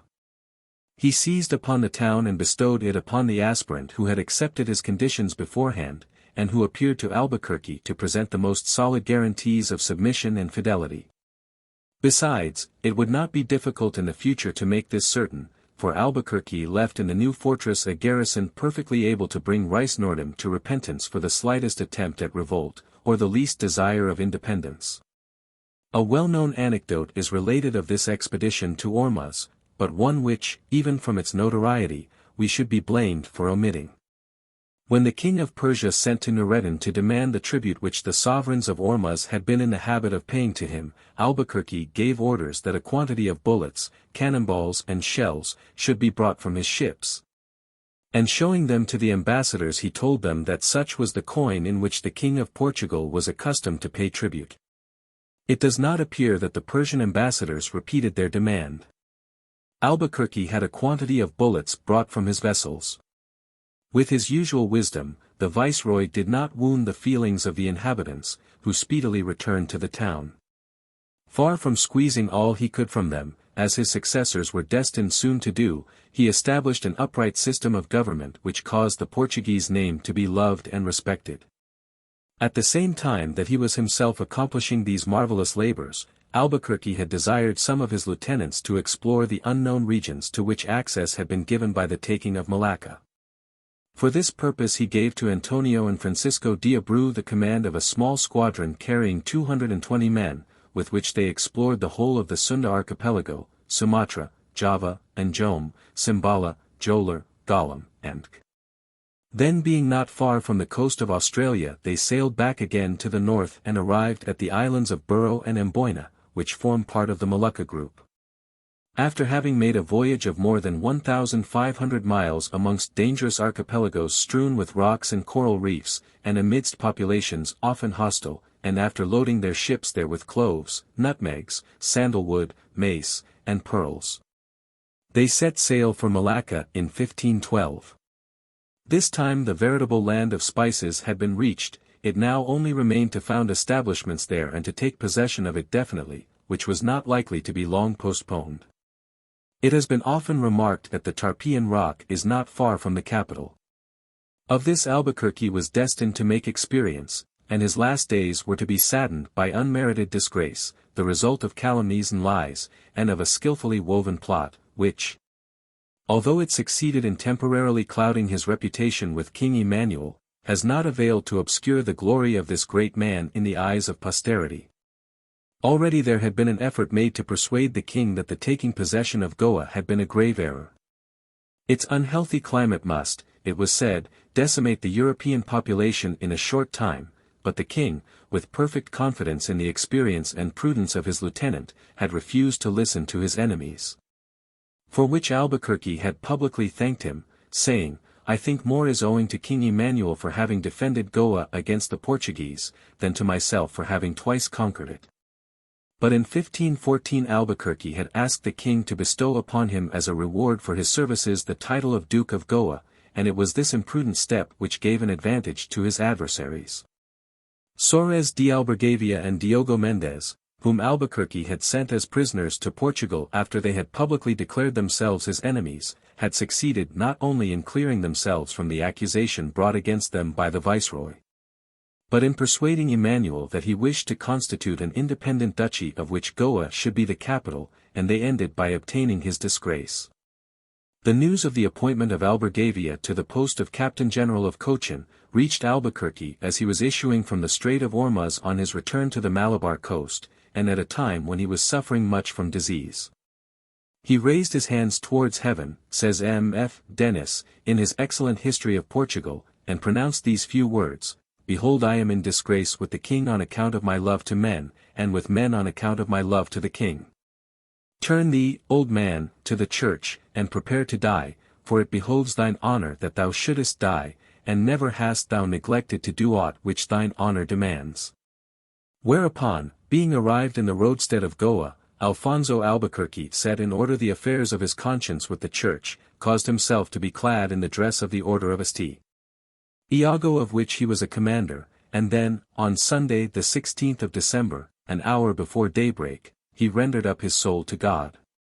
Thus ended all his labors, without their having ever brought him any satisfaction. Albuquerque was buried with great pomp.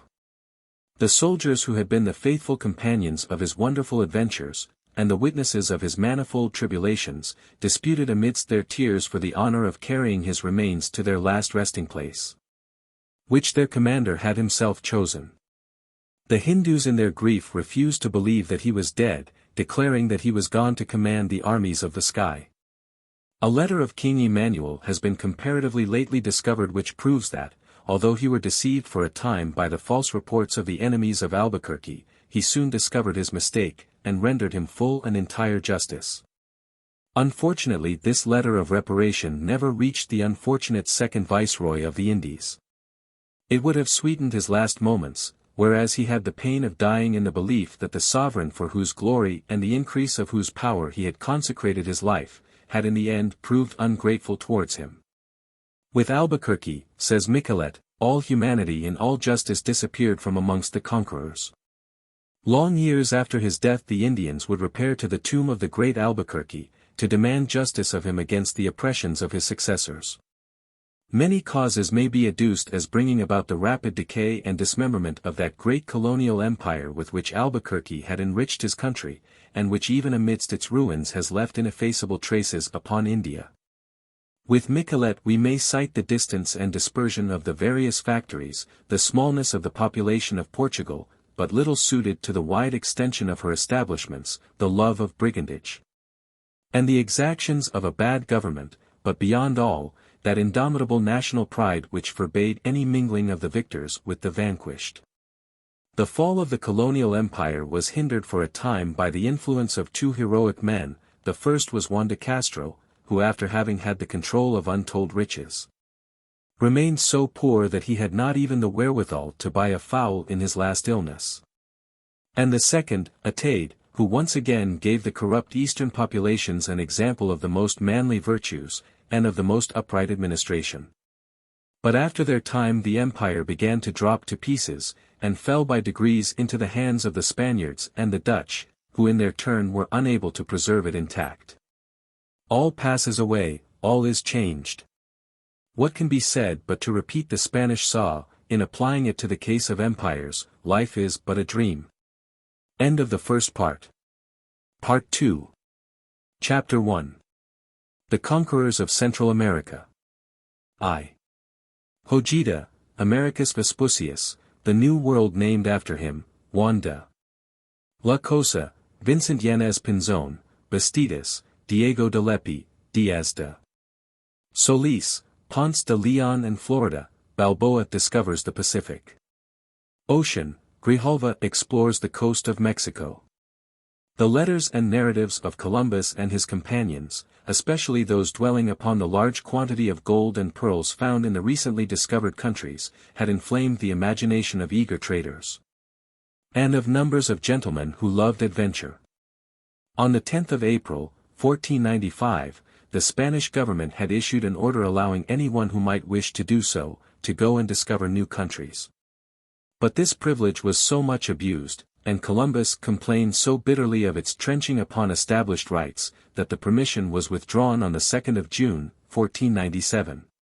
And 4 years later it became necessary to repeat the prohibition with more severe penalties attached to its infringement. The effect of the royal decree was at once to produce a kind of general rush to the Indies, and this was favored by Bishop Fonseca of Badajoz, through whose hands passed all business connected with the Indies, and of whom Columbus had had so much reason to complain. The admiral had but just left Sanlúcar on his third voyage, when 4 expeditions of discovery were fitted out almost at the same moment, at the cost of some rich shipowners, foremost among whom we find the Pinzones and Americus Vespucius. The first of these expeditions, which left the port of Santa Maria on the 20th of May, 1499, consisted of 4 vessels, and was commanded by Alonso Hojeda. Juan de la Cosa sailed with him as pilot. Americus Vespucius was also on board, without any very clearly defined duties, but he would seem to have been astronomer to the fleet. Americus Vespucius. Facsimile of an old print.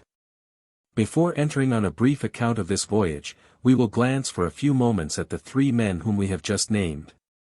The last of the 3 especially, plays a most important part in the discovery of the New World, which received its name from him. Hojeda, born at Cuenca about 1465, and brought up in the household of the Duke of Medina Kelly, had gained his first experience in arms in the wars against the Moors. Columbus enrolled him amongst the adventurers whom he recruited for his second voyage, when Hojeda distinguished himself alike by his cool courage and his readiness in surmounting all difficulties. What caused his complete rupture with Columbus remains a mystery.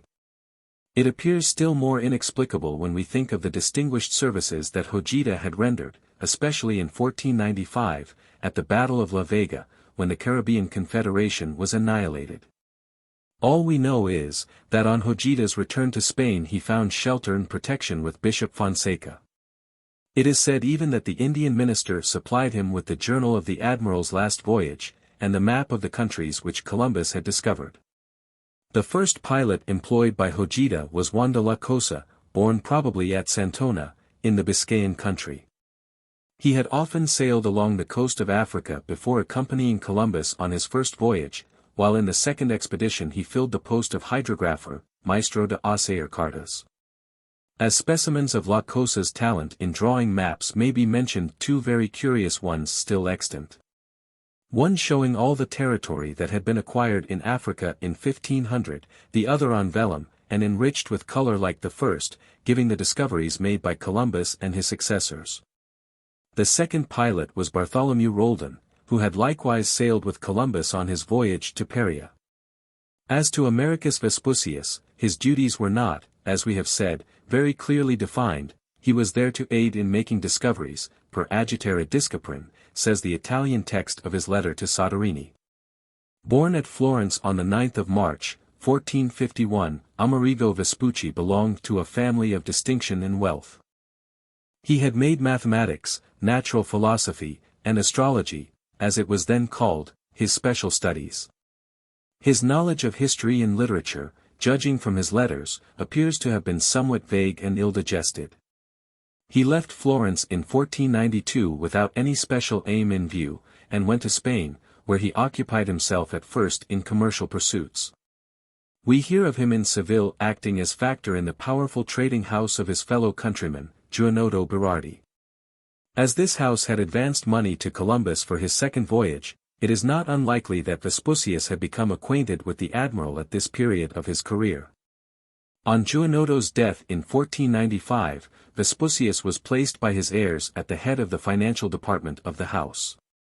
Whether he may have been tired of a situation that he thought below his powers, or been seized in his turn with the fever for making new discoveries, or whether he hoped to make his fortune rapidly in the new countries reputed to be so rich. Whatever in short may have been the motive that actuated him, at least this we know, that he joined Hojeda's expedition in 1499, this fact being so stated in Hojeda's deposition in the lawsuit instituted by the Treasury with the heirs of Columbus. The flotilla, consisting of 4 vessels, set sail on the 20th of May from Santa Maria, taking a southwesterly course, and in 27 days the American continent was sighted at the place which was named Venezuela. Because the houses being built upon piles reminded the beholders of Venice. Hojeda, after some ineffectual attempts to hold intercourse with the natives, with whom he had several skirmishes, next saw the island of Margarita. After sailing about 250 miles to the east of the river Orinoco he reached the Gulf of Paria, and entered a bay called the Bay of Las Perlas, from the natives of that part being employed in the pearl fisheries. Guided by the maps of Columbus, Hojeda passed by the Dragon's Mouth, which separates Trinidad from the continent, and returned westward to Cape La Vela. Then, after touching at the Caribbee Islands, where he made a number of prisoners, whom he hoped to sell for slaves in Spain, he was obliged to cast anchor at Yaquimo, in Hispaniola, on the 5th of September, 1499. Columbus, knowing Ojita's courage and his restless spirit only too well, feared that he would introduce a new element of discord into the colony.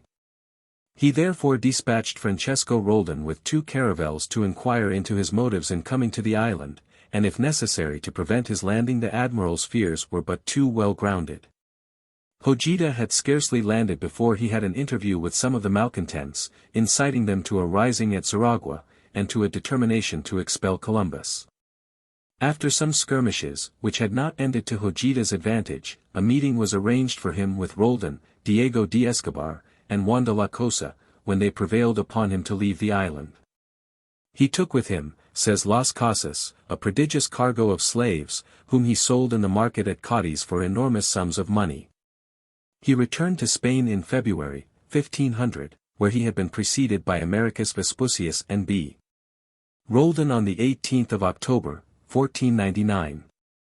The most southerly point that Ojita had reached in this voyage was 4 degrees north latitude, and he had only spent 14 weeks on the voyage of discovery, properly so called. If we appear to have dwelt at some length upon this voyage, it is because it was the first one made by Vespucius. Some authors, Varnhagen for instance, and quite recently, Mr. H. Major, in his history of Prince Henry the Navigator, assert that Vespucius' first voyage was in 1497, and consequently that he must have seen the American continent before Columbus, but we prefer to follow Humboldt, who spent so many years in studying the history of the discovery of America, in his opinion that 1499 was the right date. Also M. Ed. Charton and M. Jules Codine, the latter of whom discussed this question in the report of the Geographical Society for 1873, apropos of Mr. Major's book.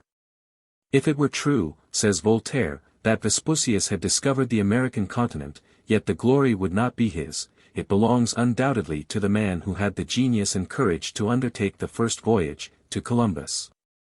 As Newton says in his argument with Leibniz, the glory is due only to the inventor. But we agree with M. Codine when he says, how can we allow that there was an expedition in 1497 which resulted in the discovery of above 2,500 miles of the coastline of the mainland, when there is no trace of it left either among the great historians of that time, or in the legal depositions in connection with the claims made by the heir of Columbus against the Spanish government, in which the priority of the discoveries of each leader of an expedition is carefully mentioned, with the part of the coast explored by each. Finally, the authentic documents extracted from the archives of the Casa de Contratación make it evident that Vespucius was entrusted with the preparation of the vessels destined for the third voyage of Columbus at Seville and at Sanlúcar from the middle of August, 1497, till the departure of Columbus on the 30th of May, 1498. The narratives of the voyages of Vespucius are very diffuse and wanting in precision and order. The information they give upon the places he visited is so vague, that it might apply to one part of the coast as well as to another. As to the localities treated of, as well as of the companions of Vespucius, there are no indications given of a nature to aid the historian. Not a single name is given of any well-known person, and the dates are contradictory in those famous letters which have given endless work to commentators. Humboldt says of them, there is an element of discord in the most authentic documents relating to the Florentine navigator. We have given an account of Ojita's first voyage, which coincides with that of Vespucius according to Humboldt, who has compared the principal incidents of the two narratives. Varnhagen asserts that Vespucius, having started on the 10th of May, 1497, entered the Gulf of Honduras on the 10th of June, coasted by Yucatan and Mexico, sailed up the Mississippi, and at the end of February, 1498, doubled the Cape of Florida. After anchoring for 37 days at the mouth of the St. Lawrence, he returned to Cadiz in October, 1498. If Vespucius had really made this marvelous voyage, he would have far outstripped all the navigators of his time, and would have fully deserved that his name should be given to the newly discovered continent, whose coastline he had explored for so great a distance. But nothing is less certain, and Humboldt's opinion has hitherto appeared to the best writers to offer the largest amount of probability. Americus Vespucius made 3 other voyages. Humboldt identifies the first with that of Vincent Yanez Pinzon, and M. D'Avezac with that of Diego de Lepi, 1499–1500. At the close of this latter year, Giuliano Bartolomeo di Giocondo induced Vespucius to enter the service of Emmanuel, King of Portugal, and he accomplished 2 more voyages at the expense of his new master. On the first of these 2 voyages, he was no higher in command than he had been in his earlier ones, and only accompanied the expedition as one whose intimate acquaintance with all nautical matters might prove of service under certain circumstances. During this voyage the ships coasted along the American shores from Cape St. Augustine to 52 degrees of south latitude. The 4th voyage of Vespucius was marked by the wreck of the flagship off the island of Fernando de Noronha, which prevented the other vessels from continuing their voyage towards Malacca by way of the Cape of Good Hope, and obliged the crews to land at All Saints Bay, in Brazil. This 4th voyage was unquestionably made with Gonzalo Qualo, but we are quite ignorant as to who was in command on the 3rd voyage. These various expeditions had not tended to enrich Vespucius, while his position at the Portuguese court was so far from satisfactory that he determined to re-enter the service of the King of Spain. By him he was made Piloto Mayor on the 22nd of March, 1508. There were some valuable emoluments attached for his advantage to this appointment, which enabled him to end his days, if not as a rich man, at least as one far removed from want. He died at Seville on the 22nd of February, 1512, with the same conviction as Columbus, that he had reached the shores of Asia. Americus Vespucius is especially famous from the New World having been named after him, instead of being called Columbia, as in all justice it should have been, but with this Vespucius had nothing to do. He was for a long time charged, though most unjustly, with impudence, falsehood, and deceit, it being alleged that he wished to veil the glory of Columbus and to arrogate to himself the honor of a discovery which did not belong to him. This was an utterly unfounded accusation, for Vespucius was both loved and esteemed by Columbus and his contemporaries, and there is nothing in his writings to justify this calumnious assertion. 7 printed documents exist which are attributed to Vespucius. They are, the abridged accounts of his 4 voyages, 2 narratives of his 3rd and 4th voyages, in the form of letters, addressed to Lorenzo de Pier Francesco de' Medici, and a letter addressed to the same nobleman, relative to the Portuguese discoveries in the Indies. These documents, printed and bound up as small thin volumes, were soon translated into various languages and distributed throughout Europe. It was in the year 1507 that a certain Hylacolymus, whose real name was Martin Waldseemüller, first proposed to give the name of America to the new part of the world. He did so in a book printed at Saint-Dié and called Cosmographia Introductio. In 1509 a small geographical treatise appeared at Strasbourg adopting the proposal of Hylacolymus, and in 1520 an edition of Pomponius Mela was printed at Bâle, giving a map of the New World with the name of America. From this time the number of works employing the denomination proposed by Waldseemüller increased perpetually. Some years later, when Waldseemüller was better informed as to the real discoverer of America and of the value to be placed upon the voyages of Vespucius, he eliminated from his book all that related to the latter, and substituted everywhere the name of Columbus for that of Vespucius, but it was too late, the same error has prevailed ever since. As to Vespucius himself, it seems very unlikely that he was at all aware of the excitement which prevailed in Europe, nor of what was passing at Saint-Dié. The testimony that has been unanimously borne to his honorable and upright conduct should surely clear him from the unmerited accusations which have for too long a time clouded his memory. 3 other expeditions left Spain almost at the same time as that of Hojeda. The first of these, consisting of but 1 vessel, sailed from Barra Saltes in June 1499. Pier Alonso Nino, who had served under Columbus in his 2 last voyages, was its commander, and he was accompanied by Cristobal Guerra, a merchant of Seville, who probably defrayed the expenses of the expedition.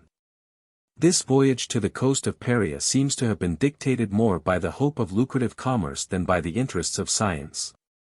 No new discoveries were made, but the two voyagers returned to Spain in April, 1500, bringing with them so large a quantity of valuable pearls as to excite the cupidity of their countrymen, who became anxious to try their own fortunes in the same direction. The second expedition was commanded by Vincent Yanez Pinzon, the younger brother of Alonso Pinzon, who had been captain of the Pinta and had shown so much jealousy of Columbus, even adopting the following mendacious device: A Castilla. Y. A. Leon. Nuevo Mundo Dio Pinzon.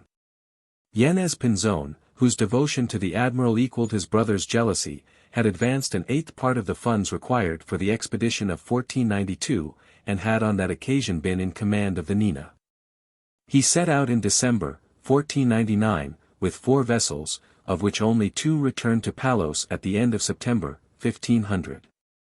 He touched the coast of the newly discovered continent at a point near the shore visited by Hojeda some months before, and explored the coast for some 2,400 miles, discovering Cape St.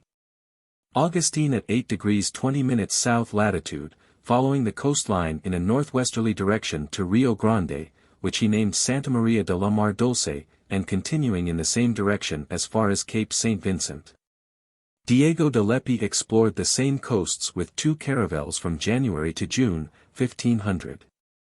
There is nothing particular to record of this voyage beyond the very important observation that was made on the direction of the coastline of the continent starting from Cape St. Augustine. Lepi had but just returned to Spain when 2 vessels left Cadiz, equipped by Rodrigo M. Bastidas, a wealthy and highly respectable man, with the view of making some fresh discoveries, but above all with the object of collecting as large a quantity of gold and pearls as possible, for which were to be bartered glass beads and other worthless trifles. Juan de la Cosa, whose talents as a navigator were proverbial, and who knew these coasts well from having explored them, was really at the head of this expedition. The sailors went on shore and saw the Rio Sinu, the Gulf of Eurabia, and reached the Porta del Retreat or de los Escribanos, in the Isthmus of Panama. This harbor was not visited by Columbus till the 26th of November, 1502. It is situated about 17 miles from the once celebrated, but now destroyed town of Nombre de Dios. In fact, this expedition, which had been organized by a merchant, became, thanks to Juan de la Cosa, one of the voyages the most fertile in discoveries, but alas, it came to a sad termination. The vessels were lost in the Gulf of Zaragua, and Bastidas and La Cosa were obliged to make their way by land to St. Domingo. When they arrived there, Bovadilla, the upright man and model governor, whose infamous conduct to Columbus we have already mentioned, had them arrested, on the plea that they had bought some gold from the Indians of Zaragua. He sent them off to Spain, which was only reached after a fearfully stormy voyage, some of the vessels being lost on the way. After this expedition, so fruitful in results, voyages of discovery became rather less frequent for some years, the Spaniards being occupied in asserting their supremacy in the countries in which they had already founded colonies. Indians devoured by dogs. From an old print. The colonization of Hispaniola had commenced in 1493, when the town of Isabella was built. 2 years afterwards Christopher Columbus had traveled over the island and had subjugated the poor savages, by means of those terrible dogs which had been trained to hunt Indians, and unaccustomed as the natives were to any hard work. He had forced them to toil in the mines. Both Bovadilla and Ovando, treating the Indians as a herd of cattle, had divided them among the colonists as slaves. The cruelty with which this unfortunate people was treated became more and more unbearable. By means of a despicable ambush, Ovando seized the Queen of Zaragua and 300 of her principal subjects, and at a given signal they were all put to the sword without there being any crime adduced against them. For some years, says Robertson, the gold brought into the royal treasury of Spain amounted to about 460,000 pesos, 2,400. 000 livres of the currency of Tours, an enormous sum if we take into consideration the great increase in the value of money since the beginning of the 16th century. In 1511 Diego Velázquez conquered Cuba with 300 men, and here again were enacted the terrible scenes of bloodshed and pillage which have rendered the Spanish name so sadly notorious. They cut off the thumbs of the natives, put out their eyes, and poured boiling oil or melted lead into their wounds. Even when they did not torture them by burning them over a slow fire to extract from them the secret of the treasures of which they were believed to be the possessors. It was only natural under these circumstances that the population rapidly decreased, and the day was not far off when it would be wholly exterminated. To understand fully the sufferings of this race thus odiously persecuted, the touching and horrible narrative of Las Casas must be read, himself the indefatigable defender of the Indians. Indians burnt alive. From an old print. In Cuba, the cacique Hatui was made prisoner and condemned to be burnt. When he was tied to the stake, a Franciscan monk tried to convert him, promising him that if he would only embrace the Christian faith, he would be at once admitted to all the joys of paradise. "Are there any Spaniards in that land of happiness and joy of which you speak?" asked Hatui. "Yes," replied the monk, "but only those who have been just and good in their lives. The very best among them can have neither justice nor mercy." Said the poor cacique, "I do not wish to go to any place where I should meet a single man of that accursed race." Does not this fact suffice to paint the degree of exasperation to which these unfortunate people had been driven? And these horrors were repeated wherever the Spaniards set foot.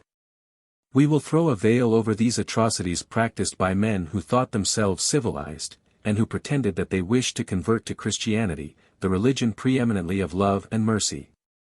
A race who were in reality less savage than themselves. In 1504 and 1505 4 vessels explored the Gulf of Eurasia.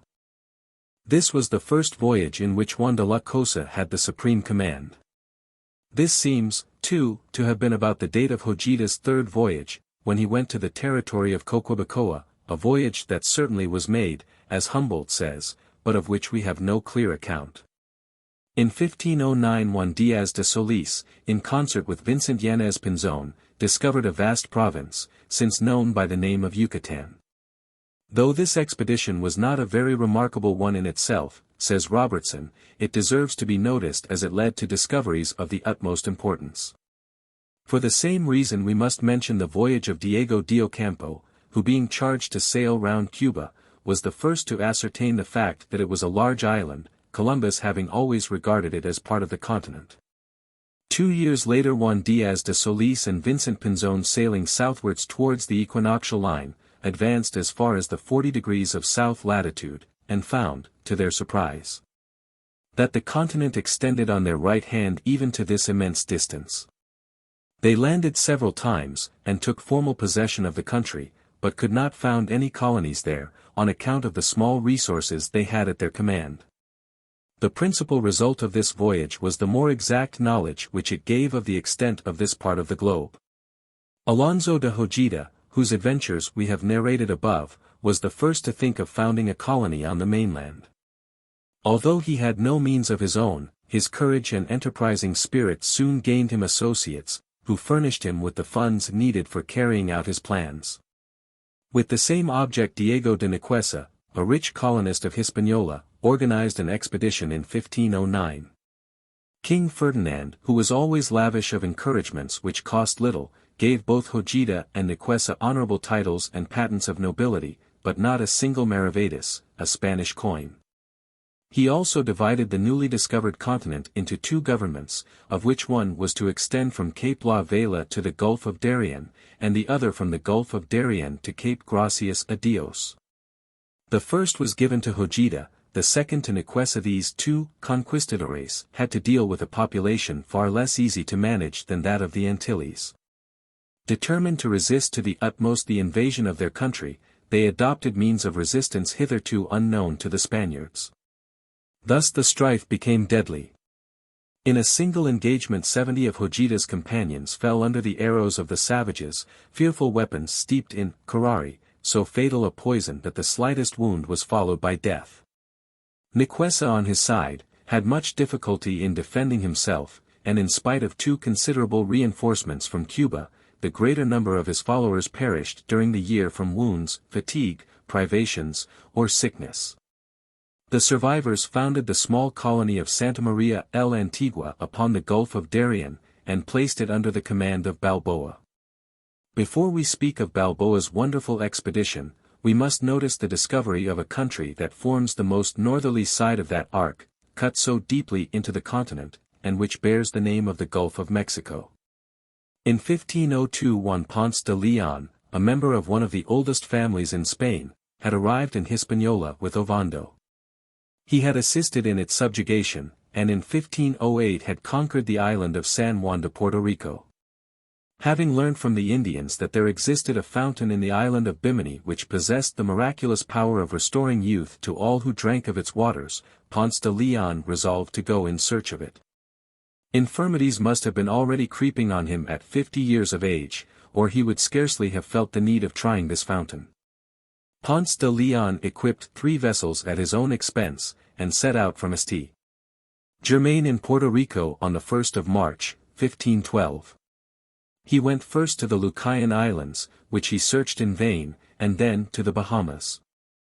If he did not succeed in finding the fountain of youth which he sought so credulously, at least he had the satisfaction of discovering an apparently fertile tract of country, which he named Florida, either from his landing there on Palm Sunday.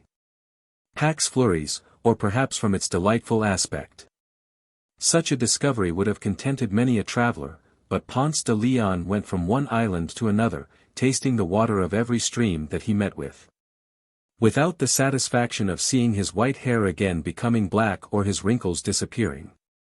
After spending 6 months in this fruitless search, he was tired of playing the dupe, so giving up the business he returned to Puerto Rico on the 5th of October, leaving Perez de Ortubia and the pilot Antonio de Alaminos to continue the search. Père Charlevoix says, he was the object of great ridicule when he returned in much suffering, and looking older than when he set out.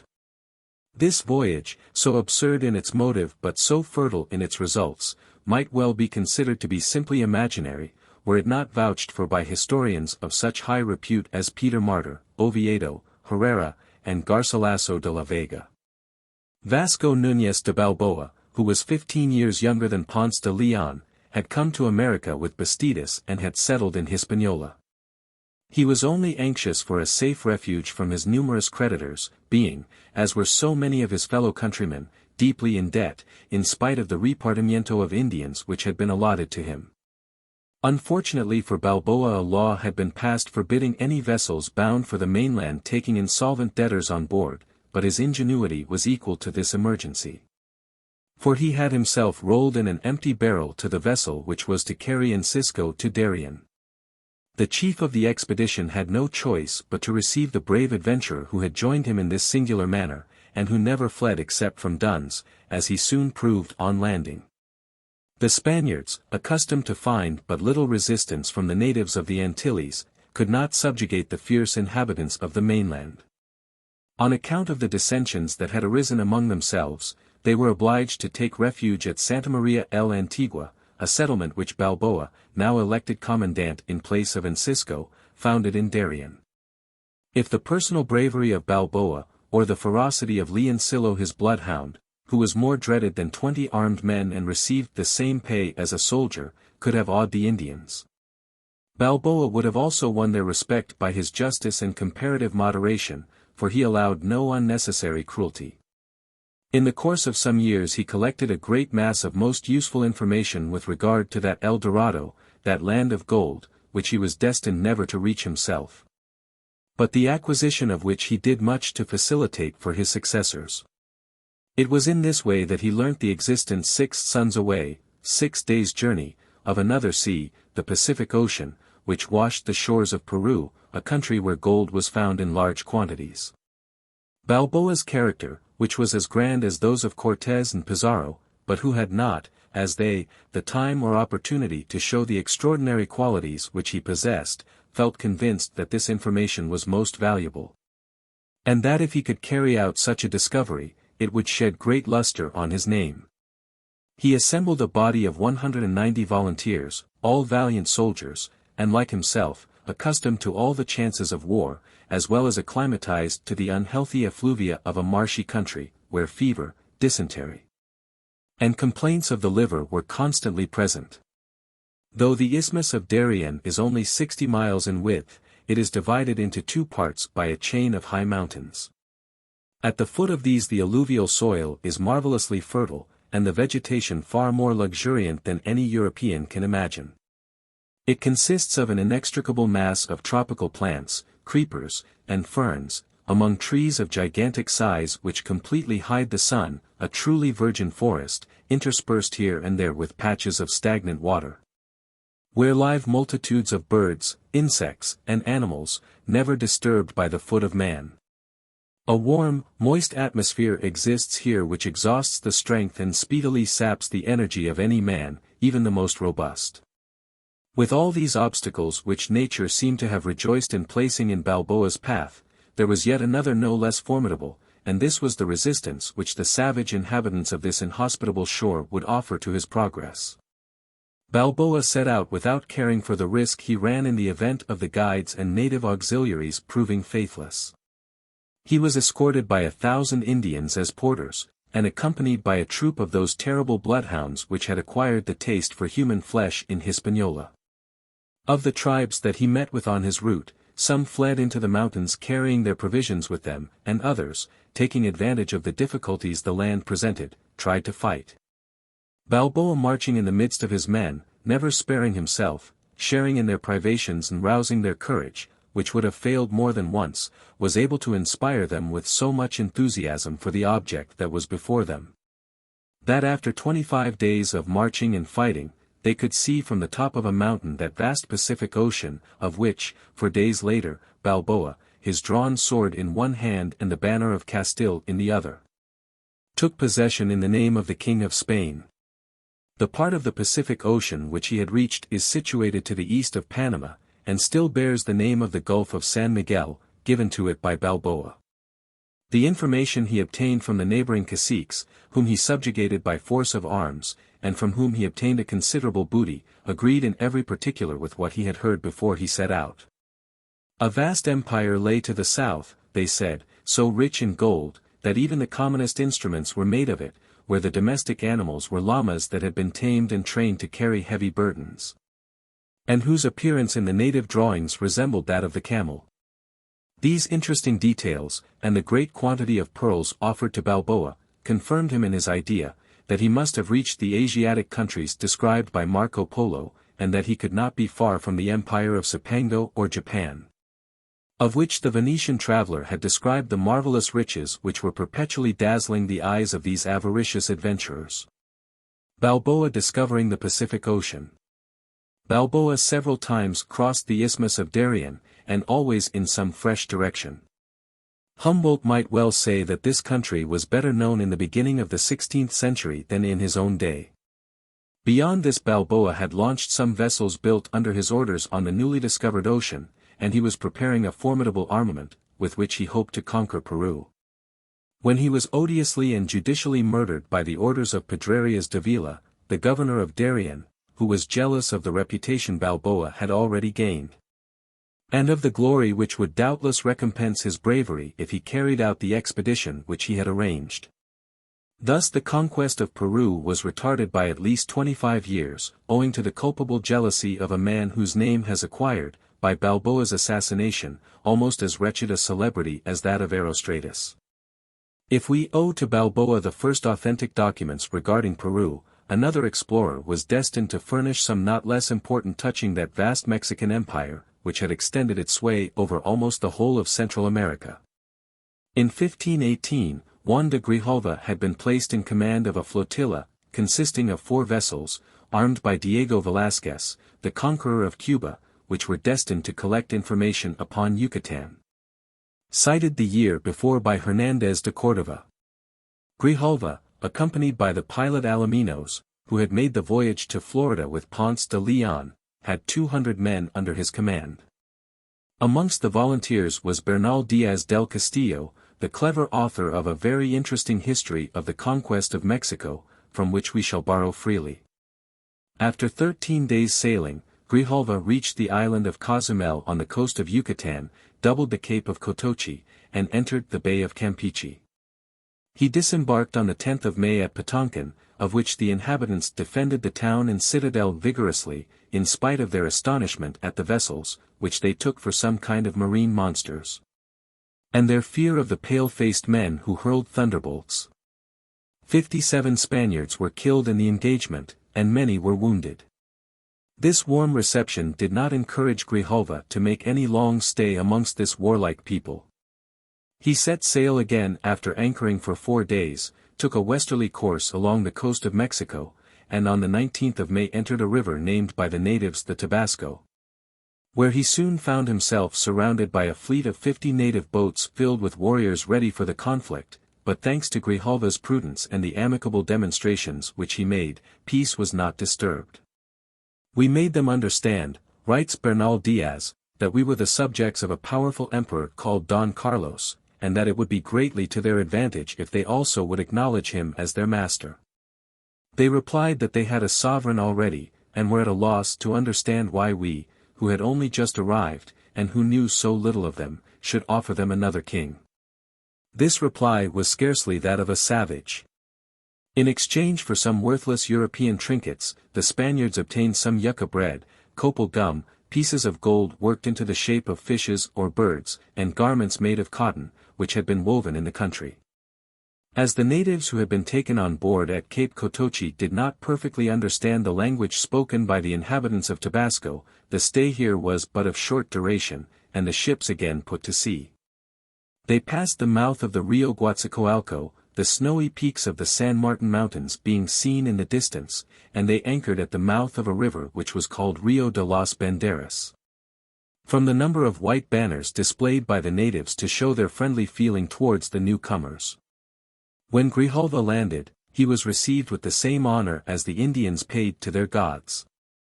They burnt copal incense before him, and laid at his feet more than 1,500 piastres worth of small gold jewels, as well as green pearls and copper hatchets. After taking formal possession of the country, the Spaniards landed on an island called Los Sacrificios Island, from a sort of altar which they found there placed at the top of several steps, upon which lay the bodies of 5 Indians sacrificed since the preceding evening. Their bodies were cut open, their hearts torn out, and both legs and arms cut off. Leaving this revolting spectacle, they went to another small island, which received the name of San Juan, being discovered on St. John's Day. To this they added the word Colua, which they heard used by the natives of these shores. But Colua was the ancient name for Mexico, and this island of San Juan de Colua is now known as St. John de Ulloa.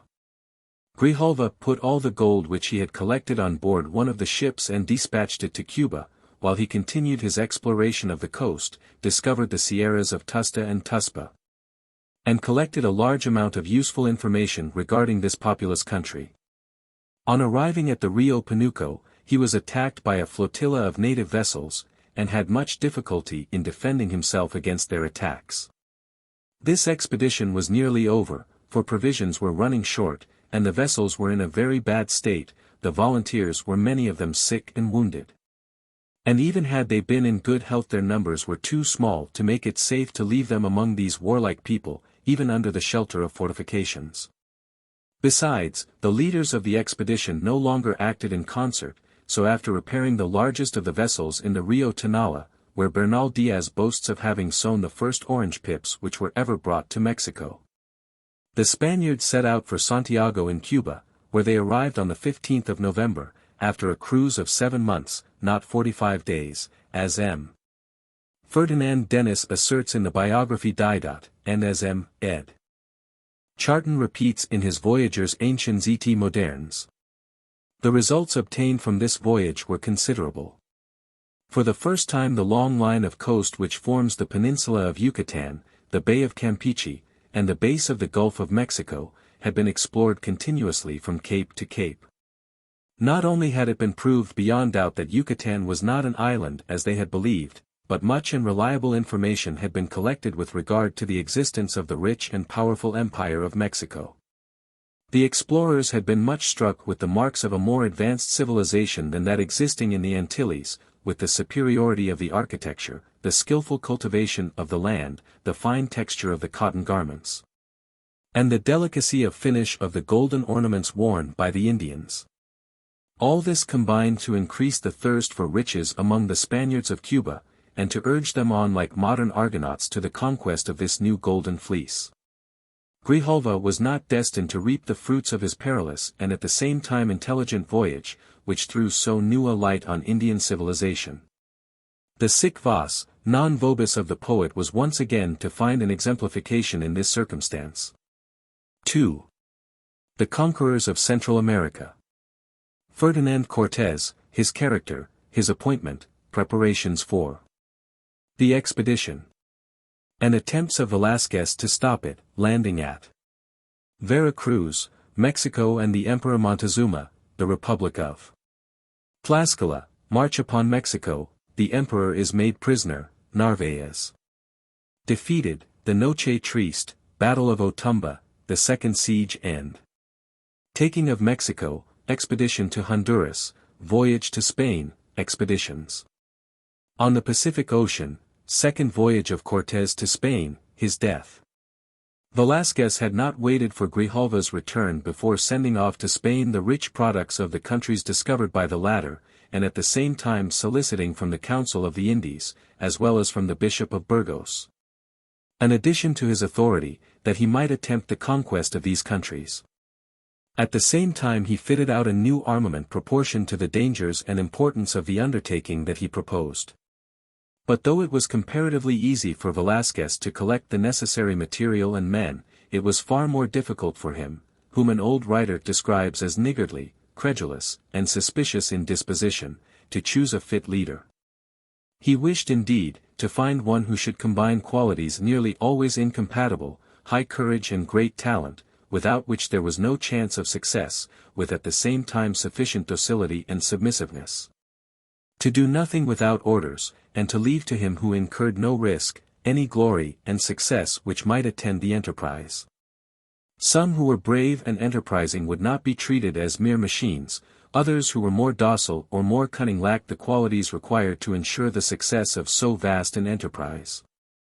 Among the former were some of Grijalva's companions who wished that he should be made commander, while the latter preferred Agustín Bermúdez or Bernardino Velázquez.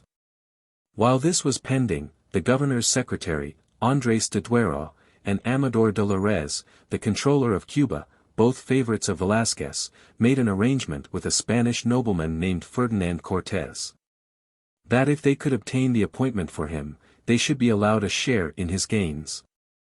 Bernal Diaz says, they praised Cortés so highly, and pointed him out in such flattering terms as the very man fitted to fill the vacant post, adding that he was brave and certainly very faithful to Velázquez, to whom he was son-in-law. That he allowed himself to be persuaded, and Cortés was nominated Captain General. As Andrés de Duero was the governor's secretary, he hastened to formulate the powers in a deed, making them very ample, as Cortés desired, and brought it to him duly signed. Had Velázquez been gifted with the power of looking into the future, Cortés was certainly not the man he would have chosen. Ferdinand Cortés. From an old print. Cortés was born at Medellín in Extremadura in 1485, of an ancient, but slenderly endowed family. After studying at Salamanca for some time, he returned to his native town, but the quiet monotonous life there was little suited to his restless and capricious temper, and he soon started for America. Reckoning upon the protection of his relation Ovando, the governor of Hispaniola. His expectations were fully realized, and he held several honorable and lucrative posts, without counting that between times he joined in several expeditions against the natives. If he became in this manner initiated into the Indian system of tactics, so also, unfortunately, did he grow familiar with those acts of cruelty which have too often stained the Castilian name. He accompanied Diego de Velázquez in his Cuban expedition in 1511, and here he distinguished himself so highly, that notwithstanding certain disagreements with his chief, a large grant of land as well as of Indians was made to him as a recognition of his services. Cortés amassed the sum of 3,000 castellanos in the course of a few years by his industry and frugality, a large sum for one in his position, but his chief recommendations in the eyes of Andrés de Duero and Amador de Serres, his two patrons, were his activity, his well-known prudence, his decision of character, and the power of gaining the confidence of all with whom he was brought into contact.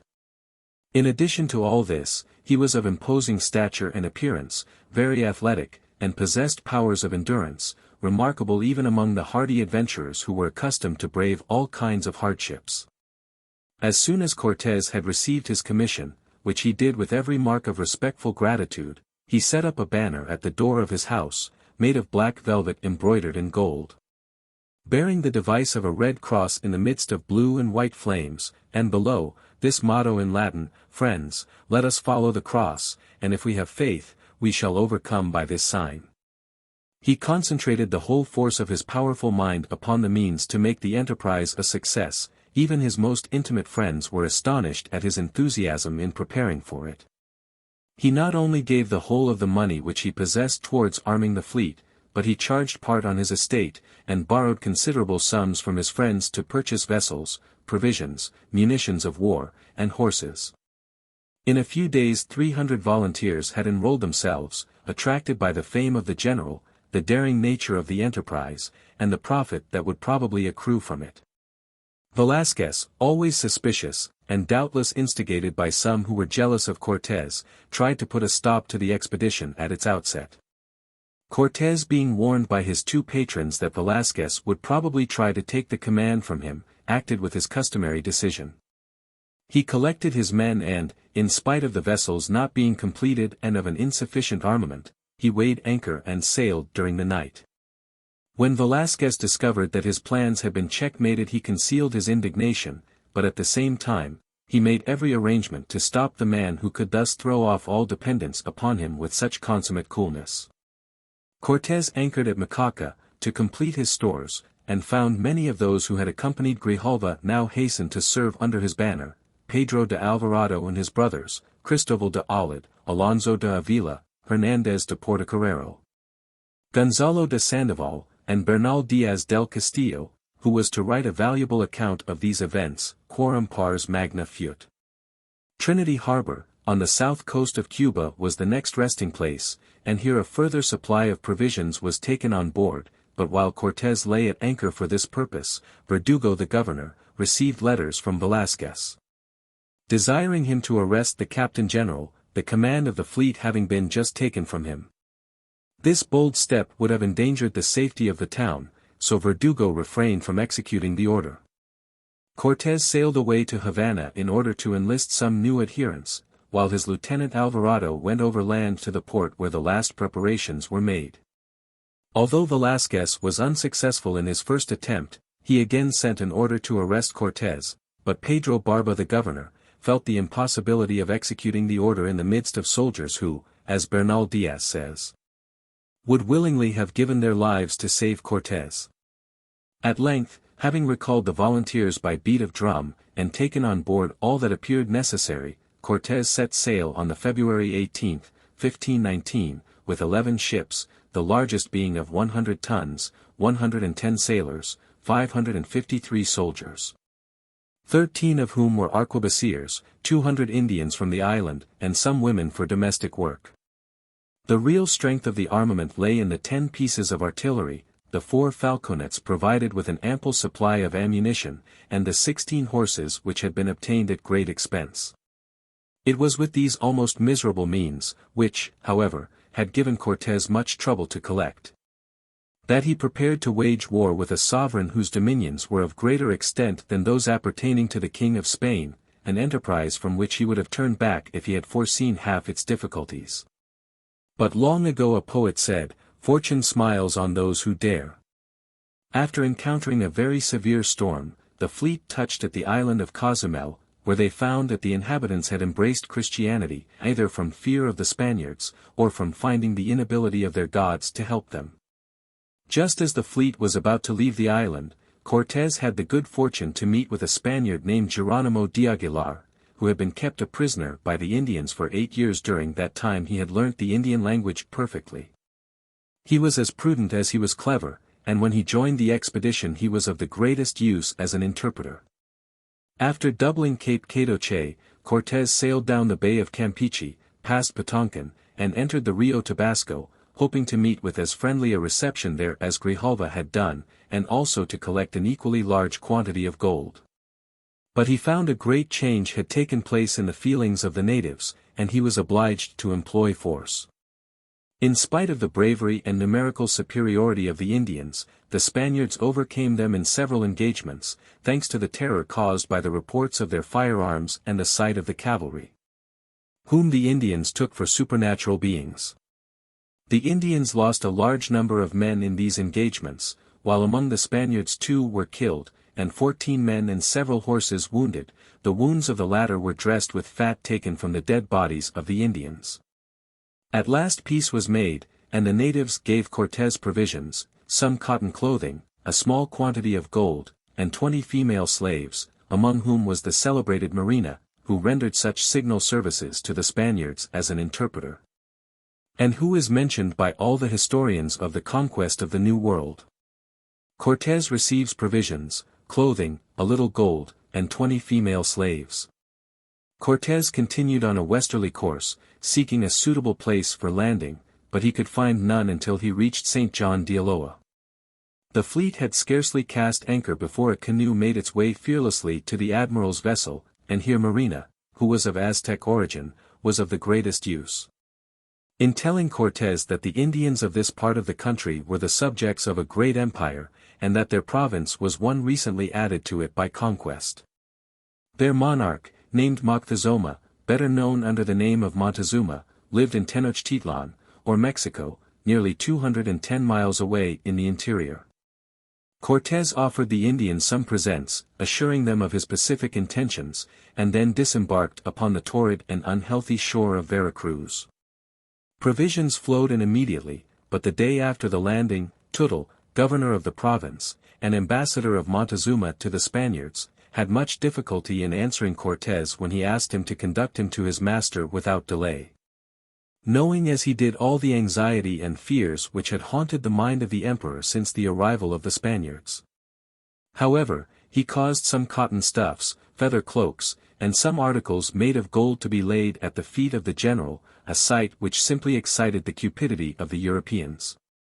To give these poor Indians an adequate idea of his power, Cortés called out his soldiers, and put them through their drill. He also ordered the discharge of some pieces of artillery, the noise of which froze the hearts of the savages with terror. During the whole time of the interview, some painters had been employed in sketching upon pieces of white cotton, the ships, the troops, and everything which had struck their fancy. These drawings, very cleverly executed, were to be sent to Montezuma. Before beginning the history of the heroic struggles which shortly commenced, it will be useful to give some details as to that Mexican empire which, powerful as it appeared, nevertheless contained within itself numerous elements of decay and dissolution, which fact explains the cause of its conquest by a mere handful of adventurers. That part of America which was under the dominion of Montezuma was called Anahuac and lay between 14 degrees and 20 degrees north latitude. This region presents great varieties of climate on account of its difference of altitude. Towards the center, and rather nearer to the Pacific than to the Atlantic, there is a huge basin at an elevation of 7,500 feet above the sea, and about 200 miles in circumference, in the hollow of which there were at that time several lakes. This depression is called the Valley of Mexico, taking its name from the capital of the empire.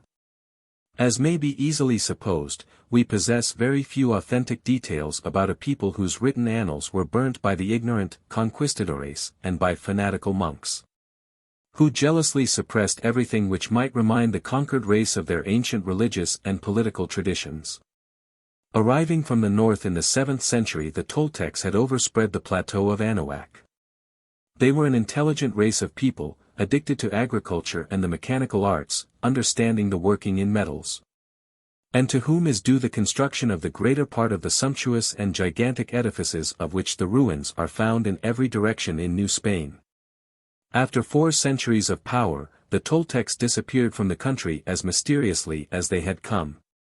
A century later they were replaced by a savage tribe from the northwest, who were soon followed by more civilized races, speaking apparently the Toltec language. The most celebrated of these tribes were the Aztecs, and the Alcolhus or Tezcacans, who assimilated themselves easily with the tincture of civilization which remained in the country with the last of the Toltecs. The Aztecs, after a series of migrations and wars, settled themselves in 1326 in the Valley of Mexico, where they built their capital Tenochtitlan. A treaty of alliance both offensive and defensive was entered into between the states of Mexico, Texcoco, and Tlacopan, and was rigorously observed for a whole century. In consequence of this, the Aztec civilization, which had been at first bounded by the extent of the valley, spread on all sides, and soon was limited only by the Pacific and Atlantic Oceans. In a short time these people had reached a higher degree of civilization than any other tribe in the New World. The rights of property were recognized in Mexico, commerce flourished there, and 3 kinds of coin in circulation provided the ordinary mechanism of exchange. There was a well-organized police, and a system of relays which worked with perfect regularity, and enabled the sovereign to transmit his orders with rapidity from one end of the empire to the other. The number and beauty of the towns, the great size of the palaces, temples, and fortresses indicated an advanced civilization, which presented a singular contrast to the ferocious manners of the Aztecs. Their polytheistic religion was in the highest degree barbarous and sanguinary. The priests formed a very numerous body, and exercised great influence even over political affairs.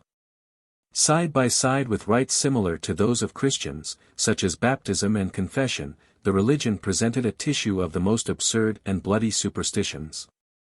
The offering up of human sacrifices, adopted at the beginning of the 14th century, and used at first very sparingly, had soon become so frequent, that the number of victims immolated each year, and drawn chiefly from the conquered nations, amounted to 20,000, while under certain circumstances the number was much larger. Thus in 1486, at the inauguration of the Temple of Huitzilopochtli, 70,000 captives perished in a single day. The government of Mexico was monarchical. At first the imperial power had been carefully limited, but it had increased with the various conquests, and had become despotic. The sovereign was always chosen out of the same family, and his accession was marked by the offering up of numerous human sacrifices. The Emperor Montezuma belonged to the sacerdotal caste, and in consequence his power received some unwanted development. The result of his numerous wars had been the extension of his frontiers, and the subjugation of various nations. These latter welcomed the Spaniards with eagerness, thinking that their dominion must surely be less oppressive and less cruel than that of the Aztecs. It is certain that if Montezuma, with the large force which he had at his disposal, had fallen upon the Spaniards when they were occupying the hot and unhealthy shore of Veracruz, they would have been unable, in spite of the superiority of their arms and discipline, to resist such a shock. They must all have perished, or been obliged to re-embark, and the fate of the New World would have been completely changed. But the decision which formed the most salient point in the character of Cortés, was completely wanting in that of Montezuma, a prince who never could at any time adopt a resolute policy.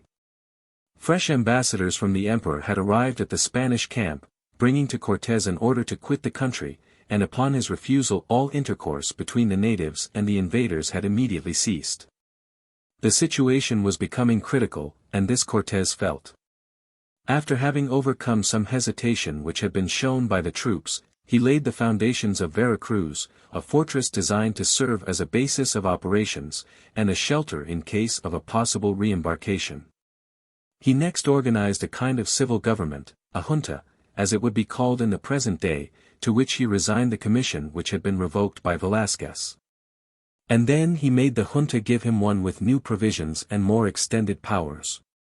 After this he received the envoys from the town of Zempoala, who were come to solicit his alliance, and his protection against Montezuma, whose dominion they bore with impatience.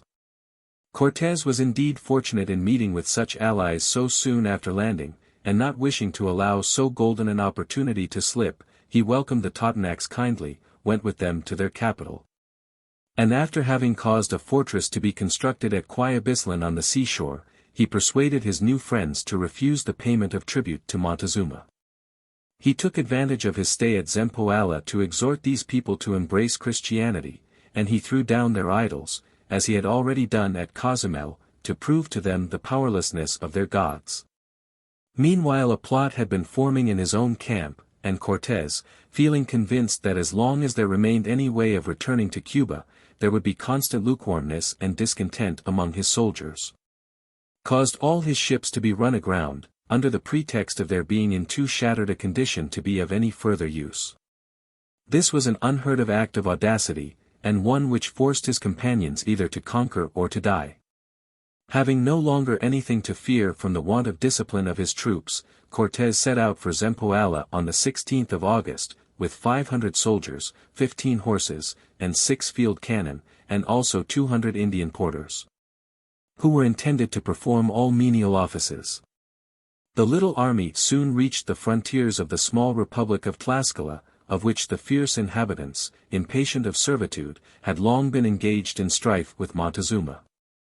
Cortés flattered himself that his oft-proclaimed intention of delivering the Indians from the Mexican yoke would induce the Tlaxcalans to become his allies and at once to make common cause with him. He therefore asked for leave to cross their territory on his way to Mexico. But his ambassadors were detained, and as he advanced into the interior of the country, he was harassed for 14 consecutive days and nights by continual attacks from several bodies of Tlaxcalans, amounting in all to 30,000 men, who displayed a bravery and determination such as the Spaniards had never yet seen equaled in the New World. But the arms possessed by these brave men were very primitive. What could they effect with only arrows and lances tipped with obsidian or fish bones, stakes hardened in the fire, wooden swords, and above all with an inferior system of tactics? When they found that each encounter cost them the lives of many of their bravest warriors, while not a single Spaniard had been killed, they imagined that these strangers must be of a superior order of beings.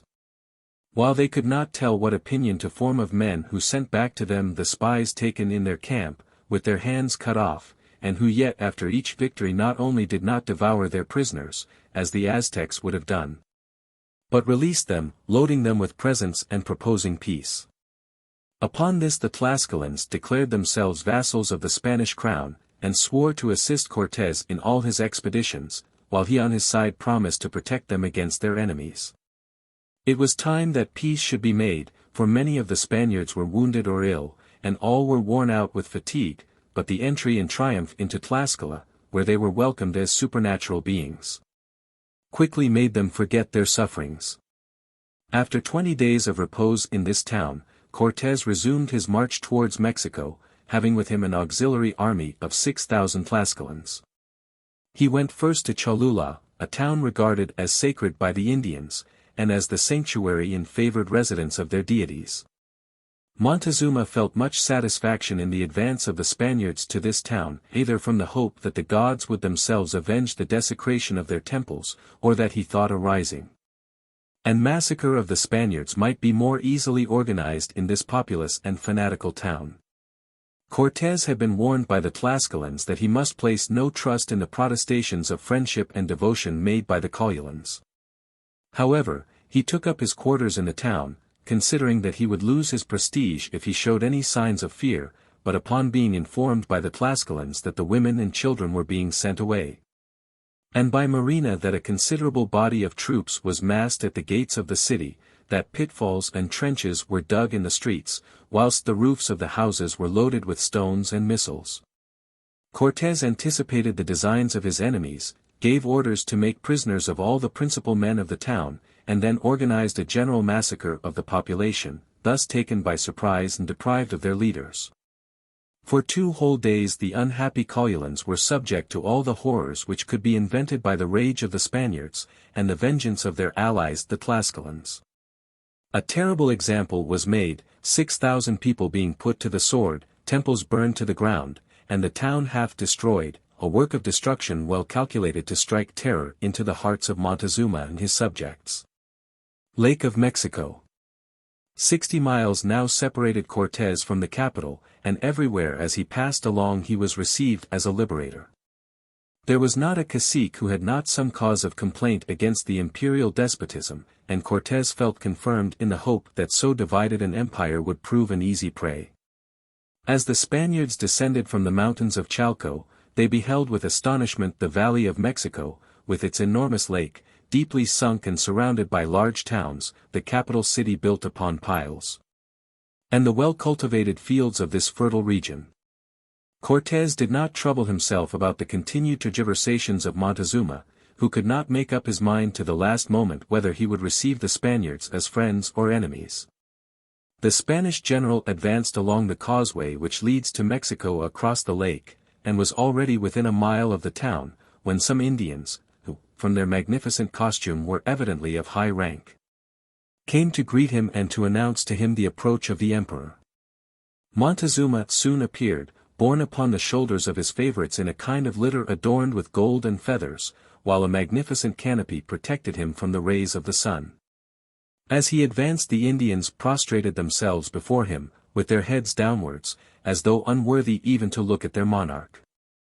This first interview was cordial, and Montezuma himself conducted his guests to the abode which he had prepared for them. It was a vast palace, surrounded by a stone wall, and defended by high towers. Cortés immediately took measures of defense, and ordered the cannon to be pointed upon the roads leading to the palace. At the second interview, magnificent presents were offered both to the general and soldiers. Montezuma related that according to an old tradition, the ancestors of the Aztecs had arrived in the country under the leadership of a man of white complexion, and bearded like the Spaniards. After laying the foundations of their power, he had embarked upon the ocean, promising them that one day his descendants would come to visit them and to reform their laws, and if, as Montezuma said, he now received the Spaniards rather as fathers than as foreigners, it was because he felt convinced that in them he beheld the descendants of his people's ancient chief, and he begged them to regard themselves as the masters of his country.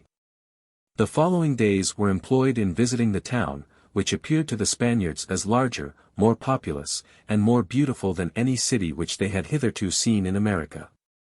Its distinguishing peculiarity consisted in the causeways which formed a means of communication with the land, and which were cut through in various places to allow a free passage to vessels sailing on the waters of the lake. Across these openings were thrown bridges which could be easily destroyed.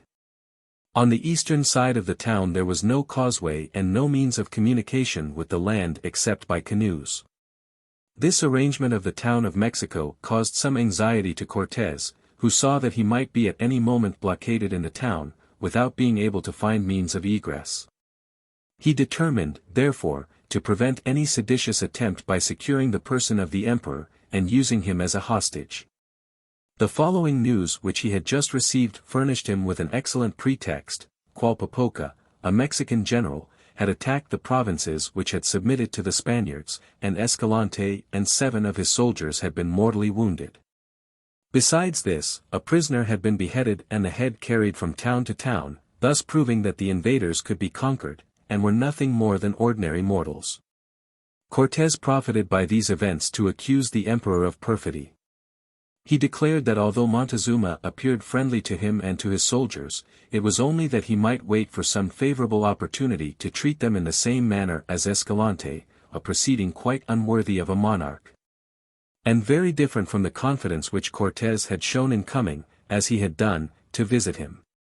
He went on to say that if the suspicions of the Spaniards were not justified, the emperor could easily exonerate himself by having Qualpopoca punished, and finally, to prevent the recurrence of aggressions which could but destroy the existing harmony, and to prove to the Mexicans that he harbored no ill design against the Spaniards, Montezuma could not do otherwise than come to reside amongst them.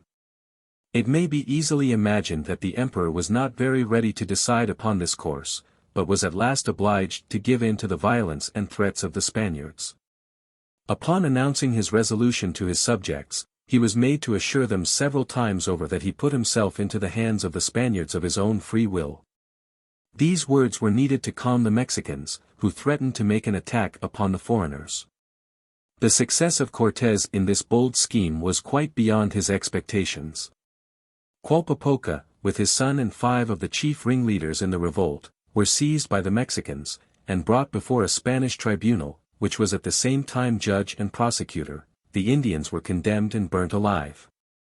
Not content with having punished men who had committed no crime but that of executing the orders of their emperor, and of opposing an armed resistance to the invasion of their country, Cortés imposed a new humiliation upon Montezuma. In placing fetters upon his feet, under the pretext that the culprits in their last moments had made accusations against him. For 6 months the conquistador exercised the supreme government in the name of the emperor, now reduced to a puppet show of authority. Cortés changed the governors who displeased him, collected the taxes, presided over all the details of the administration, and sent Spaniards into the various provinces of the empire with orders to examine their productions, and to take particular notice of the mining districts and the processes in use for collecting gold. Cortés also turned to account the curiosity evinced by Montezuma to see European ships, to have rigging and other appurtenances brought from Vera Cruz, and to order the construction of 2 brigantines destined to ensure his communications with terra firma by the waters of the lake. Emboldened by receiving so many proofs of submission and humility, Cortés took another step in advance, and required that Montezuma should declare himself the vassal and tributary of Spain. The act of fidelity and homage was accompanied, as may be easily imagined, with presents both rich and numerous, as well as by a heavy tax which was levied without much difficulty. The opportunity was now taken to gather together everything in gold and silver, which had been extorted from the Indians, and to melt them down, except certain pieces which were kept as they were, on account of the beauty of the workmanship. The whole did not amount to more than 600,000 pesos, or 100,000 L. Thus, although the Spaniards had made use of all their power, and Montezuma had exhausted his treasures to satisfy them, the whole product amounted to an absurdly small sum. Very little in accordance with the idea which the conquerors had formed of the riches of the country. After reserving 1/5 of the treasure for the king, and 1/5 for Cortés and subtracting enough to reimburse the sums which had been advanced for the expenses of the expedition, the share of each soldier did not amount to 100 pesos. And they considered that it would have been more worth their while to have remained in Hispaniola, than to have experienced such fatigues, encountered such great dangers, and suffered so many privations, all for the reward of 100 pesos. If the promises of Cortés ended in this beggarly result, and if the partition had been made with fairness, of which they did not feel certain, they argued that it was absurd to remain longer in so poor a country. While under a chief less prodigal in promises, but more generous, they might go to countries rich in gold and precious stones, where brave warriors would find an adequate compensation for their toils. So murmured these greedy adventurers, some accepting what fell to their share while fuming over its small amount, others disdainfully refusing it. Cortés had succeeded in persuading Montezuma to conform to his will in everything which concerned politics, but it was otherwise in regard to religion. He could not persuade him to change his creed, and when Cortés wished to throw down the idols, as he had done at Zempoala, a tumult arose which would have become very serious, had he not immediately abandoned his project. From that time the Mexicans, who had offered scarcely any resistance to the subjugation and imprisonment of their monarch, resolved to avenge their outraged deities, and they prepared a simultaneous rising against the invaders. It was at this juncture, when the affairs in the interior seemed to be taking a less favorable turn, that Cortés received news from Vera Cruz, that several ships were cruising off the harbor. At first he thought this must be a fleet sent to his aid by Charles V, in answer to a letter which he had sent to him on the 16th of July, 1519, by Portocarrero and Montejo. But he was soon undeceived, and learnt that this expedition was organized by Diego Velázquez, who knew by experience how lightly his lieutenant could shake off all dependence upon him. He had sent this armament with the object of deposing Cortés from his command, of making him a prisoner, and of carrying him off to Cuba, where he would be speedily placed upon his trial. The fleet thus sent was under the command of Pamfilo de Narvaez. It consisted of 18 vessels, and carried 80 horse soldiers, and 100 infantry, of whom 80 were musketeers, 120 crossbowmen, and 12 cannons. Narvaez disembarked without opposition, near to the fort of San Juan de Ulloa, but upon summoning the governor of Vera Cruz, Sandoval, to give up the town to him, Sandoval seized the men who were charged with the insolent message, and sent them off to Mexico, where Cortés at once released them, and then gained from them circumstantial information as to the forces, and the projects of Narvaez. The personal danger of Cortés at this moment was great. The troops sent by Velázquez were more numerous and better furnished with arms and ammunition than were his own, but his deepest cause of anxiety was not the possibility of his own condemnation and death. It was the fear lest all fruit of his efforts might be lost, and the knowledge of the hurtfulness of these dissensions to his country's cause. The situation was a critical one, but after mature reflection and the careful weighing of arguments for and against the course he meditated, Cortés determined to fight, even at a disadvantage, rather than to sacrifice his conquests and the interests of Spain. Before proceeding to this last extremity, he sent his chaplain Olmedo to Narvaez, but he was very ill received, and saw all his proposals for an accommodation disdainfully rejected. Olmedo met with more success amongst the soldiers, who most of them knew him, and to whom he distributed a number of chains, gold rings, and other jewels, which were well calculated to give them a high idea of the riches of the conqueror. But when Narvaez heard of what was going on, he determined not to leave his troops any longer exposed to temptation. He set a price upon the heads of Cortés and his principal officers, and advanced to the encounter. Cortés, however, was too skillful to be enticed into giving battle under unfavorable circumstances. He temporized and succeeded in tiring out Narvaez and his troops, who retired to Zempoala. Then Cortés, having taken his measures with consummate prudence, and the surprise and terror of a nocturnal attack which he organized compensating for the inferiority of his troops, he made prisoners of his enemy and all his soldiers, his own loss amounting to but 2 men. The conqueror treated the vanquished well, and gave them the choice between returning to Cuba, or remaining to share his fortune. This latter proposal, backed up as it was by gifts and promises, appeared so seductive to the new arrivals, that Cortés found himself at the head of 1,000 soldiers, the day after he had been in danger of falling into the hands of Narvaez. This rapid change of fortune was turned to the greatest advantage by the skillful diplomacy of Cortés, who hastened to return to Mexico.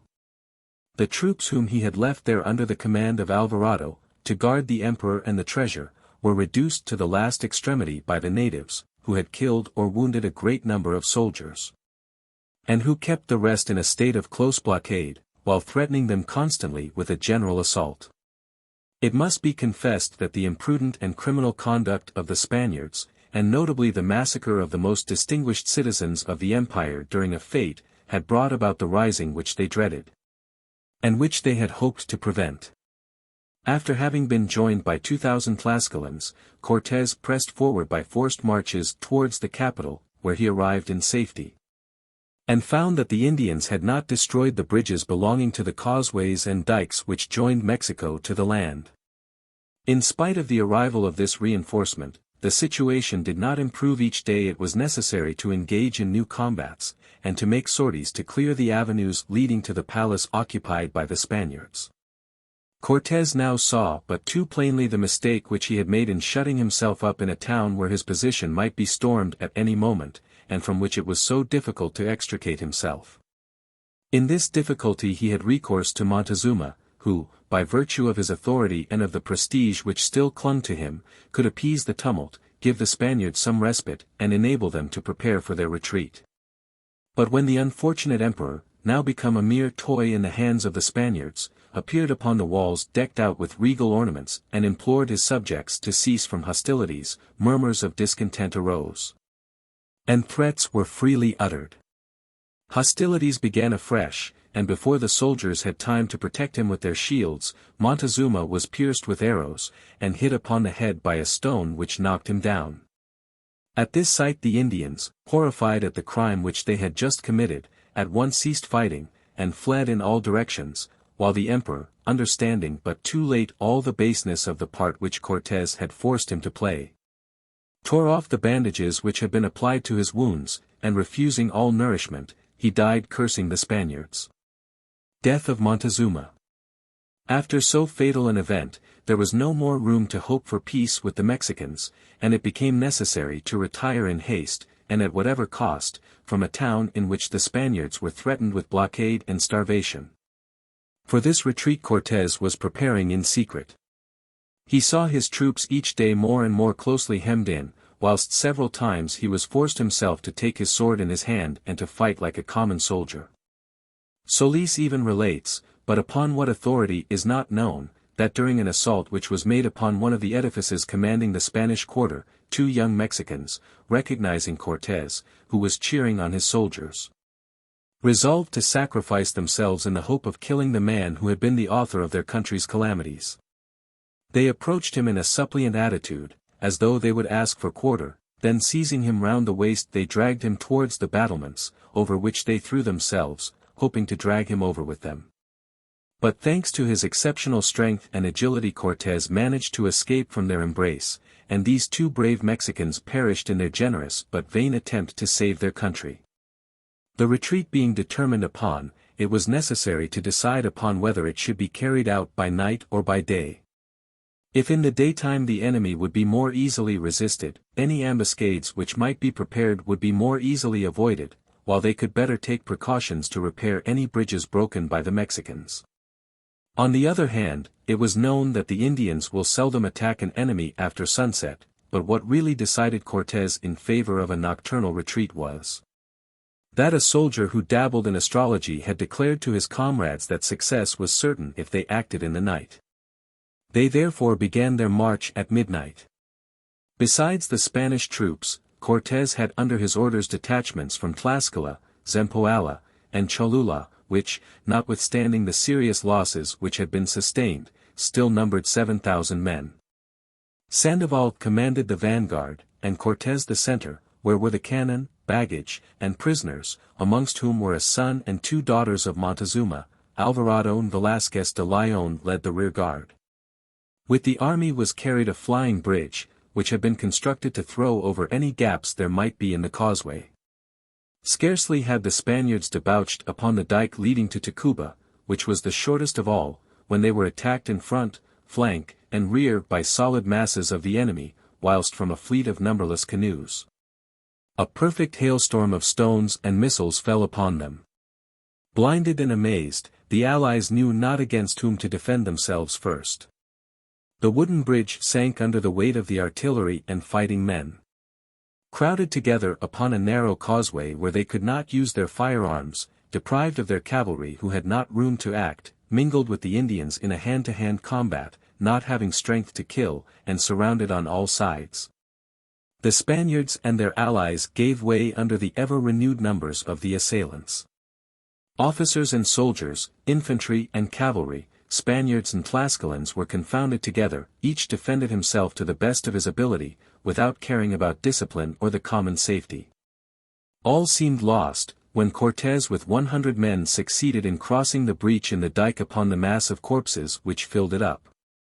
He drew up his soldiers in order as they arrived, and putting himself at the head of those least severely wounded, plunged wedge fashion into the melee, and succeeded in disengaging from it a portion of his men.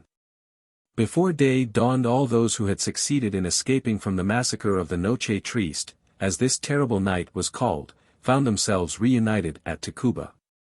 It was with eyes full of tears that Cortés passed in review his remaining soldiers, all covered with wounds, and took account of the losses which he had sustained.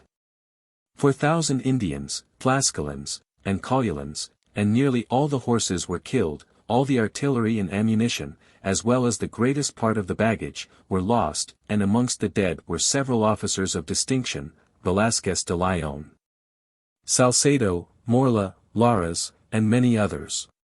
One of those most dangerously hurt was Alvarado, but not one man, whether officer or soldier, was without a wound. The fugitives did not delay at Tacuba, and by accident they took the road to Tlaxcala, where they did not know what reception might await them.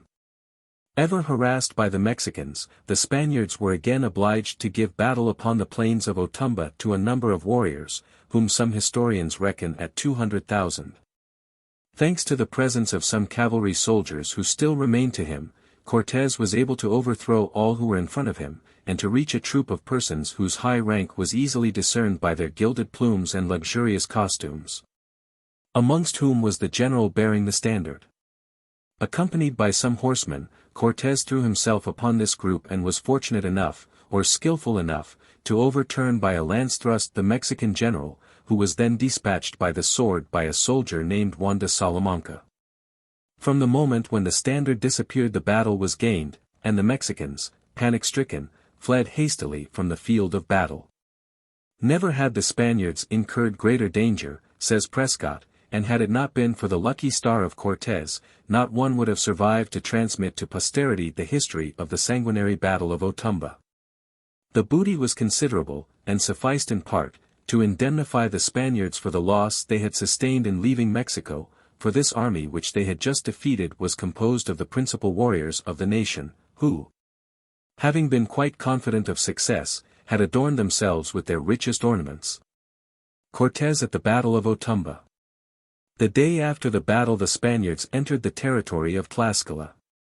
Bernal Diaz says, "I shall now call the attention of curious readers to the fact that when we returned to Mexico to the relief of Alvarado, we were in all 1,300 men, including in that number 97 horsemen, 80 crossbowmen. And the same number armed with carbines. Besides, we had more than 2,000 Tlaxcalans, and much artillery." Our second entry into Mexico took place on St. John's Day, 1520. Our flight from the city was on the 10th day of the month of July following, and we fought the memorable Battle of Otumba on the 14th day of this same month of July. And now I would draw attention to the number of men who were killed at Mexico during the passage of the causeways and bridges, in the Battle of Otumba, and in the other encounters upon the route.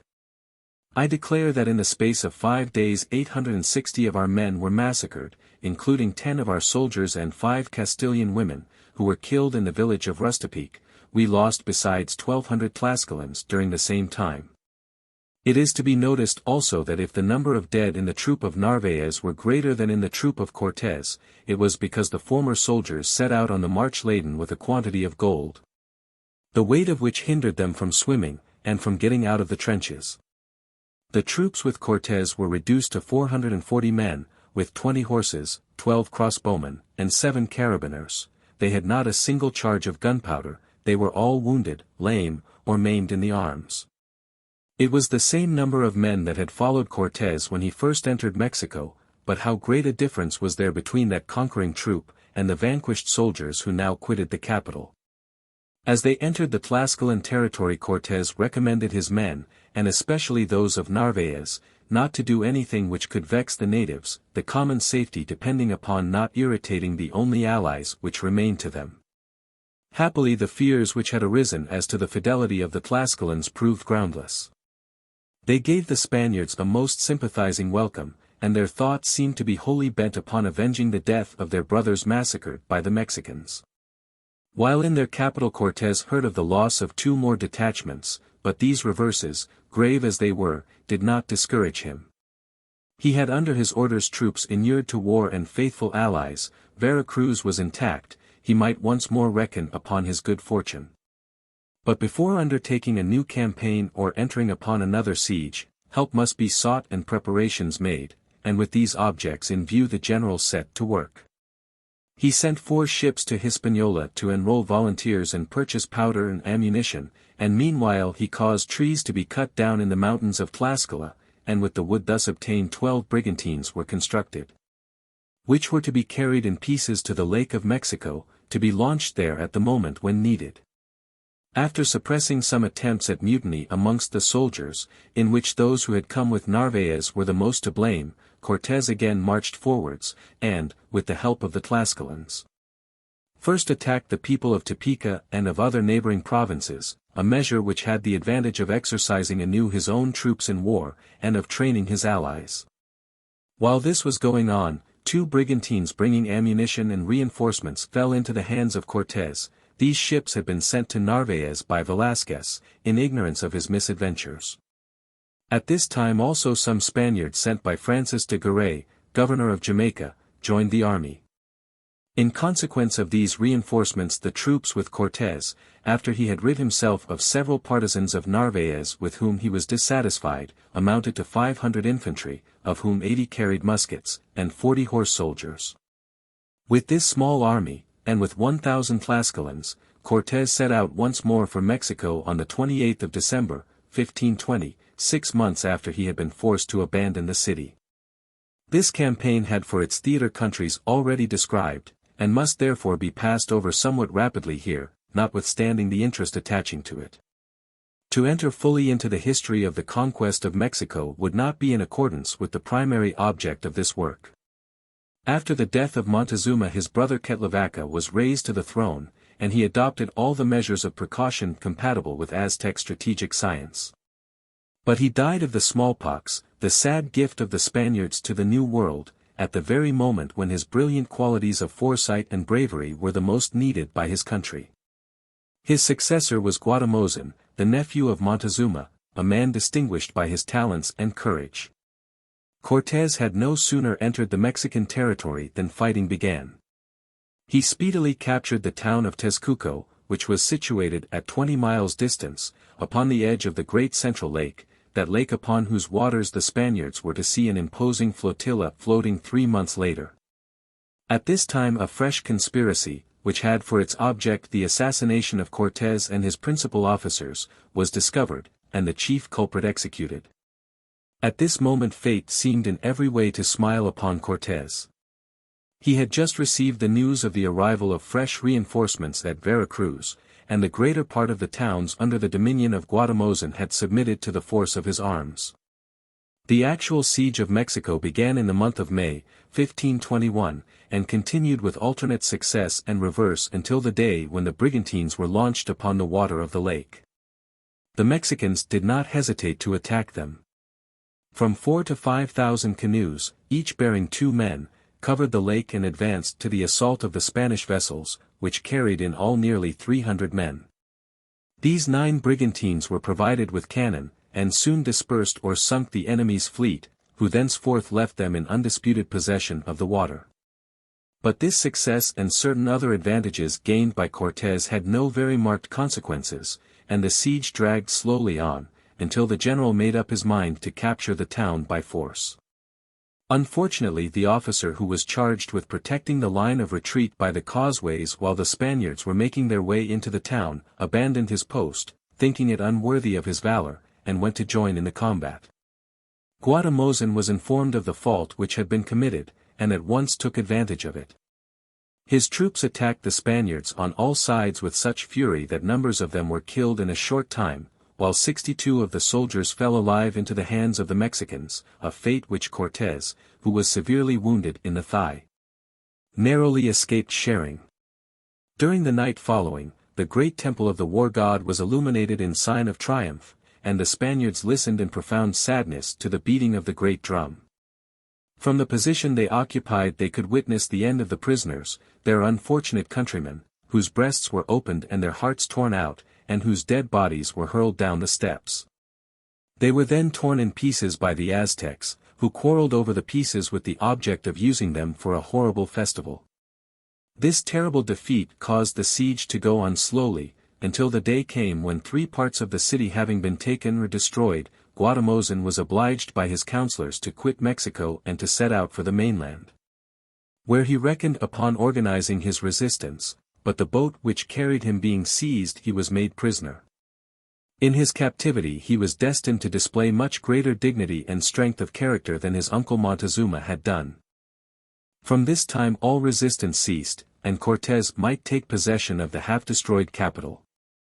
After a heroic resistance, in which 120,000 Mexicans according to some accounts, but 240,000 according to others, had perished, after a siege which had lasted not less than 70 days, Mexico, and with the city all the rest of the empire, succumbed, less indeed to the blows dealt against it by the Spaniards than to the long-standing hatred and the revolts of the subjugated people, and to the jealousy of the neighboring states, fated soon to regret the yoke which they had so deliberately shaken off. Contempt and rage soon succeeded amongst the Spaniards to the intoxication of success. The immense riches upon which they had reckoned either had no existence, or they had been thrown into the lake. Cortés found it impossible to calm the malcontents, and was obliged to allow the emperor and his principal minister to be put to the torture. Some historians, and notably Gama, report that whilst the Spaniards were stirring the fire which burnt below the gridiron upon which the 2 victims were extended, the minister turned his head towards his master and apparently begged him to speak, in order to put an end to their tortures. But that Guatemozin reproved this single moment of weakness by these words, am I assisting at some pleasure, or am I in the bath, an answer which has been poetically changed into, do I lie upon roses? The Spaniards stir the fire burning below the gridiron. The historians of the conquest of Mexico have usually stopped short at the taking of Mexico, but it remains for us to speak of some other expeditions undertaken by Cortés with different aims, but which resulted in casting quite a new light upon some portions of Central America. Besides, we could not leave this hero, who played so large a part in the history of the New World and in the development of its civilization, without giving some details of the end of his life. With the fall of the capital was involved, properly speaking, that of the Mexican Empire. If there were still some resistance, as notably there was in the province of Oaxaca, it was of an isolated character, and a few detachments of troops sufficed to reduce to submission the last remaining opponents of the Spaniards. Terrified as the Mexicans were by the punishments which had been dealt out to the people of Panuco, who had revolted. At the same time ambassadors were sent by the people of the distant countries of the empire, to convince themselves of the reality of that wonderful event, the taking of Mexico, to behold the ruins of the abhorred town, and to tender their submission to the conquerors. Cortés was at length confirmed in the position he held after incidents which would take too long to relate, and which caused him to say, "It has been harder for me to fight against my countrymen than against the Aztecs." It now remained to him to organize the conquered country, and he began by establishing the seat of government at Mexico, which he rebuilt. He attracted Spaniards to the city by granting them concessions of lands, and the Indians, by allowing them at first to remain under the authority of their native chiefs, although he speedily reduced them all, except the Tlascalans, to the condition of slaves, by the vicious system of repartimientos, in vogue in the Spanish colonies. But if it is justifiable to reproach Cortés with having held cheaply the political rights of the Indians, it must be conceded that he manifested the most laudable solicitude for their spiritual well-being. To further this object he brought over some Franciscans, who by their zeal and charity in a short time gained the veneration of the natives, and in a space of 20 years brought about the conversion of the whole population. At the same time Cortés sent some troops into the state of Michoacán, who penetrated as far as the Pacific Ocean, and as they returned visited some of the rich provinces situated in the north. Cortés founded settlements in all the parts of the country which appeared to him advantageous, at Zacachula upon the shores of the Pacific, at Coloman in Michoacán, at Sant Esteban near Tampico, at Medellín near Veracruz, and immediately after the pacification of the country, Cortés entrusted Cristóbal de Olid with the command of a considerable force, in order to establish a colony in Honduras. And at the same time Olid was to explore the southern coast of that province, and to seek for a strait which should form a communication between the Atlantic and Pacific Oceans. But, carried away by the pride of command, Olid had no sooner reached his destination than he declared himself independent, whereupon Cortés immediately dispatched one of his relations to arrest the culprit, and set out himself, accompanied by Guatimozin, at the head of 100 horsemen and 50 foot soldiers, on the 12th of October, 1524. After crossing the provinces of Coatzacoalco, Tabasco, and Yucatan, and enduring all kinds of privations in the course of a most trying march over marshy and shifting ground, and across a perfect ocean of undulating forests, the detachment was approaching the province of Aquilan, when Cortés was told of the existence of a plot, formed, as was said, by Guatimozin and the principal Indian chiefs. Its aim was to seize the first opportunity to massacre both officers and soldiers, after which the march to Honduras was to be continued, the settlements were to be destroyed, and then there was to be a return to Mexico, where during a general rising there would doubtless be small difficulty experienced in getting rid of the invaders. Guatimozin in vain protested his innocence, in which there is every reason to believe. He was hung, as well as several of the Aztec nobles, upon the branches of a ceiba tree, which shaded the road. Bernal Díaz del Castillo says, "The execution of Guatimozin was very unjust, and we were all agreed in condemning it." But Prescott says, if Cortés had consulted but his own interest and his renown, he should have spared him, for he was the living trophy of his victory, as a man keeps gold in the lining of his coat.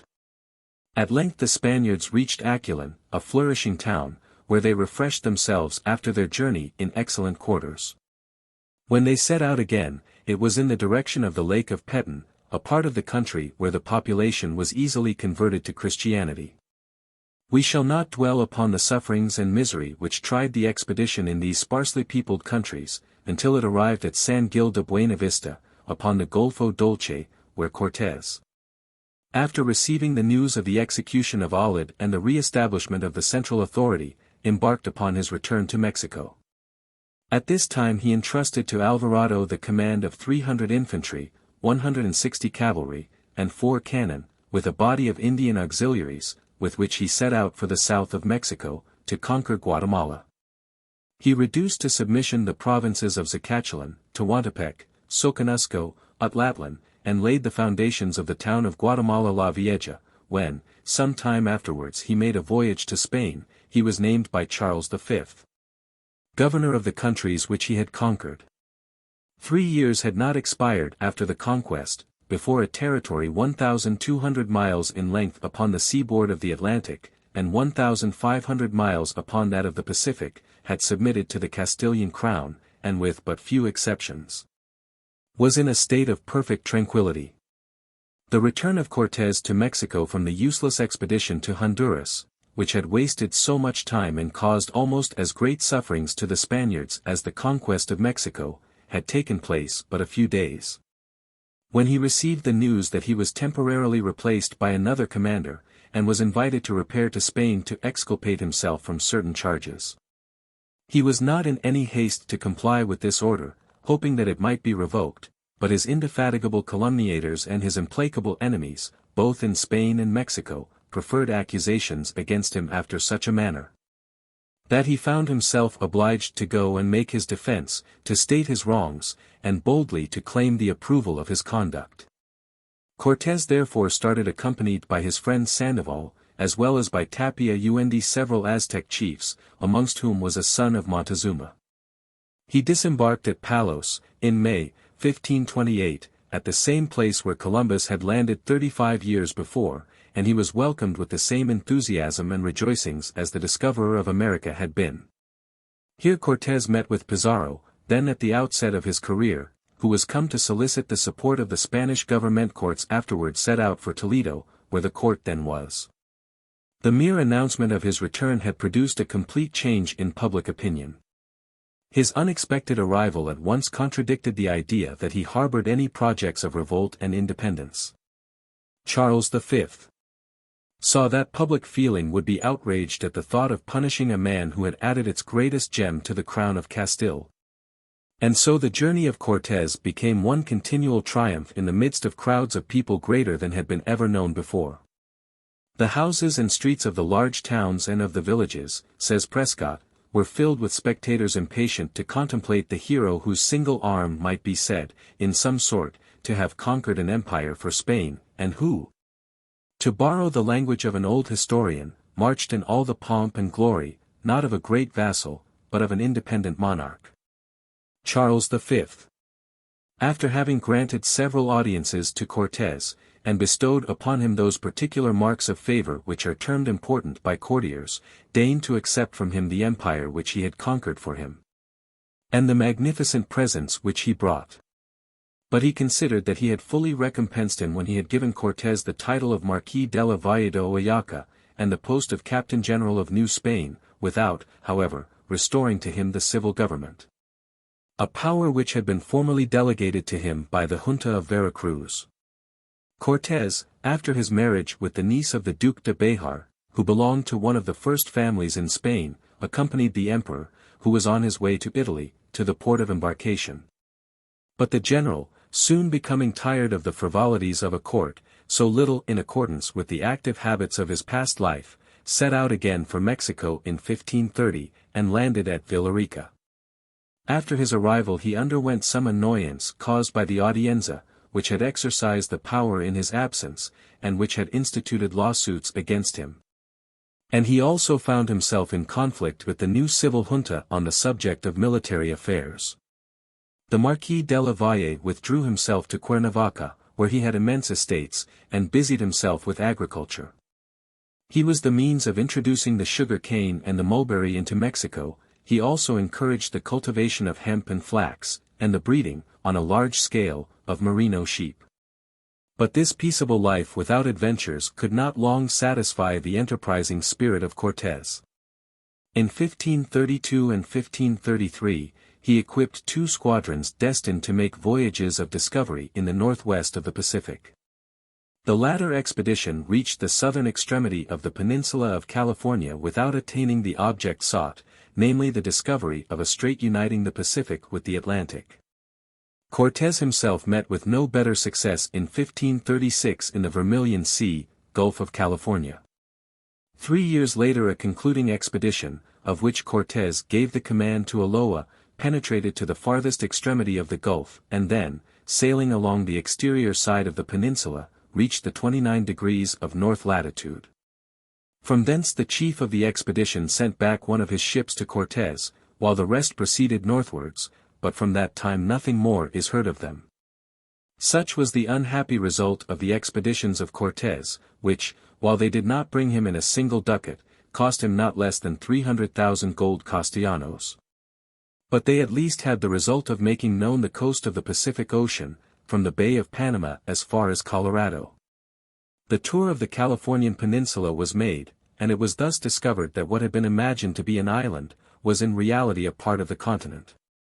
The whole of the Vermilion Sea, or Sea of Cortés, as the Spaniards justly named it, was carefully explored, and it was ascertained that, instead of having an outlet as was supposed to the north, it was in reality only a gulf deeply hollowed into the continent.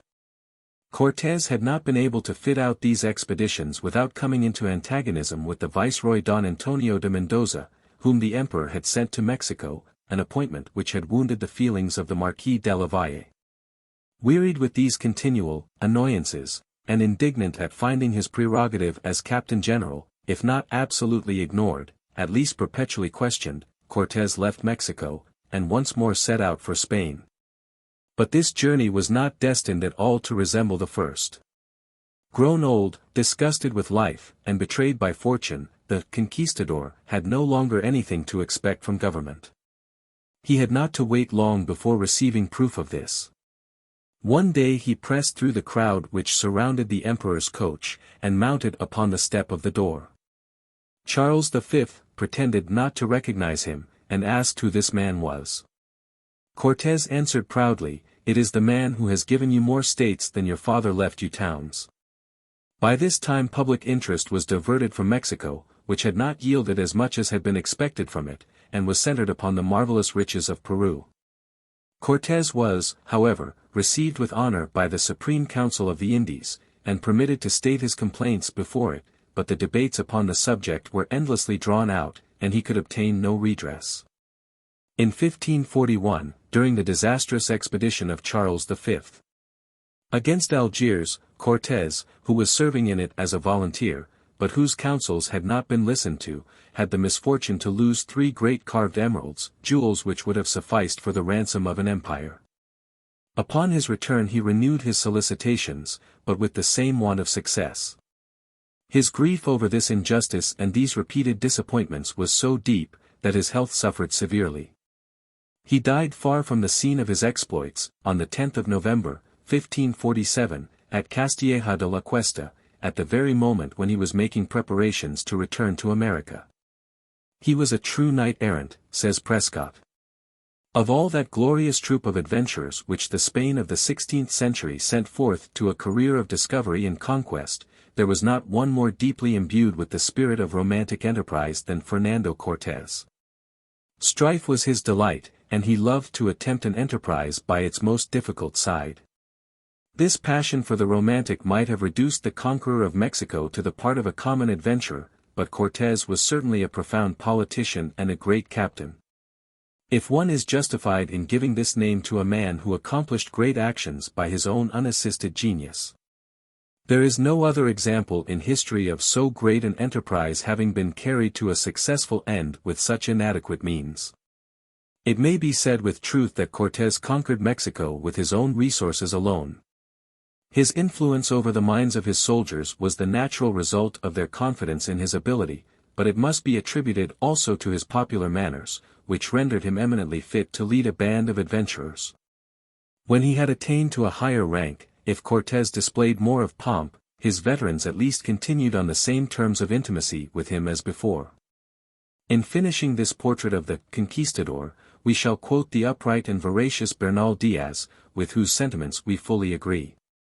He preferred his name of Cortés to all the titles by which he might be addressed, and he had good reasons for it, for the name of Cortés is as famous in our days as that of Caesar amongst the Romans, or Hannibal amongst the Carthaginians. The old chronicler ends by a touch which vividly depicts the religious spirit of the 16th century. Perhaps he was destined to receive his reward only in a better world, and I fully believe it to be so. For he was an honest knight, very sincere in his devotions to the Virgin, to the Apostle St. Peter, and to all the saints. 3. The Conquerors of Central America. The Triple Alliance, Francisco Pizarro and his brothers, Don Diego de Almagro, first attempts, Peru, its extent, people, and kings, capture of Atahualpa. His ransom and death, Pedro de Alvarado, Almagro. In Chile, strife among the conquerors, trial and execution of Almagro, expeditions of Gonzalo Pizarro and Orellana, assassination of Francisco Pizarro, rebellion and execution of his brother Gonzalo. The information which had been gained by Balboa as to the riches of the countries situated to the south of Panama had scarcely become known to the Spaniards before several expeditions were organized to attempt the conquest of them. But all had failed, either from the means used being insufficient, or from the commanders not being equal to the greatness of the undertaking. It must be confessed also that the localities explored by these first adventurers, these pioneers, as they would be called nowadays, did not at all come up to what Spanish greed had expected from them, and for this reason. That all the attempts had been hitherto made upon what was then called terra firma, a country preeminently unhealthy, mountainous, marshy, and covered with forests. The inhabitants were few, but of so warlike a disposition that they had added another obstacle to all those which nature had strewn with so prodigal a hand in the path of the invaders. Little by little, therefore, the enthusiasm had cooled, and the wonderful narratives of Balboa were mentioned only to be turned into ridicule. Francisco Pizarro. From an old print. There lived, however, in Panama a man well able to weigh the truth of the reports which had been circulated concerning the richness of the countries bathed by the Pacific. This man was Francisco Pizarro, who had accompanied Munez de Balboa to the southern sea, and who now associated with himself two other adventurers, Diego de Almagro and Ferdinand de Luque. A few words must be said about the chiefs of the enterprise. Francisco Pizarro, born near Truxillo between the years 1471 and 1478, was the natural son of a certain Captain Gonzalo Pizarro, who had taught the boy nothing but to take care of pigs. He was soon tired of this occupation, and took advantage of his having allowed one of the animals who were in his charge to stray, not to return to the paternal roof, where he was accustomed to be cruelly beaten for the smallest peccadillo. The young Pizarro enlisted, and after passing some years amidst the Italian wars, he followed Christopher Columbus to Hispaniola in 1510. He served there with distinction, and also in Cuba.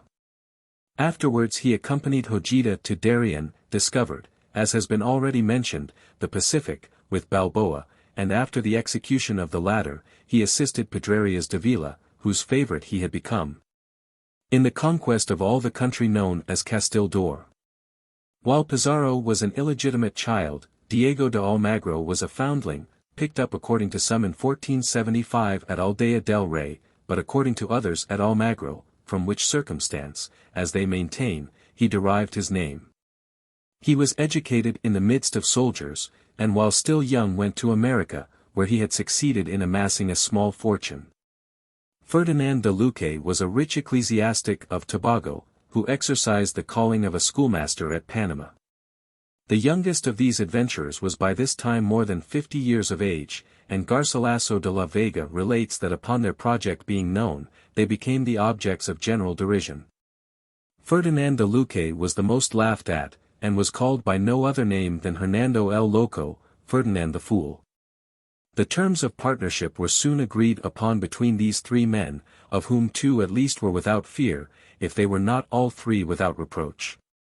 Luque furnished money needed for the armament of the vessels and the pay of the soldiers, and Almagro bore an equal part in the expense, but Pizarro, who possessed nothing but his sword, was to pay his contribution in another manner. It was he who took the command of the first attempt, upon which we shall dwell in some detail, because it was then that the perseverance and inflexible obstinacy of the conquistador first came fully into sight. One of the historians of the conquest of Peru, Agustin de Zarate, relates as follows, having then asked and obtained the permission of Pedro Arias de Vila. Francisco Pizarro after much trouble equipped a vessel upon which he embarked with 140 men. At the distance of 150 miles from Panama he discovered a small and poor province named Peru, which caused the same name to be henceforward improperly bestowed upon all the country which was discovered along that coast for the space of more than 3,600 miles in length. Passing onwards he discovered another country, which the Spaniards called the Burnt People. The Indians slew so many of his men that he was constrained to retire in great disorder to the country of Chinchama, which is not far distant from the place whence he had started. Almagro, however, who had remained at Panama, fitted out a ship there, upon which he embarked with 70 Spaniards, and descended the coast as far as the river San Juan, 300 miles from Panama. Not having met with Pizarro, he went back northwards as far as the Burnt People, where, having ascertained by certain indications that Pizarro had been there, he landed his men. But the Indians, puffed up by the victory which they had gained over Pizarro, resisted bravely, forced the entrenchments with which Almagro had covered his position, and obliged him to re-embark. He returned therefore, still following the coastline until he arrived at Chinchama, where he found Francisco Pizarro. They were much rejoiced at meeting again, and having added to their followers some fresh soldiers whom they had levied, they found their troops amounted to 200 Spaniards, and once more they descended the coast. They suffered so much from scarcity of provisions and from the attacks of the Indians, that Don Diego returned to Panama to collect more recruits and to obtain provisions. He took back with him 80 men, with whom and with those who remained to them, they went as far as the country called Catames, a country moderately peopled and where they found abundance of provisions. They noticed that the Indians of these parts who attacked them and made war against them, had their faces studded with nails of gold inserted in holes which they had made expressly for receiving these ornaments. Diego de Almagro returned once again to Panama, whilst his companion waited for him and for the reinforcements which he was to bring with him, in a small island called Cock Island, where he suffered much from the scarcity of all the necessaries of life. The Indians kill many of the Spaniards.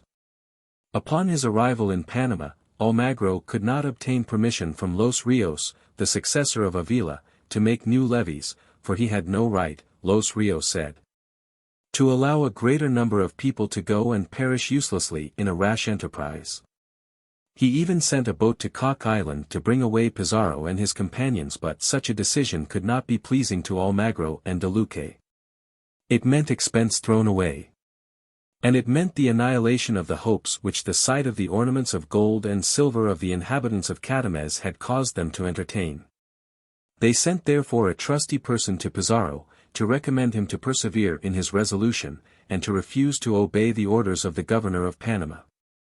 But Pizarro in vain held out the most seductive promises.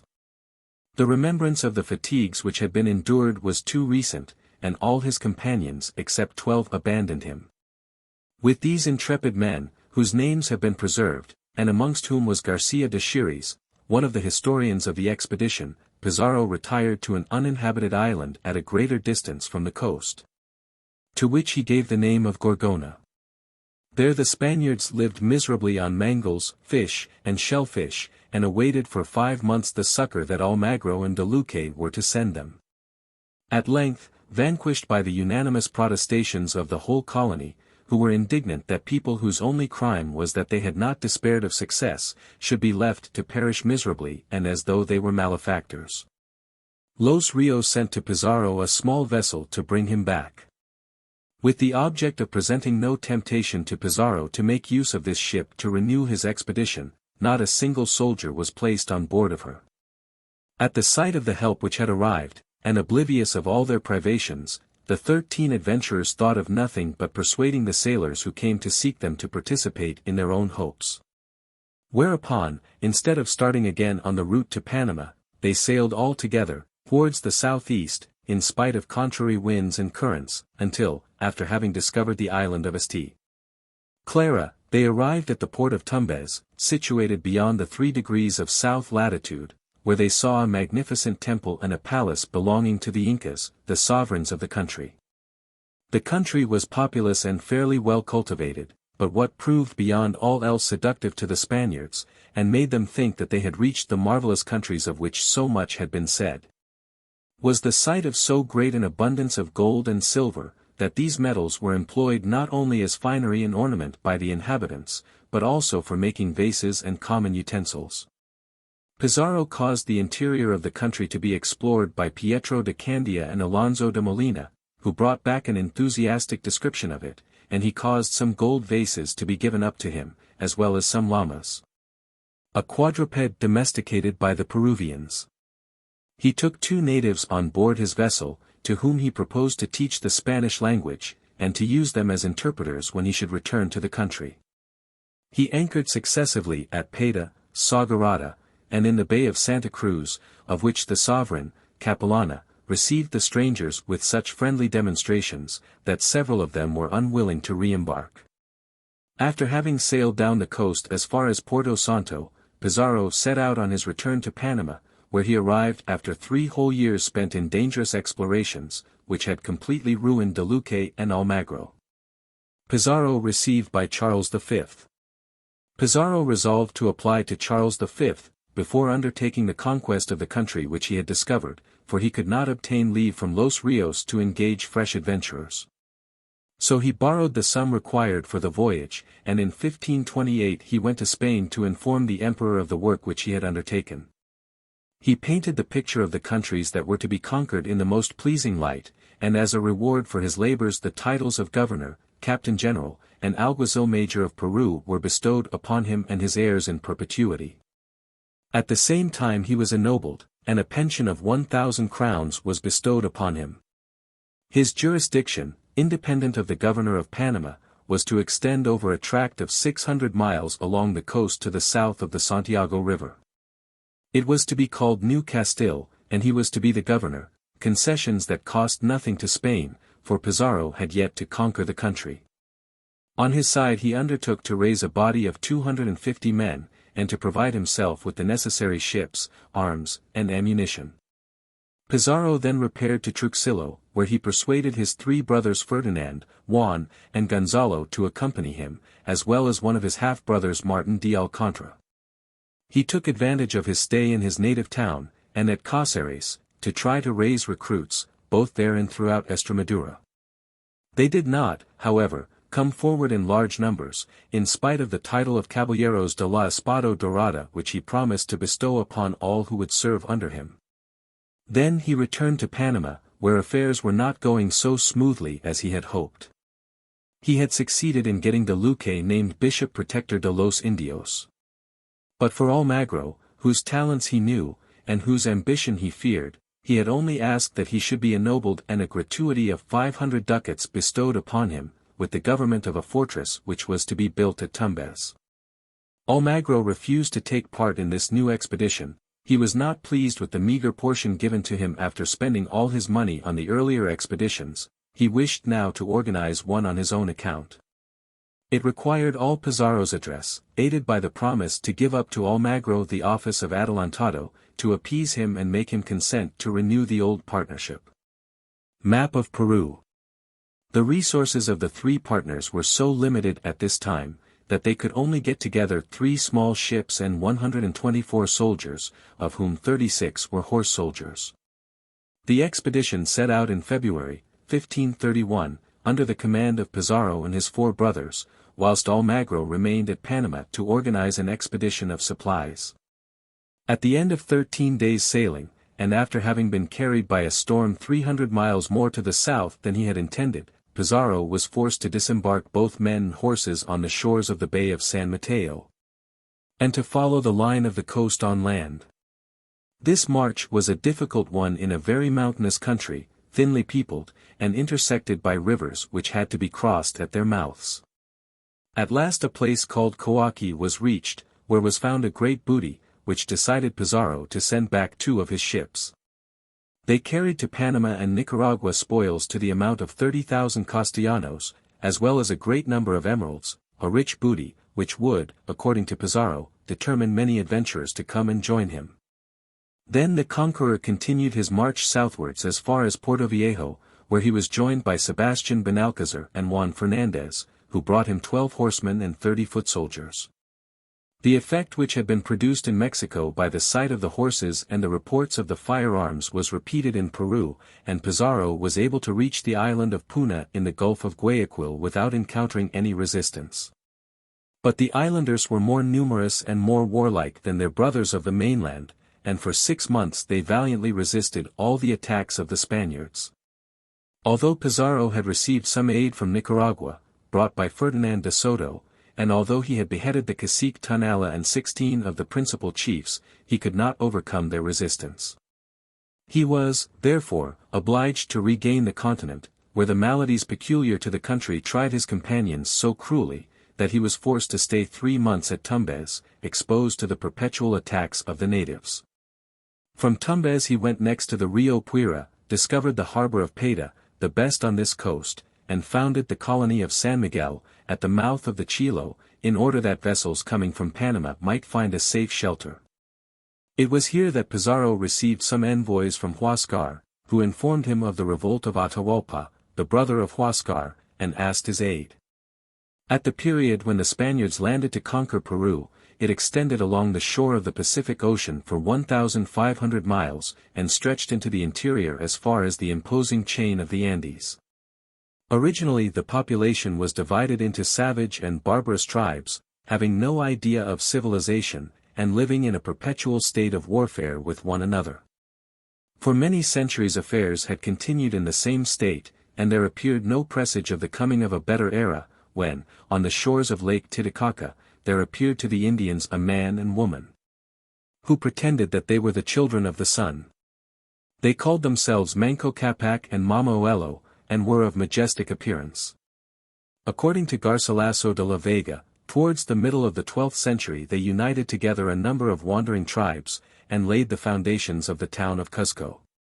Manco Capac had taught the men agriculture and mechanical arts, whilst Mama Oelo instructed the women in spinning and weaving. When Manco Capac had satisfied these first needs of all societies, he framed laws for his subjects, and constituted a regular political state. It was thus that the dominion of the Incas or lords of Peru was established. At first their empire was limited to the neighborhood of Cuzco, but under their successors it rapidly increased, and extended from the Tropic of Capricorn to the Pearl Islands, a length of 30 degrees.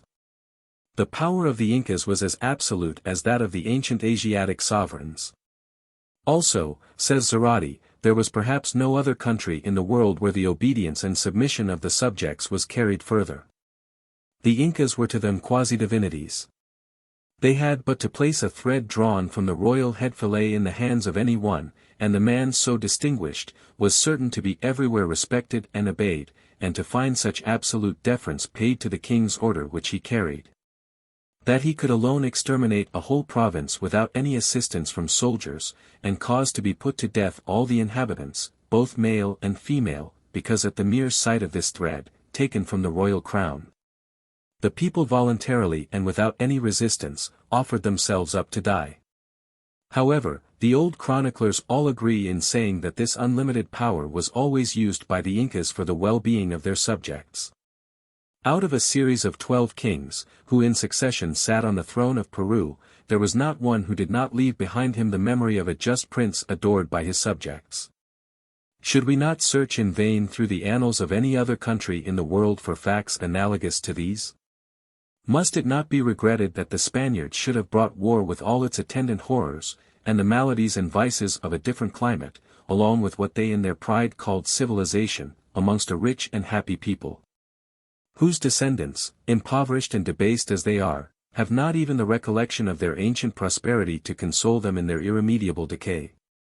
The Peruvians, says Michelet in his admirable Précis d'Histoire Moderne, handed down the principal facts to posterity by knots, which they made in ropes. They had obelisks and exact gnomons to mark the equinoxes and solstices. Their year consisted of 365 days. They had erected prodigies of architecture, and they carved statues with amazing art. They formed the most polished and industrious nation of the New World.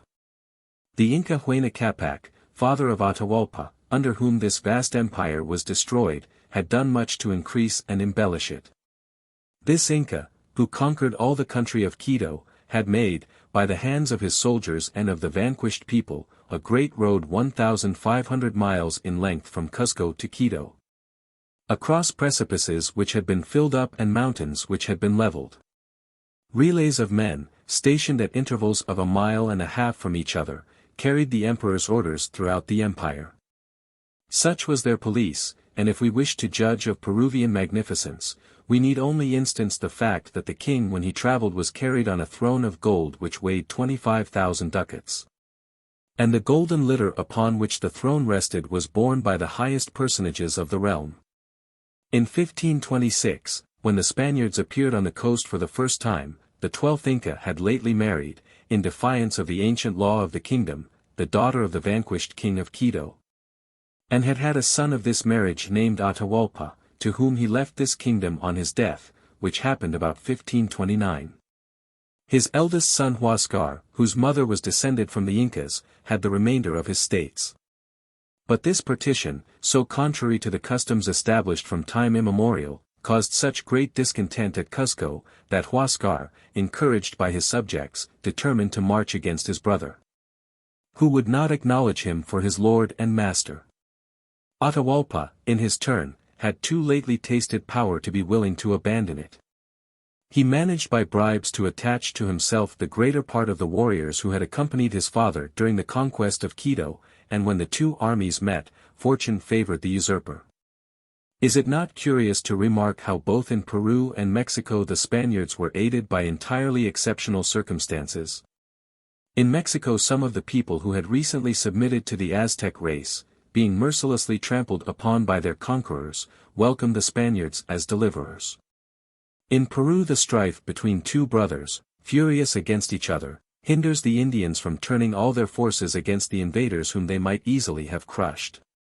Pizarro, upon receiving the envoys sent by Huascar, to ask his aid against his brother Atahualpa, whom he represented as a rebel and usurper, saw at once all the advantages that might accrue to him from these circumstances. He saw that by espousing the cause of one of the brothers, he could more easily crush them both, therefore he advanced at once into the interior of the country, at the head of a very inconsiderable force, consisting of 62 cavalry and 120 foot soldiers, of whom only 20 were armed with arquebus and muskets. He was obliged to leave part of his troops to guard San Miguel, in which Pizarro reckoned upon finding a refuge in case of his being unsuccessful, and where in any case all supplies which might arrive could be landed. Pizarro first made for Caxamalca, a small town situated at about 20 days' march from the coast.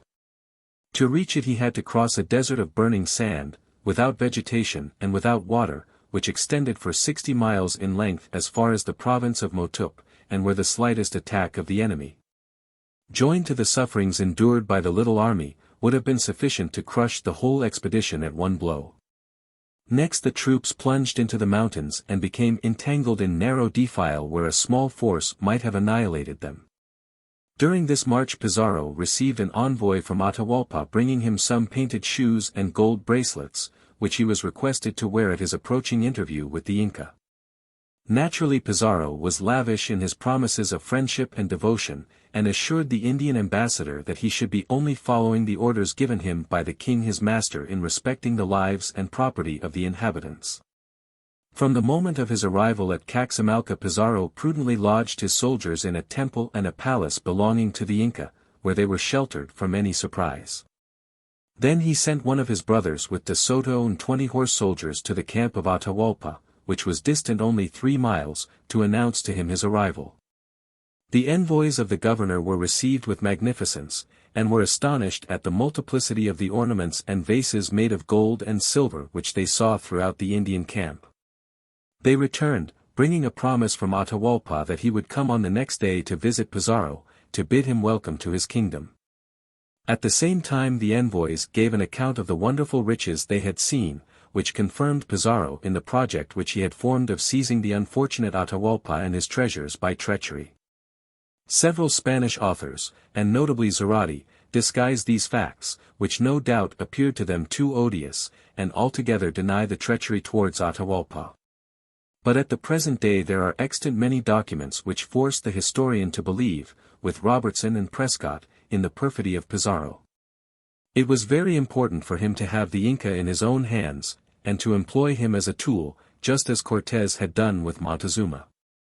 He therefore took advantage of the honesty and simplicity of Atahualpa, who placed entire confidence in Pizarro's protestations of friendship and so was thrown off his guard, to arrange an ambuscade into which Atahualpa was certain to fall. There was not a scruple in the disloyal soul of the conqueror. He was as cool as though he were about to offer battle to enemies who had been forewarned of his approach. This infamous treason must be an eternal dishonor to his memory. Pizarro divided his cavalry into 3 small squadrons, left all his infantry in one body, hid his arquebusiers on the road by which the Inca must pass, and kept 20 of his most determined companions near himself. Atahualpa, wishing to give the Spaniards a great idea of his power, advanced with the whole of his army. He himself was borne upon a kind of bed, decorated with feathers, covered with plates of gold and silver, and ornamented with precious stones. He was accompanied by his principal nobles, carried like himself on the shoulders of their servants, and he was surrounded by dancers and jesters. Such a march was more that of a procession than of an army. As soon as the Inca had nearly reached the Spanish quarters, according to Robertson, Father Vincent Valverde, the chaplain of the expedition, who was afterwards made a bishop as a reward for his conduct, advanced with the crucifix in one hand and his breviary in the other. In an interminable discourse he set forth to the monarch the doctrine of the creation, the fall of the first man, the incarnation, passion, and resurrection of our Lord Jesus Christ, the choice made by God of St. Peter to be his vicar upon earth, the power transmitted through him to the popes, and the gift made by Pope Alexander to the King of Castile of all the regions of the New World. When he had expounded all these doctrines, he called upon Atahualpa to embrace the Christian religion, to recognize the supreme authority of the Pope, and to submit to the King of Castile as his legitimate sovereign. If he submitted immediately, Valverde undertook to promise that the king his master would take Peru under his protection, and allow him to continue to reign there. But he declared war against him and threatened him with fearful vengeance if he refused to obey, and persevered in his impiety. To say the least of it, this was a singular scene and a very strange harangue, alluding to facts which were utterly unknown to the Peruvians, and of the truth of which a more skillful orator than Valverde would not have succeeded in persuading them. If we add that the interpreter knew so little of the Spanish language that it was almost an impossibility for him to translate what he scarcely understood himself, and that the Peruvian language lacked words to express ideas so foreign to its genius, we shall not be much surprised to learn that Atahualpa understood almost nothing of the Spanish monk's discourse. Some sentences, however, which attacked his own power, filled him with surprise and indignation. But he was none the less moderate in his reply. He said that, as master of his own kingdom by right of succession, he could not see how any one had the power to dispose of it without his consent. He added that he was not at all willing to renounce the religion of his fathers to adopt one of which he had only heard that day for the first time. With regard to the other points touched upon in the discourse he understood nothing. It was a thing entirely new to him, and he would much like to know where Valverde had learnt so many wonderful things. In this book, replied Valverde, handing him his breviary. Atahualpa received it with eagerness and turned over some of the leaves with much curiosity, then, putting it to his ear, he exclaimed, "What you show me there does not speak to me, and tells me nothing." With this he flung the book upon the ground. This served as a signal for the combat, or rather for the massacre. Cannon and muskets came into play, the cavalry sprang forward, and the infantry fell sword in hand upon the stupefied Peruvians. In a few moments the confusion was at its height. The Indians fled on all sides, without attempting to defend themselves. As to Atahualpa, although his principal officers tried to make a rampart of their own bodies, while they carried him off, Pizarro sprang upon him, dispersed or overthrew his guards, and seizing him by his long hair, threw him down from the litter in which he was carried. Only the darkness could arrest the carnage. 4,000 Indians were killed, a greater number wounded, and 3,000 were taken prisoners. An incontestable proof that there was no real battle is, that of all the Spaniards Pizarro alone was hit, and he received his wound from one of his own soldiers who was too precipitately endeavoring to seize upon the Inca. Atahualpa is made prisoner. From an old print. The booty collected in the camp and from the dead exceeded anything the Spaniards could have imagined, and their enthusiasm was proportioned to the conquest of such riches. At first Atahualpa bore his captivity with resignation, which may have been partly due to Pizarro's doing all he could to soothe him, at least by words. But the Inca, soon understanding the unbridled covetousness of his jailers, made a proposal to Pizarro to pay him ransom, and to have a room of 22 feet in length by 16 in width filled as high as the hand could reach with vases, utensils, and ornaments of gold. Pizarro eagerly agreed to this, and the captive Inca dispatched the necessary orders at once to all the provinces. These were carried out promptly and unmurmuringly. Beyond this, the Indian troops were disbanded, and Pizarro was able to send Soto and 5 Spaniards to Cuzco, a town situated more than 600 miles from Caxamalca, while he himself subjugated all the country within a circuit of 300 miles. In the meantime Almagro landed with 200 soldiers. There had been set aside for him and his men, with what regrets may easily be imagined, 100,000 pesos, a Spanish coin. A fifth was reserved for the king, and this left 1,528,500 pesos to be divided between Pizarro and his companions. This product of pillage and massacre was solemnly divided between those entitled to it on the festival of St. James, the patron saint of Spain, after fervent prayer to God. A deplorable mixture this of religion and profanity, too common unfortunately, in these times of mingled superstition and avarice. Each horse soldier received 8,000 pesos as his share, and each foot soldier 4,000, which would be equivalent to about 1,600 L. and 800 L. sterling. This was enough to satisfy the most exacting soldier, after a campaign which had been neither long nor difficult. Many of the adventurers wished to enjoy this unexpected good fortune in a peaceable manner in their own country, and eagerly asked for their dismissal. This Pizarro granted without hesitation, for he felt sure that the news of their rapidly acquired wealth would soon bring him new recruits. With his brother Ferdinand, who went to Spain to give the emperor an account of Pizarro's triumph and some splendid presents, went 60 Spaniards, laden heavily indeed with money, but lightly with remorse. As soon as Atahualpa's ransom was paid, he claimed his freedom. But Pizarro, who had only saved his life that he might make all the treasures of Peru his own, and shelter himself under the prestige and authority which the Inca still exercised over his subjects, was soon wearied by his entreaties.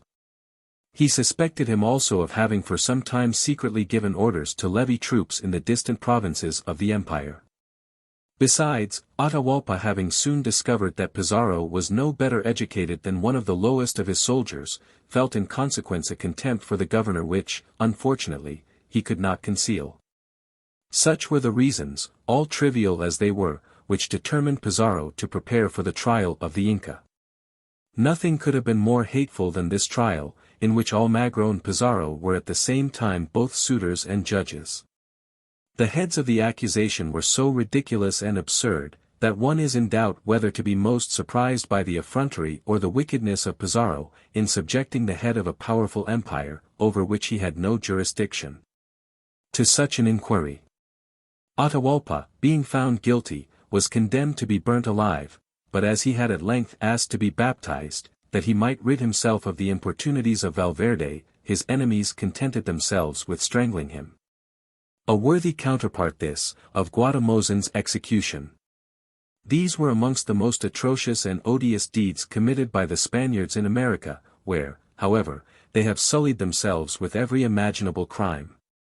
Among this herd of adventurers there were still some men who had retained sentiments of honor and self-respect. They protested loudly against this perversion of justice, but their generous pleadings were stifled by the selfish declamations of Pizarro and his worthy assistants. The governor now raised one of Atahualpa's sons to the throne, under the name of Paul Inca. But the civil war between the two brothers, and the events which had occurred since the arrival of the Spaniards, had done much to loosen the ties which bound the Peruvians to their kings, and this young man, destined soon to die an ignominious death, had scarcely more authority than Manco Capac, the son of Huascar, who was acknowledged by the inhabitants of Cuzco. Soon after this, some of the principal people in the country even tried to carve for themselves kingdoms out of the Empire of Peru. Such was Ruminagui, the commandant of Quito, who caused the brother and the children of Atahualpa to be massacred, and declared himself independent. Discord reigned in the Peruvian camp, and the Spaniards resolved to take advantage of it. Pizarro advanced rapidly upon Cuzco, the small number of his forces having been the only reason which had prevented him from doing so sooner. Now that a crowd of adventurers, attracted by the treasures which had been brought back to Panama, vied with each other in hastening to Peru. Now that he could assemble 500 men, after leaving an important garrison at San Miguel under Benalcazar's command, Pizarro had no further reason for delay. On the way some skirmishes took place with large bodies of troops, but they ended as always, with severe loss to the natives, and a very insignificant one to the Spaniards. When they entered Cuzco, and took possession of the town, the invaders showed surprise at the small quantity of gold and precious stones which they found there, although it far exceeded Atahualpa's ransom. Was this because they were becoming accustomed to the riches of the country, or because there was a larger number to share in them? Meanwhile, Benalcazar, being weary of inaction, took advantage of the arrival of a reinforcement from Nicaragua and Panama, to set out for Quito, where according to the Peruvians, Atahualpa had left the greater part of his treasure. He placed himself at the head of 80 horse soldiers and 120 infantry, defeated on several occasions Ruminagui, who disputed his passage, and thanks to his prudence and cleverness, he entered Quito victorious. But he did not find there what he sought, that is to say, the treasures of Atahualpa.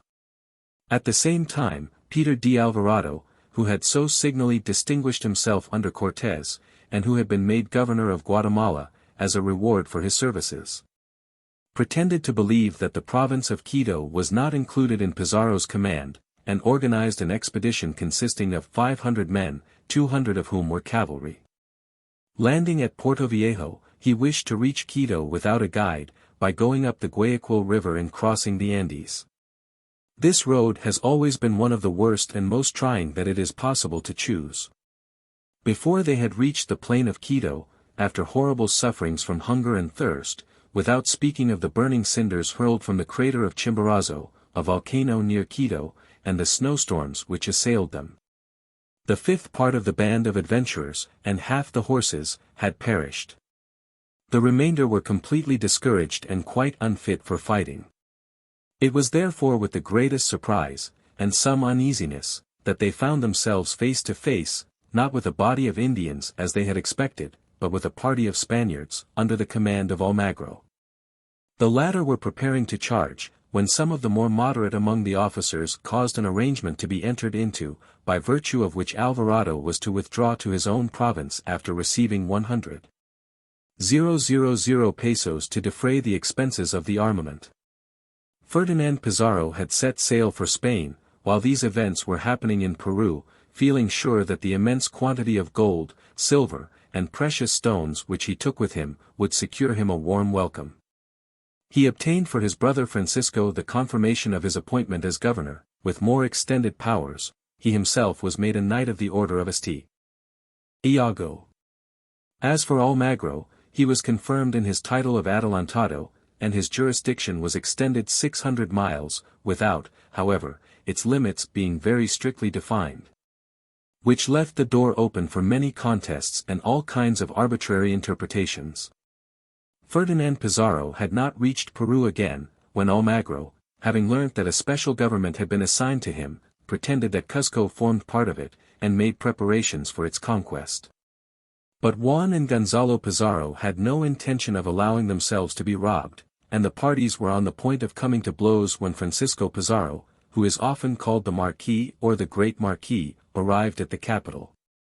Almagro had never forgiven Francisco Pizarro the duplicity which he had displayed in his negotiations with Charles V.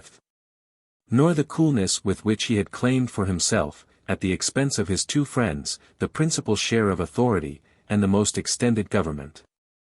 But as Almagro met with great opposition to his designs, and as he was not the stronger, he concealed his vexation, put a good face on the matter, and seemed delighted at a reconciliation. They renewed their partnership, therefore, says Zarate, on condition that Don Diego de Almagro should go and discover the country on the south side, and if he found any that was really good, they should ask his majesty to make him the governor of it. But that if he found nothing to suit him, they should share Don Francisco's government between them. This arrangement was made very solemnly, and they took their oath upon the consecrated wafer, that for the future they would undertake nothing against one another. Some say that Almagro swore that he would never encroach either upon Cuzco or on the surrounding country within 390 miles, even if his majesty should give him the government of it. They add that turning towards the Holy Sacrament, he pronounced these words, Lord, if I violate the oath that I now take, I pray that thou wilt confound me, and punish me both in my body and my soul. Pizarro and Almagro take an oath upon the host. After this solemn agreement, which was destined to be observed with as little fidelity as the first, Almagro made his preparations for departure. Thanks to his well-known liberality, as much as to his reputation for courage, he gathered together 570 men, of about equal numbers of cavalry and infantry, with which he set out by land for Chile.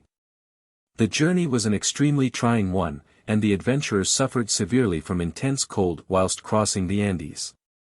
They had also to deal with very warlike tribes, unsoftened by any civilization, who assailed them with a fury of which nothing they had seen in Peru had given them any idea.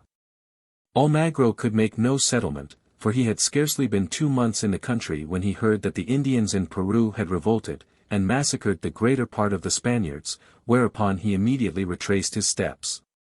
After the new partnership had been signed between the conquerors, 1534, Pizarro had returned to the provinces bordering on the sea, in which he could establish a regular government, there being no longer anything to dread from resistance.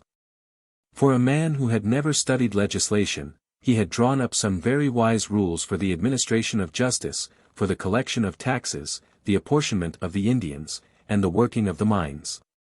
Some parts of the conquistador's character were doubtless very open to criticism, but it is only just to recognize that he was not wanting in enlarged ideas, and that he was conscientious in playing his part as the founder of a great empire. This it was which made him hesitate long before choosing the future capital of the Spanish possessions. Cuzco had the recommendation of having been the residence of the Incas. But this town, situated more than 400 miles from the sea, was very distant from Quito, of which the importance seemed to Pizarro to be extreme. Before long he was struck with the beauty and fertility of a great valley, watered by a stream called the Rimac, and there in 1536, he established the seat of his dominion. Soon, the City of Kings, de los Reyes, or Lima, as it is called by a corruption of the name of the river which flows at its feet, assumed the aspect of a great city, owing to the magnificent palace and the sumptuous residences for officers, which Pizarro caused to be built there. While these cares kept Pizarro far from his capital, small bodies of troops, sent in different directions, penetrated into the most distant provinces of the empire, with the object of extinguishing the last smoldering embers of resistance. So many of the soldiers were employed in this way, that there remained in Cuzco itself but a very small body of troops. The Inca, who had remained in the hands of the Spaniards, thought this an opportune moment for fomenting a general rising, in which he earnestly hoped that the foreign government might be overthrown. Although closely guarded, he contrived to take his measures with so much skill that he did not arouse the suspicions of his oppressors. He obtained permission even to be present at a grand fete, which was to be held at several miles' distance from Cuzco, and for which the most distinguished persons in the empire had met together. As soon as the Inca appeared, the standard of revolt was raised. The country was soon in arms from the confines of the province of Quito as far as Chile, and a number of small detachments of Spaniards were surprised and destroyed. Cuzco, defended by the three brothers Pizarro with but 170 Spaniards, was exposed for 8 consecutive months to the incessant attacks of the Peruvians, who had now become expert in the use of the arms which they had taken from their enemies. The conquerors made a most valiant resistance, but experienced some severe losses, especially that of Juan Pizarro. Almagro left Chile in the greatest haste, crossed the stony sandy desert of Atacama, where he suffered as severely from heat and drought as he had done in the Andes from cold and snow, penetrated into the Peruvian territory. Defeated Manco Capac in a great battle, and succeeded in approaching the town of Cuzco, after having driven away the Indians. He then tried to get the town given up to him, on the pretext that it was not included in Pizarro's government, and violating a truce, during which the followers of the Marquis were taking a short rest, he entered Cuzco, seized both Ferdinand and Gonzalo Pizarro, and had himself acknowledged as governor. While this was going on, a considerable body of Indians invested Lima, intercepted all communications, and annihilated the various small bodies of troops which Pizarro sent at intervals to the aid of the Spaniards at Cuzco. At this time he sent away all his vessels to Panama to compel his companions to make a desperate resistance. He recalled from Truxillo the forces under the command of Alonso de Alvarado, and entrusted to the latter a column of 500 men, which advanced to within several miles of the capital without having the slightest suspicion that the town was now in the hands of fellow countrymen, who were fully determined to bar their passage. But Almagro desired much rather to attract these new adversaries to himself than to destroy them. He arranged therefore, to surprise them and make them prisoners. He had now a fine opportunity in his hands of ending the war, and making himself master of the two governments by a single blow. Several of his officers had observed this to him, and especially Orgonos, who proposed that the two brothers of the conquistador should be put to death, and that Almagro should advance by forced marches with his victorious troops against Lima, where Pizarro, taken by surprise, would not be able to resist him. But as a Latin poet says, Jupiter makes dotards of those whom he means to ruin. Almagro, who in so many other instances had thrown aside all scruples, did not wish to put himself in the wrong by invading Pizarro's dominions as a rebel, and he quietly took the road back to Cuzco. Looking at it only from the side of Almagro's own interests, he evidently committed in this a gross blunder, of which he was soon to repent. But if we consider, what we should never lose sight of, the interest of the country, he had already committed a capital crime in the acts of aggression of which he had been guilty, and in kindling civil war in face of an enemy quite ready to take advantage of it. His adversaries did not delay to remind him of it. Whereas prompt decision would have been necessary for Almagro to make him master of the situation, Pizarro had everything to expect from time and opportunity. While waiting for the promised reinforcements from Darien, he commenced negotiations with his adversary, lasting for several months, during which time one of his brothers, as well as Alvarado, found means to escape with more than 70 men. Although Almagro had been so often duped, he consented again to receive the licentiate Espinosa, who was ordered to represent to him, that if the emperor knew what was taking place between the two competitors, and learnt the condition to which their contests had reduced affairs, no doubt he would recall them both, and put someone else in their place. At last, after the death of Espinosa, it was decided by the Friar Francisco de Bobadilla, to whom Pizarro and Almagro had referred their differences, that Ferdinand Pizarro should be immediately set free, that Cuzco should be given back to the Marquis, and that they should send several officers on both sides to Spain, charged with representing the respective rights of the two parties and submitting them to the emperor's decision. Scarcely had the last of his brothers been set at liberty than Pizarro, rejecting all idea of peace and amicable arrangement, declared that arms alone should decide whether he or Almagro was to be lord of Peru. In a short time he had assembled a body of 700 men, of which he entrusted the command to his two brothers.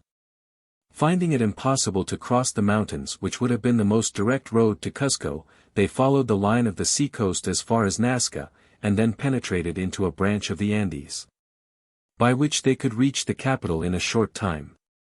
Possibly Almagro ought to have defended the mountain defile, but he had only 500 men, and he reckoned much on his splendid cavalry, whom he could not deploy in a confined space. he therefore waited for the enemy in the plain of Cuzco. The two parties encountered each other on the 26th of April, 1538, with equal animosity, but the victory was decided by 2 companies of musketeers which the emperor had sent to Pizarro when he heard of the revolt of the Indians. 140 soldiers perished in this engagement, which received the name of Las Salinas. Orgonos and several officers of distinction were killed in cold blood after the battle, and Almagro himself, aged and ill, could not escape from Pizarro. The Indians who, assembled in arms on the surrounding mountains, had reckoned upon falling on the conqueror, had need instead to fly in all haste. Nothing, says Robertson, more entirely proves the ascendancy gained by the Spaniards over the Americans, than seeing that the latter, witnesses of the defeat and dispersion of one of the parties, had not the courage to attack the other.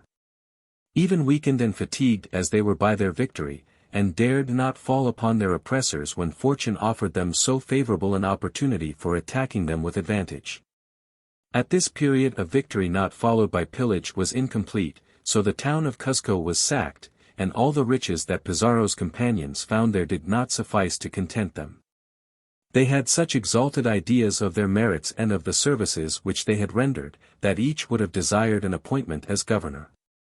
Ferdinand Pizarro therefore dispersed them, and sent them to conquer fresh territories with some of the partisans of Almagro who had rallied, and whom it was important to send to a distance. As for Almagro himself, Ferdinand Pizarro, feeling convinced that his name constituted a focus of permanent agitation, resolved to get rid of him. He caused him therefore to be put upon his trial, which ended, as it was easy to foresee, in a sentence of death.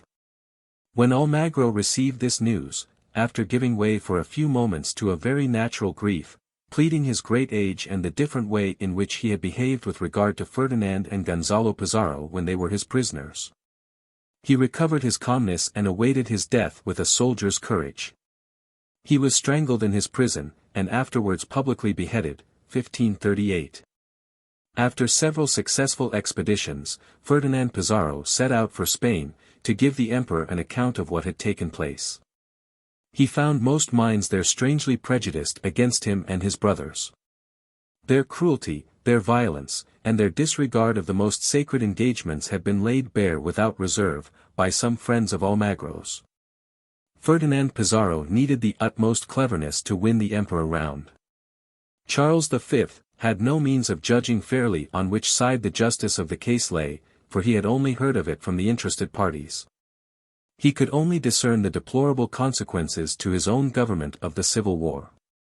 He decided, therefore, to send a commissioner to the country, to whom he gave most extensive powers, and who, after having inquired into all that had taken place, should establish whatever form of government he thought most advisable. This delicate mission was confided to Cristobal de Vaca, a judge of audience at Valladolid, who proved not unequal to his task. One fact is worthy of notice. He was recommended to show the greatest respect towards Francisco Pizarro, at the very time when his brother Ferdinand was arrested and thrown into a prison, where he was destined to remain forgotten for 20 years. While these events were taking place in Spain, the Marquis portioned out the conquered country, keeping for himself and his trustworthy friends the most fertile and best situated districts, and giving to Almagro's companions, the men of Chile as they were called, only the more sterile and distant territories. Next he confided to Pedro de Valdivia, one of his aides-de-camp, the execution of the project which Almagro had only been able to sketch out, the conquest of Chile. Valdivia set out on the 28th of January, 1540, with 150 Spaniards, amongst whom Pedro Gomez, Pedro de Miranda, and Alonso de Monroy were destined especially to distinguish themselves. He crossed first the desert of Atacama, which even at the present day is considered a most troublesome enterprise, and reached Copiapo, standing in the midst of a beautiful valley.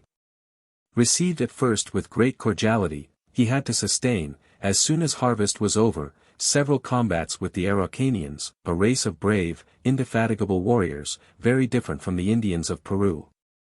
In spite of this, he laid the foundations of the town of Santiago on the 12th of February, 1541. Valdivia spent 8 years in Chile, presiding over the conquest and organization of the country. Less greedy than the other conquistadores, his contemporaries, he only sought for the mineral riches of the country that he might ensure the development of the prosperity of his colony, in which he had taken care first of all to encourage agriculture. The best mine that I know of, is one of corn and wine with nourishment for livestock. Who has this, has money. As for mines, we do not depend upon them for subsistence. And often that which looks well outwardly is not really worth much. These wise words of Lescarbot, in his Histoire de la Nouvelle France, might have been used by Valdivia, so exactly do they correspond with and express his sentiments. His valor, prudence, and humanity, more especially the latter quality, which shines forth strangely in contrast with the cruelty of Pizarro, ensures for him a distinction all his own among the conquistadores of the 16th century. The shores of Rio Napo.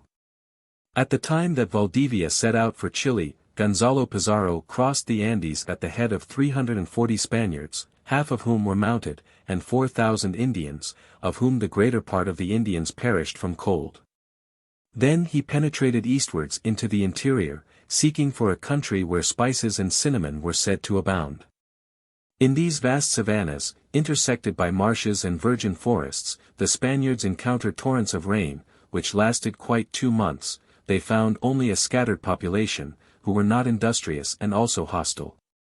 In consequence, the invaders often suffered from hunger in a country where there were then neither horses nor oxen, where the largest quadrupeds were tapirs and llamas, and even the latter were seldom met with on this slope of the Andes.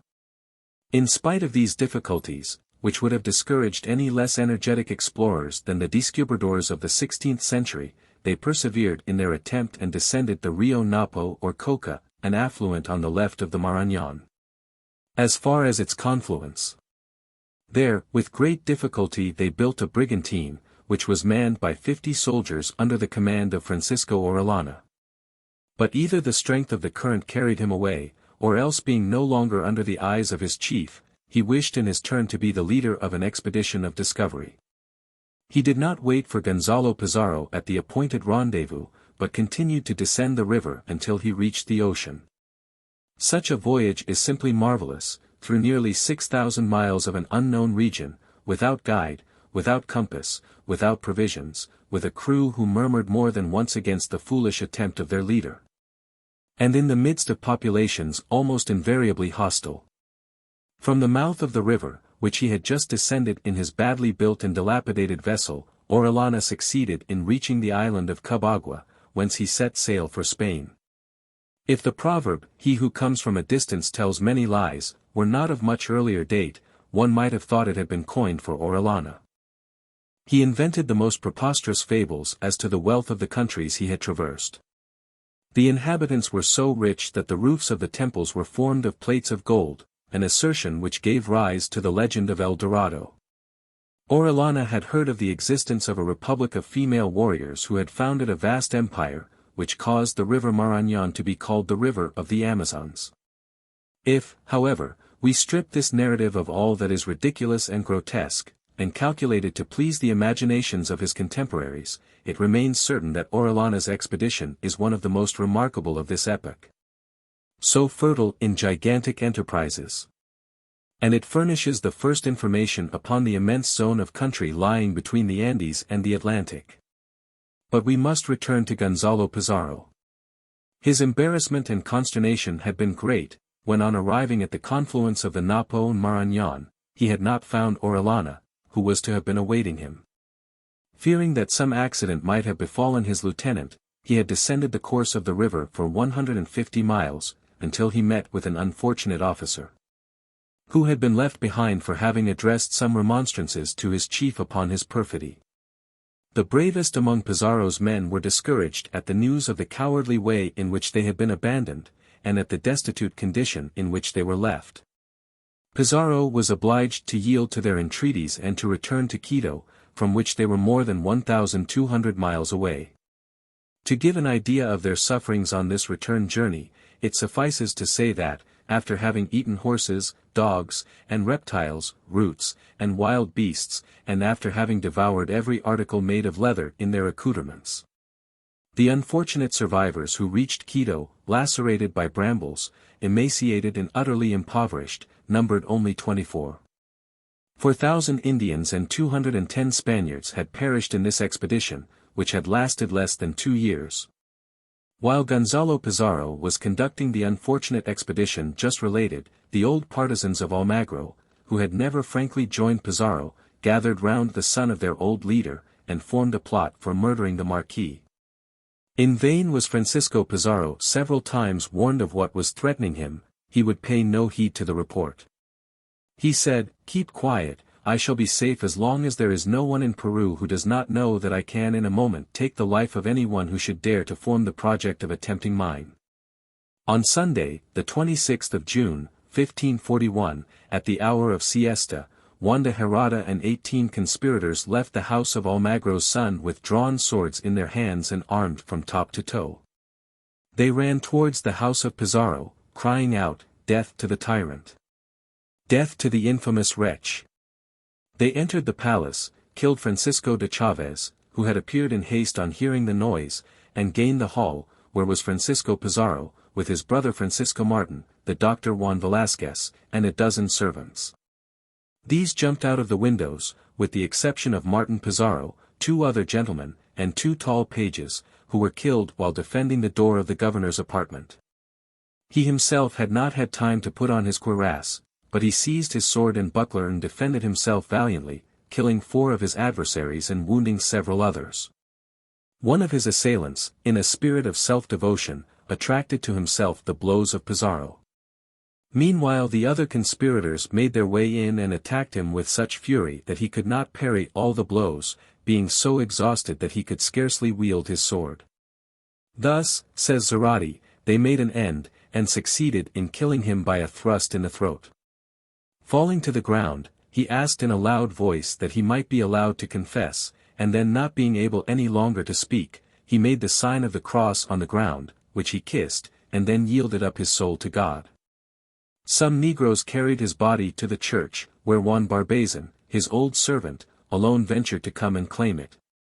This faithful servant secretly rendered to it funeral honors, for the conspirators had pillaged the house of Pizarro, not leaving enough even to pay for wax tapers. Death of Pizarro. From an old print. Thus did Francisco Pizarro come to his end, assassinated even in the capital of the vast empire which Spain owed to his valor and indefatigable perseverance, but which he bestowed upon his country, it must be admitted, ravaged, decimated, and drowned in a deluge of blood. Pizarro is often compared with Cortés. The one had as much ambition, courage, and military capacity as the other. But the cruelty and avarice of the Marquis de la Valle were carried to an extreme in Pizarro, and united in him to perfidy and duplicity. If we are inclined to excuse certain parts of Cortés' character which are not estimable, by the times in which he lived, we are at least charmed by that grace and nobility of manners, and by that way of a gentleman above prejudices, which made him so much beloved by the soldier. In Pizarro, on the contrary, we find roughness, and a harsh, unsympathizing way of feeling, while his chivalrous qualities disappear entirely behind the rapacity and perfidy which are the salient features of his character. If Cortés found brave and resolute adversaries among the Mexicans, who opposed almost insurmountable difficulties to his progress, Pizarro had no trouble in vanquishing the Peruvians, who were timid and enervated, and who never made any serious resistance to his arms. Of the conquests of Peru and Mexico, the less difficult produced the greater metallurgic advantage to Spain, and thus it was the more appreciated. The civil war was on the point of breaking out again after Pizarro's death when the governor arrived, who was delegated by the metropolitan government. As soon as he had collected the needful troops, he marched towards Cuzco. He seized young Almagro without trouble, had him beheaded with 40 of his confederates and governed the country with firmness, until the viceroy Blasco Núñez Vela arrived. It is not our intention to enter into the detail of the disputes which took place between the latter and Gonzalo Pizarro, who, profiting by the general discontent, caused by the new regulations as to the repartimientos, revolted against the emperor's representative. After many changes of fortune, for which we have not space, the struggle ended by the defeat and execution of Gonzalo Pizarro, which took place in 1548. His body was taken to Cuzco and buried fully dressed. No one, says Garcilaso de la Vega, being willing to give even a winding sheet for it. Thus ended the judicial assassin of Almagro. Is not the text appropriate in this case? They that take the sword shall perish with the sword. Chapter 2. The First Voyage Round the World.